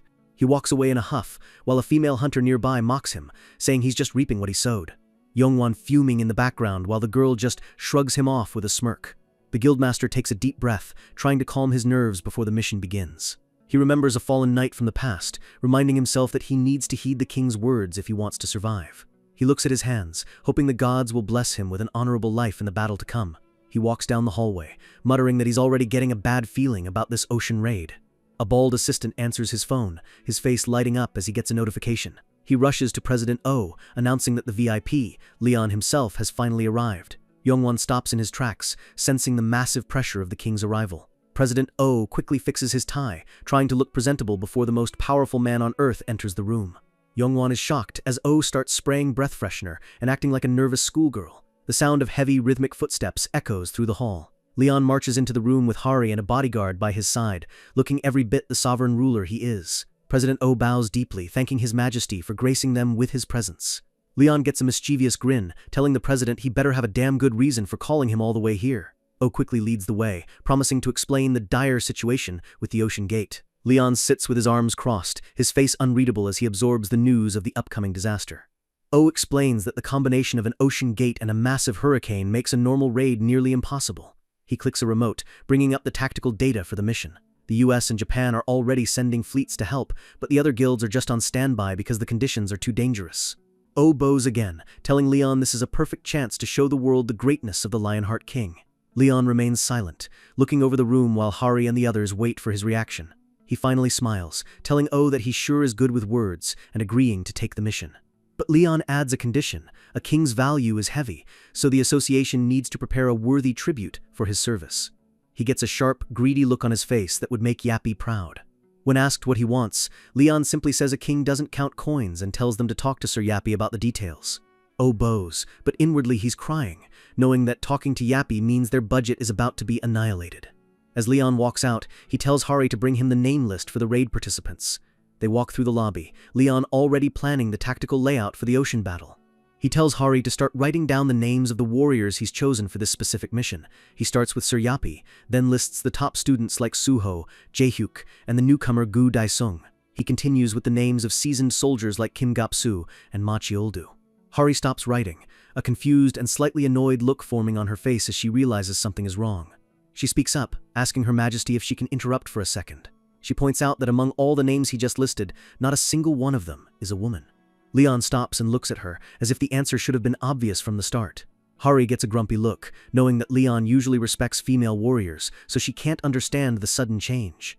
Leon asks if the answer isn't obvious, making Hari even more confused as they walk toward the exit. Leon leans in with a dead serious face, announcing that in his experience, it's just bad luck to have women on board a ship. Hari is left completely speechless, her jaw dropping as she realizes her king is following a 300-year-old sailor's myth. The sky is filled with the roar of engines as a fleet of military helicopters descends through the mist. They're landing at the docks of South Korea's First Fleet, where the heavy hitters are gathering for the ocean raid. The wind from the rotors whips across the pavement as a pair of polished black boots hits the ground. The naval commanders stand in a sharp line, their faces stern as they prepare to welcome the most powerful man on the planet.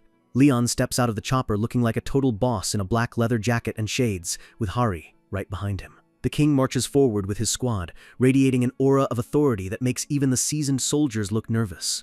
Leon stops and asks if the man in front is the commander of this base, and Lieutenant General Choi Jae-sung quickly steps up to introduce himself. Choi bows, telling Leon it's an honor to meet him, and thanking him, because the blessed crops actually cured his granddaughter's illness. Leon gives a rare, genuine smile, telling the general that anyone who respects the goddess's blessings is basically a brother to him. The general is clearly moved by the king's words, gesturing for Leon to follow him for the mission briefing. But before they get into the tactics, Choi needs to introduce Leon to the allied forces from the US. The scene shifts to a high-security building on the base where the international teams are waiting. Leon walks into the room, his eyes scanning the new faces as he senses something strange in the air. The US raid team is already there, having flown in on a cargo plane as soon as they heard the news. Our guy is surprised, because the US team is usually passive about these things, but then he spots a familiar face in the crowd. It's Reynolds Sherman, the master of the American Magic Tower, a guy so high profile that everyone is shocked he's here. Sherman looks up, his eyes meeting Leon's, and the atmosphere in the room instantly turns icy. Sherman smirks, acting all humble and joking that he didn't realize he was this famous in Korea. He introduces himself to the Korean hunters, holding a glowing purple orb that radiates mysterious energy. But as he speaks, a bead of sweat rolls down his face, and he looks like he's struggling just to keep standing. Leon just stares at him through his sunglasses, his divine presence feeling like a physical weight on Sherman's chest. Inside Sherman's mind, the great demon he's hiding is absolutely losing its mind, screaming in pure terror. Sherman is trembling, asking the demon what they should do because a literal god-tier enemy is standing right in front of them. The demon tells him to shut up and stay calm, knowing that Leon would have vaporized them already if he had sensed their true nature. They're banking on a magical ring to hide their demonic mana, praying that the king doesn't look too closely. Sherman tries to play it cool, praising the demon's wisdom while he tries to stop his hands from shaking. He pets his ring, convincing himself that as long as the demonic energy is suppressed, they might actually survive this. Suddenly, the ring begins to crack and glow with a violent purple light, reacting to Leon's proximity. Sherman is panicking now as the demon screams for him to get away from Leon before the ring completely shatters. Leon's divine power is so intense that it's literally eating through the demon's concealment magic just by him standing there. The demon calls Sherman a crazy bastard for staying close, but Sherman knows moving now would look way too suspicious. He stammers out a greeting, telling Leon it's a pleasure to meet him while his heart is probably beating out of his chest. He's terrified that Leon will try to shake his hand, knowing the contact would reveal everything instantly. Leon just gives a small, knowing smirk, as if he's enjoying the sight of the high and mighty mage sweating bullets. Leon leans in and tells him he seems to know his place well, leaving Sherman completely baffled and terrified. As Leon walks away, Sherman wonders what the hell was satisfying about his behavior, feeling like he just escaped a death sentence. He desperately wants to leave, but the demon insists they have to stay and enter the gate for their mission. Sherman curses his luck, wondering why he had to be the one stuck with this stupid demon and a monster like Leon. The scene shifts to Hari walking through the base, looking sharp in her black and red uniform. She's complaining to herself about Leon's sexist "no women on ships" rule, feeling left out of the mission. Suddenly, she stops in her tracks, her eyes going wide as she sees something unexpected. She spots Gu Dae-sung helping some other hunters carry heavy supply boxes onto the trucks. She calls out to him, surprised to see the new night trainee doing manual labor. Gu Dae-sung just grabs a soda from a vending machine, looking totally casual about the whole thing. Hari asks why he's doing this when the association is supposed to handle the labor, but Dae-sung just wants to be helpful. She reminds him he's a night trainee now, and she doesn't think the king would want him doing peasant work. Dae-sung laughs it off, saying he's not all that special just because he managed to lift a hammer once. Hari gets defensive, telling him it's a huge deal because 1,000 other people failed where he succeeded. She tells him he was literally chosen by the goddess, leaving the poor guy looking completely overwhelmed. Hari pouts, thinking it's unfair that she couldn't move the hammer even an inch while this guy lifted it like it was nothing. She mimics Leon, joking about how the king would call him a lowly peasant for doubting his own destiny. She continues her impression, shouting about how he shouldn't undervalue the goddess's judgment. She goes full troll mode, doing a perfect Leon voice and ranting about how back in his day they trained without sleeping. Daesung's face turns pale as he looks past Hari, realizing she's about to have a very bad day. The room goes dead silent as a familiar, terrifying shadow looms over the girl. Hari realizes she's screwed, asking Daesung if the king is standing right behind her. Leon grabs her by the hair with a terrifying look on his face, silencing her jokes instantly. He demands to know how she dares mock a king, and a crying Hari begs for her life, promising she's sorry. Leon looks down with a stern, unreadable expression while the girl trembles in his grip. He lets out a sigh, letting her go while she wipes away her tears in complete relief. Leon then drops a bombshell. He says it's ridiculous that a girl like her is the one being blessed by the gods. He reveals that Poma, the divinity of the sea, has actually decided to take her in as his saintess. Hari's jaw drops as she tries to process the fact that she's been promoted to a religious icon overnight. Leon tells her that because of this blessing, she'll be joining the raid on the ship after all. Hari gets a bad feeling, wondering why Leon has that suspicious look on his face if this is supposed to be a good thing. The scene cuts to Hari screaming in terror as she's being wrapped in heavy ropes against her will. She's lying on the deck, shouting that this isn't how you're supposed to treat a saintess. Youngwon watches from the railing in total shock, seeing Hari tied to a giant wooden log. Leon stands there looking cool, reminding everyone that a woman on board is bad luck. But he adds that there is one ancient way to undo the bad omen and protect the ship. He points to Hari, revealing that she's going to be the ship's literal figurehead to ward off the evil spirits of the sea. Hari is crying, screaming that this wasn't what she expected, and calling out to her friend Suho for help. Suho just looks away, apologizing as he and the other trainees continue to carry the log. The hunters march across the deck, ignoring Hari's desperate pleas for someone with an inkling of reason to stop them. Even the female hunter from before can only watch in stunned silence as the guild's assistant manager is treated like a totem. The log is slammed into place at the front of the ship, and Hari lets out one final scream of despair. She's stuck at the very tip of the vessel, looking out at the dark, stormy ocean as seagulls fly overhead. She gasps, realizing that the massive raid is actually starting and she's the one leading the charge. Literally. Thunder rumbles in the distance as the fleet prepares to move into the heart of the hurricane. The captain gives the order to depart, and the massive engines of the warship begin to churn the water. The fleet moves out, with Hari tied to the front of the lead ship like a living sacrifice to the sea gods. She screams for help one last time as the cold ocean spray hits her face, signaling the start of the nightmare. Lightning tears through the black clouds as the fleet enters the center of the world record hurricane. Massive waves crash against the hulls, and the sheer force of nature is enough to make any normal person lose their lunch.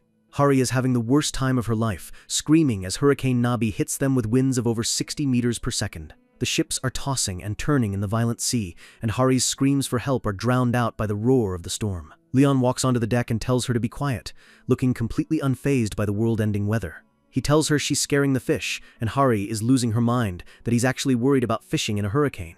Leon sighs, noting that the fish seem to have run away from the noisy military ship. Suddenly, his rod bends sharply, and the line goes taut as something massive takes the bait. Leon's eyes sharpen behind his shades, showing the focus of a true master angler. With a massive heave, he pulls a huge, glowing fish out of the stormy water, shocking the trainees behind him. It's a big catch, a beautiful golden-scaled fish that shouldn't even exist in these waters. Leon hands the catch over, ordering the general to prepare the ritual altar just like they discussed. The fish is placed on a stone altar on the deck, looking like a divine offering amidst the chaos of the storm. Leon kneels before the altar, surrounded by his knights and soldiers, as the wind howls around them. He closes his eyes, calling out to the master of the graceful sea to appear before those who have entered his territory. The fish begins to glow with an intense, blinding white light that cuts through the darkness of the hurricane. A massive pillar of energy shoots up from the deck, piercing the clouds and reaching toward the heavens. In the command center, the officers are panicking, asking if anyone has ever seen anything like this on radar. A technician stares at his monitor in disbelief, wondering if the massive energy spike is even a natural wave. Suddenly, a wall of water hundreds of feet high rises up, threatening to swallow the entire fleet whole. But instead of crashing down, the water begins to swirl and take a familiar predatory shape. A voice echoes across the ocean, greeting the Lionheart and calling him the protector of his temple. Leon looks up and greets the divinity by name, Poma. This is the divinity of sea and waves, a primordial force that controls the very tides of the world. A massive, spectral shark made of glowing water looms over the ships, looking both terrifying and majestic. Poma scoffs at the sailors, saying the sea is senseless because he can't feel any divinity on this land anymore. The shark god gets grumpy, mocking the modern ships for not even having sails, and claiming no one understands the grace of the sea.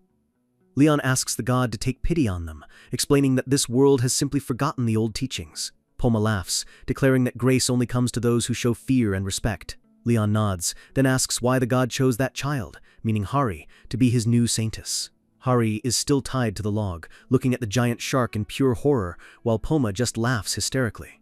Poma admits he had to convince another god to let her go, but he says it was definitely worth the effort. He claims that Hari is a great vessel, making the girl wonder what the hell that's supposed to mean. The god notes that while she's not as good as Leon, she has the rare ability to carry all the divinities within her. Leon notes that her fate was filled with misfortune, but Poma argues that being chosen by a god is a blessing. Hari is confused, hearing them talk about misfortune and poison while she's just trying not to drown. The giant shark dives back into the water, circling the ship as he calls out Hari's name. He officially declares her his new saintess, and Hari can only respond with a confused, "Me?" Poma grants her authority over the waves and the blessing of water, telling her to spread his teachings far and wide. Hari's eyes sparkle with hope, thinking this means she's finally going to be untied from the log. Shot of the ship in the calm center of the storm. But Poma drops the ultimate troll.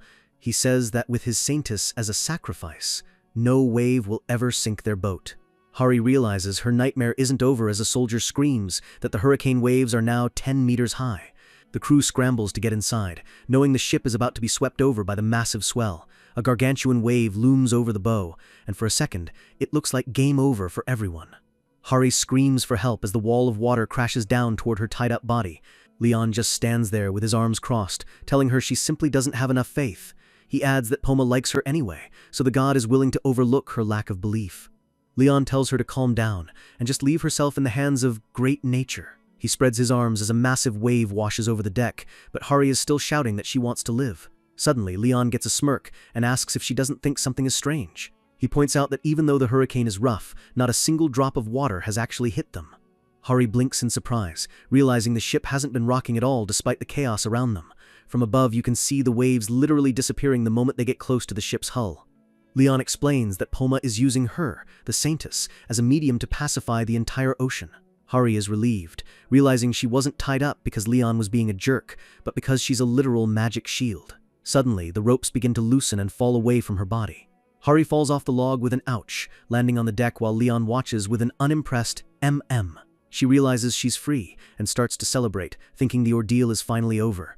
But a massive energy surge from the gate hits the ship, and the hurricane winds pick up to a lethal level. Hari panics, shouting that she's sorry and begging to be tied back up if it keeps her safe. The narrator confirms that Leon happily tied her back up as the fleet prepares to enter the Red Vortex. A massive U.S. Arleigh Burke-class destroyer is seen struggling against the waves.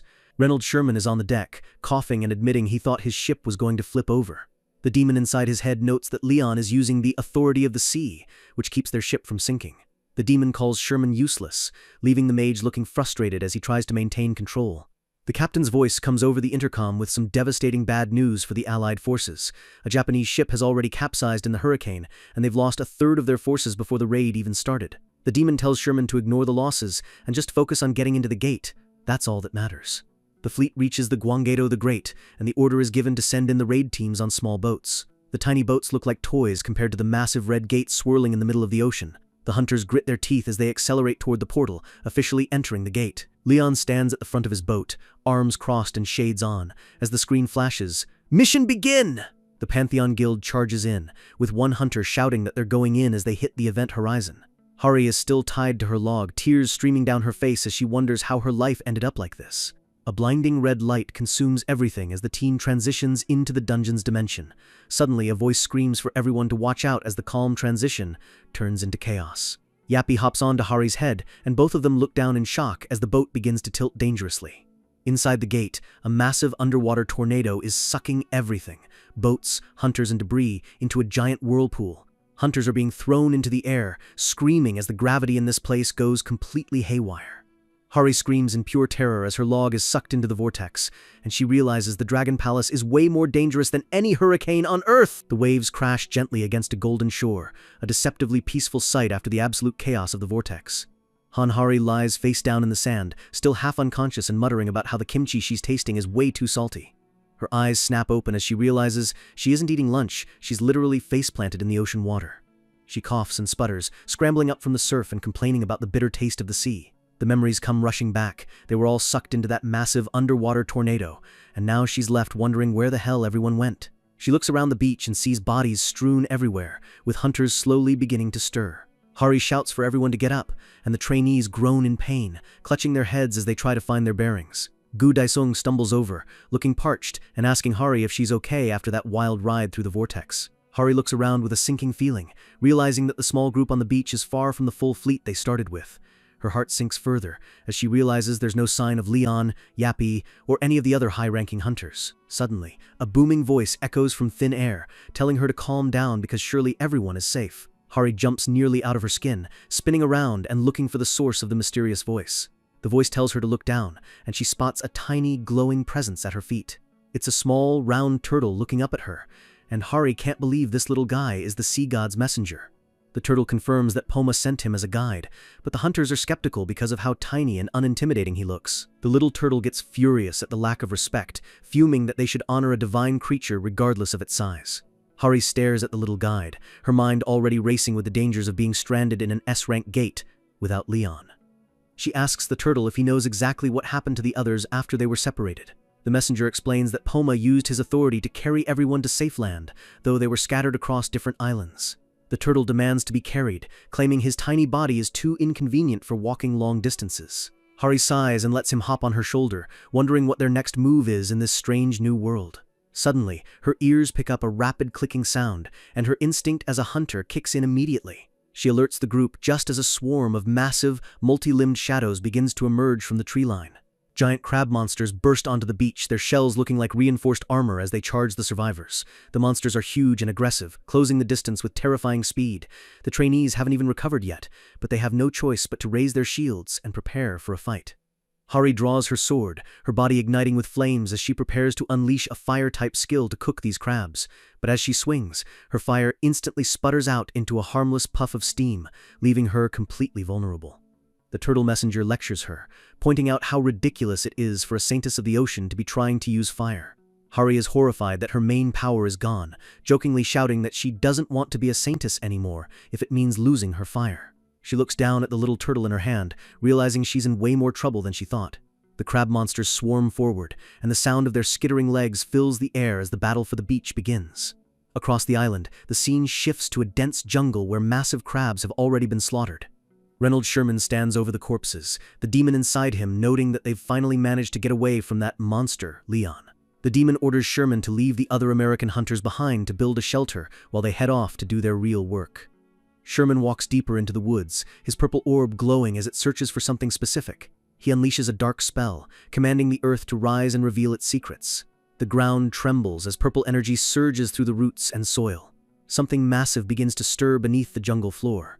The demon demands to be guided to a specific stone statue, its voice dripping with ancient malice. They find it, a weathered ancient stone pillar hidden among the vines. The demon confirms this is the statue of Rakchar the Great, and they need to find several more to complete their plan. Sherman begins to channel mana into the statue, his face twisting with the effort of the dark ritual. Suddenly, he stops, sensing something approaching from behind. Lee Youngwon and his team walk out of the brush, demanding to know what the American magic master is doing all by himself. Sherman clicks his tongue, annoyed that they found him so fast, but thankful it's not Leon who caught him. He points to the statue, lying that he's just following the system quest to destroy these pillars. The system window pops up, confirming the quest. Inspect the island and destroy the statues of Rakchar Te. Youngwon narrows his eyes, remembering the Jeju Island Gate and how simple-looking quests often led to total disasters. He recalls how the Red Gate was designed to corrupt Sir Geovric, realizing the system is often a trap. He warns Sherman that they don't have enough information on this gate to just start breaking things blindly. He suggests that destroying the statues might actually be a trigger for something far worse. The Guildmaster insists they figure out who or what Rakchar is before they move another inch. Sherman fakes a smile, admitting that Youngwon's logic makes sense while the demon inside him tells him to fall back for now. He laughs it off, acting impressed by Youngwon's wisdom to hide his true intentions. Youngwon suggests they head back to the beach to regroup with the Maverick Guild members. Back on the shore, the battle is finally over, and Hari stands triumphantly over a mountain of dead crab monsters. She checks on the trainees, relieved to find that everyone managed to survive the first wave without any major injuries. She calls out to Hunter Park Dasik, and the American team confirms they're all good as well. But Daesung approaches her with a very serious look on his face, sweat dripping down his brow. Hari senses his anxiety and asks what's wrong. Daesung drops a bombshell. He can't feel Leon's divine aura anymore. Hari thinks that's just bad because they've lost their buffs, but Daesung explains the problem is much deeper than that. He reminds her that they've tested the range of the king's presence before. Joule diagram showing Leon's aura range. They know exactly how far his divine power can reach. The buff from Leon usually covers a massive area, spanning out to at least 30 kilometers. Daesung swallows hard, pointing out that right now, none of them are under its effect. The group looks out over the landscape, realizing the gravity of what that means. Hari realizes the island they're on is way smaller than 30 kilometers in both length and width. That means Leon isn't just on another island. He's likely not even on the surface of this world anymore. Hari asks Poma's messenger for help, but the turtle admits the connection to his main body has been cut off as well. Things are looking grim as they realize they're truly on their own in this S-rank dungeon. Hari looks out at the sunset over the sea, her heart heavy with worry. She whispers a desperate question into the wind. "Where are you, Your Majesty?" The scene dives deep beneath the ocean waves, into the dark and silent abyss. Far below the surface, a faint light reveals the ruins of a massive, ancient city hidden for centuries. Leon stands in the center of a sunken temple, his expression calm and his shades still on, even at the bottom of the sea. A massive shadow looms over him, a monstrous entity with glowing red eyes and rows of razor-sharp teeth. The ancient demon declares that it's finally time to end its long slumber, tired of eating nothing but fish for 500 years. After several failed retries, Yappy finally reboots with restricted resources, his small round body lying in a field of blue flowers. He lets out a confused "Kirik" as he finds himself on a stone pedestal, surrounded by a literal army of tiny crabs. The crabs are celebrating, waving their claws in the air and chirping back at him in his own mechanical language. Yappy is baffled, his mechanical ears twitching as he tries to figure out why these monsters are acting like his fans. The crabs continue to cheer, seemingly worshipping the little robot as their new king. Yappy just stands there with a literal question mark over his head, completely lost in the situation. He gives a tentative wave, and the entire crab army erupts into a frenzied cheer. It seems Yappy has accidentally founded his own mechanical crustacean empire. He looks at his reflection, sweating as he realizes he might have to roll with this for a while. Back on the beach, the group is growing more anxious as they realize several of their trainees and a section chief are still missing. Hari tries to keep everyone's spirits up, insisting that the others are fine even though she looks nervous herself. She thanks the American Guild members for their help during the crab attack, realizing they would have been overrun without them. A blonde hunter steps forward, introducing himself by his call sign, Mistral, from the American Maverick Guild. Hari blinks, the name sounding incredibly familiar to her. She realizes it's Alan Taylor, the legendary S-rank hunter who is ranked 6th in the entire Maverick Guild. The other hunters are starstruck, recognizing him from YouTube and amazed that such a high-profile hero is here to help. Hari admits she didn't know he was part of the raid team, and Mistral explains that they had to leave their country in a massive hurry. Mistral notes that they're all separated from their leaders, and asks if the plan is just to find the missing people. Hari gives a bright smile, saying they don't need to worry because the god of the sea is on their side. A trainee adds that if Leon wanted to find them, he could just fly over on his Pegasus, leaving Mistral looking completely confused. Mistral repeats, "God of the sea? Pegasus?" with a look of pure disbelief, wondering if the Korean hunters have finally lost their minds. Suddenly, a system window appears in the sky, announcing that the first wave is commencing. Mistral tells everyone to stop talking, realizing they're about to face a massive horde of monsters. The ocean begins to boil as a timer appears. First wave monsters incoming. Remaining time, 02,059,034. A-rank field bosses begin to crawl out of the water. Massive, muscular sea trolls wielding tridents, gigantic octopi and other deep-sea monstrosities surge toward the shore. One of the creatures lets out a terrifying snarl, its rows of teeth dripping with seawater. A massive tentacle slams down onto the beach, nearly crushing the entire group in an instant. Hari and Mistral stand side by side, their faces hardening as they realize the real raid starts now. Daesung steps to the front, shouting for the shield squad to block the incoming strike. The impact is massive, and Daesung grunts as he absorbs a blow that would have killed a normal hunter. He realizes they are way weaker without Leon's passive buffs, and he's struggling just to hold the line. A tentacle sends Daesung flying, and Hari screams his name as the front line begins to buckle. The trainees are shaken, but they tell Hari to keep fighting and not worry about them. Hari grits her teeth, wishing she could use her fire skills to vaporize these water-dwelling freaks. She leaps into the air as a monster lunges at her, her sword ready to strike. She delivers a precision slash, cutting through the beast even without her flames. She shouts for Poma, asking if her status as a saintess comes with any cool tsunami skills or water-breathing techniques. The tiny turtle messenger pops out, tell her she's been watching way too much anime. A blast of green energy hits a monster from behind, saving Hari from a sneak attack. Mistral stands nearby with a glowing orb telling her not to get distracted in the middle of a war zone. Hari blinks in surprise at the S-rank's overwhelming power. The smoke clears, and the beach is littered with the bodies of the first wave. Mistral scoffs, noting that these A-rank bosses were actually pretty weak for their level. The trainees are impressed, realizing that the reputation of America's top guild is the real deal. Mistral smirks and tells them to get ready to finish off the stragglers. There aren't many left. The system window confirms that the third wave is officially over, with dozens of monsters lying dead in the surf. Elsewhere, 36 hours have passed since Yappy was rescued by the crab tribe. The little robot is now riding a massive crab like a throne, having successfully trained the monsters to fight on his behalf. He's observed that these crab monsters grow and multiply at an impossible abnormal speed every 12 hours. He analyzes their biology, realizing they expand their skeletal structure far faster than any natural living thing on Earth. One of the missing Korean trainees, Kim Jae-hyuk, runs up and calls out to Yappy. He's excited, announcing that a new system window has just been created in their area.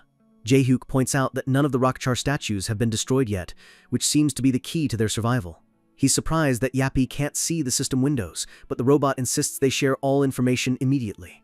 Yappy forms a hypothesis. The crabs have been at war with the wave monsters for a very long time. He realizes the entities sending the monster waves are specifically trying to destroy the statues on this island. The little robot clicks his joints, realizing that protecting these statues is their true objective. Jae-hyuk notes that a lot of their Kikirik crab tribe members died in the last fight and asks if they can keep this up. Yappy calculates that the waves are getting harder and they'll likely lose by the fifth wave without a serious advantage. Jae-hyuk jokes about giving the crabs knives, and the visual of a crab with a kitchen knife is as hilarious as it is terrifying.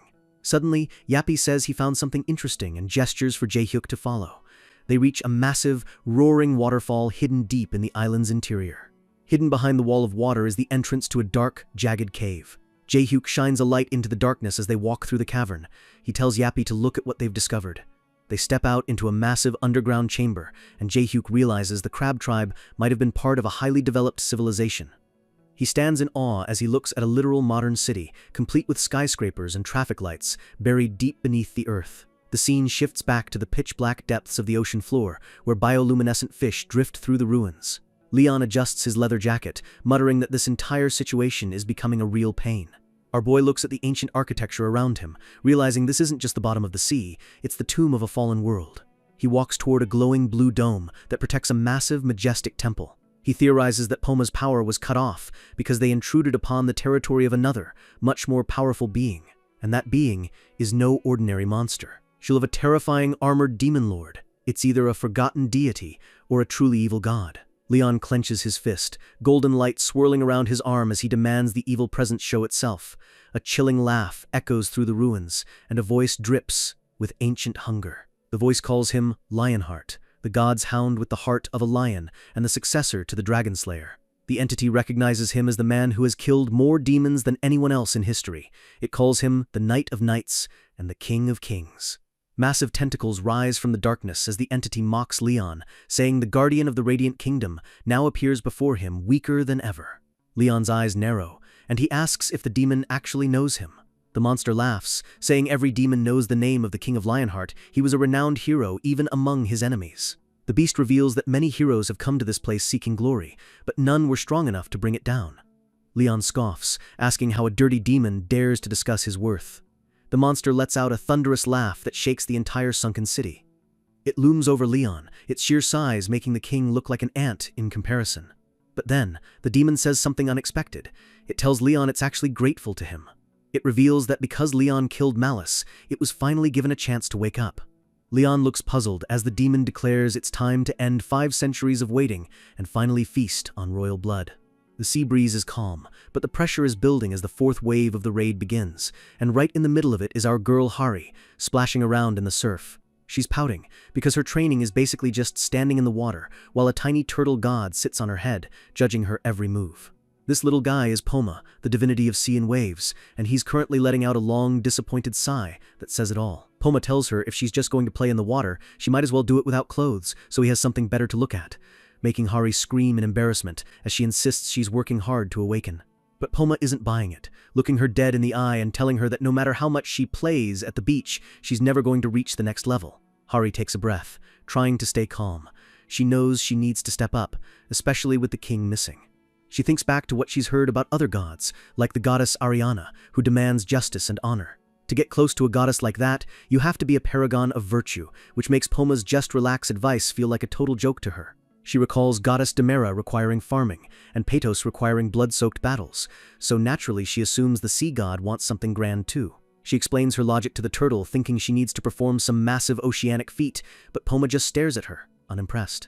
She starts poking the tiny turtle's head, begging him for the secret because they need to find the king, and they know he's trapped somewhere deep underwater. Poma agrees they should hurry, and for a second there's a flicker of serious intent in the little god's eyes as Hari looks at him with pure desperation. Hari can't read his expression at all, wondering if he's actually thinking of a way to help, or just thinking about his next nap. Poma lets out another sigh, floating in her hands as the tropical sun shines down on them. He finally speaks up, calling her his saintess, and explaining that learning the creed of the sea is supposed to be easy. He points to the people laughing and playing in the waves behind her, saying that simply being thankful for the life the ocean provides is where faith begins. But then his tone shifts, becoming cold as he asks her how she can think the path of a common believer is the same as the path of a saint. How can you equate the knowledge of a knight with that of a simple soldier? He asks, leaving Hari stunned as the weight of her role finally starts to sink in. She promises to try harder, clutching the turtle to her chest, just as a hunter comes sprinting out of the jungle, screaming her name. He's out of breath, looking like he's seen a ghost, and yells that they finally found it. Hari's eyes go wide as he identifies the discovery, the statue of Rakchar. Meanwhile, deep in the jungle, the Maverick Guild leaders are standing tall, a smug grin on the lead hunter's face as they look at their prize. Standing in a clearing is a massive, dark stone slab with a glowing red orb embedded in its center, the seal of an ancient demon. Watching from the shadows is the magic tower master, Reynold, clutching a dark purple orb, his face twisted into a grim, knowing expression. He notes that the other hunters are still guarding the statue with determination, wondering why they're bothering to protect something no one asked them to. Li Yongwan is there too, looking skeptical as he stares at the monument, sensing that something about this quest to destroy the statues feels off. One of the hunters suggests destroying it secretly at night, but Reynold manipulates them, saying that would be suspicious, and a valid reason to smash it will appear soon. The S-rank Minuteman loses his patience, telling the Korean guys that they've been waiting for 3 days, and it's time to act. He's convinced this is the key to clearing the gate, and insists that since it's the only statue around, it has to go. Yongwan shares a look with his teammate, the tension thick enough to cut with a knife.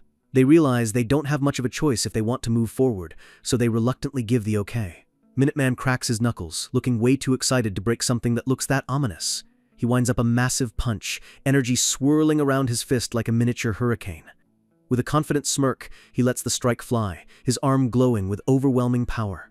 The impact is deafening. The stone slab shatters into a million pieces as dust and debris explode into the air. Suddenly, a blue system window pops up with a chilling notification. The statue of Rakchar the Great has been destroyed. It shows the tally. 2 out of 3 statues are gone, and as the dust settles, the red orb from the statue begins to pulse with a dark light. Minuteman stands over the rubble, laughing and boasting that he knew destroying it was the right call. Yongwan lets out a sigh of relief as he checks his own system window, thinking the danger has passed. The team relaxes, thinking they've finally made some progress toward escaping this island. Yongwan tells his partner to start preparing for the next wave of monsters, noticing they've wasted more time here than they planned. But as they stand there, the air goes dead quiet, and they realize something is very wrong. "It's not coming," someone whispers, as the usual monster wave fails to trigger.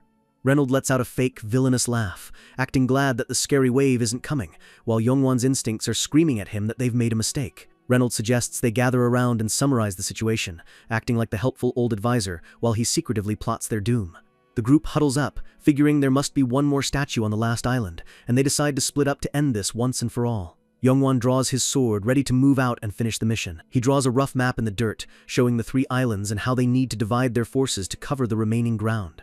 They figure with the boats available, it won't be hard to regroup once the final seal is broken. Minuteman is all for it, looking pumped for one last round of destruction. The teams split up, the hunters full of false hope as they head toward their final destination. The engines of the speedboats roar to life, cutting through the crystal-clear water as they race toward the next island. From above, the fleet looks organized and powerful, 3 boats heading straight for what they think is victory. But as they approach the shore of the new island, Yongwan's face pales, and he stammers in confusion. His jaw drops as he gets a clear look at the beach, his heart hammering against his ribs. The beach is a literal graveyard of technology. Thousands of broken robotic parts are scattered across the sand like it was a war zone. Massive gears and metal plates are buried in the dunes, remnants of high-tech machinery that shouldn't exist here. He spots what looks like a massive cannon barrel half buried in the sand, and the sheer scale of the destruction is mind-blowing. Yongwon breaks into a cold sweat, realizing that this island isn't like the others. Something much more dangerous is lurking here. He screams at his team to turn back and prepare for a fight, sensing a presence that shouldn't be possible. From the bushes, a strange mechanical clicking sound echoes. Kirik. Yongwon grits his teeth, his eyes darting around the jungle as the clicking gets louder and more frequent. Suddenly, the trees explode into flames as Yongwon fires an arrow, revealing a pair of glowing red eyes in the darkness.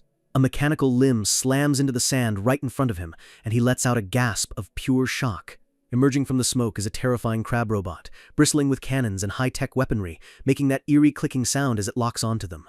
One of the hunters screams that the enemies have firearms, and Yongwon is losing his mind trying to figure out how these monsters got so advanced. He tries to stay calm, remembering that the monsters on the previous island were just mindless beasts without any gear. He tries to convince himself the guns aren't real, until a massive laser beam blasts from the crab's cannon, obliterating the ground near him. Yongwon's eyes nearly pop out of his head as the heat from the blast singes his hair. A massive pillar of water and sand erupts behind him, and he realizes he's completely outmatched. He stares at the little robot crab, which is just standing there smoking, completely unfazed. He looks up and realizes he's surrounded. Dozens of these Kikirik mechanical crabs are crawling over the dunes, all aimed directly at his team. He curses under his breath, knowing there's no way they're getting out of this without a bloodbath. Suddenly, a cheerful voice yells, "Kneel down!" and Yongwon freezes, recognizing the voice of someone who definitely shouldn't be here. Out walks a trainee, presenting their leader like a circus act, and there he is, Sir Yappy, sitting on a throne made of a giant crab, looking like a tiny, robotic king.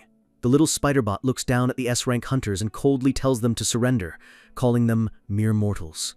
The visual is ridiculous, but terrifying. Yappy and a single trainee are standing behind an army of laser-toting crabs, and the hunters are completely cornered. Yongwon is speechless, finally recognizing the Pantheon Guild's mascot, while his team just stares in disbelief at the tiny robot ruling the island. This map shows the disaster waiting to happen. The seals are almost all gone, and the hunters are unknowingly playing right into the demon's hands. Back on the main island, Reynold looks at the counter showing only 2 statues remaining, a dark, satisfied glint in his eyes. Hari is standing in front of the final statue, looking defiant as the hunters approach, her cape fluttering in the wind. She screams at them to stop, claiming she's had a vision of the future, and that destroying this statue will bring nothing but ruin. The hunters hesitate, not wanting to ignore a prophecy skill, but they're clearly getting impatient with the little girl standing in their way. Hari is sweating bullets, looking at the statue and wondering if they can't see the horrific energy leaking from it. To her eyes, the statue isn't just a monument, it's a cork, holding back an ocean of pure evil. She sees a mass of dark purple tentacles and dozens of screaming mouths and eyes swirling around the red orb, a literal nightmare manifest. She shouts that it's way too dangerous, her voice trembling with the weight of what she's seeing. But before she can finish, a massive explosion of purple energy hits the ground right in front of her. Hari's eyes go wide in horror as she realizes someone just bypassed her and attacked the statue directly. It's Reynold. He's dropped the act, his hand glowing with dark magic as he shatters the final seal himself. He calmly tells the group that their goal was to close the gate, and following the quest is the only way, acting like he's just doing what's necessary. Hari watches in slow motion as the purple cracks spread across the stone, her heart sinking into her stomach. "No!" she screams, as the dark entity she saw earlier finally breaks free from its stone prison. The hunters are knocked back by a shockwave of pure malice, the ground beneath them cracking and turning a sickly shade of purple. Minuteman stumbles back, his bravado gone as he senses something so ominous it makes his skin crawl. He looks up, and his face turns into a mask of pure, unadulterated terror. Rising from the center of the island is a colossus of darkness, a monstrous silhouette that blots out the sun and towers over the trees. Ancient shackles snap like toothpicks as the creature flexes its power, sparks flying as the seals of the gods are finally broken. A voice like grinding stones echoes in everyone's minds, demanding they submit as the beast's glowing red eyes lock onto them. "I am your chaos," the demon bellows, promising to ruin every law and norm the world holds dear. The hunters are frozen, their wills breaking just by listening to the demon's voice as it promises to stop their beating hearts. The demon of chaos, Rakchar, has fully awakened, its massive many-eyed maw dripping with dark energy as it roars at the sky. A system message confirms the nightmare. His presence alone is enough to overwhelm every living being on the island. The lower-ranked hunters immediately start collapsing, clutching their heads as their minds are flooded with whispers of madness. One hunter's eyes roll back, glowing with a faint, possessed light as the chaos takes hold of his soul. The aura of chaos status effect is revealed, a laundry list of horrors including panic, decomposition of the body, and mental illness. Rakchar isn't just a boss, he's a legendary great demon whose very existence erases the will to live. Hari stands alone against the massive silhouette, looking like a tiny speck compared to the mountain of demon flesh before her. The demon leans down, its hideous face inches from her, and sniffs the air, mockingly commenting on her unpleasant smell of divinity. But he decides she's not a delicacy yet, turning his attention to the armored hunters who helped seal him away centuries ago. He tells them to enjoy their short moment of hope before he turns the entire island into a buffet of despair. With a roar that shakes the very foundation of the island, he unleashes a wave of corruption that turns the sky blood red.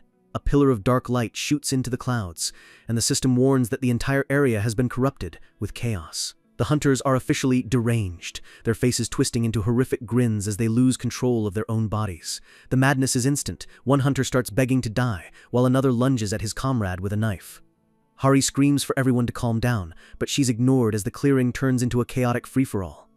Suddenly, a blur of movement catches her off guard as Minuteman, his eyes glowing red with madness, charges straight at her. She barely has time to react as a blade flashes past her face, missing her by an inch. "It's Mistral!" She begs him to get it together, but the S-rank hero is completely gone, his face a mask of homicidal rage. He screams that this is what is right, convinced by the demon's whispers that killing her is the only way to find peace. He tells her they all need to die, looking like a hollow shell of the hero he used to be, now a blessed servant of Rakchar. He lunges again, his speed and power amplified by the demon's aura as Hari desperately tries to parry his strikes. The fight is a blur of steel and purple energy, Hari being pushed back further and further toward the edge of the island. Mistral lets out a guttural roar, "D!" as he prepares a finishing blow that Hari knows she can't block. Suddenly, wham! A massive fist slams into Mistral's jaw, sending him flying backward. "It's Minuteman!" For a split second, Hari thinks he's saved her, but then she sees his eyes. They're just as red and crazed as Mistral's. The two S-ranks start tearing into each other, their deranged minds seeing everyone as an enemy that needs to be obliterated. Hari starts to thank him, but she stops mid-sentence as Minuteman turns toward her, his aura flaring with lethal intent. He doesn't say a word, just stares at her with a terrifying blank expression as the shadows dance around him. He lunges with a speed she can't even follow, slamming his fist into her stomach with enough force to shatter stone. Hari coughs up blood, her vision blurring as she realizes she didn't even have time to react to the blow. The impact sends her flying like a ragdoll, smashing through the trees and toward the cliffs. She plummets off the edge of the island, her body limp as she falls toward the churning dark waves below. With a massive splash, the ocean swallows her whole, the cold water a sudden shock to her broken body. Bubbles rise to the surface as she sinks deeper and deeper into the abyss, the light of the sun fading above her. As she drifts into the dark, her eyes begin to close, her mind drifting to her past. "Am I gonna die?" she thinks, a sense of peaceful resignation washing over her as the pressure of the deep sea builds. She sees a memory of herself as a little girl, tears streaming down her face as she clutches her clothes. She remembers a man telling her that her parents died as heroes, saving the world, and asking if she didn't think that was cool. The man patted her head, telling her he didn't know who she'd become, but he wanted her to promise him one thing. "Have honor," he said. "Become a great person." Back in the present, Hari's eyes snap open under the water, a surge of frustration and anger hitting her. She refuses to end like this. She rages internally, wondering what good justice or being a saintess is if she's just going to drown like a coward. She thinks of Sir Jovrik, who died with honor, and realizes she hasn't done anything worth sacrificing for yet. Suddenly, the tiny turtle god Poma appears in front of her, glowing with a soft, ethereal light in the darkness of the deep. He calls her name, his voice echoing through the water with an authority that wasn't there before. "Do not try to grasp the ocean," he tells her, explaining that no matter how hard she tries, she'll only ever hold a handful of water. He tells her to stop trying to control it, and instead fill her heart with faith, to acknowledge the greatness that's already inside her. Hari is confused, telling him she has no idea what he's talking about as she continues to sink, but Poma tells her to just listen, to feel the embrace of the ocean that's been around her this whole time. The scene shifts as she starts to hear it, the rhythmic flow of the currents, the heartbeat of the sea. She hears the whispers of the coral reef and the ancient grand song of the entire ocean echoing in her soul. Poma taps her on the forehead, calling her his finite, mortal being, and the light around them becomes blinding. "My mortal," he repeats, as the water around her begins to swirl in a massive, glowing vortex. He tells her that if she truly wants immortal power, she has to stop trying to grab it and start letting it wrap around her. Hari's eyes glow with a brilliant blue light as she finally understands she isn't just in the water, she is the water. "You are currently within infinity," the god's voice booms, as the entire ocean seems to bow to her will. Her hair floats around her like living tentacles of energy as she focuses all her newfound faith into a single point. She begins to rise, surrounded by a pillar of divine light that pushes back the darkness of the abyss. She realizes what she needs to do right now, not just to save herself, but to find her king. With a determined look, she reaches out, her power resonating with the very fabric of the sea. "Your Majesty," she whispers, her voice carrying through the depths like a prayer. She spots a light far below, the location of the underwater temple, and realizes that's where Leon has been this whole time. She lunges forward, a massive wave of energy following her every movement as she prepares to perform a miracle. A massive system window appears, divine law view, SEA splitting. The ocean literally tears itself apart, creating a dry path through the deep. The massive walls of water tower over an ancient, majestic white city that's been hidden for centuries. The scale is breathtaking. The entire sea has been moved aside by a single girl's faith, revealing the path to the throne. And there, at the end of the path, stands a lone figure, his back turned as he looks toward the grand temple. "It's Leon!"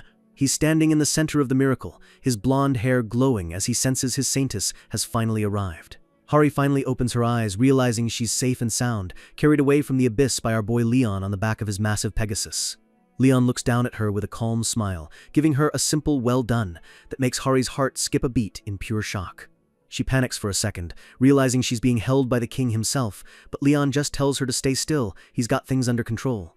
Hari remembers almost drowning, and is just glad the king showed up before the Saintess of Water became the first Saintess to actually die from water. But the relief doesn't last long as she looks back at the shoreline and remembers the absolute nightmare they just left behind.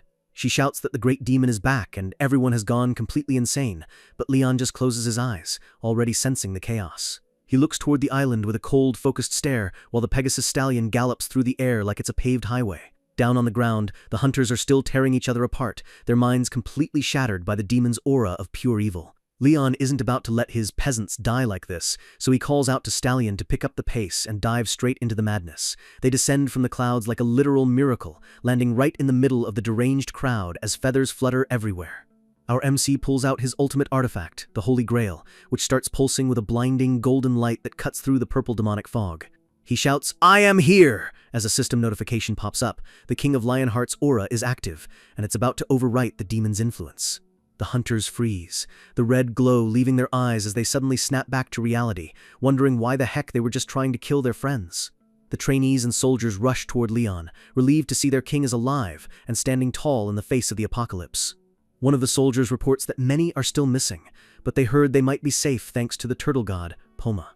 Leon just tells them not to sweat it because he can sense exactly where everyone is, even as Poma looks on from Hari's head with a smug expression.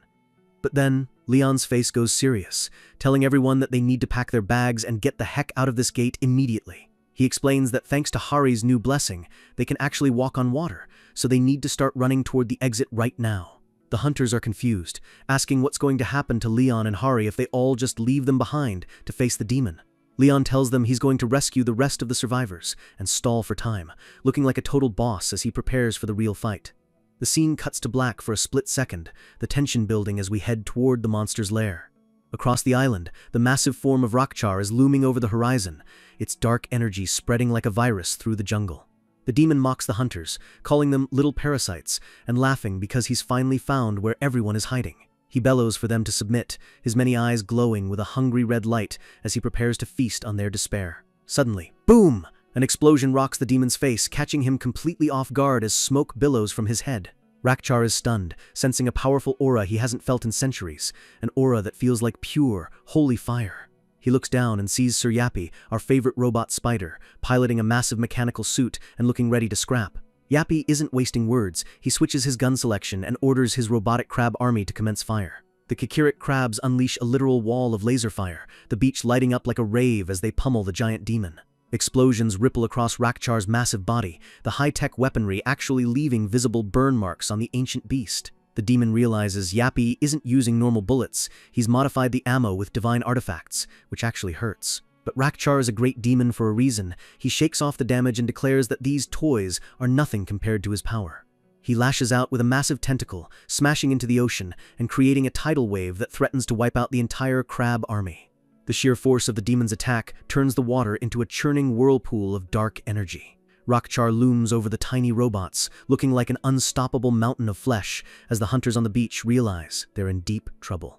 Yongwon grits his teeth, telling Yappy they can't avoid a direct confrontation anymore, his face pale with the realization of the stakes. Right then, feathers begin to fall from the sky as a golden light pierces the purple clouds. A new divine law is being cast. The screen flashes with the name, Wave Manipulation, and you know things are about to get hyped. A massive pillar of water erupts, slamming into the demon and stopping his attack dead in its tracks. The water swirls into a giant serpent-like shape, glowing with a bright blue divine energy that counters the demon's darkness. Rockchar is genuinely shocked, screaming, "What?" as he realizes he's not the only one who can control the elements here. He looks up and sees Leon and Hari riding Stallion, their hands extended as they channel the power of the sea god. The demon's eyes narrow, a look of pure hatred forming as he recognizes the lineage of the warrior standing before him. He screams, the name itself seeming to cause the demon physical pain. Leon doesn't even flinch, keeping his arms crossed as he stares down the monster from the safety of the sky. He tells Sir Yappy that they need to close this gate immediately and get everyone out before things get even worse. Yappy reports that the enemy is seriously injured, and they have a window to fall back, his robotic voice cold and analytical. But Leon isn't done. He knows they need to destroy the remaining statues to officially clear the gate and trap the demon back in its hole. He admits he can't fully kill a demon of this level without his holy sword, so the best move is to save as many survivors as possible. Yappy suggests they take the natives of the island with them, which catches Leon a bit off guard. Yappy explains that the Kikirik tribe aren't just NPCs, they've been the honorable guardians of this seal for 500 years. Leon asks if they have enough time before the demon breaks free from the water trap, and Yappy gives him a confident, possible. The robot reveals they're going to use the tribe's last resort, while a trainee looks on with a determined smile. Down on the water, the hunters start running, their boots splashing against the surface as they discover they really can walk on water. A system window shows the Saintess of Sea and Waves' blessing, giving them a massive speed boost and the ability to skip across the waves. Hari leads the charge, yelling at everyone to hurry before the great demon breaks loose and turns the sea into a graveyard. Leon watches them from above, his cape fluttering as he prepares to be the shield that protects their retreat. The demon stares up at Leon, acknowledging him as the demon's arch-nemesis, but he's got a wicked grin on his face. He tells Leon he's failed this time, as the water trap begins to crack and shatter under the pressure of his dark aura. A massive red tentacle whips through the air, shattering the divine water barrier with a single brutal strike. Rockchar roars that they will not escape him, his massive body lunging forward with terrifying speed. Leon doesn't move an inch, simply calling out, "Stallion," as he reaches for a weapon that starts to glow with a fierce, golden fire. The Pegasus flares its wings, diving straight toward the demon's head in a high-stakes game of chicken. Leon is a blur of motion, his golden lance trailing light as he aims for the demon's vulnerable eyes. The demon screams "Die!" as his eyes crackle with purple lightning, preparing a point-blank blast. Rockchar unleashes a massive barrage of energy beams, lighting up the sky and turning the atmosphere into a scorched wasteland. But our king is too fast. He and Stallion weave through the beams with impossible grace, looking like a shooting star. He lands a glancing blow on one of the tentacles, the holy fire instantly searing the demon's flesh. Leon's face is a mask of cold determination, steam rising from his armor as he prepares for his next pass. Stallion circles around, the demon's tentacles lashing out and missing them by mere inches every time. Leon dives again, his lance cutting a deep furrow into the demon's back, sending a spray of dark essence into the air. Rockchar screams that Leon is pitiful, his rage reaching a boiling point as he realizes he can't catch the flying knight. An explosion of purple light hits the water as the demon tries to trap Stallion in a net of dark energy. The energy coils around the air itself, but Leon's divine power acts as a shield, letting him slip through the trap. He unleashes a flurry of strikes, his lance moving so fast it looks like a dozen golden needles stitching the demon's hide. Leon takes a moment to breathe, his eyes glowing as he realizes the demon's core is finally exposed. Rockchar is panting, purple lightning arcing across his face as he prepares one final desperate attack. He unleashes a massive beam of pure chaos, the sea beneath him turning to steam as the energy rips through the sky. Leon and Stallion are engulfed in the light, the screen turning a blinding shade of pink and purple. But as the light fades, Leon is still there, his face completely calm as he prepares his final move. He stands tall on the back of his Pegasus, a massive glowing sword appearing in his hand that seems to hold the power of a sun. The demon mocks him, calling him a fruit fly, but Leon's eyes are fixed on the monster with a look of absolute judgment. He whispers, "Punish evil," and the entire sky turns a fiery orange as his sword ignites with a holy flame. Yongwan and the others look back from the distance, their jaws dropping at the sheer scale of the power Leon is about to unleash. A massive orb of golden fire forms in the sky, looking like a miniature sun that's about to fall right on the demon's head. Leon swings the sword, and a literal river of fire pours out, moving with the speed of a lightning bolt. The flame hits Rakchar, the holy fire scorching the Lord of Chaos and making him scream in a way that sounds like 1,000 souls being torn apart. The demon is engulfed in the blast, his roar of pain filling Leon's ears with what he describes as pure pleasure. Suddenly, a massive mechanical limb grabs the demon from behind. The Kikirik tribe's last resort has arrived. The demon is confused, realizing that there were still parasites alive on the island he thought he'd already conquered. A giant mechanical crab, the size of a building, pins Rakchar down, its claws locking around the demon's throat. Leon prepares the finishing blow, his sword growing to a massive size, glowing with the flames of war. The title of the divine law appears, Divine Punishment, Flames Off War. Leon declares, "Let there be glory to the Lionheart name," as he dives down to end the nightmare. From a distance, it looks like a star has fallen into the ocean, the explosion of golden light blotting out everything else. Leon is a figure of pure power, his sword coming down like the hammer of a god. The flames off war impact the demon, a massive shockwave of fire spreading across the sea for miles. A pillar of fire shoots up into the stratosphere, the sheer heat turning the ocean into a boiling cauldron. Rakchar lets out one final, agonizing scream of Lionheart as his physical form is torn apart by the holy flames. The explosion is so big it can be seen from space, a golden mushroom cloud rising over the Dragon Palace. The hunters on the boats are speechless, their faces lit up by the distant fire as they wonder if what they just saw was even humanly possible. They stare at the massive pillar of light, realize that Leon Lionheart is on a completely different level than any S-rank they've ever known. Leon descends slowly on Stallion, looking like a god of war as he puts his sword away, his mission accomplished. He tells everyone that they don't have forever, so they need to get through the gate before it collapses for good. He asks Sir Yappy how the evacuation is going, and the robot reports that 80% of the survivors and main supplies are already safe. Yappy notes that the Kikirik tribe needs a bit more time to finish their retreat, but they'll hold out. Leon looks at the burning wreckage of the demon, noting that the robots are truly determined warriors. Yappy explains that they've been waiting 500 years for this one moment of freedom, as the crabs continue their mechanical clicking sounds.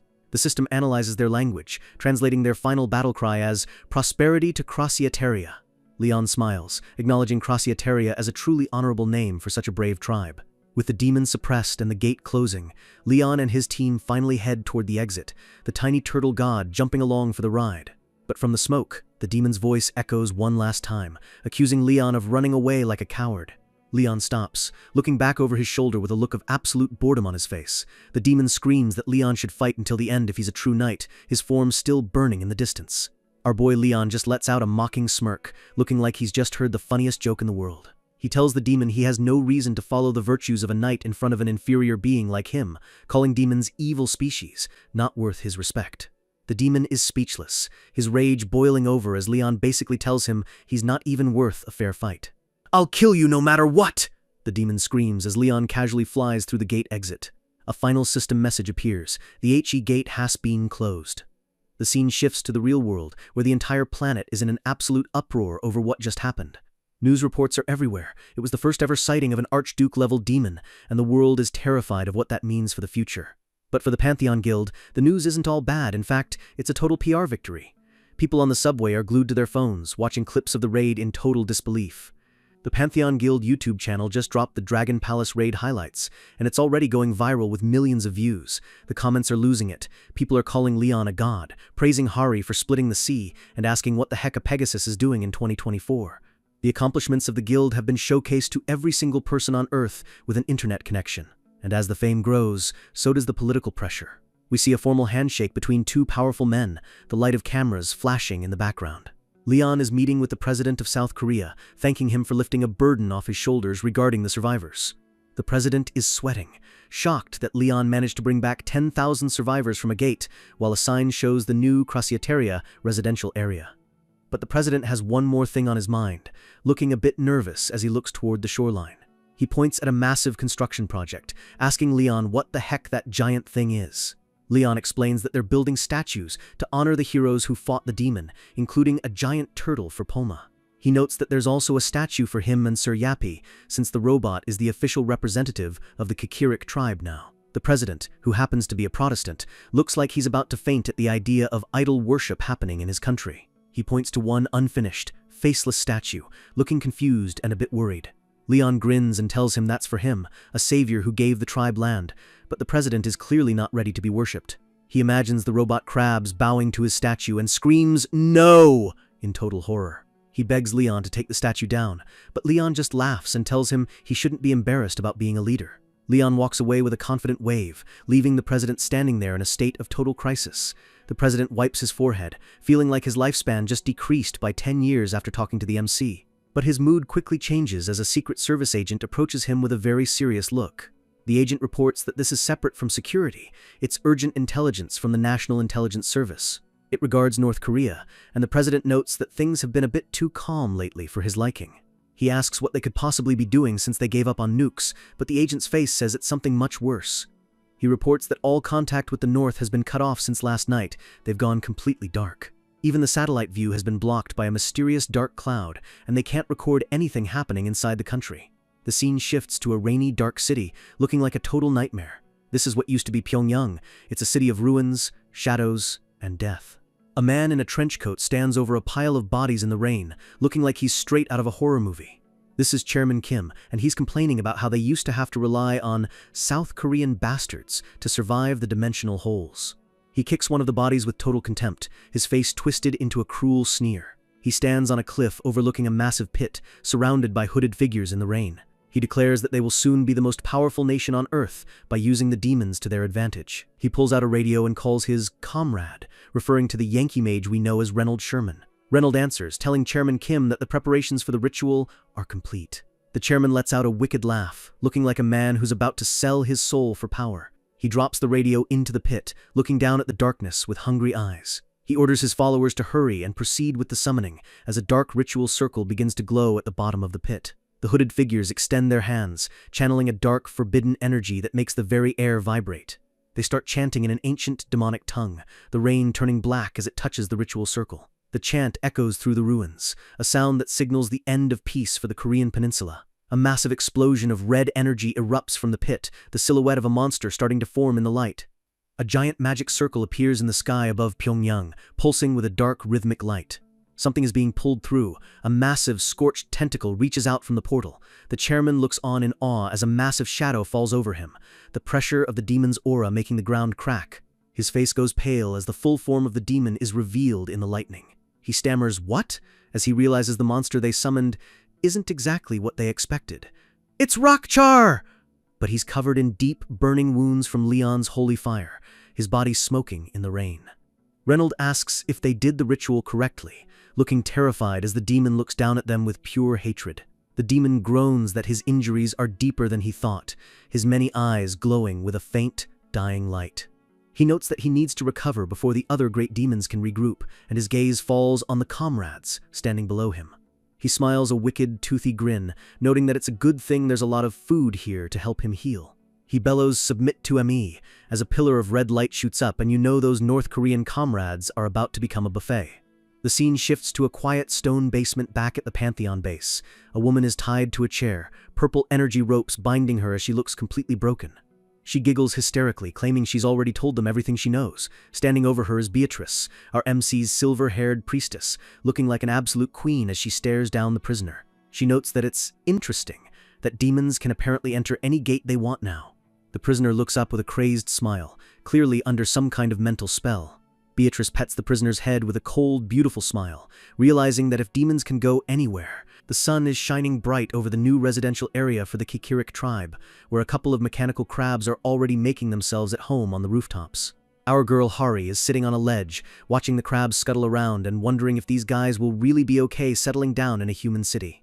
Sir Yappy chimes in, explaining that as long as they have a place to nest and hunt, these crabs are good to go, which honestly sounds like the easiest roommates ever. Hari just nods along, holding a little calico cat that looks just as confused as she is about the whole situation.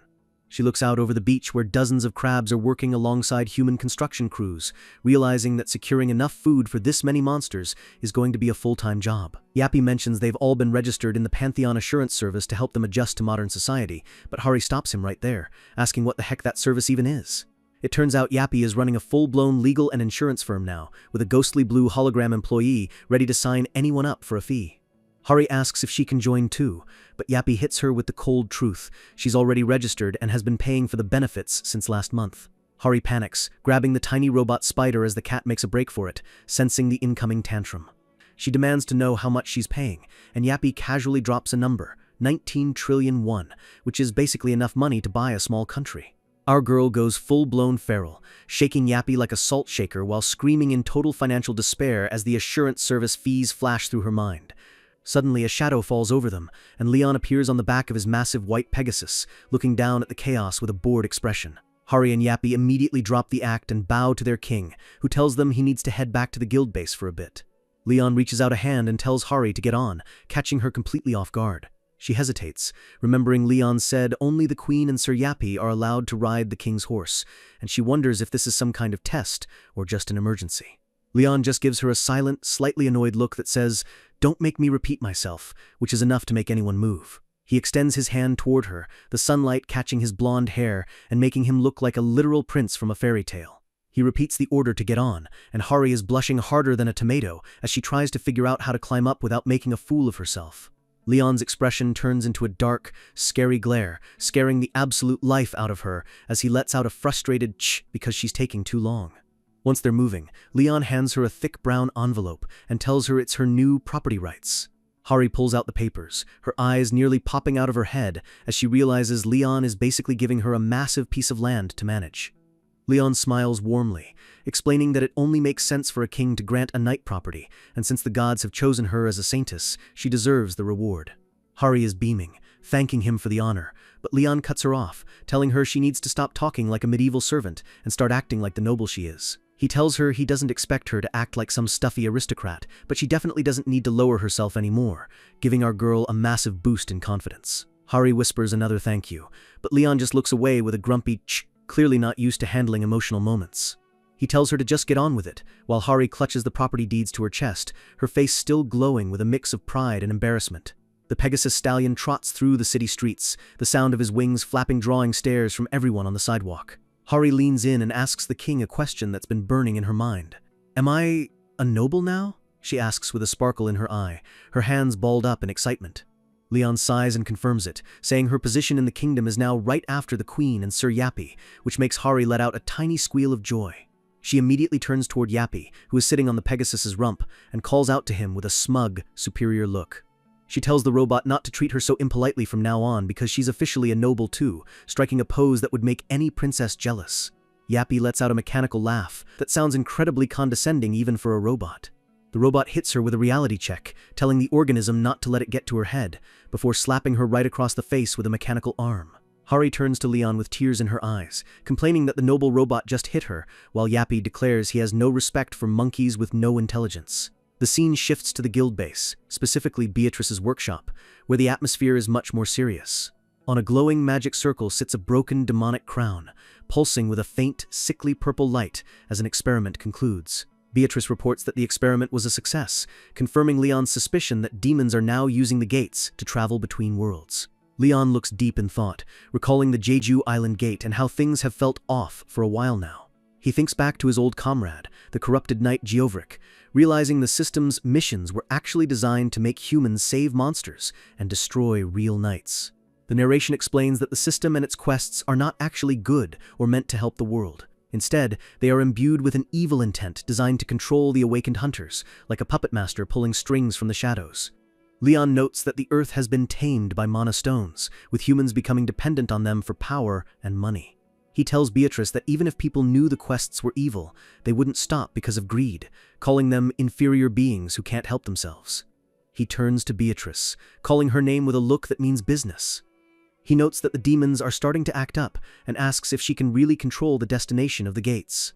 Beatrice smiles confidently, explaining that she can guide them to false realms, fallen worlds, if she has a vessel to act as a beacon. Leon asks if she wants to use the demonic crown as the beacon, figuring an item of the demons would be perfect for finding them. But Beatrice has a better, much more dangerous idea, suggesting the king try something a little more personal. She gives him a look that is both beautiful and terrifyingly ambitious. She suggests using one of Leon's own holy relics as the beacon, which would allow them to find remnants of his own lost kingdom. Leon is intrigued, admitting that it's definitely worth trying if it means reclaiming his past. He asks what he needs to do to get started, while Beatrice begins to channel a massive amount of magical energy. She reveals that the fuel to summon a targeted gate isn't just magic, she needs a literal mountain of mana stones. Leon asks where they're supposed to get that many stones, and Beatrice tells him it's simple, there are plenty of places they can be found. Our MC gets a wicked, confident smirk on his face, realizing exactly what he needs to do. He tells Beatrice to gather everyone together, looking like he's about to declare war on the entire system. From now on, he declares as his aura explodes with fire, we're going to raid every single gate in South Korea. The scene fades to black as the world prepares for the sheer destruction Leon is about to unleash. Suddenly, reports start flooding in. The Pantheon Guild has begun appearing at gates all over the Korean peninsula. Civilians are frozen in shock as rows of armored knights with heavy bucket helmets march through the city streets. A viral social media post shows a whole army of Pantheon soldiers standing in front of someone's house, waiting for a dungeon to open. On top of the human knights, there are 2,000 warriors from the Kikirik tribe, their mechanical claws clicking on the pavement. It wasn't just a guild raid anymore, it was a full-scale military invasion of the gate system. A map of Korea shows active gate clears happening simultaneously from the north to the south, with Yappy, the Queen, and the Crabs leading the charge. Leon divided his 3,000 soldiers into 20 elite teams, determined to clear every dungeon in the nation in record time. Hari is leading her own unit of crab tanks, looking like a total commander as she orders her team to aim and shoot. A massive explosion obliterates a dungeon entrance, the speed and efficiency of the Pantheon Guild leaving the rest of the world's guilds in the dust. While normal guilds might do 2 raids a month, Leon's team closed over 20 high-rank gates in just 4 days. Inside one of the gates, an orc elder screams in terror, asking why the humans are attacking instead of helping like they usually do. Leon just smiles coldly at the green beast, mocking them for trying to copy human society and calling them ridiculous. The chapter ends with Leon looking like a total menace, his face twisted into a dark grin as he asks, "Who's next?" while the gates of Korea fall one by one. A hunter looks on in absolute disbelief, his jaw hitting the floor as he sees the haul the Pantheon Guild just brought back from their week-long rampage. Stacked up in the workshop are 13 unique rank pieces of equipment, glowing with a rare and powerful light. And that's not all. There are 89 rare items and over 500 other pieces of gear piled up like a mountain of junk. The room is overflowing with mana stones of every color, a literal fortune sitting right in front of them. Yappy reports the stats, nearly 4 tons of mana stones worth 38.3 billion won, with the gear expected to fetch another 12 billion at auction. Leon looks satisfied, noting that this paycheck should be enough to keep them comfortable even after they open their own gate. He asks Beatrice if this massive pile is enough fuel, and she gives him a simple, confident yes. Leon's tone shifts, becoming sharp and authoritative as he tells his team to listen closely. He reveals that the upcoming raid won't be a massive army operation, it's going to be carried out by a small, elite force. He looks at his newest trainee, Jin-Soo, and warns him that all information regarding this mission must be kept strictly confidential. He specifically tells Hari and Jin-Soo they have to keep this a secret from the Hunter Association too, which is a massive risk. Hari and the others look nervous, realizing they're basically going rogue against the entire world's power structure. Hari asks Leon if they're doing anything that would be harmful to the nation, and Leon gives her a reassuring, albeit arrogant, "Of course not." Hari immediately beams, choosing to trust her king as the team prepares for the most dangerous mission of their lives. Leon turns to Beatrice, his face hardening as the time for games is finally over. He gives the order to start, and the entire workshop begins to vibrate with a hum of massive magical energy. Leon steps into the center of a complex magic circle drawn on the floor, his boots clicking on the glowing runes. Beatrice stands opposite him, channeling the billions of won worth of mana stones into a single, focused point. She announces she's entering the coordinates, while Leon holds his holy relic, the golden chalice, to act as the spiritual anchor. Purple lightning arcs across the room, the sheer pressure of the magic making it feel like the workshop is about to be torn apart. Beatrice closes her eyes, her face peaceful despite the literal storm of energy swirling around her. The team watches in total awe, their eyes widening as a hole begins to tear through the fabric of reality itself. A massive, swirling black portal opens up, an artificially made gate that defies every law of the world's current system. Hari can't believe it, noting that normal gates just appear randomly, but Leon is literally crafting one by hand. Beatrice reports that the preparations are complete, and Leon gives her a rare word of praise. "Well done." Leon leads the small team into the darkness, the knights and Hari looking determined as they step into the unknown. Suddenly, the scene shifts to a dark, rocky landscape where the sound of clashing steel echoes through the air. Jinsu and the others fall to the ground, disoriented, and immediately ask where the heck they've landed. Leon looks around at the jagged cliffs and the smell of smoke, realize they've landed right in the middle of a battlefield. Suddenly, a roar rips through the air, and a trainee screams as a group of orcs charges toward them. The orcs are massive, swinging giant axes and screaming for blood as they close in on the disoriented knights. But before the orcs can land a blow, a shadow falls over them, and a mechanical bucket helmet knight intervenes with a brutal strike. The knight moves with a speed and grace that's completely different from modern hunters, looking like a veteran of 1,000 wars. The trainees are stunned, watching the armored figure effortlessly handle a group of monsters that would usually require an entire squad. The knight lets out a sigh of relief as the final orc falls, his blade dripping with dark green blood. He turns toward the team and scolds them, telling the knights they can't just sit and watch during a battle. The trainees recognize the armor style. It's identical to the knights from Leon's past kingdom, and they realize they're looking at a real warrior from the Riem Valley. The knight kneels before Leon, introducing himself as Babel, a company commander from the legendary Valteric army. Leon looks down at the commander with a gaze full of nostalgia and authority, telling him to get up because they're still on a battlefield. The commander is confused, saying he can't possibly get up, and Leon asks him where exactly they are. Babel reports they are in the center of Riem Valley, and were in the middle of transporting a holy relic belonging to Sir Zaria. Leon's eyes narrow as he recalls the name, Sir Zaria of Twilight, the Grail Knight of Dreams and Death, and his final, tragic mission. The narration takes us into a flashback, showing the true scale of the disaster that happened in the past. We see a field of thousands of dead knights, with a single white-haired warrior sitting among the rubble, arrows and swords piercing his body. The text chillingly notes, "They failed in the end." Back in the present, Leon walks through the carnage, realized that if he had known this was where they'd end up, he would have gathered more information beforehand. He realizes this isn't just a memory, it's a piece of his history that has already happened, and he needs to understand the current situation.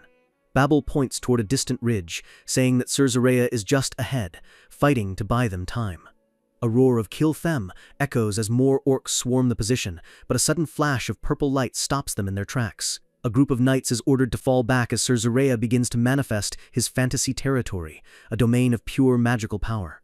We get a clear look at Zaria. He's an older man with a majestic white beard, his eyes glowing with an intense holy light. A wall of purple energy erupts from the ground, creating an impassable barrier between the knights and the orc army. The orcs stop, confused by the strange magic that seems to be warping the very air around them. The beasts begin to clutch their heads, screaming in agony as Zaria's death aura starts to eat away at their minds. Zaria walks forward through the collapsing monsters, his presence alone enough to turn the tide of the battle. He calmly orders his men to fall back 20 steps and recuperate, looking like the absolute definition of a veteran commander. He notes that the orcs aren't looking too good, but he suddenly stops, sensing a powerful presence behind him. His eyes go wide as he sees Leon standing there, and he stammers in shock, asking what the king is doing in such a dangerous place. The legendary knight immediately drops to one knee, greeting the first knight of goddess Ariana and the agent of divinity with total reverence. Leon tells him to rise, calling him Zaria, with a voice that carries the weight of 300 years of history. The narration explains that when a Grail Knight drinks the holy water and awakens, they reform into their peak physique. While Leon was an abnormal case because he awakened young, Zaria was already an older man, meaning his current aged appearance is his peak state. He is the Millennial Mission Knight, the foolish Zaria who never gave up on his duty. The screen labels him as the oldest Mission Knight and the oldest Grail Knight, a living legend of the Lionheart Kingdom. Leon gives him a soft, genuine smile, noting that his old friend hasn't changed a bit even after all this time. Leon asks Zaria to explain the current situation so they can figure out how to navigate this distorted shard of the past. Zaria reports that they've obtained the holy relic as planned and were heading toward the Empire's borders when disaster struck. He notes that they were ambushed by orcs and heathens of the beast god, which Leon points out is incredibly rare for that area. Zaria says they left the infantry and a few knights behind to stall the enemies, while the rest split into 5 teams to transport the relic. Leon acknowledges the plan as reasonable, but then he asks the question that changes everything.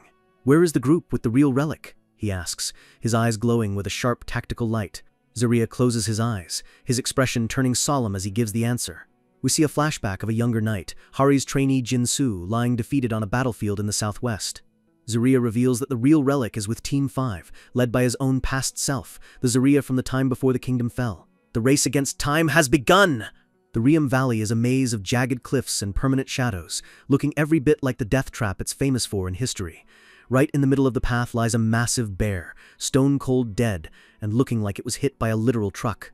Daesung slowly opens his eyes, head spinning, as a familiar voice welcomes him back to the land of the living. Sir Zarea is standing over him, jokingly asking why he was in such a rush that he decided to tackle a giant bear head-on. Hari rushes to his side, asking if he's okay, while Daesung looks up at her in a daze, still trying to process where they are. They realize the portal split the group again, leaving them stranded in a gorge filled with the wreckage of old supply wagons.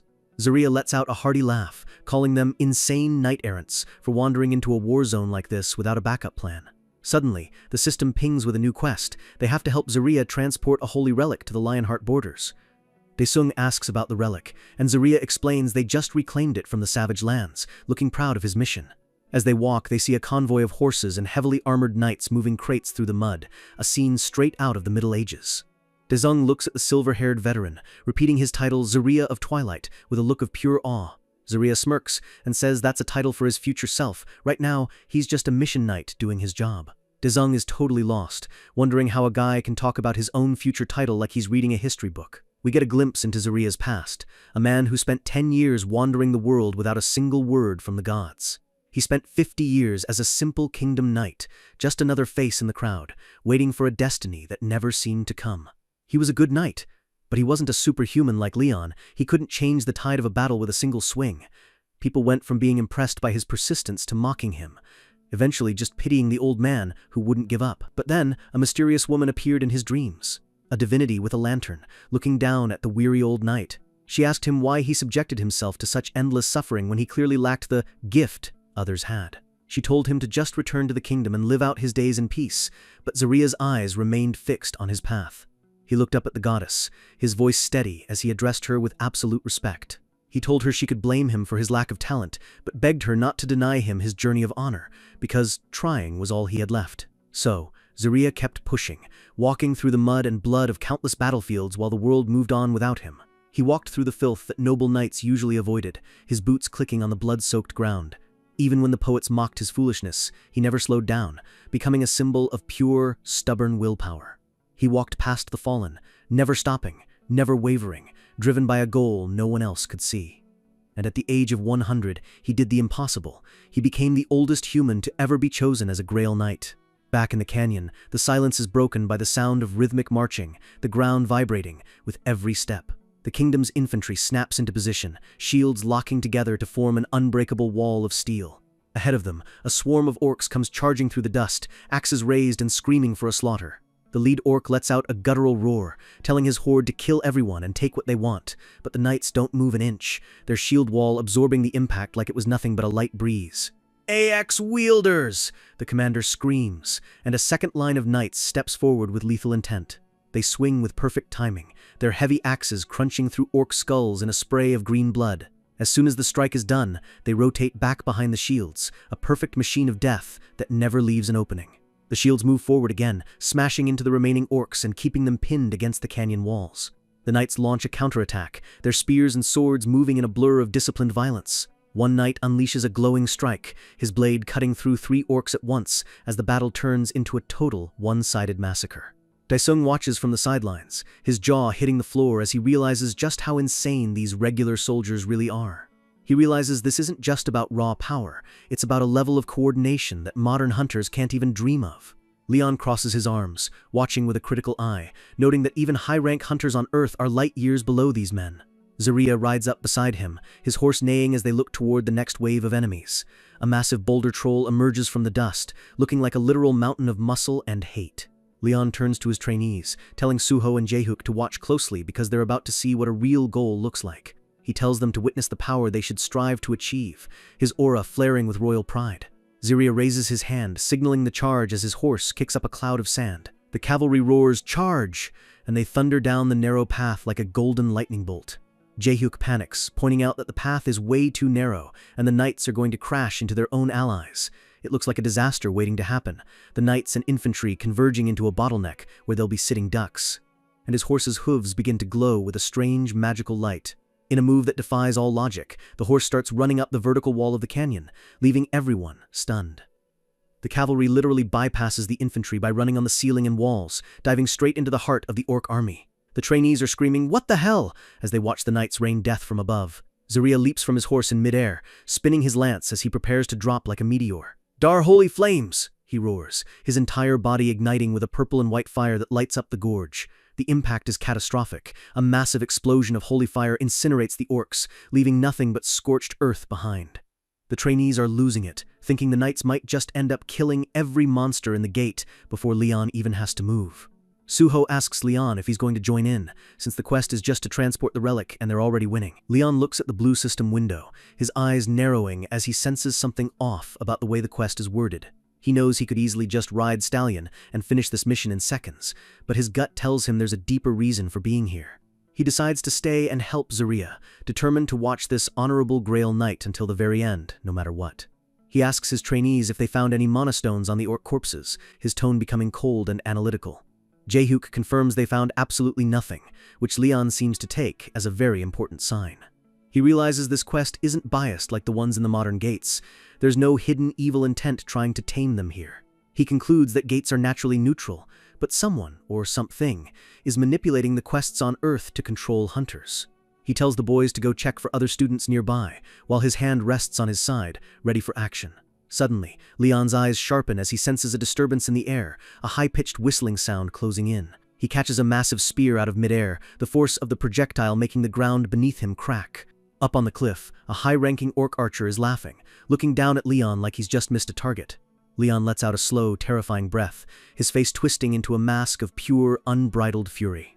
He calls the orc a dirty little beast and asks how he dares to use a ranged weapon against a king.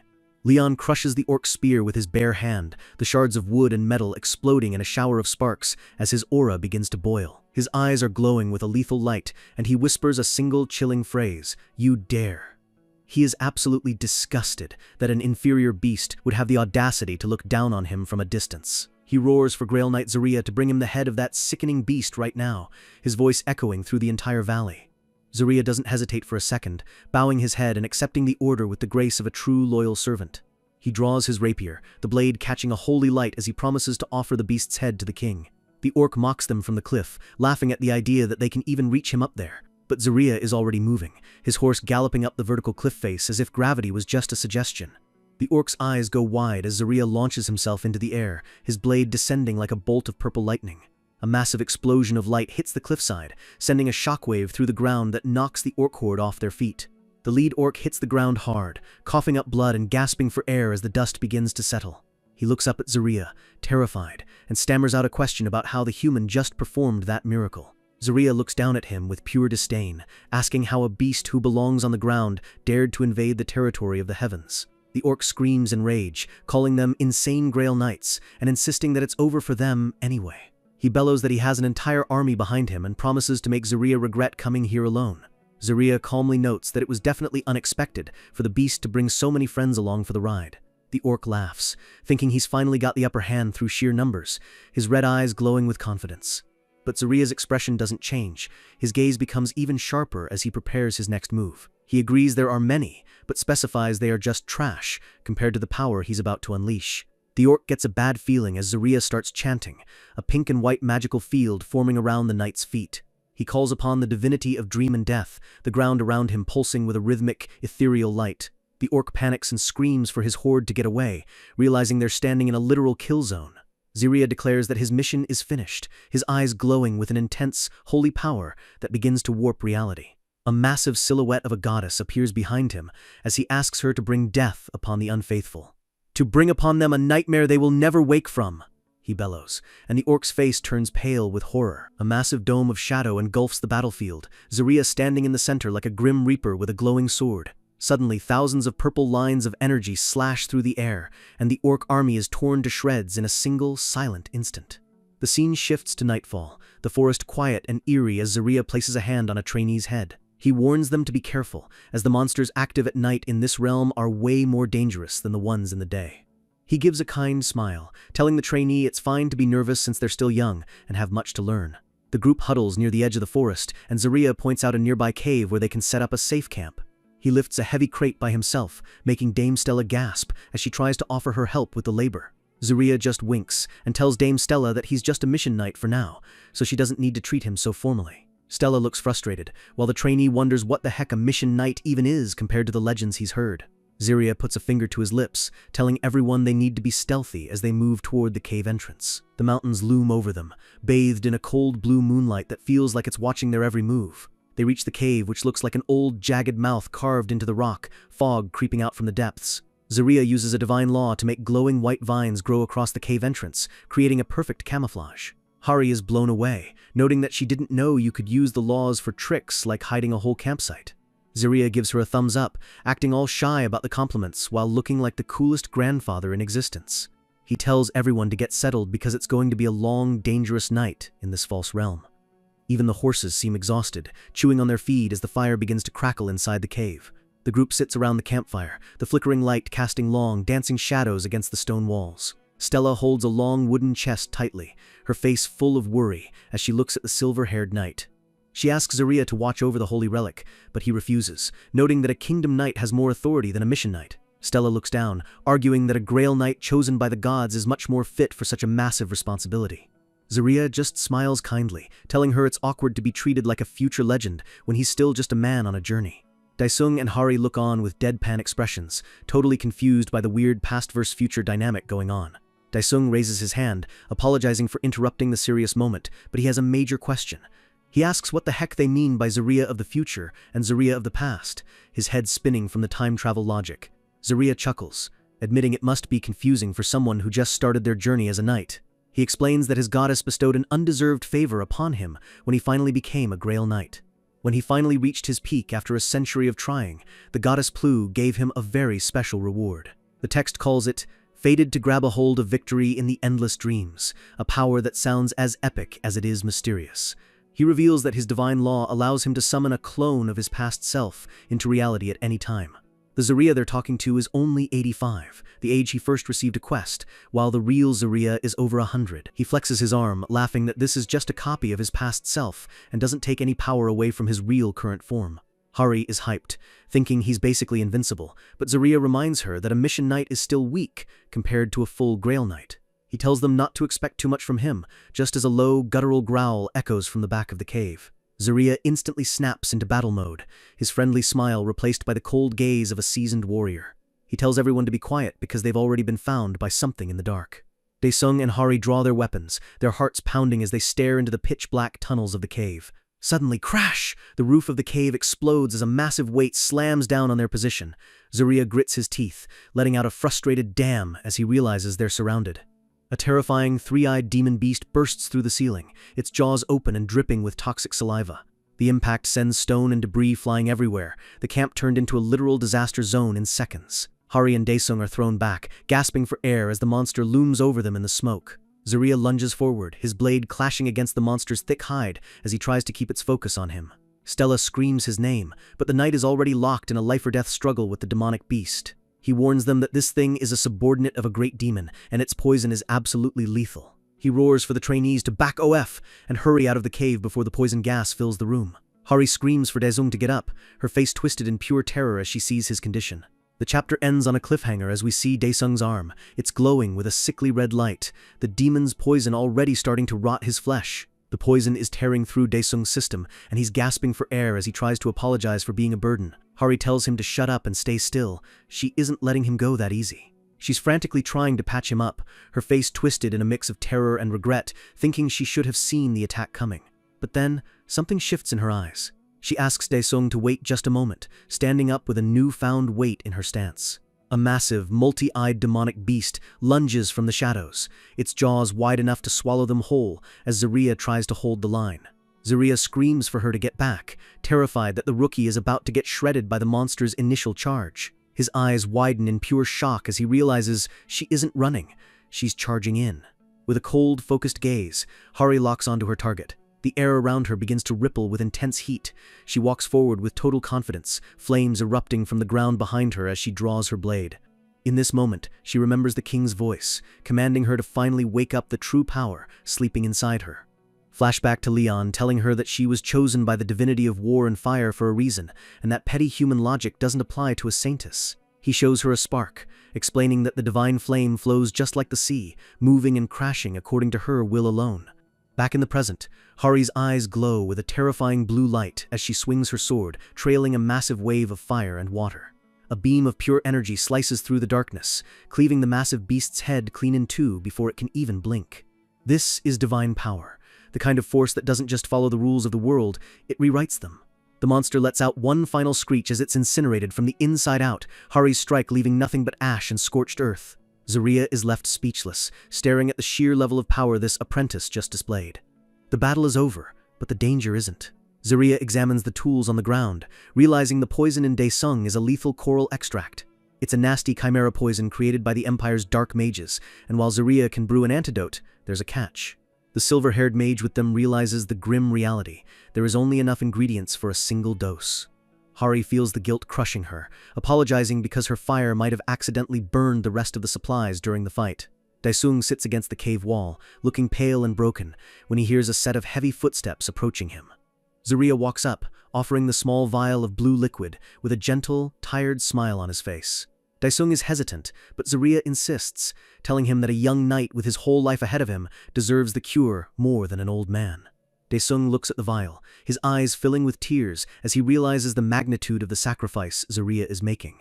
He drinks it down, the healing light of the antidote starting to fight back the darkness in his veins. Zarya stands tall one last time, telling the group that he's hidden the cave entrance so the orcs can't track their scent. But as he speaks, his strength finally fails him, his face turning gray as the last of his life force leaks away. He collapses to his knees with a heavy thud, sending a wave of panic through Hari and the others. Daesung catches him, desperate to find a way to save the man who just saved him, but Zarya just tells them not to worry.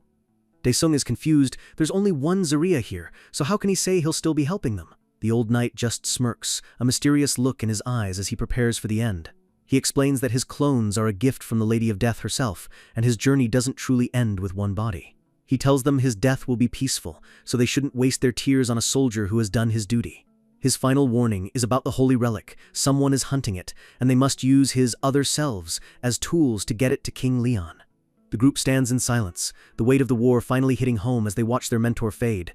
Zarya's head lolls back, the light leaving his eyes as he takes his final breath in Daesung's arms. In his final moments, a vision of a beautiful, white-haired woman appears, the Lady of Death, coming to collect a loyal soul. His eyes lose their purple glow, turning dull as the spark of life is officially extinguished. With his last ounce of strength, he whispers a final salute to the Lionheart Kingdom. The scene shifts away from the cave and into the open, blood-stained valleys of the Riem battlefield. Leon stands amidst a pile of orc corpses, looking toward a different version of Sir Zarya, who is very much alive and well in this timeline. This Zarya credits the victory to his king, but Leon is more interested in why the orcs are being so unusually patient. They tried to bait the enemy leader, but the green beasts didn't take the hook, which is a bad sign for our boy Leon. If these mindless beasts aren't charging blindly, it means they have a leader with some serious charisma and brains. Zarya wonders if the legendary Great Chief is actually on the field, and Leon thinks it's a very real possibility. Leon recalls the Orc Champions, beings of pure destruction that were rare even in his original time.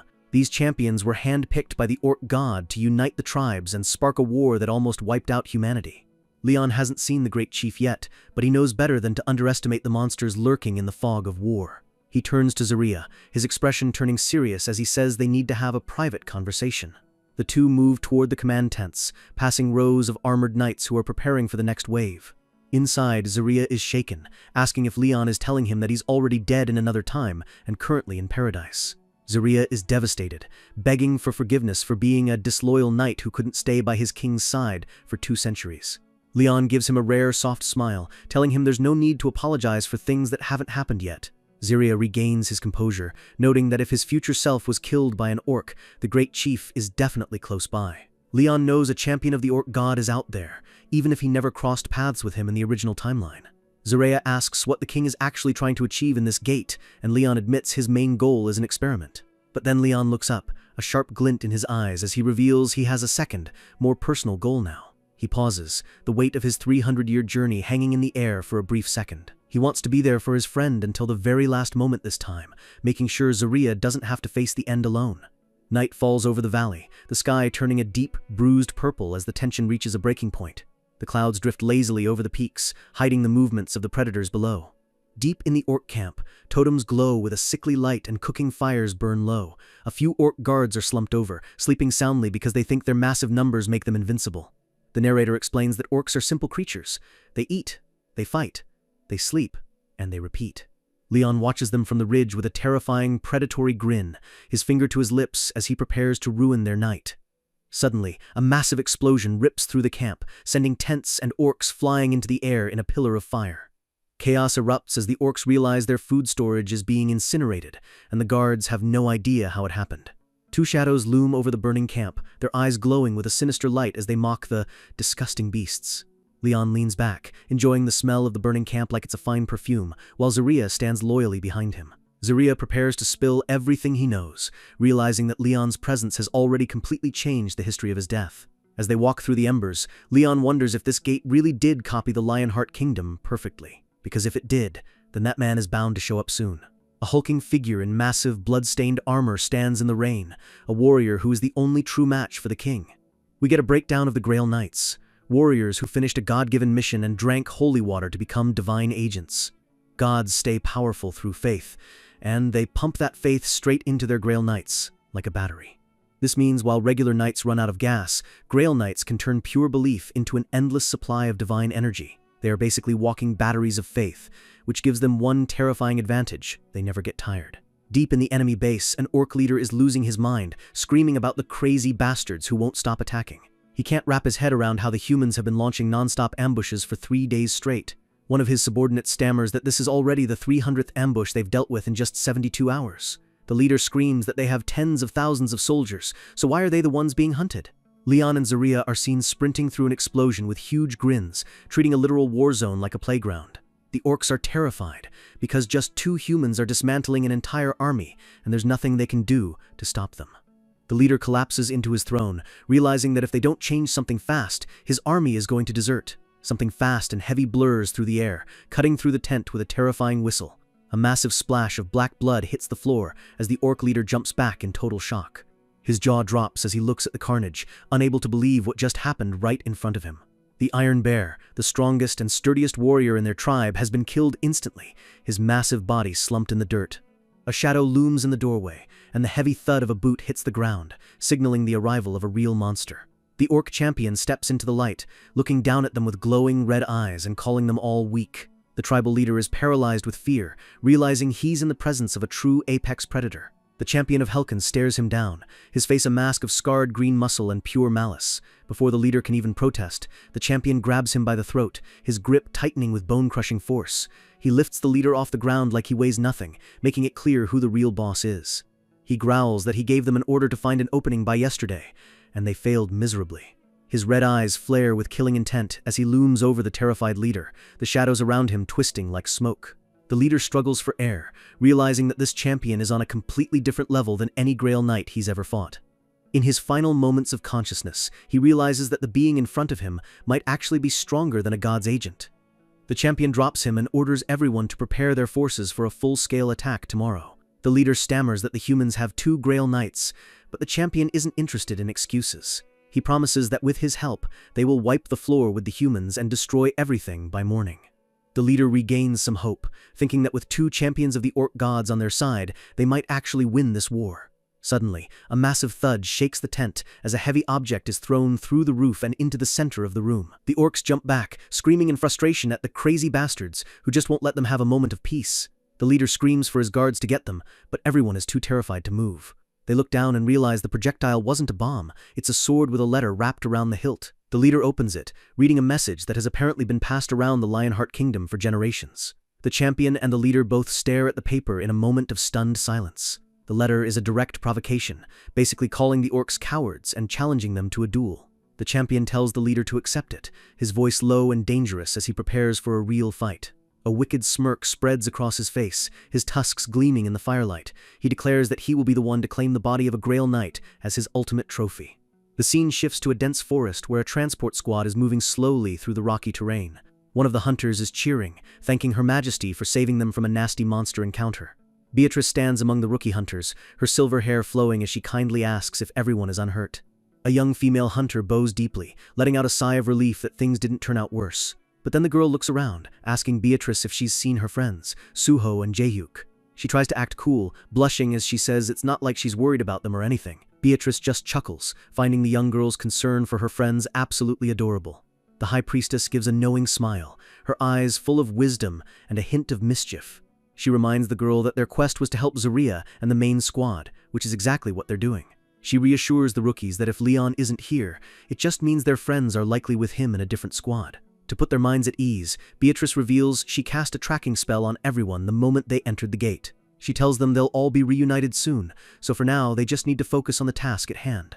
As the carriage rolls on, the sky above begins to darken, signaling the end of another long day. The camera pans up, leaving the forest floor and heading high into the atmosphere. The transport squad looks tiny from this height, surrounded by the massive jagged mountains of the Riem Valley. Beatrice looks toward the horizon, her expression turning serious as she thinks about the location of the others. She senses that Daesung and Hari are together, but there's one person she can't find on her radar. Sir Spin, also known as Yappy, is completely out of her range, which shouldn't even be possible. She wonders where on earth that little robot could have gone, her eyes searching the distant peaks. The screen goes black, highlighting the name of the missing tactical genius, Sir Spin. We cut to a view of the world that no one in this era should be seeing, the curvature of the planet. The camera zooms out further and further, breaking through the clouds and into the cold vacuum of space. A small, robotic Kirik sound echoes through the silence of the void. Up in the stars, a high-tech satellite is orbiting the gate's world, its panels reflecting the distant sun. Yappy is inside the satellite, calmly calculating the gravitational effects and stabilizing the orbit. He confirms that the recall of the world within the gate was successful, and he's now in a perfect position to watch everything. He notes that while the satellite launch was a success, the amount of data he can pull from the ground is still limited. The world below looks like a planet, but he can only observe the specific regions where the Lionheart Kingdom once stood. Suddenly, his sensors spike as he detects a massive high-energy being on the battlefield below. The satellite zooms in on a ruined castle, locking its digital sights on a single glowing signature. The scan confirms the presence of a knight of the Lionheart Kingdom, surrounded by fallen soldiers. Yappy lets out a surprised Kirik as the camera focuses on a knight in golden armor, his helmet looking like a masterpiece of war. The robot is in disbelief. This reading shouldn't be possible according to his records of this timeline. The knight removes his helmet, revealing a battle-hardened face with a deep scar running across his cheek. The mysterious knight looks directly toward the sky, sensing the satellite's gaze, and tells whatever is watching him to screw off. The sun sets over the jagged cliffs of the Riem Valley, casting a long shadow over the thousands of soldiers waiting for the bloodbath to begin. A massive orc army stands ready, their war cries echoing through the canyon as they face off against the disciplined lines of the Lionheart Knights. The green-skinned beasts are restless, their eyes glowing with a primitive hunger for battle as they wait for the signal to charge. The rookie hunters are shaking in their boots, terrified that the orcs will swarm them at any second, but Leon tells them to keep their cool. Leon stands firm, explaining that they need to stay here to analyze the enemy's true strength and keep them distracted while the relic is transported. The rookies point out that the transportation mission was a failure in the original history, so shouldn't they be worried? Leon just gives a confident smirk, reminding them that they have Beatrice and the genius robot Yappy on the job this time. Suddenly, a heavy presence approaches the front lines, and Leon turns his attention to the battlefield. Zarya steps forward, his silver hair catching the light as he tells his king that the preparations are complete and he's ready to take the lead. With a sharp click of his boots on the rocky soil, the old knight begins his walk toward the center of the valley. Leon and the rookies watch from behind, the tension so thick you could slice it with a sword as the duel draws near. On the other side, a massive orc champion stomps forward, his axe dragging on the ground and leaving a trail of sparks. The orcs let out a deafening roar, screaming for their god Helkin and demanding the heads of the human bastards. Leon is completely unfazed, looking at the shouting monsters with pure disgust and calling them undignified things. The giant orc champion stops just a few feet away, looming over the humans and acknowledging their strength with a guttural growl. He tells them the rules are as simple as it gets. The person who dies is the loser. He introduces himself as Balbazar the Undefeated, the hand of the orc god Helkin. He demands to know which honorable human warrior is brave enough to face him in single combat. Leon lets out a sharp laugh at the mention of honor, his eyes full of mockery for the green beast. The king loses his patience, calling Balbazar a frog in a well and ordering Zarya of Twilight to bring him the beast's head. Zarya draws his rapier, a golden seal of divine power manifesting at the hilt as he accepts his king's command. He stands alone against the massive champion, a silver-haired gentleman facing down a mountain of muscle. Zaria locks eyes with Balbazar, his aura flaring with a purple light that signals things are about to get serious. Balbazar demands a name, but Zaria coldly refuses to waste his breath sharing his name with a beast. He tells the orc bluntly that this is the place where his undefeated streak ends forever. Balbazar laughs off the threat, thinking the old man is talking about things that are physically impossible. The orc lets out a thunderous laugh that shakes the ground, slamming his giant axe into the dirt to show off his raw power. He stares at Zaria with a predatory red gaze, promising to prove that he's the one who's right. With a massive stomp that shatters the bedrock, Balbazar launches himself forward like a green cannonball. He swings his axe with enough force to level a building, shouting for the human to try and take it. Zaria narrowly dodges the strike, the wind from the blade nearly knocking him off his feet. Balbazar keeps laughing, relishing the fear he thinks he sees in the old man's eyes. Suddenly, a vertical beam of dark energy slices through the air, and Balbazar shouts that it's too late for tricks. Zaria is sprayed with black blood, his face frozen in a look of grim determination as the battle turns bloody. Wait, something's wrong. Balbazar looks confused as his target seems to vanish into a cloud of dark smoke. A blue spark flashes in the corner of his eye, signaling a counterattack he didn't see coming. The orc army cheers, thinking their champion has already won the fight as the dust settles. The rookies are horrified, screaming in disbelief as they see what looks like Zaria's defeat. They can't understand why the knight is just standing there, letting the orc take control of the field. Balbazar is mumbling to himself, trapped in a daze as his red eyes begin to glow with a strange purple hue. Zaria's voice cuts through the confusion, reminding the orc that a beast is nothing more than a beast. A cold smile spreads across Zaria's face as he tells the champion that he fell for the trap hook, line, and sinker. The rookie realizes what's happening. This is the true power of the Grail Knight of Dreams and Death. Zaria has activated his divine law, fantasy domain, trapping Balbazar inside a hyper-realistic illusion.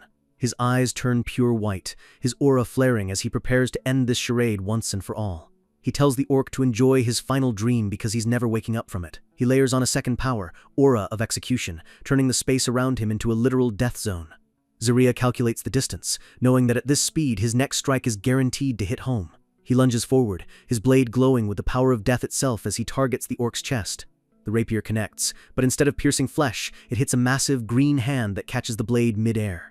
Balbazar smirks, mocking the divine law as he breaks free from the illusion through sheer willpower and divine protection.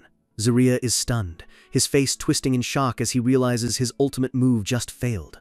Balbazar lets out a primal roar, the sound waves alone enough to push the human back. He swings his axe in a massive arc, catching Zaria in mid-air and sending him flying. A huge gash opens across Zaria's chest, blood spraying everywhere as he gasps in pain. The rookies scream out his name, watching in horror as the legendary knight is thrown like a ragdoll. Zaria hits the ground hard, a trail of blood marking his path across the valley floor.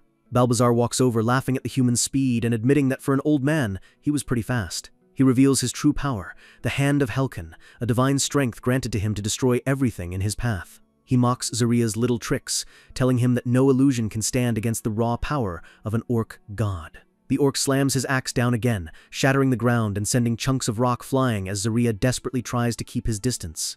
Zaria grinds his teeth, his face covered in dirt and blood as the realization of his situation sets in. He tries to regroup, but the orc is relentless, closing the gap in a heartbeat and forcing Zaria on the defensive. Balbazar taunts him, calling him a geezer and daring him to actually fight like a man. The two trade a flurry of blows, sparks flying as the rapier and axe clash again and again in a blur of motion. Zaria is clearly fading, his breaths coming in ragged gasps as the physical toll of the battle starts to show. Balbazar mocks him, asking if he's already tired from such a short dance. The orc catches Zaria's arm, his massive fingers digging into the bone with a sickening crunch. He tells the human that he simply can't beat his age, raising his axe for a final lethal execution. Zaria lies in a crater, his vision blurry as the massive blade descends toward his neck. The axe hits with a deafening explosion of dust and debris, seemingly ending the fight in a single strike. The rookies are in tears, but then they notice something strange. Leon is still standing there with a calm, focused look. Balbazar looks down at the dust, calling it a shame that the fight ended so quickly. But through the fog, a dark silhouette slowly rises, the hilt of a sword still gripped tightly in a shaking hand. Zaria stands up, coughing up blood and calling himself pathetic for losing his edge. He stares at Leon, his eyes full of regret because he wanted to offer his king a glorious victory instead of a shameful loss. But then, he wipes the blood from his mouth, his gaze turning razor-sharp as he acknowledges the orc's determination. He takes a low, wide stance, the air around him beginning to vibrate with a terrifying new energy. With a sudden burst of speed, he charges forward, his movement so fast he looks like a ghost in the wind. The Orc champion smirks, thinking this is just a final, desperate struggle. He calls Zarya a weak human as he prepares to end him, but his eyes widen as he sees the purple flames erupting from the knight's body. Zarya lets out a scream of pure defiance, his aura exploding into a pillar of light that illuminates the entire valley. Flashback to the past. A young, armored Leon stands in a grand hall, flanked by his royal knights before a massive orc subjugation campaign. He looks down at an old man kneeling before him, demanding to know his name and his purpose. The man is a younger Zarya, introducing himself as the son of a baron and a veteran of the Twilight Knight Order. Leon looks at him with a critical eye, noticing the gray in his hair even back then. He points out that it's been 50 years since Zarya was a royal knight, and the old man admits he's embarrassed by his lack of growth. Zarya looks up, his eyes full of a humble, quiet strength that even Leon can't ignore. Leon warns him that this war is meant to take down an orc champion, and it's going to be incredibly dangerous for someone of his age. Zarya addresses Leon as the Honorable Grail Knight of Light and Justice, his voice steady and full of respect. He begs for the lowest position possible. He doesn't care if he's a flag bearer or a simple pikeman, he just wants to serve. Leon is genuinely confused, wondering why a veteran would fight so hard for such a lowly role. He tells him there are other ways to bring glory to the kingdom without throwing his life away on the front lines. Zarya gives a soft, knowing smile, the kind of look only a man who has lived several lifetimes can give. He explains that it's not about the honor or the glory for him anymore. Back in the present, Zarya is being skewered by orc weapons, but he stands tall, declaring that he just wants to maintain his way of life. He coughs up a massive amount of blood, his body riddled with holes, yet he refuses to fall.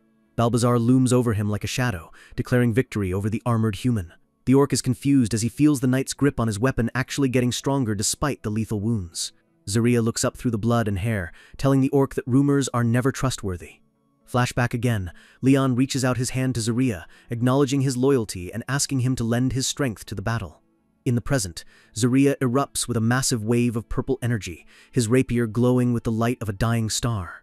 He prays to the Lady of Death, asking her to look upon the final moments of a knight who has cheated death 1,000 times.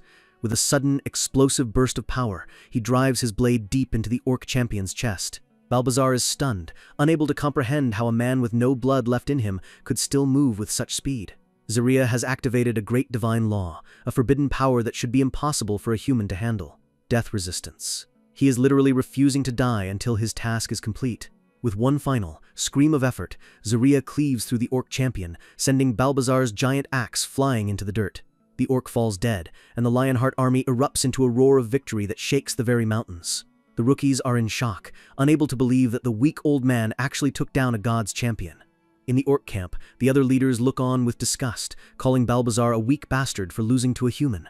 They scoff at his failure, claiming he just let his guard down like an idiot. Another massive orc, Champion Maghar, steps forward, mocking the dying Zarya and asking him a final question. He asks if the human still has the heart to fight till the end, even as Zarya's body finally begins to fail. Zarya knows his time is up. The moment his death resistance fades, he will face a true, final death. But he's not done yet. He vows to take one more monster with him to the grave for the sake of his king. Suddenly, a hand rests on his shoulder. Leon steps forward, telling him that it was a truly great fight. Leon tells him to rest now, promising to watch his final moments and bless his journey to the gods. The king turns toward the orc army, his aura flaring with a cold, terrifying intensity that silences the entire valley. He addresses the green beasts, telling them he's going to give them their only real chance at winning. He draws his swords, and the air around him begins to burn with a golden, divine fire that makes the sun look dim. The Holy Grail manifests above his head, pouring out a massive flood of divine energy into his weapons. Leon commands the entire orc army to come at him all at once, his voice echoing like thunder across the Riem Valley. High above the chaos, Yappy's satellite continues to orbit, its robotic sensors tracking every movement on the ground. He notes that many movements are being detected at the Empire's border, a tense alliance that could break at any moment. The data shows the relic transport team is safe, though 2 other teams have already been wiped out by orc scouts. He warns that the number of orcs and heathens is increasing rapidly, threatening to overwhelm the kingdom's defenses. But then, Yappy's eyes widen as he detects something strange right next to his satellite. A small robotic entity is ejected from the main unit, spinning out of control into the void. An explosion rips through the satellite's exterior as Yappy lets out a panicked mechanical sound. The scene shifts back to the ground, where the golden light of the Grail is still illuminating the battlefield. Leon stands amidst the flames, the Grail floating peacefully above him as he watches over his dying friend. The rookies look on in awe, realizing they are witnessing the pinnacle of human history in the flesh. The ground around Leon is a scorched wasteland of orc bodies, the very earth itself cracking under his power. The king turns back to Zarya, his expression soft and full of a deep, ancient sorrow. He tells Zarya that he possesses the Grail and is willing to accompany him to the very ends of the world if needed. Zarya looks up, a single tear cutting through the blood and grime on his face as he whispers to his king. He begs Leon not to waste his divine power on a memory, telling him he's already shown what a great king he is. The old knight begins to cough violently, the last of his life force slipping through his fingers. Leon ignores the protests, preparing to perform a final ascension ritual to ensure his friend's soul reaches paradise. He promises that the remaining enemies will be tracked down and destroyed, so Zarya can leave without any burdens. The king kneels, his swords planted in the ground as he begins the sacred ceremony for a fallen hero. He recites Zarya's full title, the first knight to serve dreams and death, acknowledging his 100-year journey. A vision of the Lady of Death appears once more, her lantern glowing with a soft, welcoming light as she waits. Zarya folds his hands in prayer, a look of pure peace finally washing over his tired features. Leon calls upon the boatman at the lowest depths, asking the Lady of Death to receive her loyal subject. The old knight's long journey is finally ending, his purpose fulfilled and his honor restored. He prays that the lady will bless his accomplishments and erase any worries from his king's heart. Leon places a hand on Zarya's shoulder, his voice low and full of a powerful divine authority. He vows that Zarya's honor will be remembered by all who live, and his glory will be celebrated by the gods themselves. He wishes for the knight to feast in the banquet halls of the gods, where his name will live on forever. As the 15th king of Lionheart, Leon makes a sacred promise that they will be together again one day in the halls of the gods. The two friends touch foreheads one last time, a moment of pure, unspoken bond between a king and his most loyal knight. A massive pillar of light erupts from the ground, carrying Zarya's soul toward the heavens as Leon whispers a final goodbye. Zarya's body begins to dissolve into golden sparkles, leaving behind nothing but a legacy of courage and faith. White feathers drift through the air as the light fades, leaving the valley in a momentary sacred silence. The scene shifts to the Dark Orc Command Center, where the high-ranking leaders are watching the light fade from the distance. The great chief looks up, sensing the power of the ritual and dismissing it as nothing more than a fly in his vision.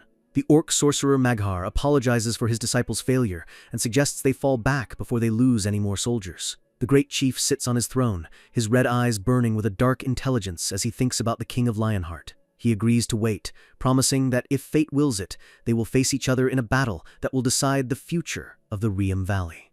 The night is quiet in the Riem Valley, the moonlight filtering through the dense trees as our team moves through the shadows. Zarya leads the way, noting that the monsters seem to avoid this specific path, giving the group a rare moment of peace.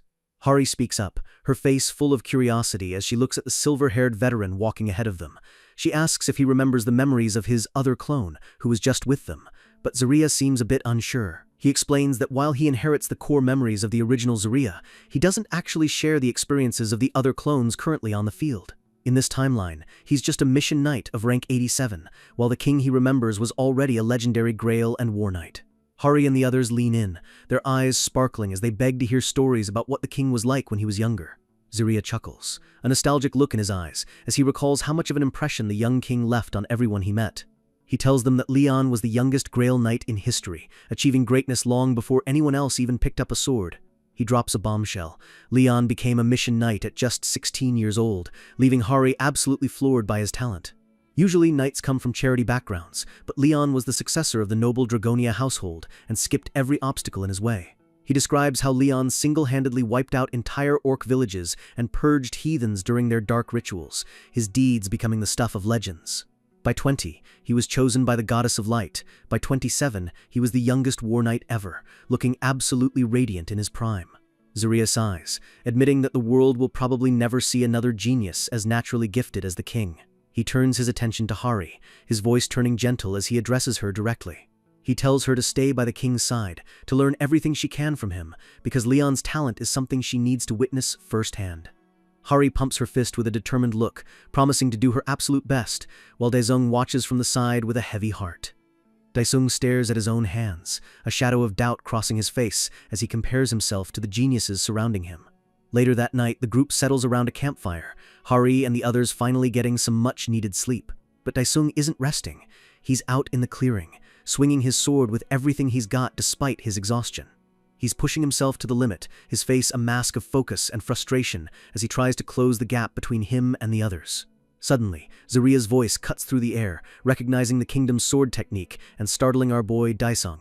Daesung apologizes for waking him, but Zaria just smiles, saying that at his age, sleep is more of a suggestion than a requirement. Zaria offers to help with his training, and Daesung looks honored, quickly taking a combat stance. The two face off in the moonlit woods, the veteran knight and the young tank preparing for a midnight sparring session. Zaria tells him to try and stop his next attack, his tone casual but his eyes full of a master's intensity.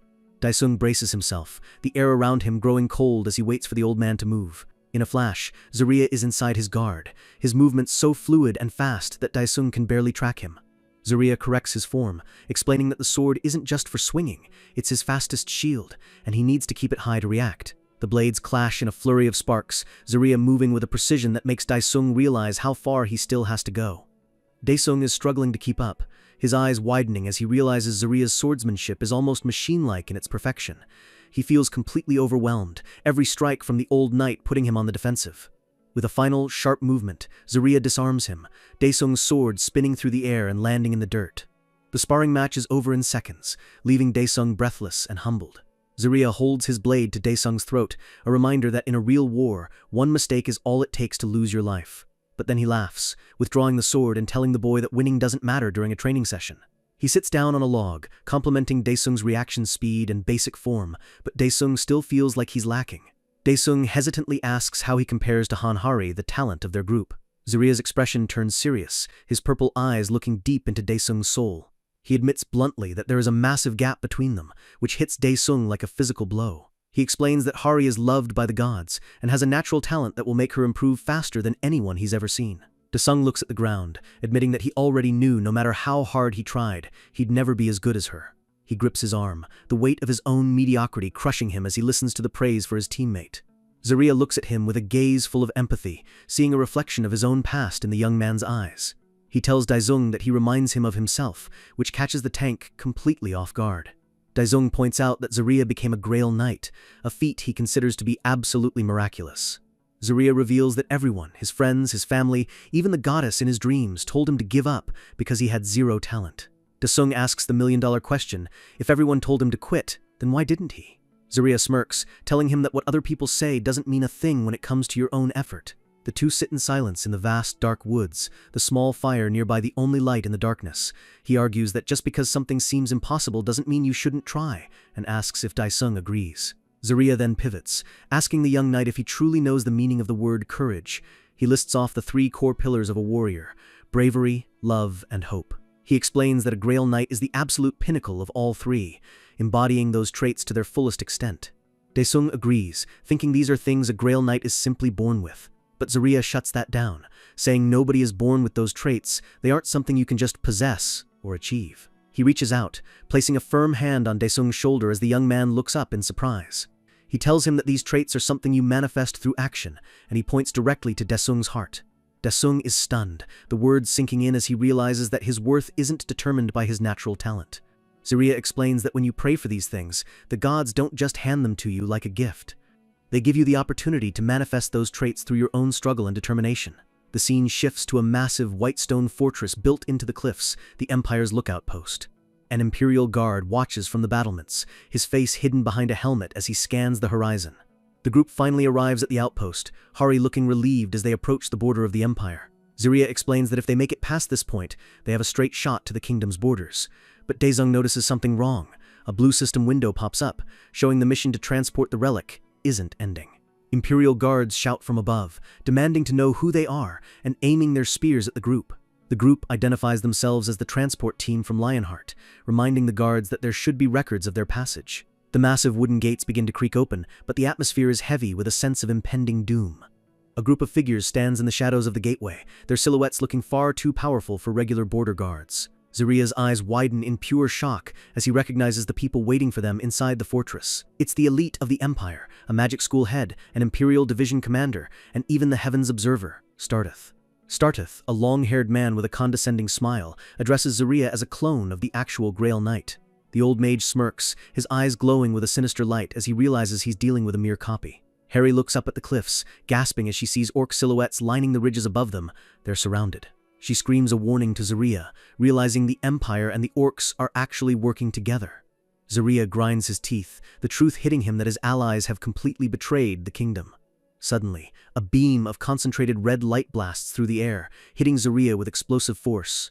Desung watches in horror as blood sprays across his armor, the Empire's welcome turning into a literal bloodbath.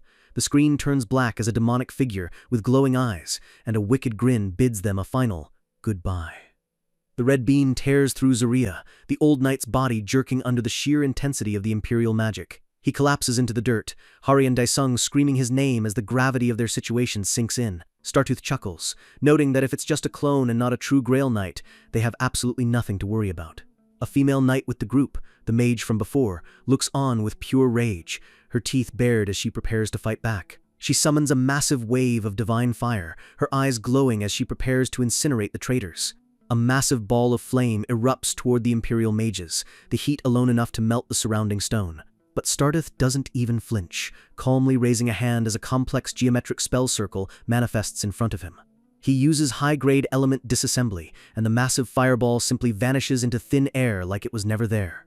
The mage is stunned, unable to believe he just nullified a divine law so easily, but Startooth explains they've studied these miracles for a long time. He mocks their power, saying it only works for temple heads or Grail Knights, while peasants like them are just playing with toys. The female knight is furious, calling their study of divinity an insult to the gods themselves. Startooth laughs like a maniac, calling them fools who cling to old traditions and claiming it's their faith that has stopped humanity from improving.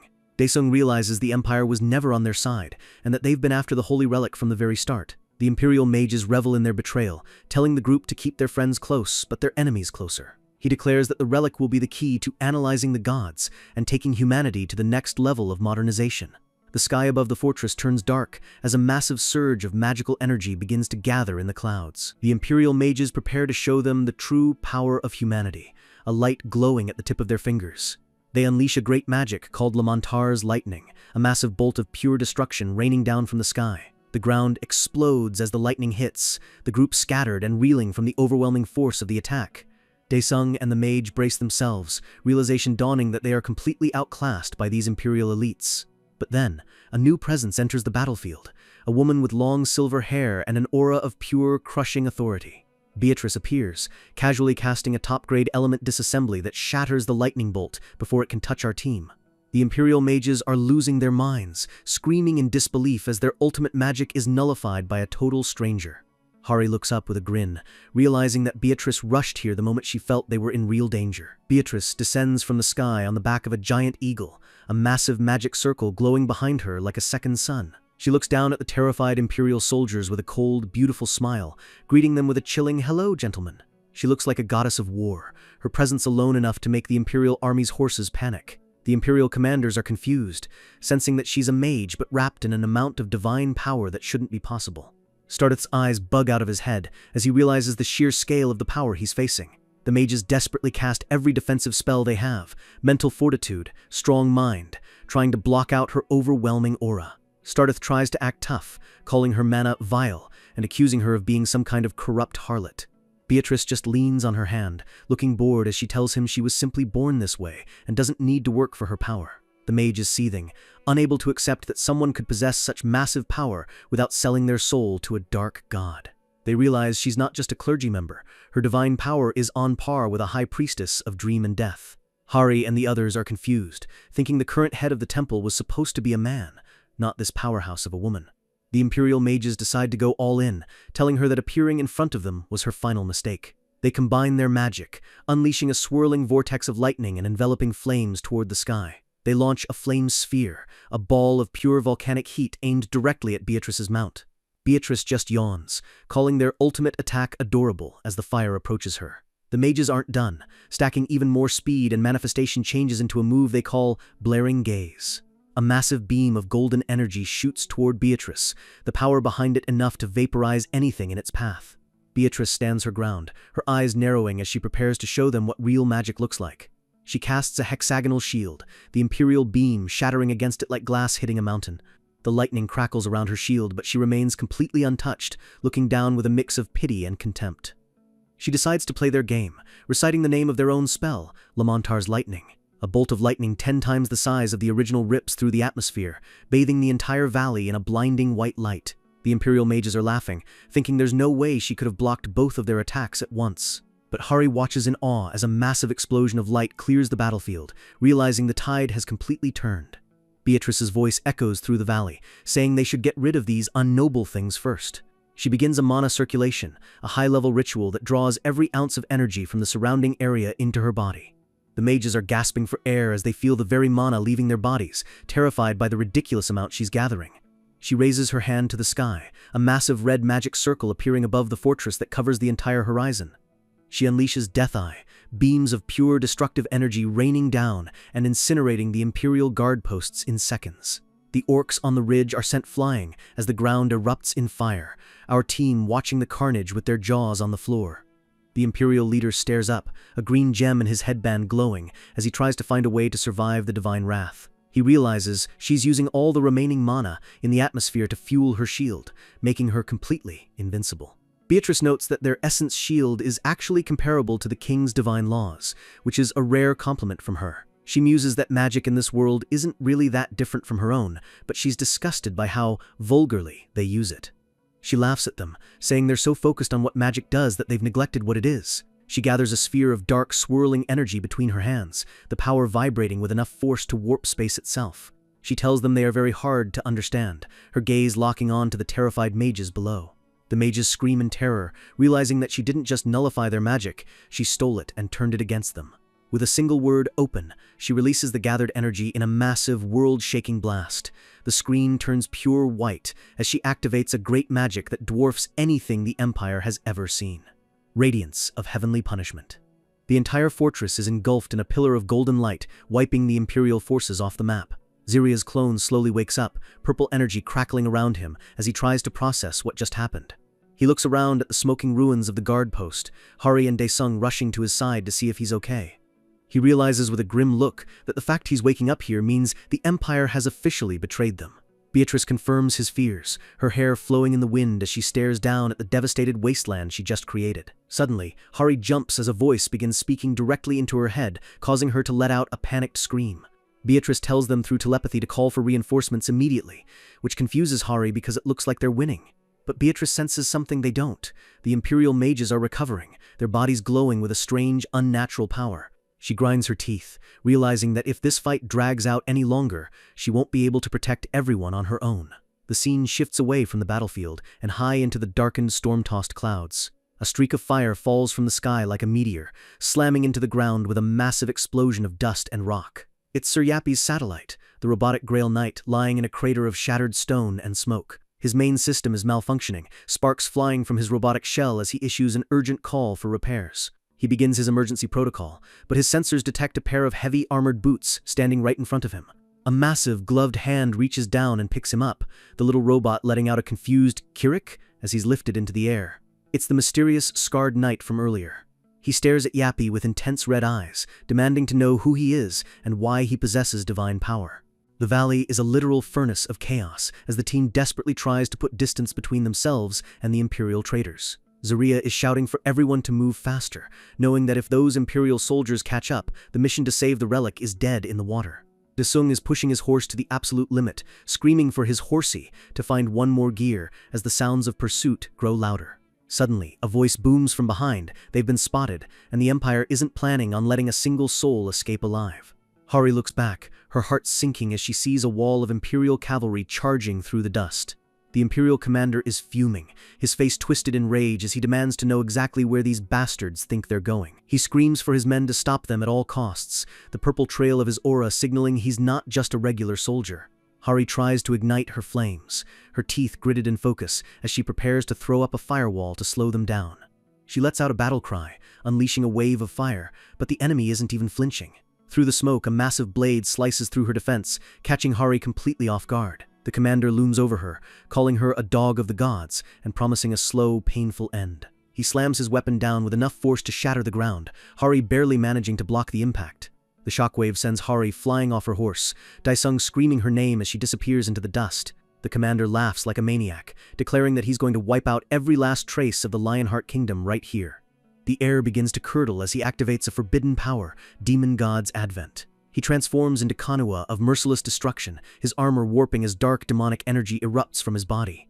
Horns sprout from his head, and his eyes glow with a hellish red light as he fully embraces the monster within. He charges forward with a terrifying laugh, his speed doubling as he targets Daesung. With a single swipe, he bats aside the transport carriage like it's a toy, calling the knights useless extras. Stella looks on in horror, shouting for everyone to stay alert as the demonic power starts to overwhelm them. She barks out orders to protect the holy relic, knowing that its loss would be a death sentence for the entire kingdom. The Lionheart Knights respond with a roar, their loyalty blinding them to the fact that they're completely outclassed.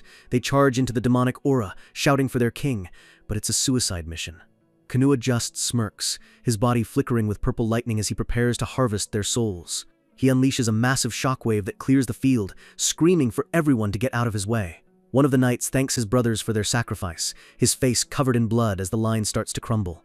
Stella leaps into the air, her blade glowing with a divine light as she prepares her ultimate move, Divine Sword's Descent. A massive pillar of golden energy slams down from the heavens, aimed directly at the demon commander's head. She thinks to herself that this strike is meant to slice through high-rank demons in a single blow, but her eyes widen in shock. MANHWA literally catches the divine blade with his bare hand, the energy sizzling against his demonic skin. He calls her a cheeky brat and prepares to crush her skull like an overripe fruit. He's genuinely impressed she survived the initial clash, but he's done playing games with these weaklings. Stella is thrown back into the dirt, coughing as the demonic pressure starts to crack her spirit. MANHWA turns his gaze to Zarya, mocking him for being a weak copy of his true self, and questioning how he expects to stop a god. Zarya stands tall next to Stella, noting that the Empire has become incredibly arrogant to think they can lecture anyone on what it means to be a knight. He stares down the demon, his voice cold as he asks since when a traitor had the right to discuss qualifications. MANHWA's eyes twitch in fury, the insult hitting him harder than any sword strike could. He demands to know where the holy relic is, but Zarya just mocks him, saying he must be getting old since he's forgotten where it went. MANHWA looks toward the horizon and realizes with a jolt that the carriage he just hit was a decoy. Across the valley, Daesung is hauling ass on a different horse, the real relic chest strapped to his back. Zarya and Stella share a subtle nod, realizing their plan to distract the demon actually worked. Stella addresses the remaining Lionheart Knights, her voice ringing out with a tragic, beautiful authority. She tells them they are all going to die here today, and the knights respond with a chilling, unified, "As you command!" MANHWA is disgusted, calling them crazy fanatics. As he grips his head in frustration, he screams that they are nothing more than dogs of the gods who have traded their humanity for blind faith. The ground beneath him shatters as his demonic aura reaches its peak, turning the entire area into a wasteland of purple fire. He wades into the knights' ranks, his every movement leaving a trail of destruction and broken bodies. He mocks them as he cuts them down, saying they've abandoned their free will for a king who isn't even here to save them. To him, they are less than animals, just mindless drones following a dead tradition. He lunges for Zarya again, his speed so high it leaves afterimages in the air. Zarya tries to parry, his movements sharp and precise, but the raw physical gap is just too wide. A massive arc of demonic energy slices through Zarya's defense, sending him crashing into the rocks.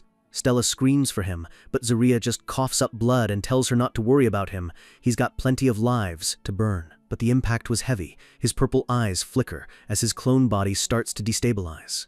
MANHWA stomps on him, mocking his weakness and asking if he finally understands the difference in their strength. Stella tries to intervene, but MANHWA catches her blade too, sneering at her pathetic attempts to be a hero. Suddenly, a new purple light flashes on the field. A fresh version of Zarya appears out of nowhere, striking from the shadows. The demon is forced to block, surprised by the sudden increase in the knight's revival speed. This new Zarya looks younger, his face full of a cold, focused determination as he realizes the Empire's betrayal is absolute. He stands protectively over Stella, his rapier ready as he prepares for a final stand against the monster. MANHWA asks him how many lives he has left, but Zarya just stares him down with an icy resolve. He replies that he has exactly enough to keep fighting until the goddess herself decides his time is up. Stella is collapsed on the ground, barely able to keep her eyes open as MANHWA looms over them both. The demon commander smirks, declaring that this is finally the end of the line for the glorious knights of Lionheart. He calls Zarya a child, whose foolishness is the only thing he's successfully manifested today. Zarya looks at his own hands, admitting that even he is surprised the goddess chose someone as inferior as him to be her knight. MANHWA laughs, asking what a talentless child like him could possibly do to change their fate. A narrative voice explains that Grail Knights are those who have devoted every fiber of their being to a mission from the gods. Their lives are meant to be beautiful flowers, blooming on a foundation of unshakable faith, an honor Zarya spent 100 years chasing. Zaria faces the demon alone, a small figure against a backdrop of total devastation. He calls out to the Lady of all things, acknowledging that everyone in his life told him his dream was impossible. He prays to the one who governs the afterlife, the guide for those who dwell in the lowest of places. The world told him that his lack of talent was a message from the gods to just give up and walk away. Kanua looks confused as a blinding purple light begins to swirl around the young knight. The narrator notes that Zaria never needed the approval of others to fulfill his mission. He didn't care if it was impossible, he just saw a task that needed to be done for his king. With that pure faith, he made the impossible possible, and the goddess of death looked upon him with genuine kindness. She commands her small knight to go and face the impossible once more.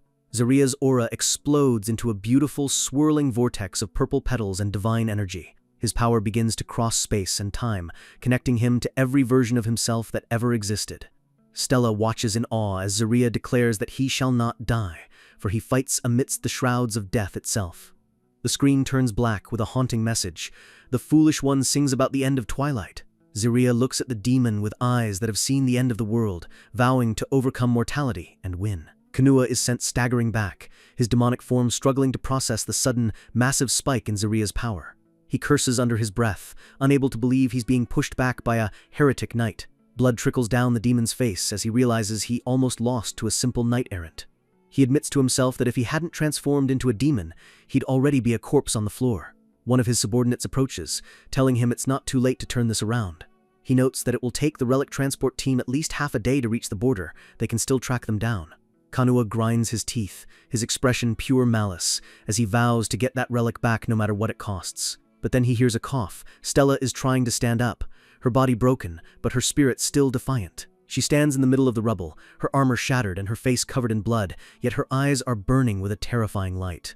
Kanua looks at her with a mix of annoyance and genuine surprise that she's still breathing. He coldly orders his men to kill her, saying they won't be sparing anyone who stands in the Empire's path. As the soldiers approach, Stella whispers a final prayer for the glory of the Lionheart Kingdom. She closes her eyes, ready to embrace the end, when the atmosphere suddenly changes. The soldiers stop dead in their tracks, looking up at the sky with expressions of pure, unadulterated terror. A streak of fire is descending from the heavens, moving with the speed and intensity of a falling star. Someone screams out, "Is that a meteor?" as the entire valley is bathed in a harsh, orange glow. The object slams into the center of the Imperial soldiers with a world-shaking explosion. The commander is blown back by the force of the impact, his jaw dropping as he looks into the crater. A massive pillar of fire erupts into the sky, incinerating everything in the immediate vicinity. Stella and Kanua both stare at the flames, sensing a level of power that makes the demonic transformation look like a parlor trick. The Imperial commander stammers out a name, his voice trembling with fear: the Slayer. The legendary titles echo through the valley: Decapitator Knight, Witch Hunter, War Rider of Destruction. The smoke clears to reveal a nightmare in black and gold armor, the Executioner of Divine Will. A deep, gravelly voice booms through the valley, announcing his name with the weight of a death sentence. I am Vulcanus. He stands tall, a massive sword in each hand, his entire body wreathed in the flames of war. He looks around at the devastation, his presence alone enough to make the Imperial army start to desert. Vulcanus looks directly at the demonified Kanua and asks him a simple, chilling question. What's your excuse? He promises to burn the traitor to ashes so that his only chance at forgiveness is through a brutal death. Kanua tries to act tough, letting out a nervous laugh and calling Vulcanus arrogant as ever. He screams that arrogance will be the knight's hubris, but you can see the sweat pouring down his face. He starts a speech about the Empire's power, but Vulcanus cuts him off with a bored "Is that all?" Before the demon can react, Vulcanus is on him, slamming his sword down with the force of a tectonic shift.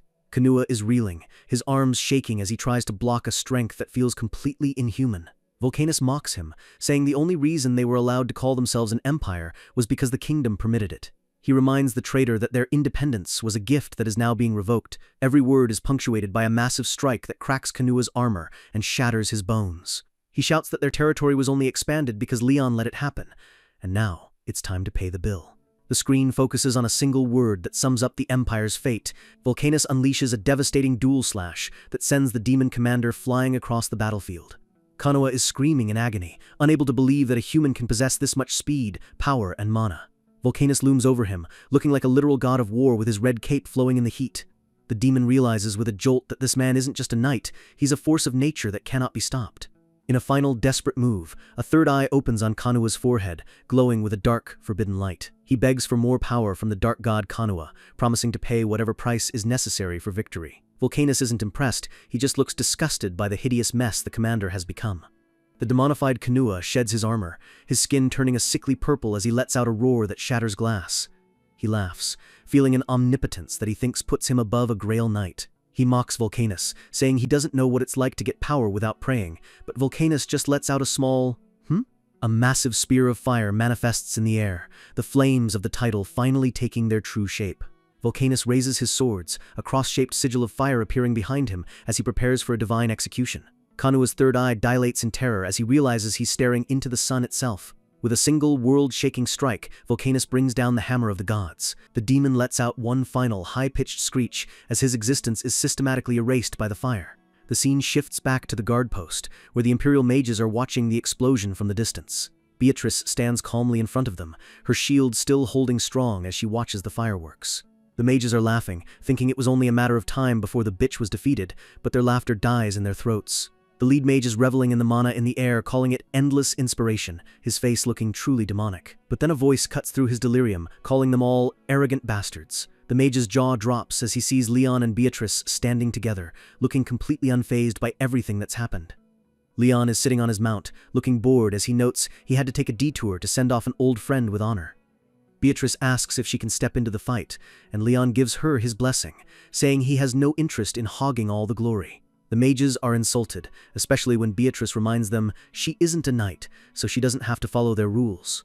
The mages scream that nothing will change and prepare to launch one final, desperate magic attack. But then, they feel a presence behind them that makes their blood turn to ice.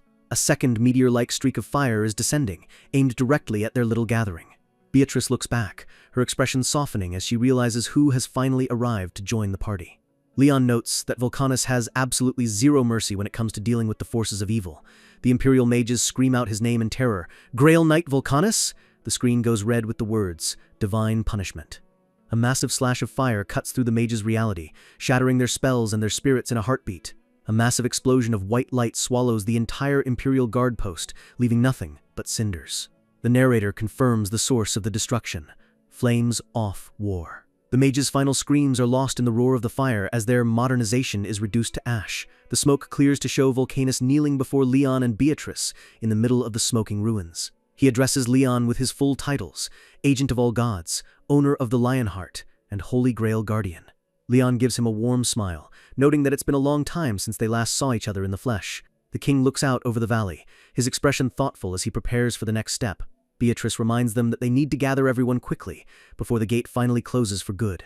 Leon places a hand on Vulcanus' shoulder, a gesture of deep respect between two warriors of the highest order. Vulcanus bows his head, telling the king that his only wish is to follow whatever path Leon sets before him. Leon asks for a symbol, something that represents who Vulcanus is, to take back to their world. Vulcanus agrees, a strange red glow manifesting between his palms as he begins to craft the item. A small, glowing crimson dagger appears, looking like it's made of pure, concentrated divine fire. Leon takes the artifact with a rare, genuine smile, thanking his most loyal enforcer for the gift. The king says his final goodbye to the knight of this era, while Vulcanus wishes his king a safe journey. Leon walks away, promising that they shall definitely meet again in the time to come. The camera focuses on Vulcanus standing amidst the burning ruins of the fortress, his face full of a quiet, ancient determination. The weight of a crown isn't just gold and jewels, it's the blood of every knight who died to protect the kingdom's future. The gate finally stabilizes, and Hari's face lights up as she realizes their king has finally returned. Leon descends from the sky on a majestic Pegasus, carrying Beatrice back to the safety of the modern world. The king looks over his group with a small, satisfied smile, noting that everyone made it back in one piece. Hari rushes over, clutching the tiny robot Suryapi, frantically asking if he's okay after the intense battle. Daesung steps forward, holding a heavy, reinforced chest with the posture of a man who knows he's carrying history. He presents the chest to Leon, announcing that the holy relic they fought so hard for is finally here. Leon takes the chest, giving his team a rare moment of praise for successfully protecting the kingdom's legacy. As he unlatches the lock, a blinding divine light begins to pour out from the seams of the box. The entire area is washed in a golden radiance, forcing the hunters to shield their eyes from the overwhelming power. Leon gazes into the light, his eyes reflecting a deep sense of nostalgia and destiny. He smiles softly, finally reunited with the lost relic that has been missing for centuries. Inside the chest lies a magnificent flaming sheath, pulsing with a heat that feels like the very heart of a sun. With the prize in hand, Leon simply gives the order that it's time to head home. Back in the city at the Naju Plains, the Pantheon Guild headquarters stands tall as the new center of power in Korea. A woman steps out of a car, grumbling about how early it is, and wondering why her boss sent her here so urgently. This is Senior Manager Park Soo-jin, an evaluator from the Hunter Association, who's about to have the weirdest day of her career. She's shocked to see the area around the guild has turned into a massive tourist hotspot overnight. She realizes that in a world of hunters, nobody can resist the allure of seeing a legendary epic rank item in person. As she approaches the entrance, she spots a strange round object sitting on a pedestal like a statue. It's Sir Yappy, acting as a high-tech donation box that even accepts Apple Pay with a cheeky little mechanical chirp. Soo-jin tentatively greets the robot, unsure if she should be talking to a machine or a knight.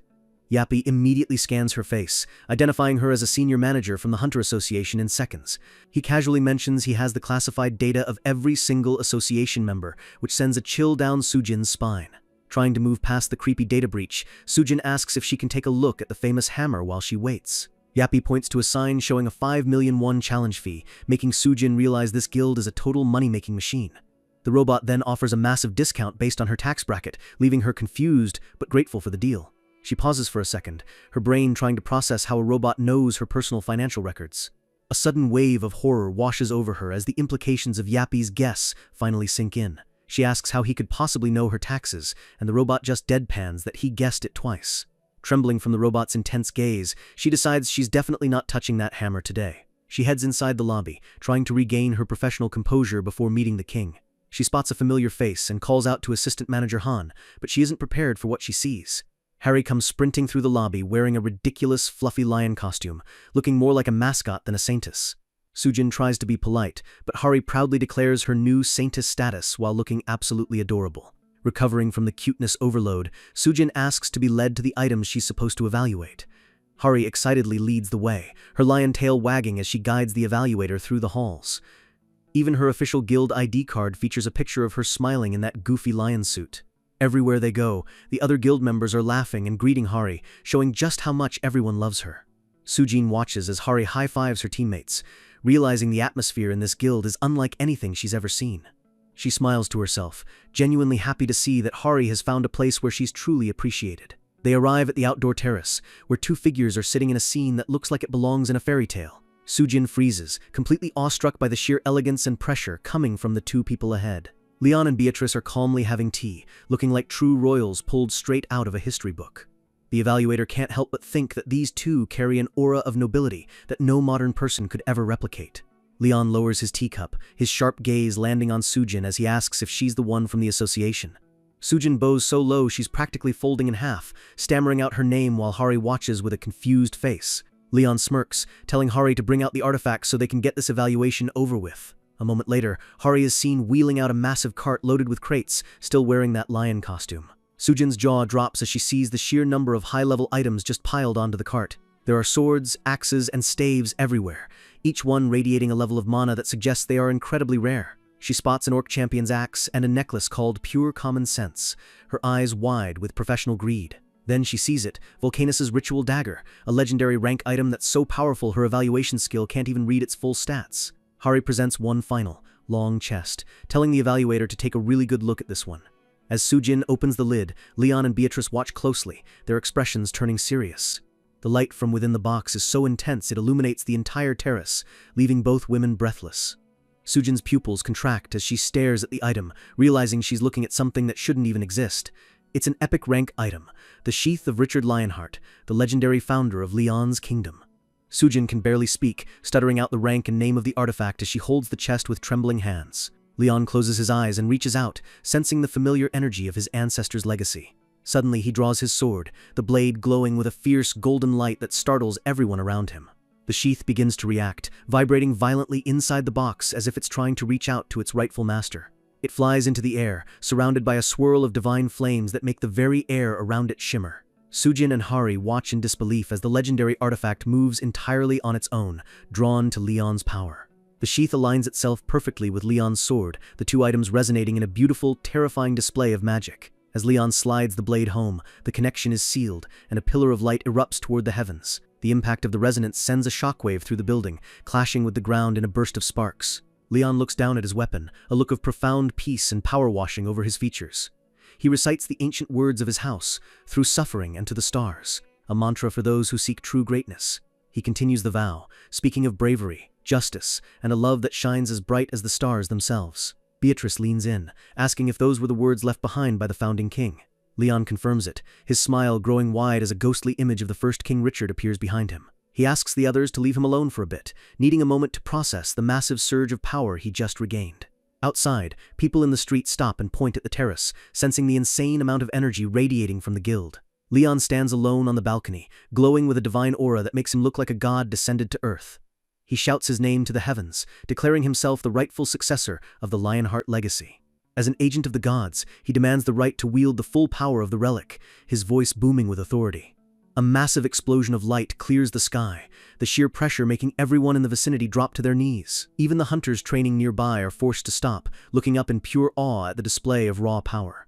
Beatrice and the others watch from a distance, knowing that their king has finally reclaimed his true strength. Leon breathes out, a confident smirk on his face as he realizes he has finally regained the power of his pinnacle. He turns to Beatrice and tells her to prepare for a large ritual, something that's only possible now that he has the sheath. Beatrice smiles knowingly, asking if he's finally going to perform that ritual he mentioned before. Leon confirms it. He's going to form a true Knight Order and appoint a new Grail Knight to serve by his side. His gaze turns toward the horizon, his eyes filled with a vision of the future he's about to create. Through this great ritual, he plans to summon the star that will change the fate of this world forever. The sun sets over the city, but the peace of the evening is about to be shattered by the arrival of a new threat.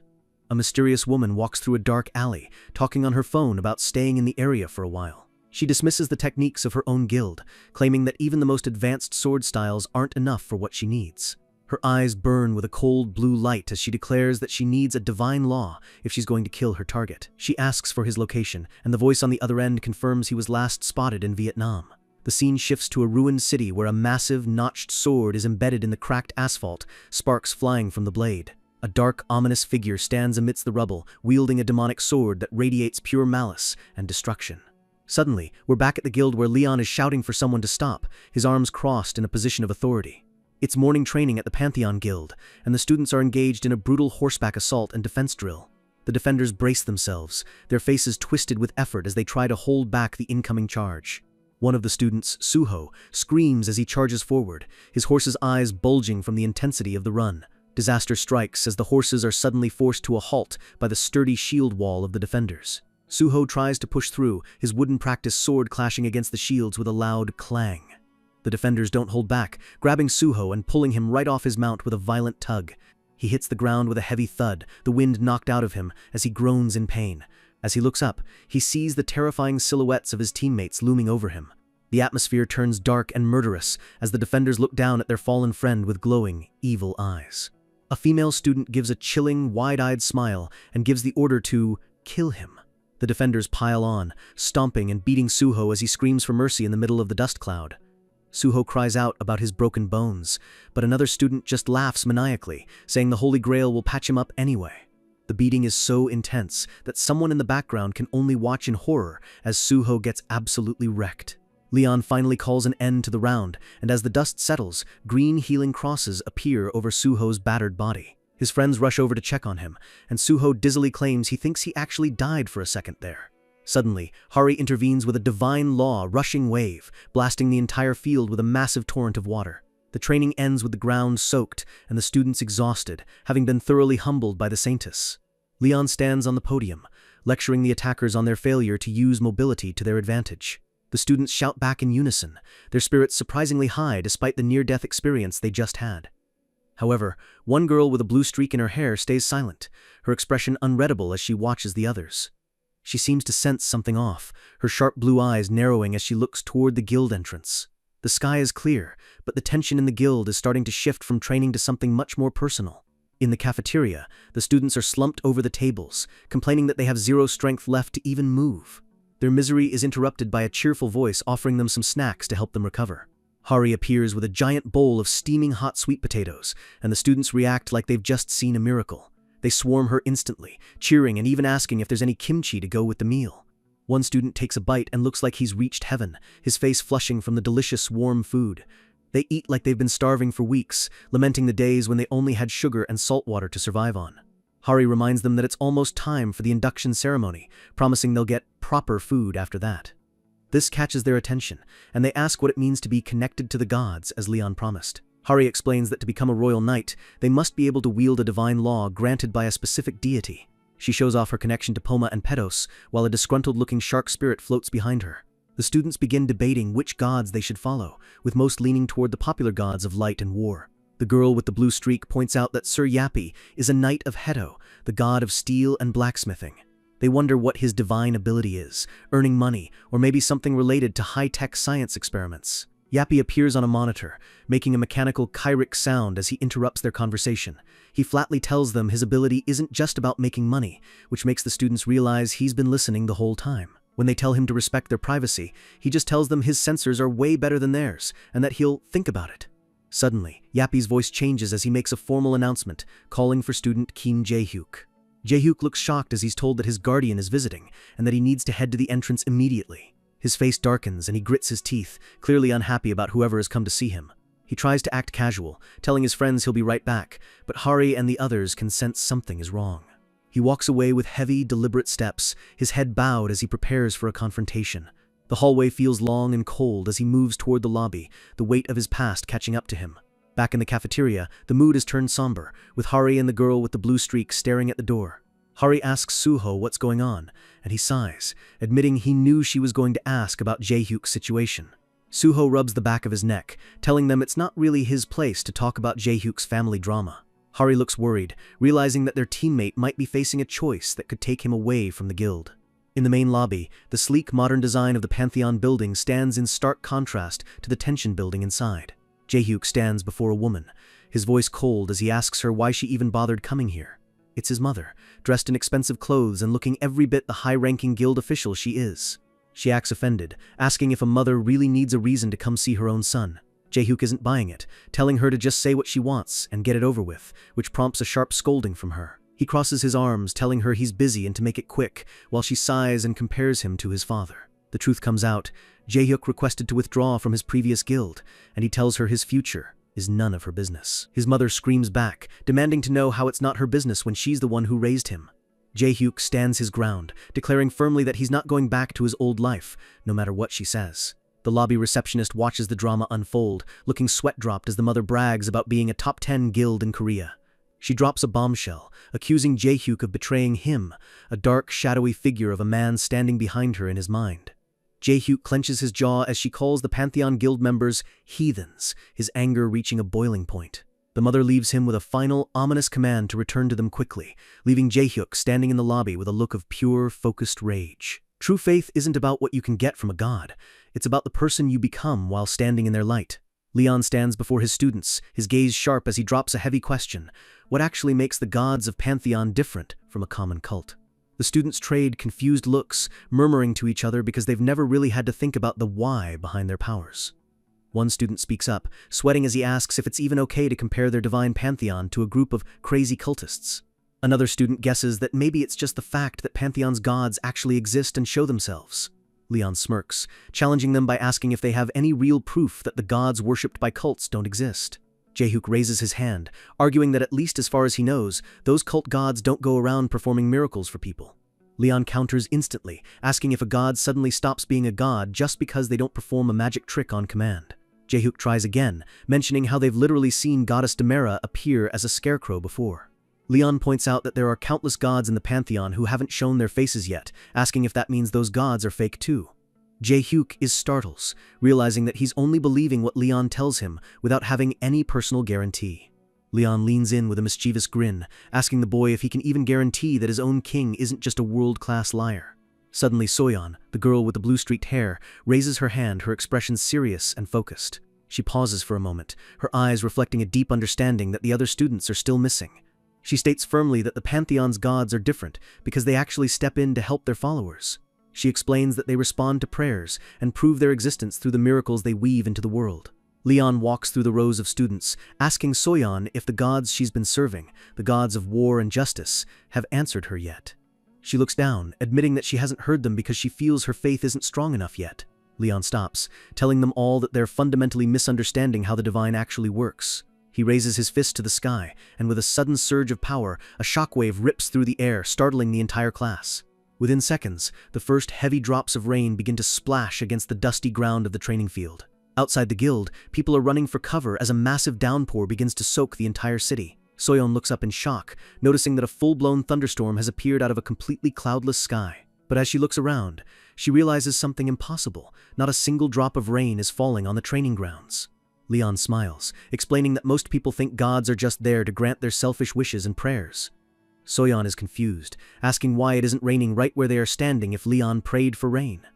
Leon gestures to himself, saying it's because the gods are protecting him. They didn't want their king getting wet in the storm he summoned. He locks eyes with Soyeon, warning her never to try and negotiate with a god, because they aren't genie lamps. He tells the class they have the freedom to believe in whoever they want, even if those gods don't physically exist. However, he warns them to be wary of hypocrites who promise rewards in exchange for faith, telling them never to feel entitled to anything from a god. The weight of his words hits Jae-hyuk like a physical force, his eyes widening as he realizes the true burden of his path. In that moment, the air changes, and the ethereal voice of Goddess Demera echoes through the minds of the candidates. The students freak out, shouting in excitement as they realize they can actually hear a goddess speaking directly to them. Then a booming, fiery voice interrupts, and the students realize Petos, the god of war, is also watching them. Petos clears his throat, his divine presence filling the courtyard with an aura of intense heat and battle spirit. Jae-hyuk tries to show off his enthusiasm, but the gods simply tell him to keep going as they continue their observation. Leon watches his students with crossed arms, noting that while they have 3 Grail Knights now, they still have a long way to go. He acknowledges that Hari has the best chance of becoming the next one, but he's keeping a close eye on the others. He sees Suho's cheerful attitude and notes the similarities between him and the others, but his gaze shifts to something more concerning. His expression turns grim as he focuses on 2 specific students who are standing apart from the rest. He looks at Jae-hyuk and Soyeon, sensing that the entities watching them are far beyond the usual minor deities. Looming over them are 2 massive, silent statues, the 2 most powerful gods in the entire pantheon. The god of heaven and thunder, the strongest of them all, and the hooded god of the abyss, the most dangerous. Leon sweats, thinking to himself that it's definitely not a good sign that these 2 primal forces have taken an interest in his students. A few days pass, and the quiet training atmosphere is about to be replaced by loud, public chaos. At the Naju Plains branch of the Pantheon Guild, the sun is shining, but a crowd is starting to gather at the gates. Civilians stop in their tracks, wondering what on earth is going on with the group of people marching toward the building. A man in a suit leads a group from the One Brilliance cult, looking determined to cause a scene. The crowd watches as the cultists set up shop right in front of the guild's main entrance. They haul out a massive speaker, the kind used for concerts, and prepare to blast their message to the city. The cult leader adjusts his microphone, a smug, punchable grin plastered across his face. He begins screaming into the mic, telling everyone that they can only go to heaven if they trust in his dragon god. His followers join in, chanting about the mercy of their god while their voices echo painfully through the streets. Passersby cover their ears in annoyance, complaining about how loud and disruptive the cultists are being. The cult leader gets even more aggressive, shouting for heretics to go away while his followers dance around him like lunatics. He screams that the dragon god is coming to purge all the Satans from the world, clearly targeting Pantheon. Suddenly, the small robot Sir Yappy rolls up to the group, his mechanical Kirik interrupting the leader's rant. The robot deadpans that their decibel level is way too high and tells them to shut up before things get ugly. The cult leader looks down in surprise, his smug expression wavering for just a second as he stares at the tiny machine. He tries to recover, shouting that they only want everyone to go to paradise together, but the robot isn't moved. Yappy just stares at him, a digital appearing over his head as he processes the human's delusional nonsense. The robot gives a final order to stop the noise immediately, stating they have 0 permission to be protesting here. The cultists just stare at him with blank, uncaring faces, ignoring the warning entirely. The leader's face twists into something sinister, claiming this cold machine has been possessed by the devil himself. He laughs maniacally, pointing at Yappy and declaring that he will exorcise the machine in the name of his lord. Yappy has had enough. He activates a tactical divine law, inescapable net formation, firing glowing blue energy cables at the group. The cultists are snatched up and tied together in a giant bundle, their bodies hitting the pavement with a series of heavy thuds. The leader struggles against the energy bindings, but Yappy just looms over him, asking if the organism has finally lost its mind. The robot tells them to get out of here right now, his red optical sensor glowing with a threatening light. The leader can only let out muffled groans of rage as he realizes his entire protest has been shut down by a toaster. A short while later, the cultists are forced to stand outside holding signs that say, "I am sorry, and I will not cause disturbances again." Yappy emits a series of angry red symbols, telling them in no uncertain terms to never show their faces here again. He gives them a little encouragement with his energy cables, making the cultists yelp in pain as they scramble to get away. The leader runs for his life, shouting that Yappy is a demon, while the people in the street just watch the hilarious retreat. He screams that he's not scared but only running because they are evil, while Yappy just lets out a satisfied mechanical huff. The cultists finally stop a few blocks away, panting for breath and looking absolutely pathetic after their defeat. They throw their apology signs to the ground in a fit of rage, their professional pastor act completely gone. One of the younger members asks if the leader is okay, and he scoffs, pretending that the robot's attack didn't even hurt. A man in a sharp business suit named Mr. Choi approaches the group, looking much more composed than the grimy cultists. Choi asks if the thing was completed, and the cult leader gives a creepy, satisfied smile. He pulls out a phone, revealing that he recorded the entire encounter and is ready to use it to destroy Pantheon's reputation. The two men huddle over the phone, scrolling through the app they plan to use for their smear campaign. The footage shows Yappy attacking a human, which they plan to spin as a dangerous robot out of control. Choi grins maliciously, thinking about how he's going to use the juicy Korean legal system to bury the guild. They head back to their headquarters, a massive skyscraper labeled One Brilliance, looking ready for war. Inside his office, Choi sits down at his computer, his fingers flying across the keyboard as he prepares to leak the video. He chuckles to himself, imagining the headlines that will be attacking the Pantheon Guild by the time he's finished. He clicks his mouse with a look of pure triumph, confident that he's about to win this battle. But as he looks at the news center, his expression suddenly freezes in confusion. The headlines aren't about Pantheon, they're all about One Brilliance and their sickening slush fund issue. He panics, wondering why the articles are attacking his own organization instead of the target he chose. His jaw drops as his monitor suddenly glitches, a bright light flashing across the screen that blinds him. Yappy has completely taken over their systems, crashing the One Brilliance servers with a single mechanical chirp. Meanwhile, Kim Jae-hyuk is walking through a quiet residential neighborhood, his mind a million miles away.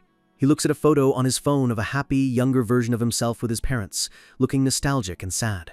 He sighs, thinking about how he only came here because he was told to, but he's really not sure if it was the right move. He stands in front of a modest apartment building, his hesitation clear in the way he stares at the entrance. He thinks to himself that if it weren't for that specific reason, he never would have stepped foot back here. Suddenly, the giant figure of the Thunder God appears behind him, his massive arms crossed as he stares down at the boy. The deity's voice booms in Jae-hyuk's head, calling his name with a tone of absolute command. Jae-hyuk clenches his teeth, thinking that just the feeling of the god's presence is enough to scare the life out of him. He finally builds up the courage and heads inside, his footsteps echoing through the quiet hallway. He stops on the stairs, taking a deep breath to steady his nerves before reaching his destination. He stands in front of his mother's door, the weight of the upcoming confrontation making his heart pound. He reaches out and presses the doorbell, the ding-dong, sounding like a death knell in the silent corridor. A woman's voice calls out from inside, asking if it's him, and the sound of frantic movement can be heard. His mother swings the door open with a bright smile, but Jae-hyuk immediately shuts her down, saying he's only here for the meal. The Thunder God's voice returns, repeating Jae-hyuk's name with a chilling, expectant tone. The deity commands him to punish them, declaring that a punishment from the heavens is required for their sins. The god tells Jae-hyuk that this is his test, while his mother, oblivious, happily tells him she made his favorite kimchi stew. Jae-hyuk grits his teeth in frustration, cursing his situation as he struggles between his duty and his family. He follows her inside, feeling like a stranger in his own home as he looks around the familiar room. The table is spread with a delicious-looking meal, the steam rising from the pots in a scene of perfect domesticity. He asks if she's going to eat too, but she just smiles and says she already ate earlier. Jae-hyuk knows it's a lie, calling her out on it while he starts to eat, the familiar taste making him even more conflicted. She encourages him to have some of the eggs too, watching him with a look of pure motherly affection. The Thunder God's name for him keeps echoing, a constant reminder that he is being watched by the heavens. She asks how it tastes, and the god's voice commands him once again to punish that heathen. Jae-hyuk stops eating, his mouth set in a hard line as he prepares to say something he might regret. He quietly says it's good and continues eating, while his mother happily tells him to have as much as he wants. Later that night, Jae-hyuk is sitting alone on a park bench, the cold air doing nothing to clear his head. He lets out a long, weary sigh, looking completely defeated by the burden the gods have placed on him. The thunder god appears again, his face set in a stern expression as he calls his mother's cult a false religion. The deity looms over the bench, demanding that his servant punish the heathen who leads this group. Jaehook argues back, shouting that the woman is his mother, but the god retorts that there are things more important than blood. The deity screams that following a false god is a grave sin that cannot be forgiven, pushing Jaehook to his breaking point. Jaehook snaps, asking how he's supposed to bring down a giant cult on his own, even if he is a servant of thunder. He clutches his head, thinking about how his mother is right in the middle of it all, and he just wants to find a way out. Suddenly, a voice asks him if this is his hometown, and Jaehook jumps nearly a foot in the air out of pure fright. He looks up to see Leon standing behind the bench, looking as calm and royal as ever, even in the middle of the night. Jaehook stammers out a greeting, asking what brings the king here, and Leon casually says he already knows everything. He reminds the boy about the massive ruckus his family caused in the guild lobby, making Jaehook blush with embarrassment. Leon tells him to get up, his expression turning serious as he prepares to deal with the situation his way. Leon addresses the thunder god directly, asking how he could place such a heavy burden on a young child. The thunder god responds through Jaehook's mind, but Leon interrupts, offering to punish the cult himself. The deity hesitates, stating he wants his own child to prove his willingness by punishing the heretic himself. Leon turns back to Jaehook, asking why he didn't come to him with this problem earlier. Jaehook looks surprised, his face reflecting a mix of hope and confusion at Leon's sudden arrival. Leon mentions the group that tried to ruin their reputation, making Jaehook realize the king is already steps ahead. He explains that Sir Yappy already taught them a lesson, and that they've basically declared war on Pantheon. Leon's eyes narrow with a terrifying intensity, telling the boy that this is going to be a very one-sided war. Jaehook shouts out for his king, his voice cracking with emotion as he realizes Leon is actually going to help him. He starts to ask about his mother, but Leon shushes him, saying he's not a crazed man who kills indiscriminately.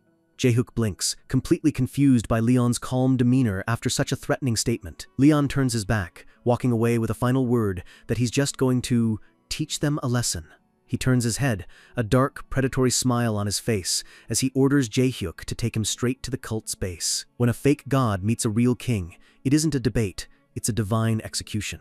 Long before hunters were trained in academies, men like Park Yongshin had to survive the cataclysm by any means necessary. He fought his way up the ranks, becoming a famous A-rank hunter through nothing but blood, sweat, and cold experience. But everything changed in the winter of 2014 when he faced a nightmare he couldn't beat inside the Samcheok fluctuating gate. With his entire party wiped out and death closing in, a mysterious blue screen appeared before his dying eyes. A voice from the shadows offered him a simple choice. Do you wish to be saved? Yongshin didn't hesitate. He chose life over honor, and in that moment, he sold his soul for power. A pillar of dark light washed over him, and the owner of that voice bestowed a blessing that felt more like a curse. This deal birthed the 7th S-rank hunter of South Korea, but he was no hero. He was a puppet. He walked out of that gate with a crazed smile, forever changed by the entity that now lived inside him. Years later, Yongshin stands before a crowd of desperate people, wearing the mask of a benevolent pastor. He preaches to his followers, claiming his dragon god is the only one who provides daily proof of his existence. He calls up one of his blessed warriors, ready to show the crowd exactly what their money can buy. The hunter tells a wild story about how his system went haywire inside a normal gate, leading to something impossible. Instead of a boss fight, the system allegedly guided him straight to a chest overflowing with gold and artifacts. The crowd goes wild, cheering for a god they think is handing out free lunch to anyone with enough faith. The hunter shouts for everyone to believe, claiming these system miracles are the ultimate proof of their religion. It was so consistent that even the Hunter Association had to acknowledge that these weren't just lucky breaks. With the association's stamp of approval, the cult's influence spread like a plague through the city. Yongshin watches his followers weep with joy, his face twisting into a mask of pure, predatory greed. He tells more stories of miraculous healings and talentless hunters leveling up, all to hook the desperate people even deeper. The catch is always the same. Give the cult your money, and the dragon god will give you a miracle in return.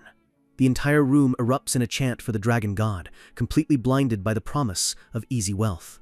Suddenly, Yongshin's smile falters as he spots two figures sitting quietly in the back of the room. Leon and Beatrice are just sitting there, looking completely out of place in this room full of screaming fanatics. Yongshin starts to sweat, wondering what the hell the king of Pantheon is doing inside his house of worship.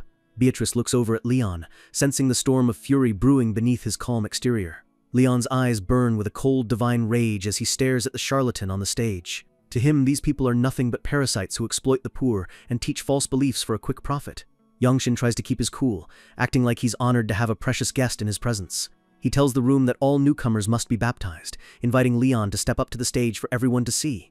Beatrice scoffs at the man's audacity, but Leon simply stands up and starts walking toward the altar. The king moves through the crowd with an aura that makes everyone else feel like ants beneath his boots. He steps onto the stage, towering over Yongshin and looking down on him with absolute contempt. Leon reaches into a spatial rift and pulls out a large, heavy white bag, dropping it onto the floor.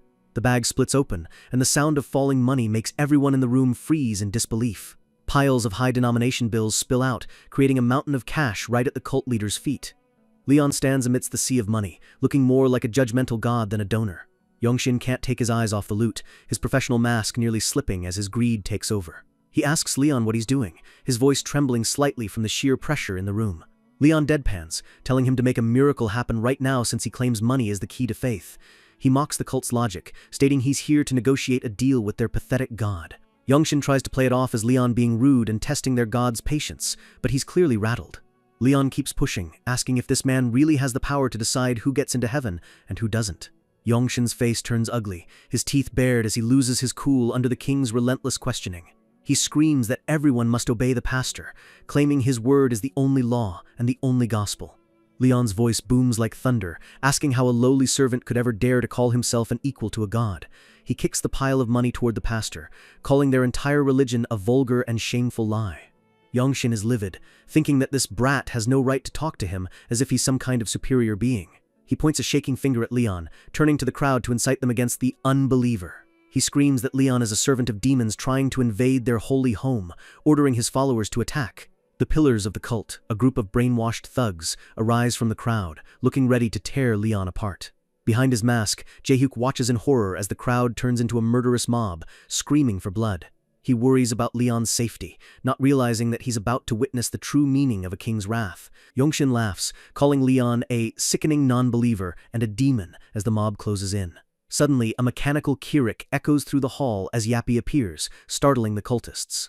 Beatrice covers her mouth to hide a smile, while Yappy emits a rapid series of chirps that sound suspiciously like a countdown. Leon stands with his back to the crowd, a massive wall of fire erupting behind him as his true power begins to leak out. The room goes dead silent as the temperature skyrockets, and Leon explains that there are 3 things a king will never tolerate. The first is anyone who dares to insult his parents, as that is an insult to his entire royal bloodline.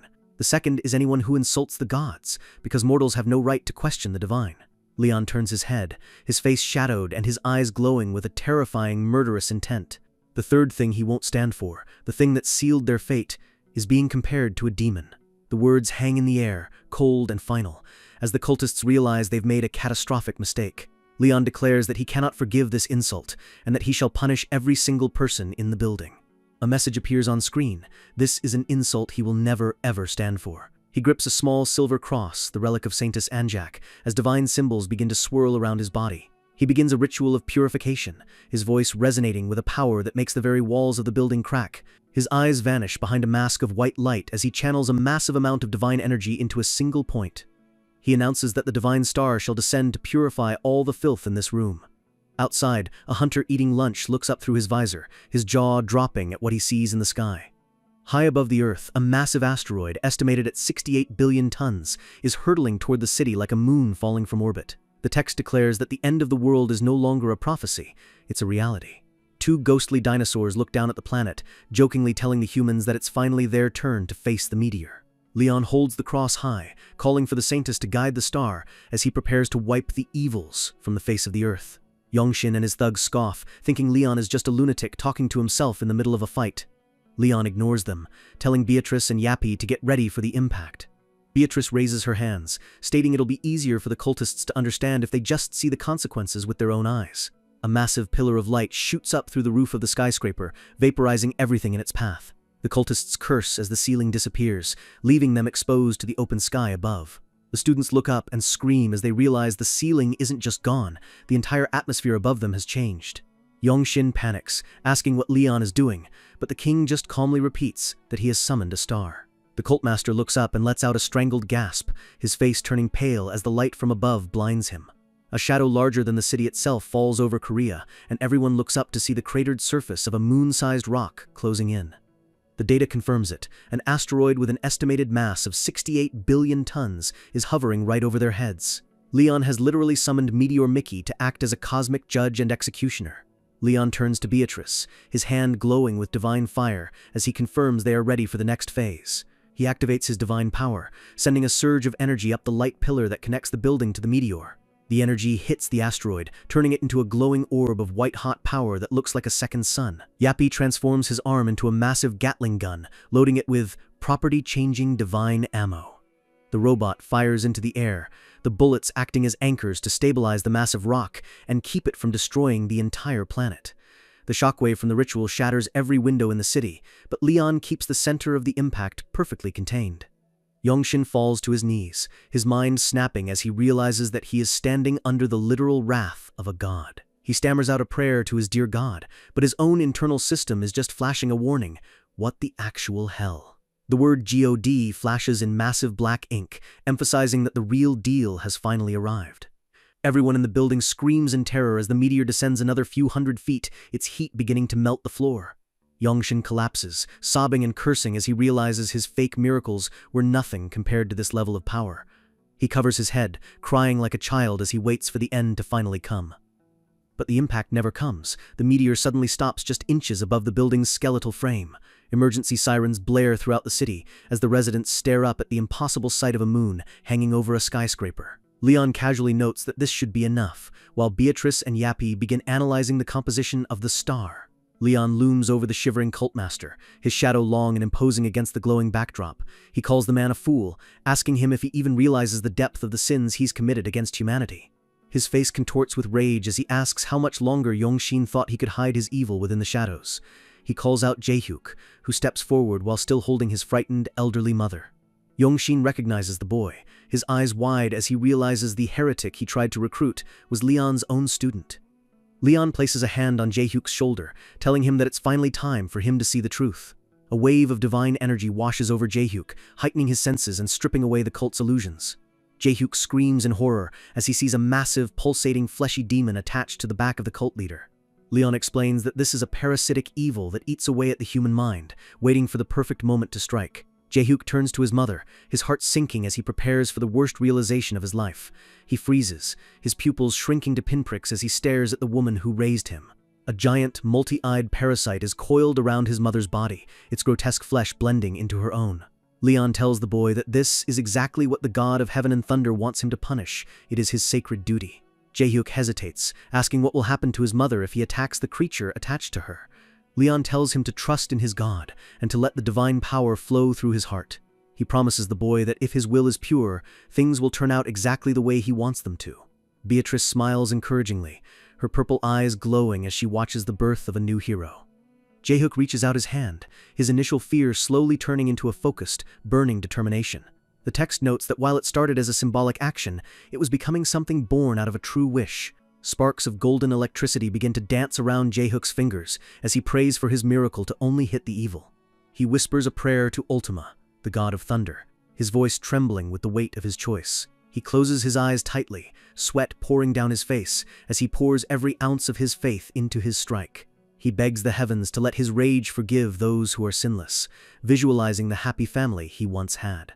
A massive bolt of lightning crashes down from the star, striking his mother with a force that lights up the entire room. Jaehyuk screams her name, his fist clenched so tight his knuckles are turning white.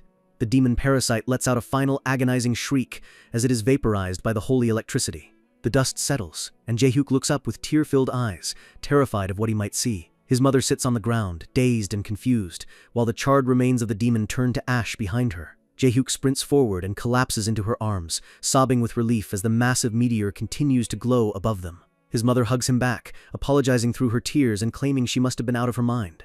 The two weep together in the ruins of the stage, finally free from the cult's disgusting influence. Leon watches with a satisfied smirk, noting that Jaehyuk has officially been chosen by the heaven and thunder. He then turns his attention back to Park Yongshin, his voice turning cold and flat. Leon tells the cult master that he's next, his hand glowing with a lethal amount of divine energy. Yongshin tries to apologize, his face flushing with shame as he remembers the ruckus he caused in the guild lobby. Leon simply waves his hand, and the cultists around them pass out instantly from the sheer pressure of his presence. The parasite inside Yongshin realizes it's cornered and tries to flee, its gross fleshy body detaching from the man. The creature shrieks and tries to slither away across the cracked floor, desperate to find a new host. Leon's boot slams down on the creature's head with a sickening crunch, pinning it to the ground. He identifies it as a great demon of selfishness and greed, a creature that feeds on the worst parts of humanity. He explains that these things love to infiltrate society, just like the demons of pleasure, corruption, and curiosity. Leon notes that it's a good thing Yongshin wasn't in a direct contract with it, meaning his soul is still relatively intact. He draws a glowing ritual dagger, the edge of the blade catching the light from the meteor above. Leon raises the blade for a final strike, telling the demon to see if it can save itself the same way it promised to save others. When you drop a moon on a cult's head, you don't just win the argument, you own the company. The One Brilliance cult, which spent decades brainwashing nearly 2 million people and manipulating the country's economy, has officially collapsed under the weight of Leon's power. The news of a literal meteor hanging over a skyscraper has the entire world in a panic, but the cult's former leader has a very different message for the public. In a live press conference that no one saw coming, Park Yongshin appears on screen looking strangely at peace. He shocks the nation by announcing that One Brilliance is merging with the Pantheon Guild and handing over all its massive funds to King Leon. Yongshin beams with a crazed joy, declaring that their elite raid teams are now Leon's personal foot soldiers. The reporters lose their minds, shouting questions about what kind of secret deal went down behind the scenes. Yongshin just raises a hand, his face twisting into the expression of a man who's finally found a god worth following. He screams into the mic that Leon is the true messenger of the gods, and that everyone needs to wake up and find real faith. Back at the scene, Leon is standing by a barrier with Sir Yappy, looking completely bored by the man's fanatical shouting. He complains about how loud it is, noting that Earth clearly isn't used to seeing a miracle of this magnitude. Yappy chirps in agreement, noting that this is a situation that modern science couldn't replicate in 1,000 years. As military helicopters circle the massive asteroid, Leon turns his back on the chaos to focus on guild business. He asks Yappy when they can start using this star to upgrade their gear, needing new facilities at the Pantheon HQ. While onlookers record him in total shock, Leon casually orders 50 sets of armor and swords, prioritizing his own royal gear above all else. Yappy starts running the numbers, realizing they'll need to navigate a mountain of modern laws and construction permits to build their divine smithy. Suddenly, a group of high-ranking officials approaches, their eyes fixed on the king who just rewrote the laws of physics. The Hunter Association president and a government minister have arrived, looking like they're about to ask for a huge favor. Leon gives them a short, professional yes, making it clear he doesn't have much time for small talk. The Minister of Science and Tech can't stop staring at the meteor, whispering in awe about how something like this is even possible. Minister Kim Shincheol introduces himself formally, bowing low as he expresses how honored he is to meet the king. Leon doesn't beat around the bush, pointing at the 68-billion-ton rock and stating simply, "I own that." The minister's jaw nearly hits the pavement while the association president just sighs, having already expected this level of insanity from Leon. The president asks what Leon plans to do with it, and our guy casually says he's just going to melt it down for armor and swords. The minister tries to protest, arguing that such a specimen should be used for scientific study, but the president shuts him down immediately to stay on Leon's good side. The president mentions that Hari told him about a smithy under construction and assumes the meteor is for that project. Leon confirms it, staring up at the shadow of the star while the officials realize they have to make this work legally. The president offers the government's full support, promising to handle all the taxes and legal red tape, even if they have to write new laws specifically for Leon. Leon smirks, knowing there's no such thing as a free lunch, and asks what the officials actually want in return. The president admits he wants a piece of the meteor, and some of the armor Yappy is designing, specifically gear forged by the divine blacksmith. Leon agrees to give them a fragment of the rock, saying he was going to gift it to them anyway for their help. But he draws a hard line at the artifacts from the Star Iron Smithy, stating those items are nearly as valuable as divine relics. The president goes quiet, realizing he's negotiating with someone who knows the exact worth of every gram of his power. He pivots, asking if Hari will be receiving one of these elite artifacts once the forge is ready. The president gets a tiny, subtle smile on his face, looking like a man who's planning a few steps ahead. He asks if the association can evaluate Hari's new gear when she gets it, using her status as an employee as an excuse. Leon gives a confident grin and agrees, clearly not worried about anyone evaluating his kingdom's superior technology. The two men shake hands, sealing a deal that puts the Korean government and the Pantheon Guild on the same side for now. But the mood shifts instantly when the president mentions he has one more important thing Leon needs to see. He pulls out a tablet and asks Leon to watch a specific video that's been circulating in the high-level hunter circles. Leon's eyes narrow as he watches the footage, asking if this is some kind of recording from inside a gate. The president clarifies that this happened on Earth, a brutal battle currently tearing through Vietnam. The video shows a terrifying figure in a black cloak, his eyes glowing red as he stands amidst a burning village. Cries for help echo from the tablet as the figure slaughters everyone in his path with a jagged, ominous blade. The president identifies the weapon as the Wandering Demon Sword, a cursed item that consumes its wielder. The man holding it is Qian Jiho, a sixth-generation demonic human who is currently making his way toward Japan. In another part of the city, Phoenix Guildmaster Li Yongwan lets out a long, stressed sigh, looking like he's aged 10 years. A woman asks if he's all right as they stand outside a high-security meeting room, and he bluntly tells her no. She laughs at him, asking why he skipped the tax reformation meeting, and he just groans that he was sick. Yongwan grits his teeth, blaming his constant stomach ulcers on the King of the Lionheart and his insane antics. He feels like he's losing his mind as more people get involved with the Pantheon Guild, and his stomach does another painful flip. The black-haired girl next to him just gives a mischievous look, clearly enjoying his misery. She jokingly suggests he should just merge with Pantheon too, but Yongwan snaps that he's responsible for his own guild. He admits the One Brilliance cult went too far, agreeing with the girl that Leon's response was probably necessary. A beautiful blonde woman interrupts them, greeting Yongwan and Yuri with a bright, cheerful energy. This is Yoon Soa, an S-rank healer and leader of the Juwon Medical Guild, and she looks like she's in a great mood. She mentions that Yongwan rejected their medicine advertisement, and he explains it just didn't fit his guild's image. Yuri pipes up that the ad was for erectile dysfunction treatment, sending the conversation into an awkward tailspin. Yongwan stands there in stunned silence, his face turning a bright shade of "kill me now." The doors to the conference room open, and they are greeted by a stern voice telling them they've arrived.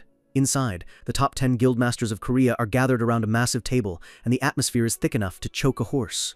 We see Park Jung-soo of Mujin Guild and Kang Jin-sung of Changsung Guild, both looking serious and battle-ready. Hwang Yeonha and the muscular Jung Cheol of the Golden Lion Guild are also there, rounding out the heavy hitters. But the man at the head of the table is Cheon Jin-soo, the guildmaster of Divine Sword, and a literal living legend. He scolds Yuri for her outfit, and she immediately starts apologizing while Yongwan tries to stay out of the crossfire. Yongwan hands her a jacket, and the old man just laughs, clearly enjoying his position as the grandfather of the group. He then turns his attention to the two of them, asking a wildly inappropriate question about when they're going to have kids. Yongwan blushes and frantically denies that they're even dating, while Yuri just looks done with the conversation. The old man sighs loudly, claiming the world is a mess because handsome young people aren't making enough babies. He starts a back-in-my-day rant, boasting that he already had 6 kids by the time he was their age. Jung Cheol whispers "boomer" under his breath, and Yana has to fight back a look of pure annoyance. The old man finally taps out his pipe, his expression turning cold and sharp as he gets down to business. He announces with a terrifying aura that he's personally going to kill Qian Jiho, the man with the demonic sword. The others try to protest, but the old man snaps that he's killing his own son, and nobody has the right to stop him. The tension in the room hits its peak as the elevator doors at the end of the hall slide open. Leon walks into the room flanked by association officials, his presence instantly silencing every guildmaster in the room. He looks over the assembly with a gaze that says he's looking at peasants, not peers. Leon walks straight toward the head of the table, his polished shoes clicking rhythmically against the floor. The other guildmasters watch in shock, wondering if he's really about to challenge the old legend for the seat of honor. Leon looms over Cheon Jin-soo, looking down at the man everyone else is afraid to even make eye contact with. It's a standoff between the Boomer Man of Earth and the Boomer King of another world, and the air is vibrating with energy. Leon drops a single heavy word that echoes through the room: move. He gets the first attack in this social war, demanding the old man's seat without even offering a greeting. Cheon Jin-soo isn't just any hunter, he's the nation's first-ranked swordsman and an untouchable icon of the hero era. He spent 30 years slaying dragons and saving the country, building a legacy that makes him immune to criticism. The man is so used to people bowing to him that he's become the ultimate entitled elder, a boomer with the power of a god. So when Leon tells him to move, Jin-soo's brain practically short-circuits as he tries to process the disrespect. Leon gives a disgusted tsk, looking like he's just stepped in something unpleasant while staring at the old man. Jin-soo screams at him, asking if our boy has gone deaf or if he's just that suicidal. He slams his hand on the table, his aura flaring as he prepares to teach this young brat a lesson in manners. But the association president jumps in, sweat pouring down his face as he reveals that Leon is actually 300 years old. He explains that Grail Knights don't age physically, and Leon just gives a stoic to confirm the 3-century age gap. Jin-soo freezes, his mouth hanging open as he realizes he might actually be the youngster in this room. Leon leans in with a terrifying, scarred expression, mocking the old man for thinking he was the top dog. The legend completely deflates, his pride shattered as he shrinks back into his chair. Jin-soo finally stands up and offers the seat to Leon, who takes it while calling the old legend a young man. Leon complains that there is no tea, and the association president personally sprints off to fix the problem like a butler. Yoon Soa watches Leon with a flirty smirk, clearly loving the way he just dominated the most powerful man in Korea. She introduces herself, leaning on her hand and telling Leon that he's just as handsome as the rumors suggested. Leon's new servant, the former cult master, shouts at her for being rude and speaking to the king before being spoken to. Leon tells him that's enough, and the man immediately snaps to attention with a "Yes, your majesty," leaving the other guildmasters baffled.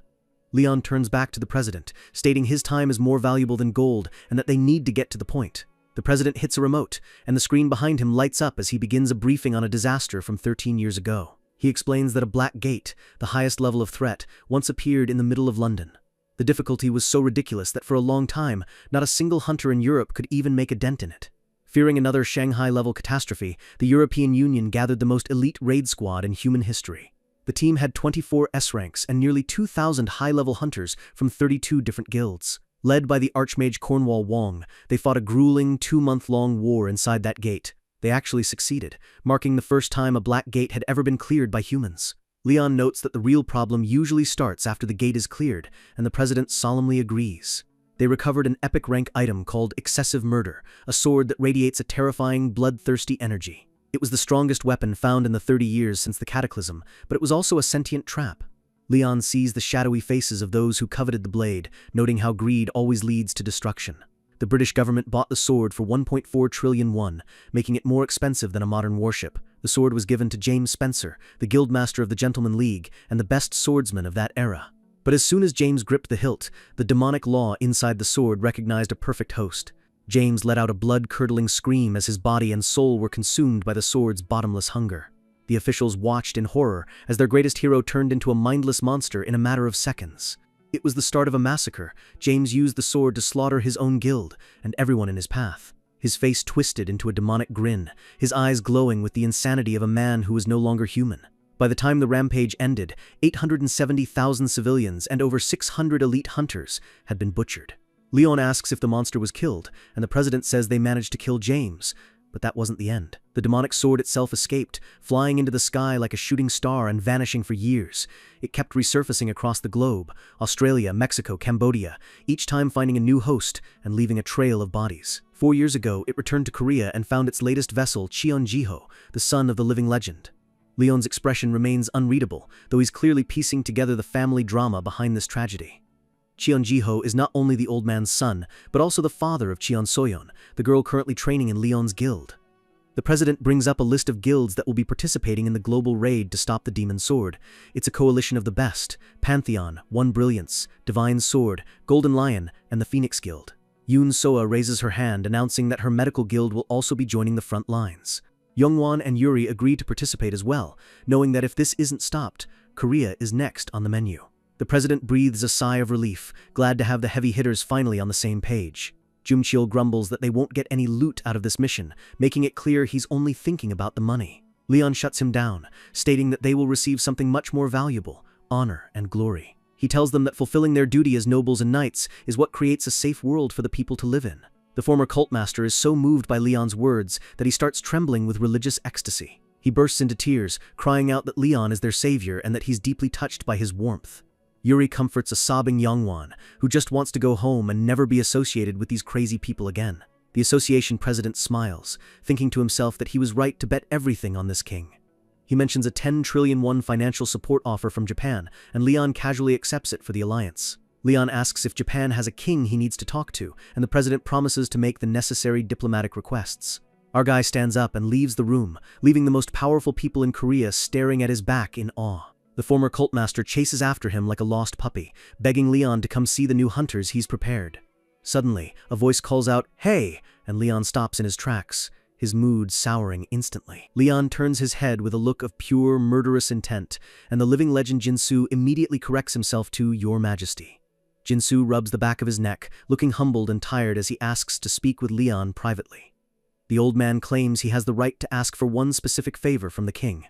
Leon looks at him coldly, saying he'll decide whether to listen or not after he hears what the old man wants. Jinsu brings up his granddaughter Soyeon, acknowledging that she is currently a member of Leon's guild. He begs Leon to leave her out of this raid, knowing that the star of the god of the abyss is too precious to risk against her own possessed father. The night is quiet, but inside this room a storm of trauma is brewing in the heart of a young girl. Cheon Soyeon is trapped in a nightmare, the weight of her past pressing down on her as she gasps for breath. She sees it again, the day her world ended, her father standing over the bodies of their kin, his eyes lost to madness. A desperate hand reaches out, a cry to run echoing through the ruins, but the shadow of the demonic sword is already looming. The splat of blood and the tears streaming down her face, it's a memory that hasn't faded for a single second. The blade drips with the lifeblood of her family, a dark purple energy swirling around the steel. Her father, Cheon Jiho, stands there like a monster, consumed by the excessive murder sword as he stares down at the carnage. He lets out a chilling mechanical laugh, his eyes glowing red with a hunger that can never be satisfied.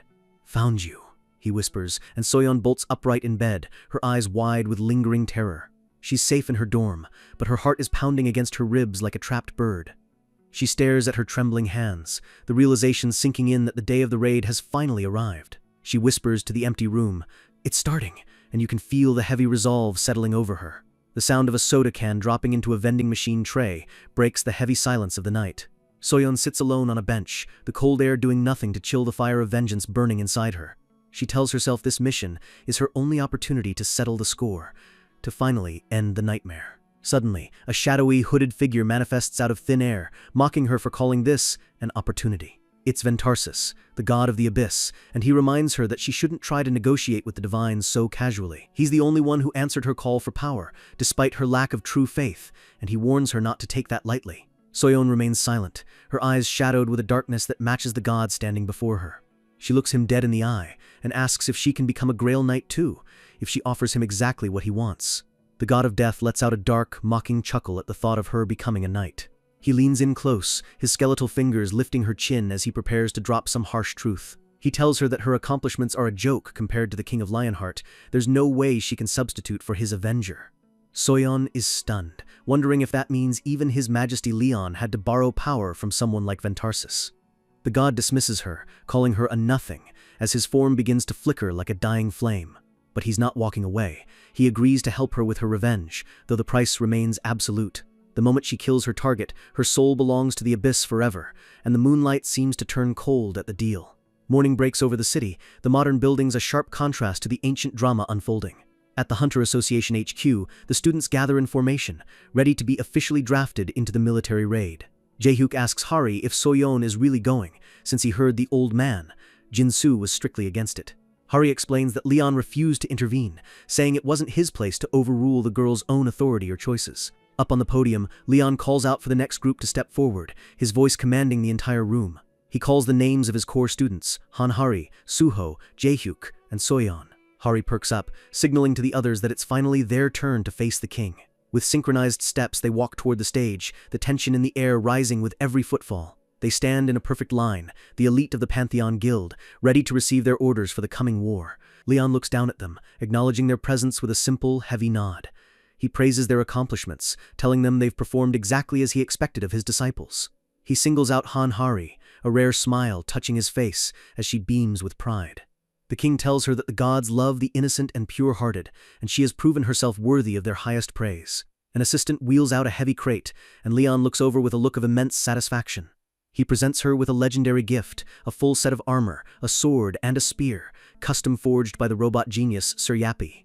Hari's jaw drops. This isn't just gear, it's star iron armor, the stuff of absolute legends. Suddenly, the air pressure shifts as two divine spirits manifest behind her. The gods Patos and Poma have arrived. Patos, the god of war and fire, reaches out his hand, his eyes burning with a warrior's approval. He commands her to fight, to be the fire that incinerates the enemies of the kingdom as the saintess of this war. Poma, the sea god, tells her to trust her body to the endless ocean and fill her heart with unwavering faith. A massive explosion of light erupts as the divine blessings fuse with the star iron armor, the power surge shaking the building. The onlookers are losing their minds, falling to their knees and crying out to the gods at the sheer spectacle. The stats screen confirms it, legendary rank items blessed by the divinities of fire and sea. The other hunters are panicking. Gear like this is worth billions, if you can even put a price on something so holy. Leon moves on to Kim Jae-hyuk, calling him forward to receive his own baptism. Jae-hyuk nearly jumps out of his skin as a massive, bearded divine figure appears right behind him. The god of heaven and thunder blesses him, telling him to become a judge who punishes evil alongside the Lionheart King. Even Beatrice joins in, her divine light promising immortality even in the darkest corners of the world. Soyeon watches all this with a stoic face, but you can tell her mind is miles away, stuck in the abyss. Finally, Leon turns his gaze to her, his voice softening just a fraction as he addresses her. He reminds her that her grandfather requested she stay behind for her own safety, and for a moment, her eyes widen in shock. Leon asks her straight up, "What do you wish to do?"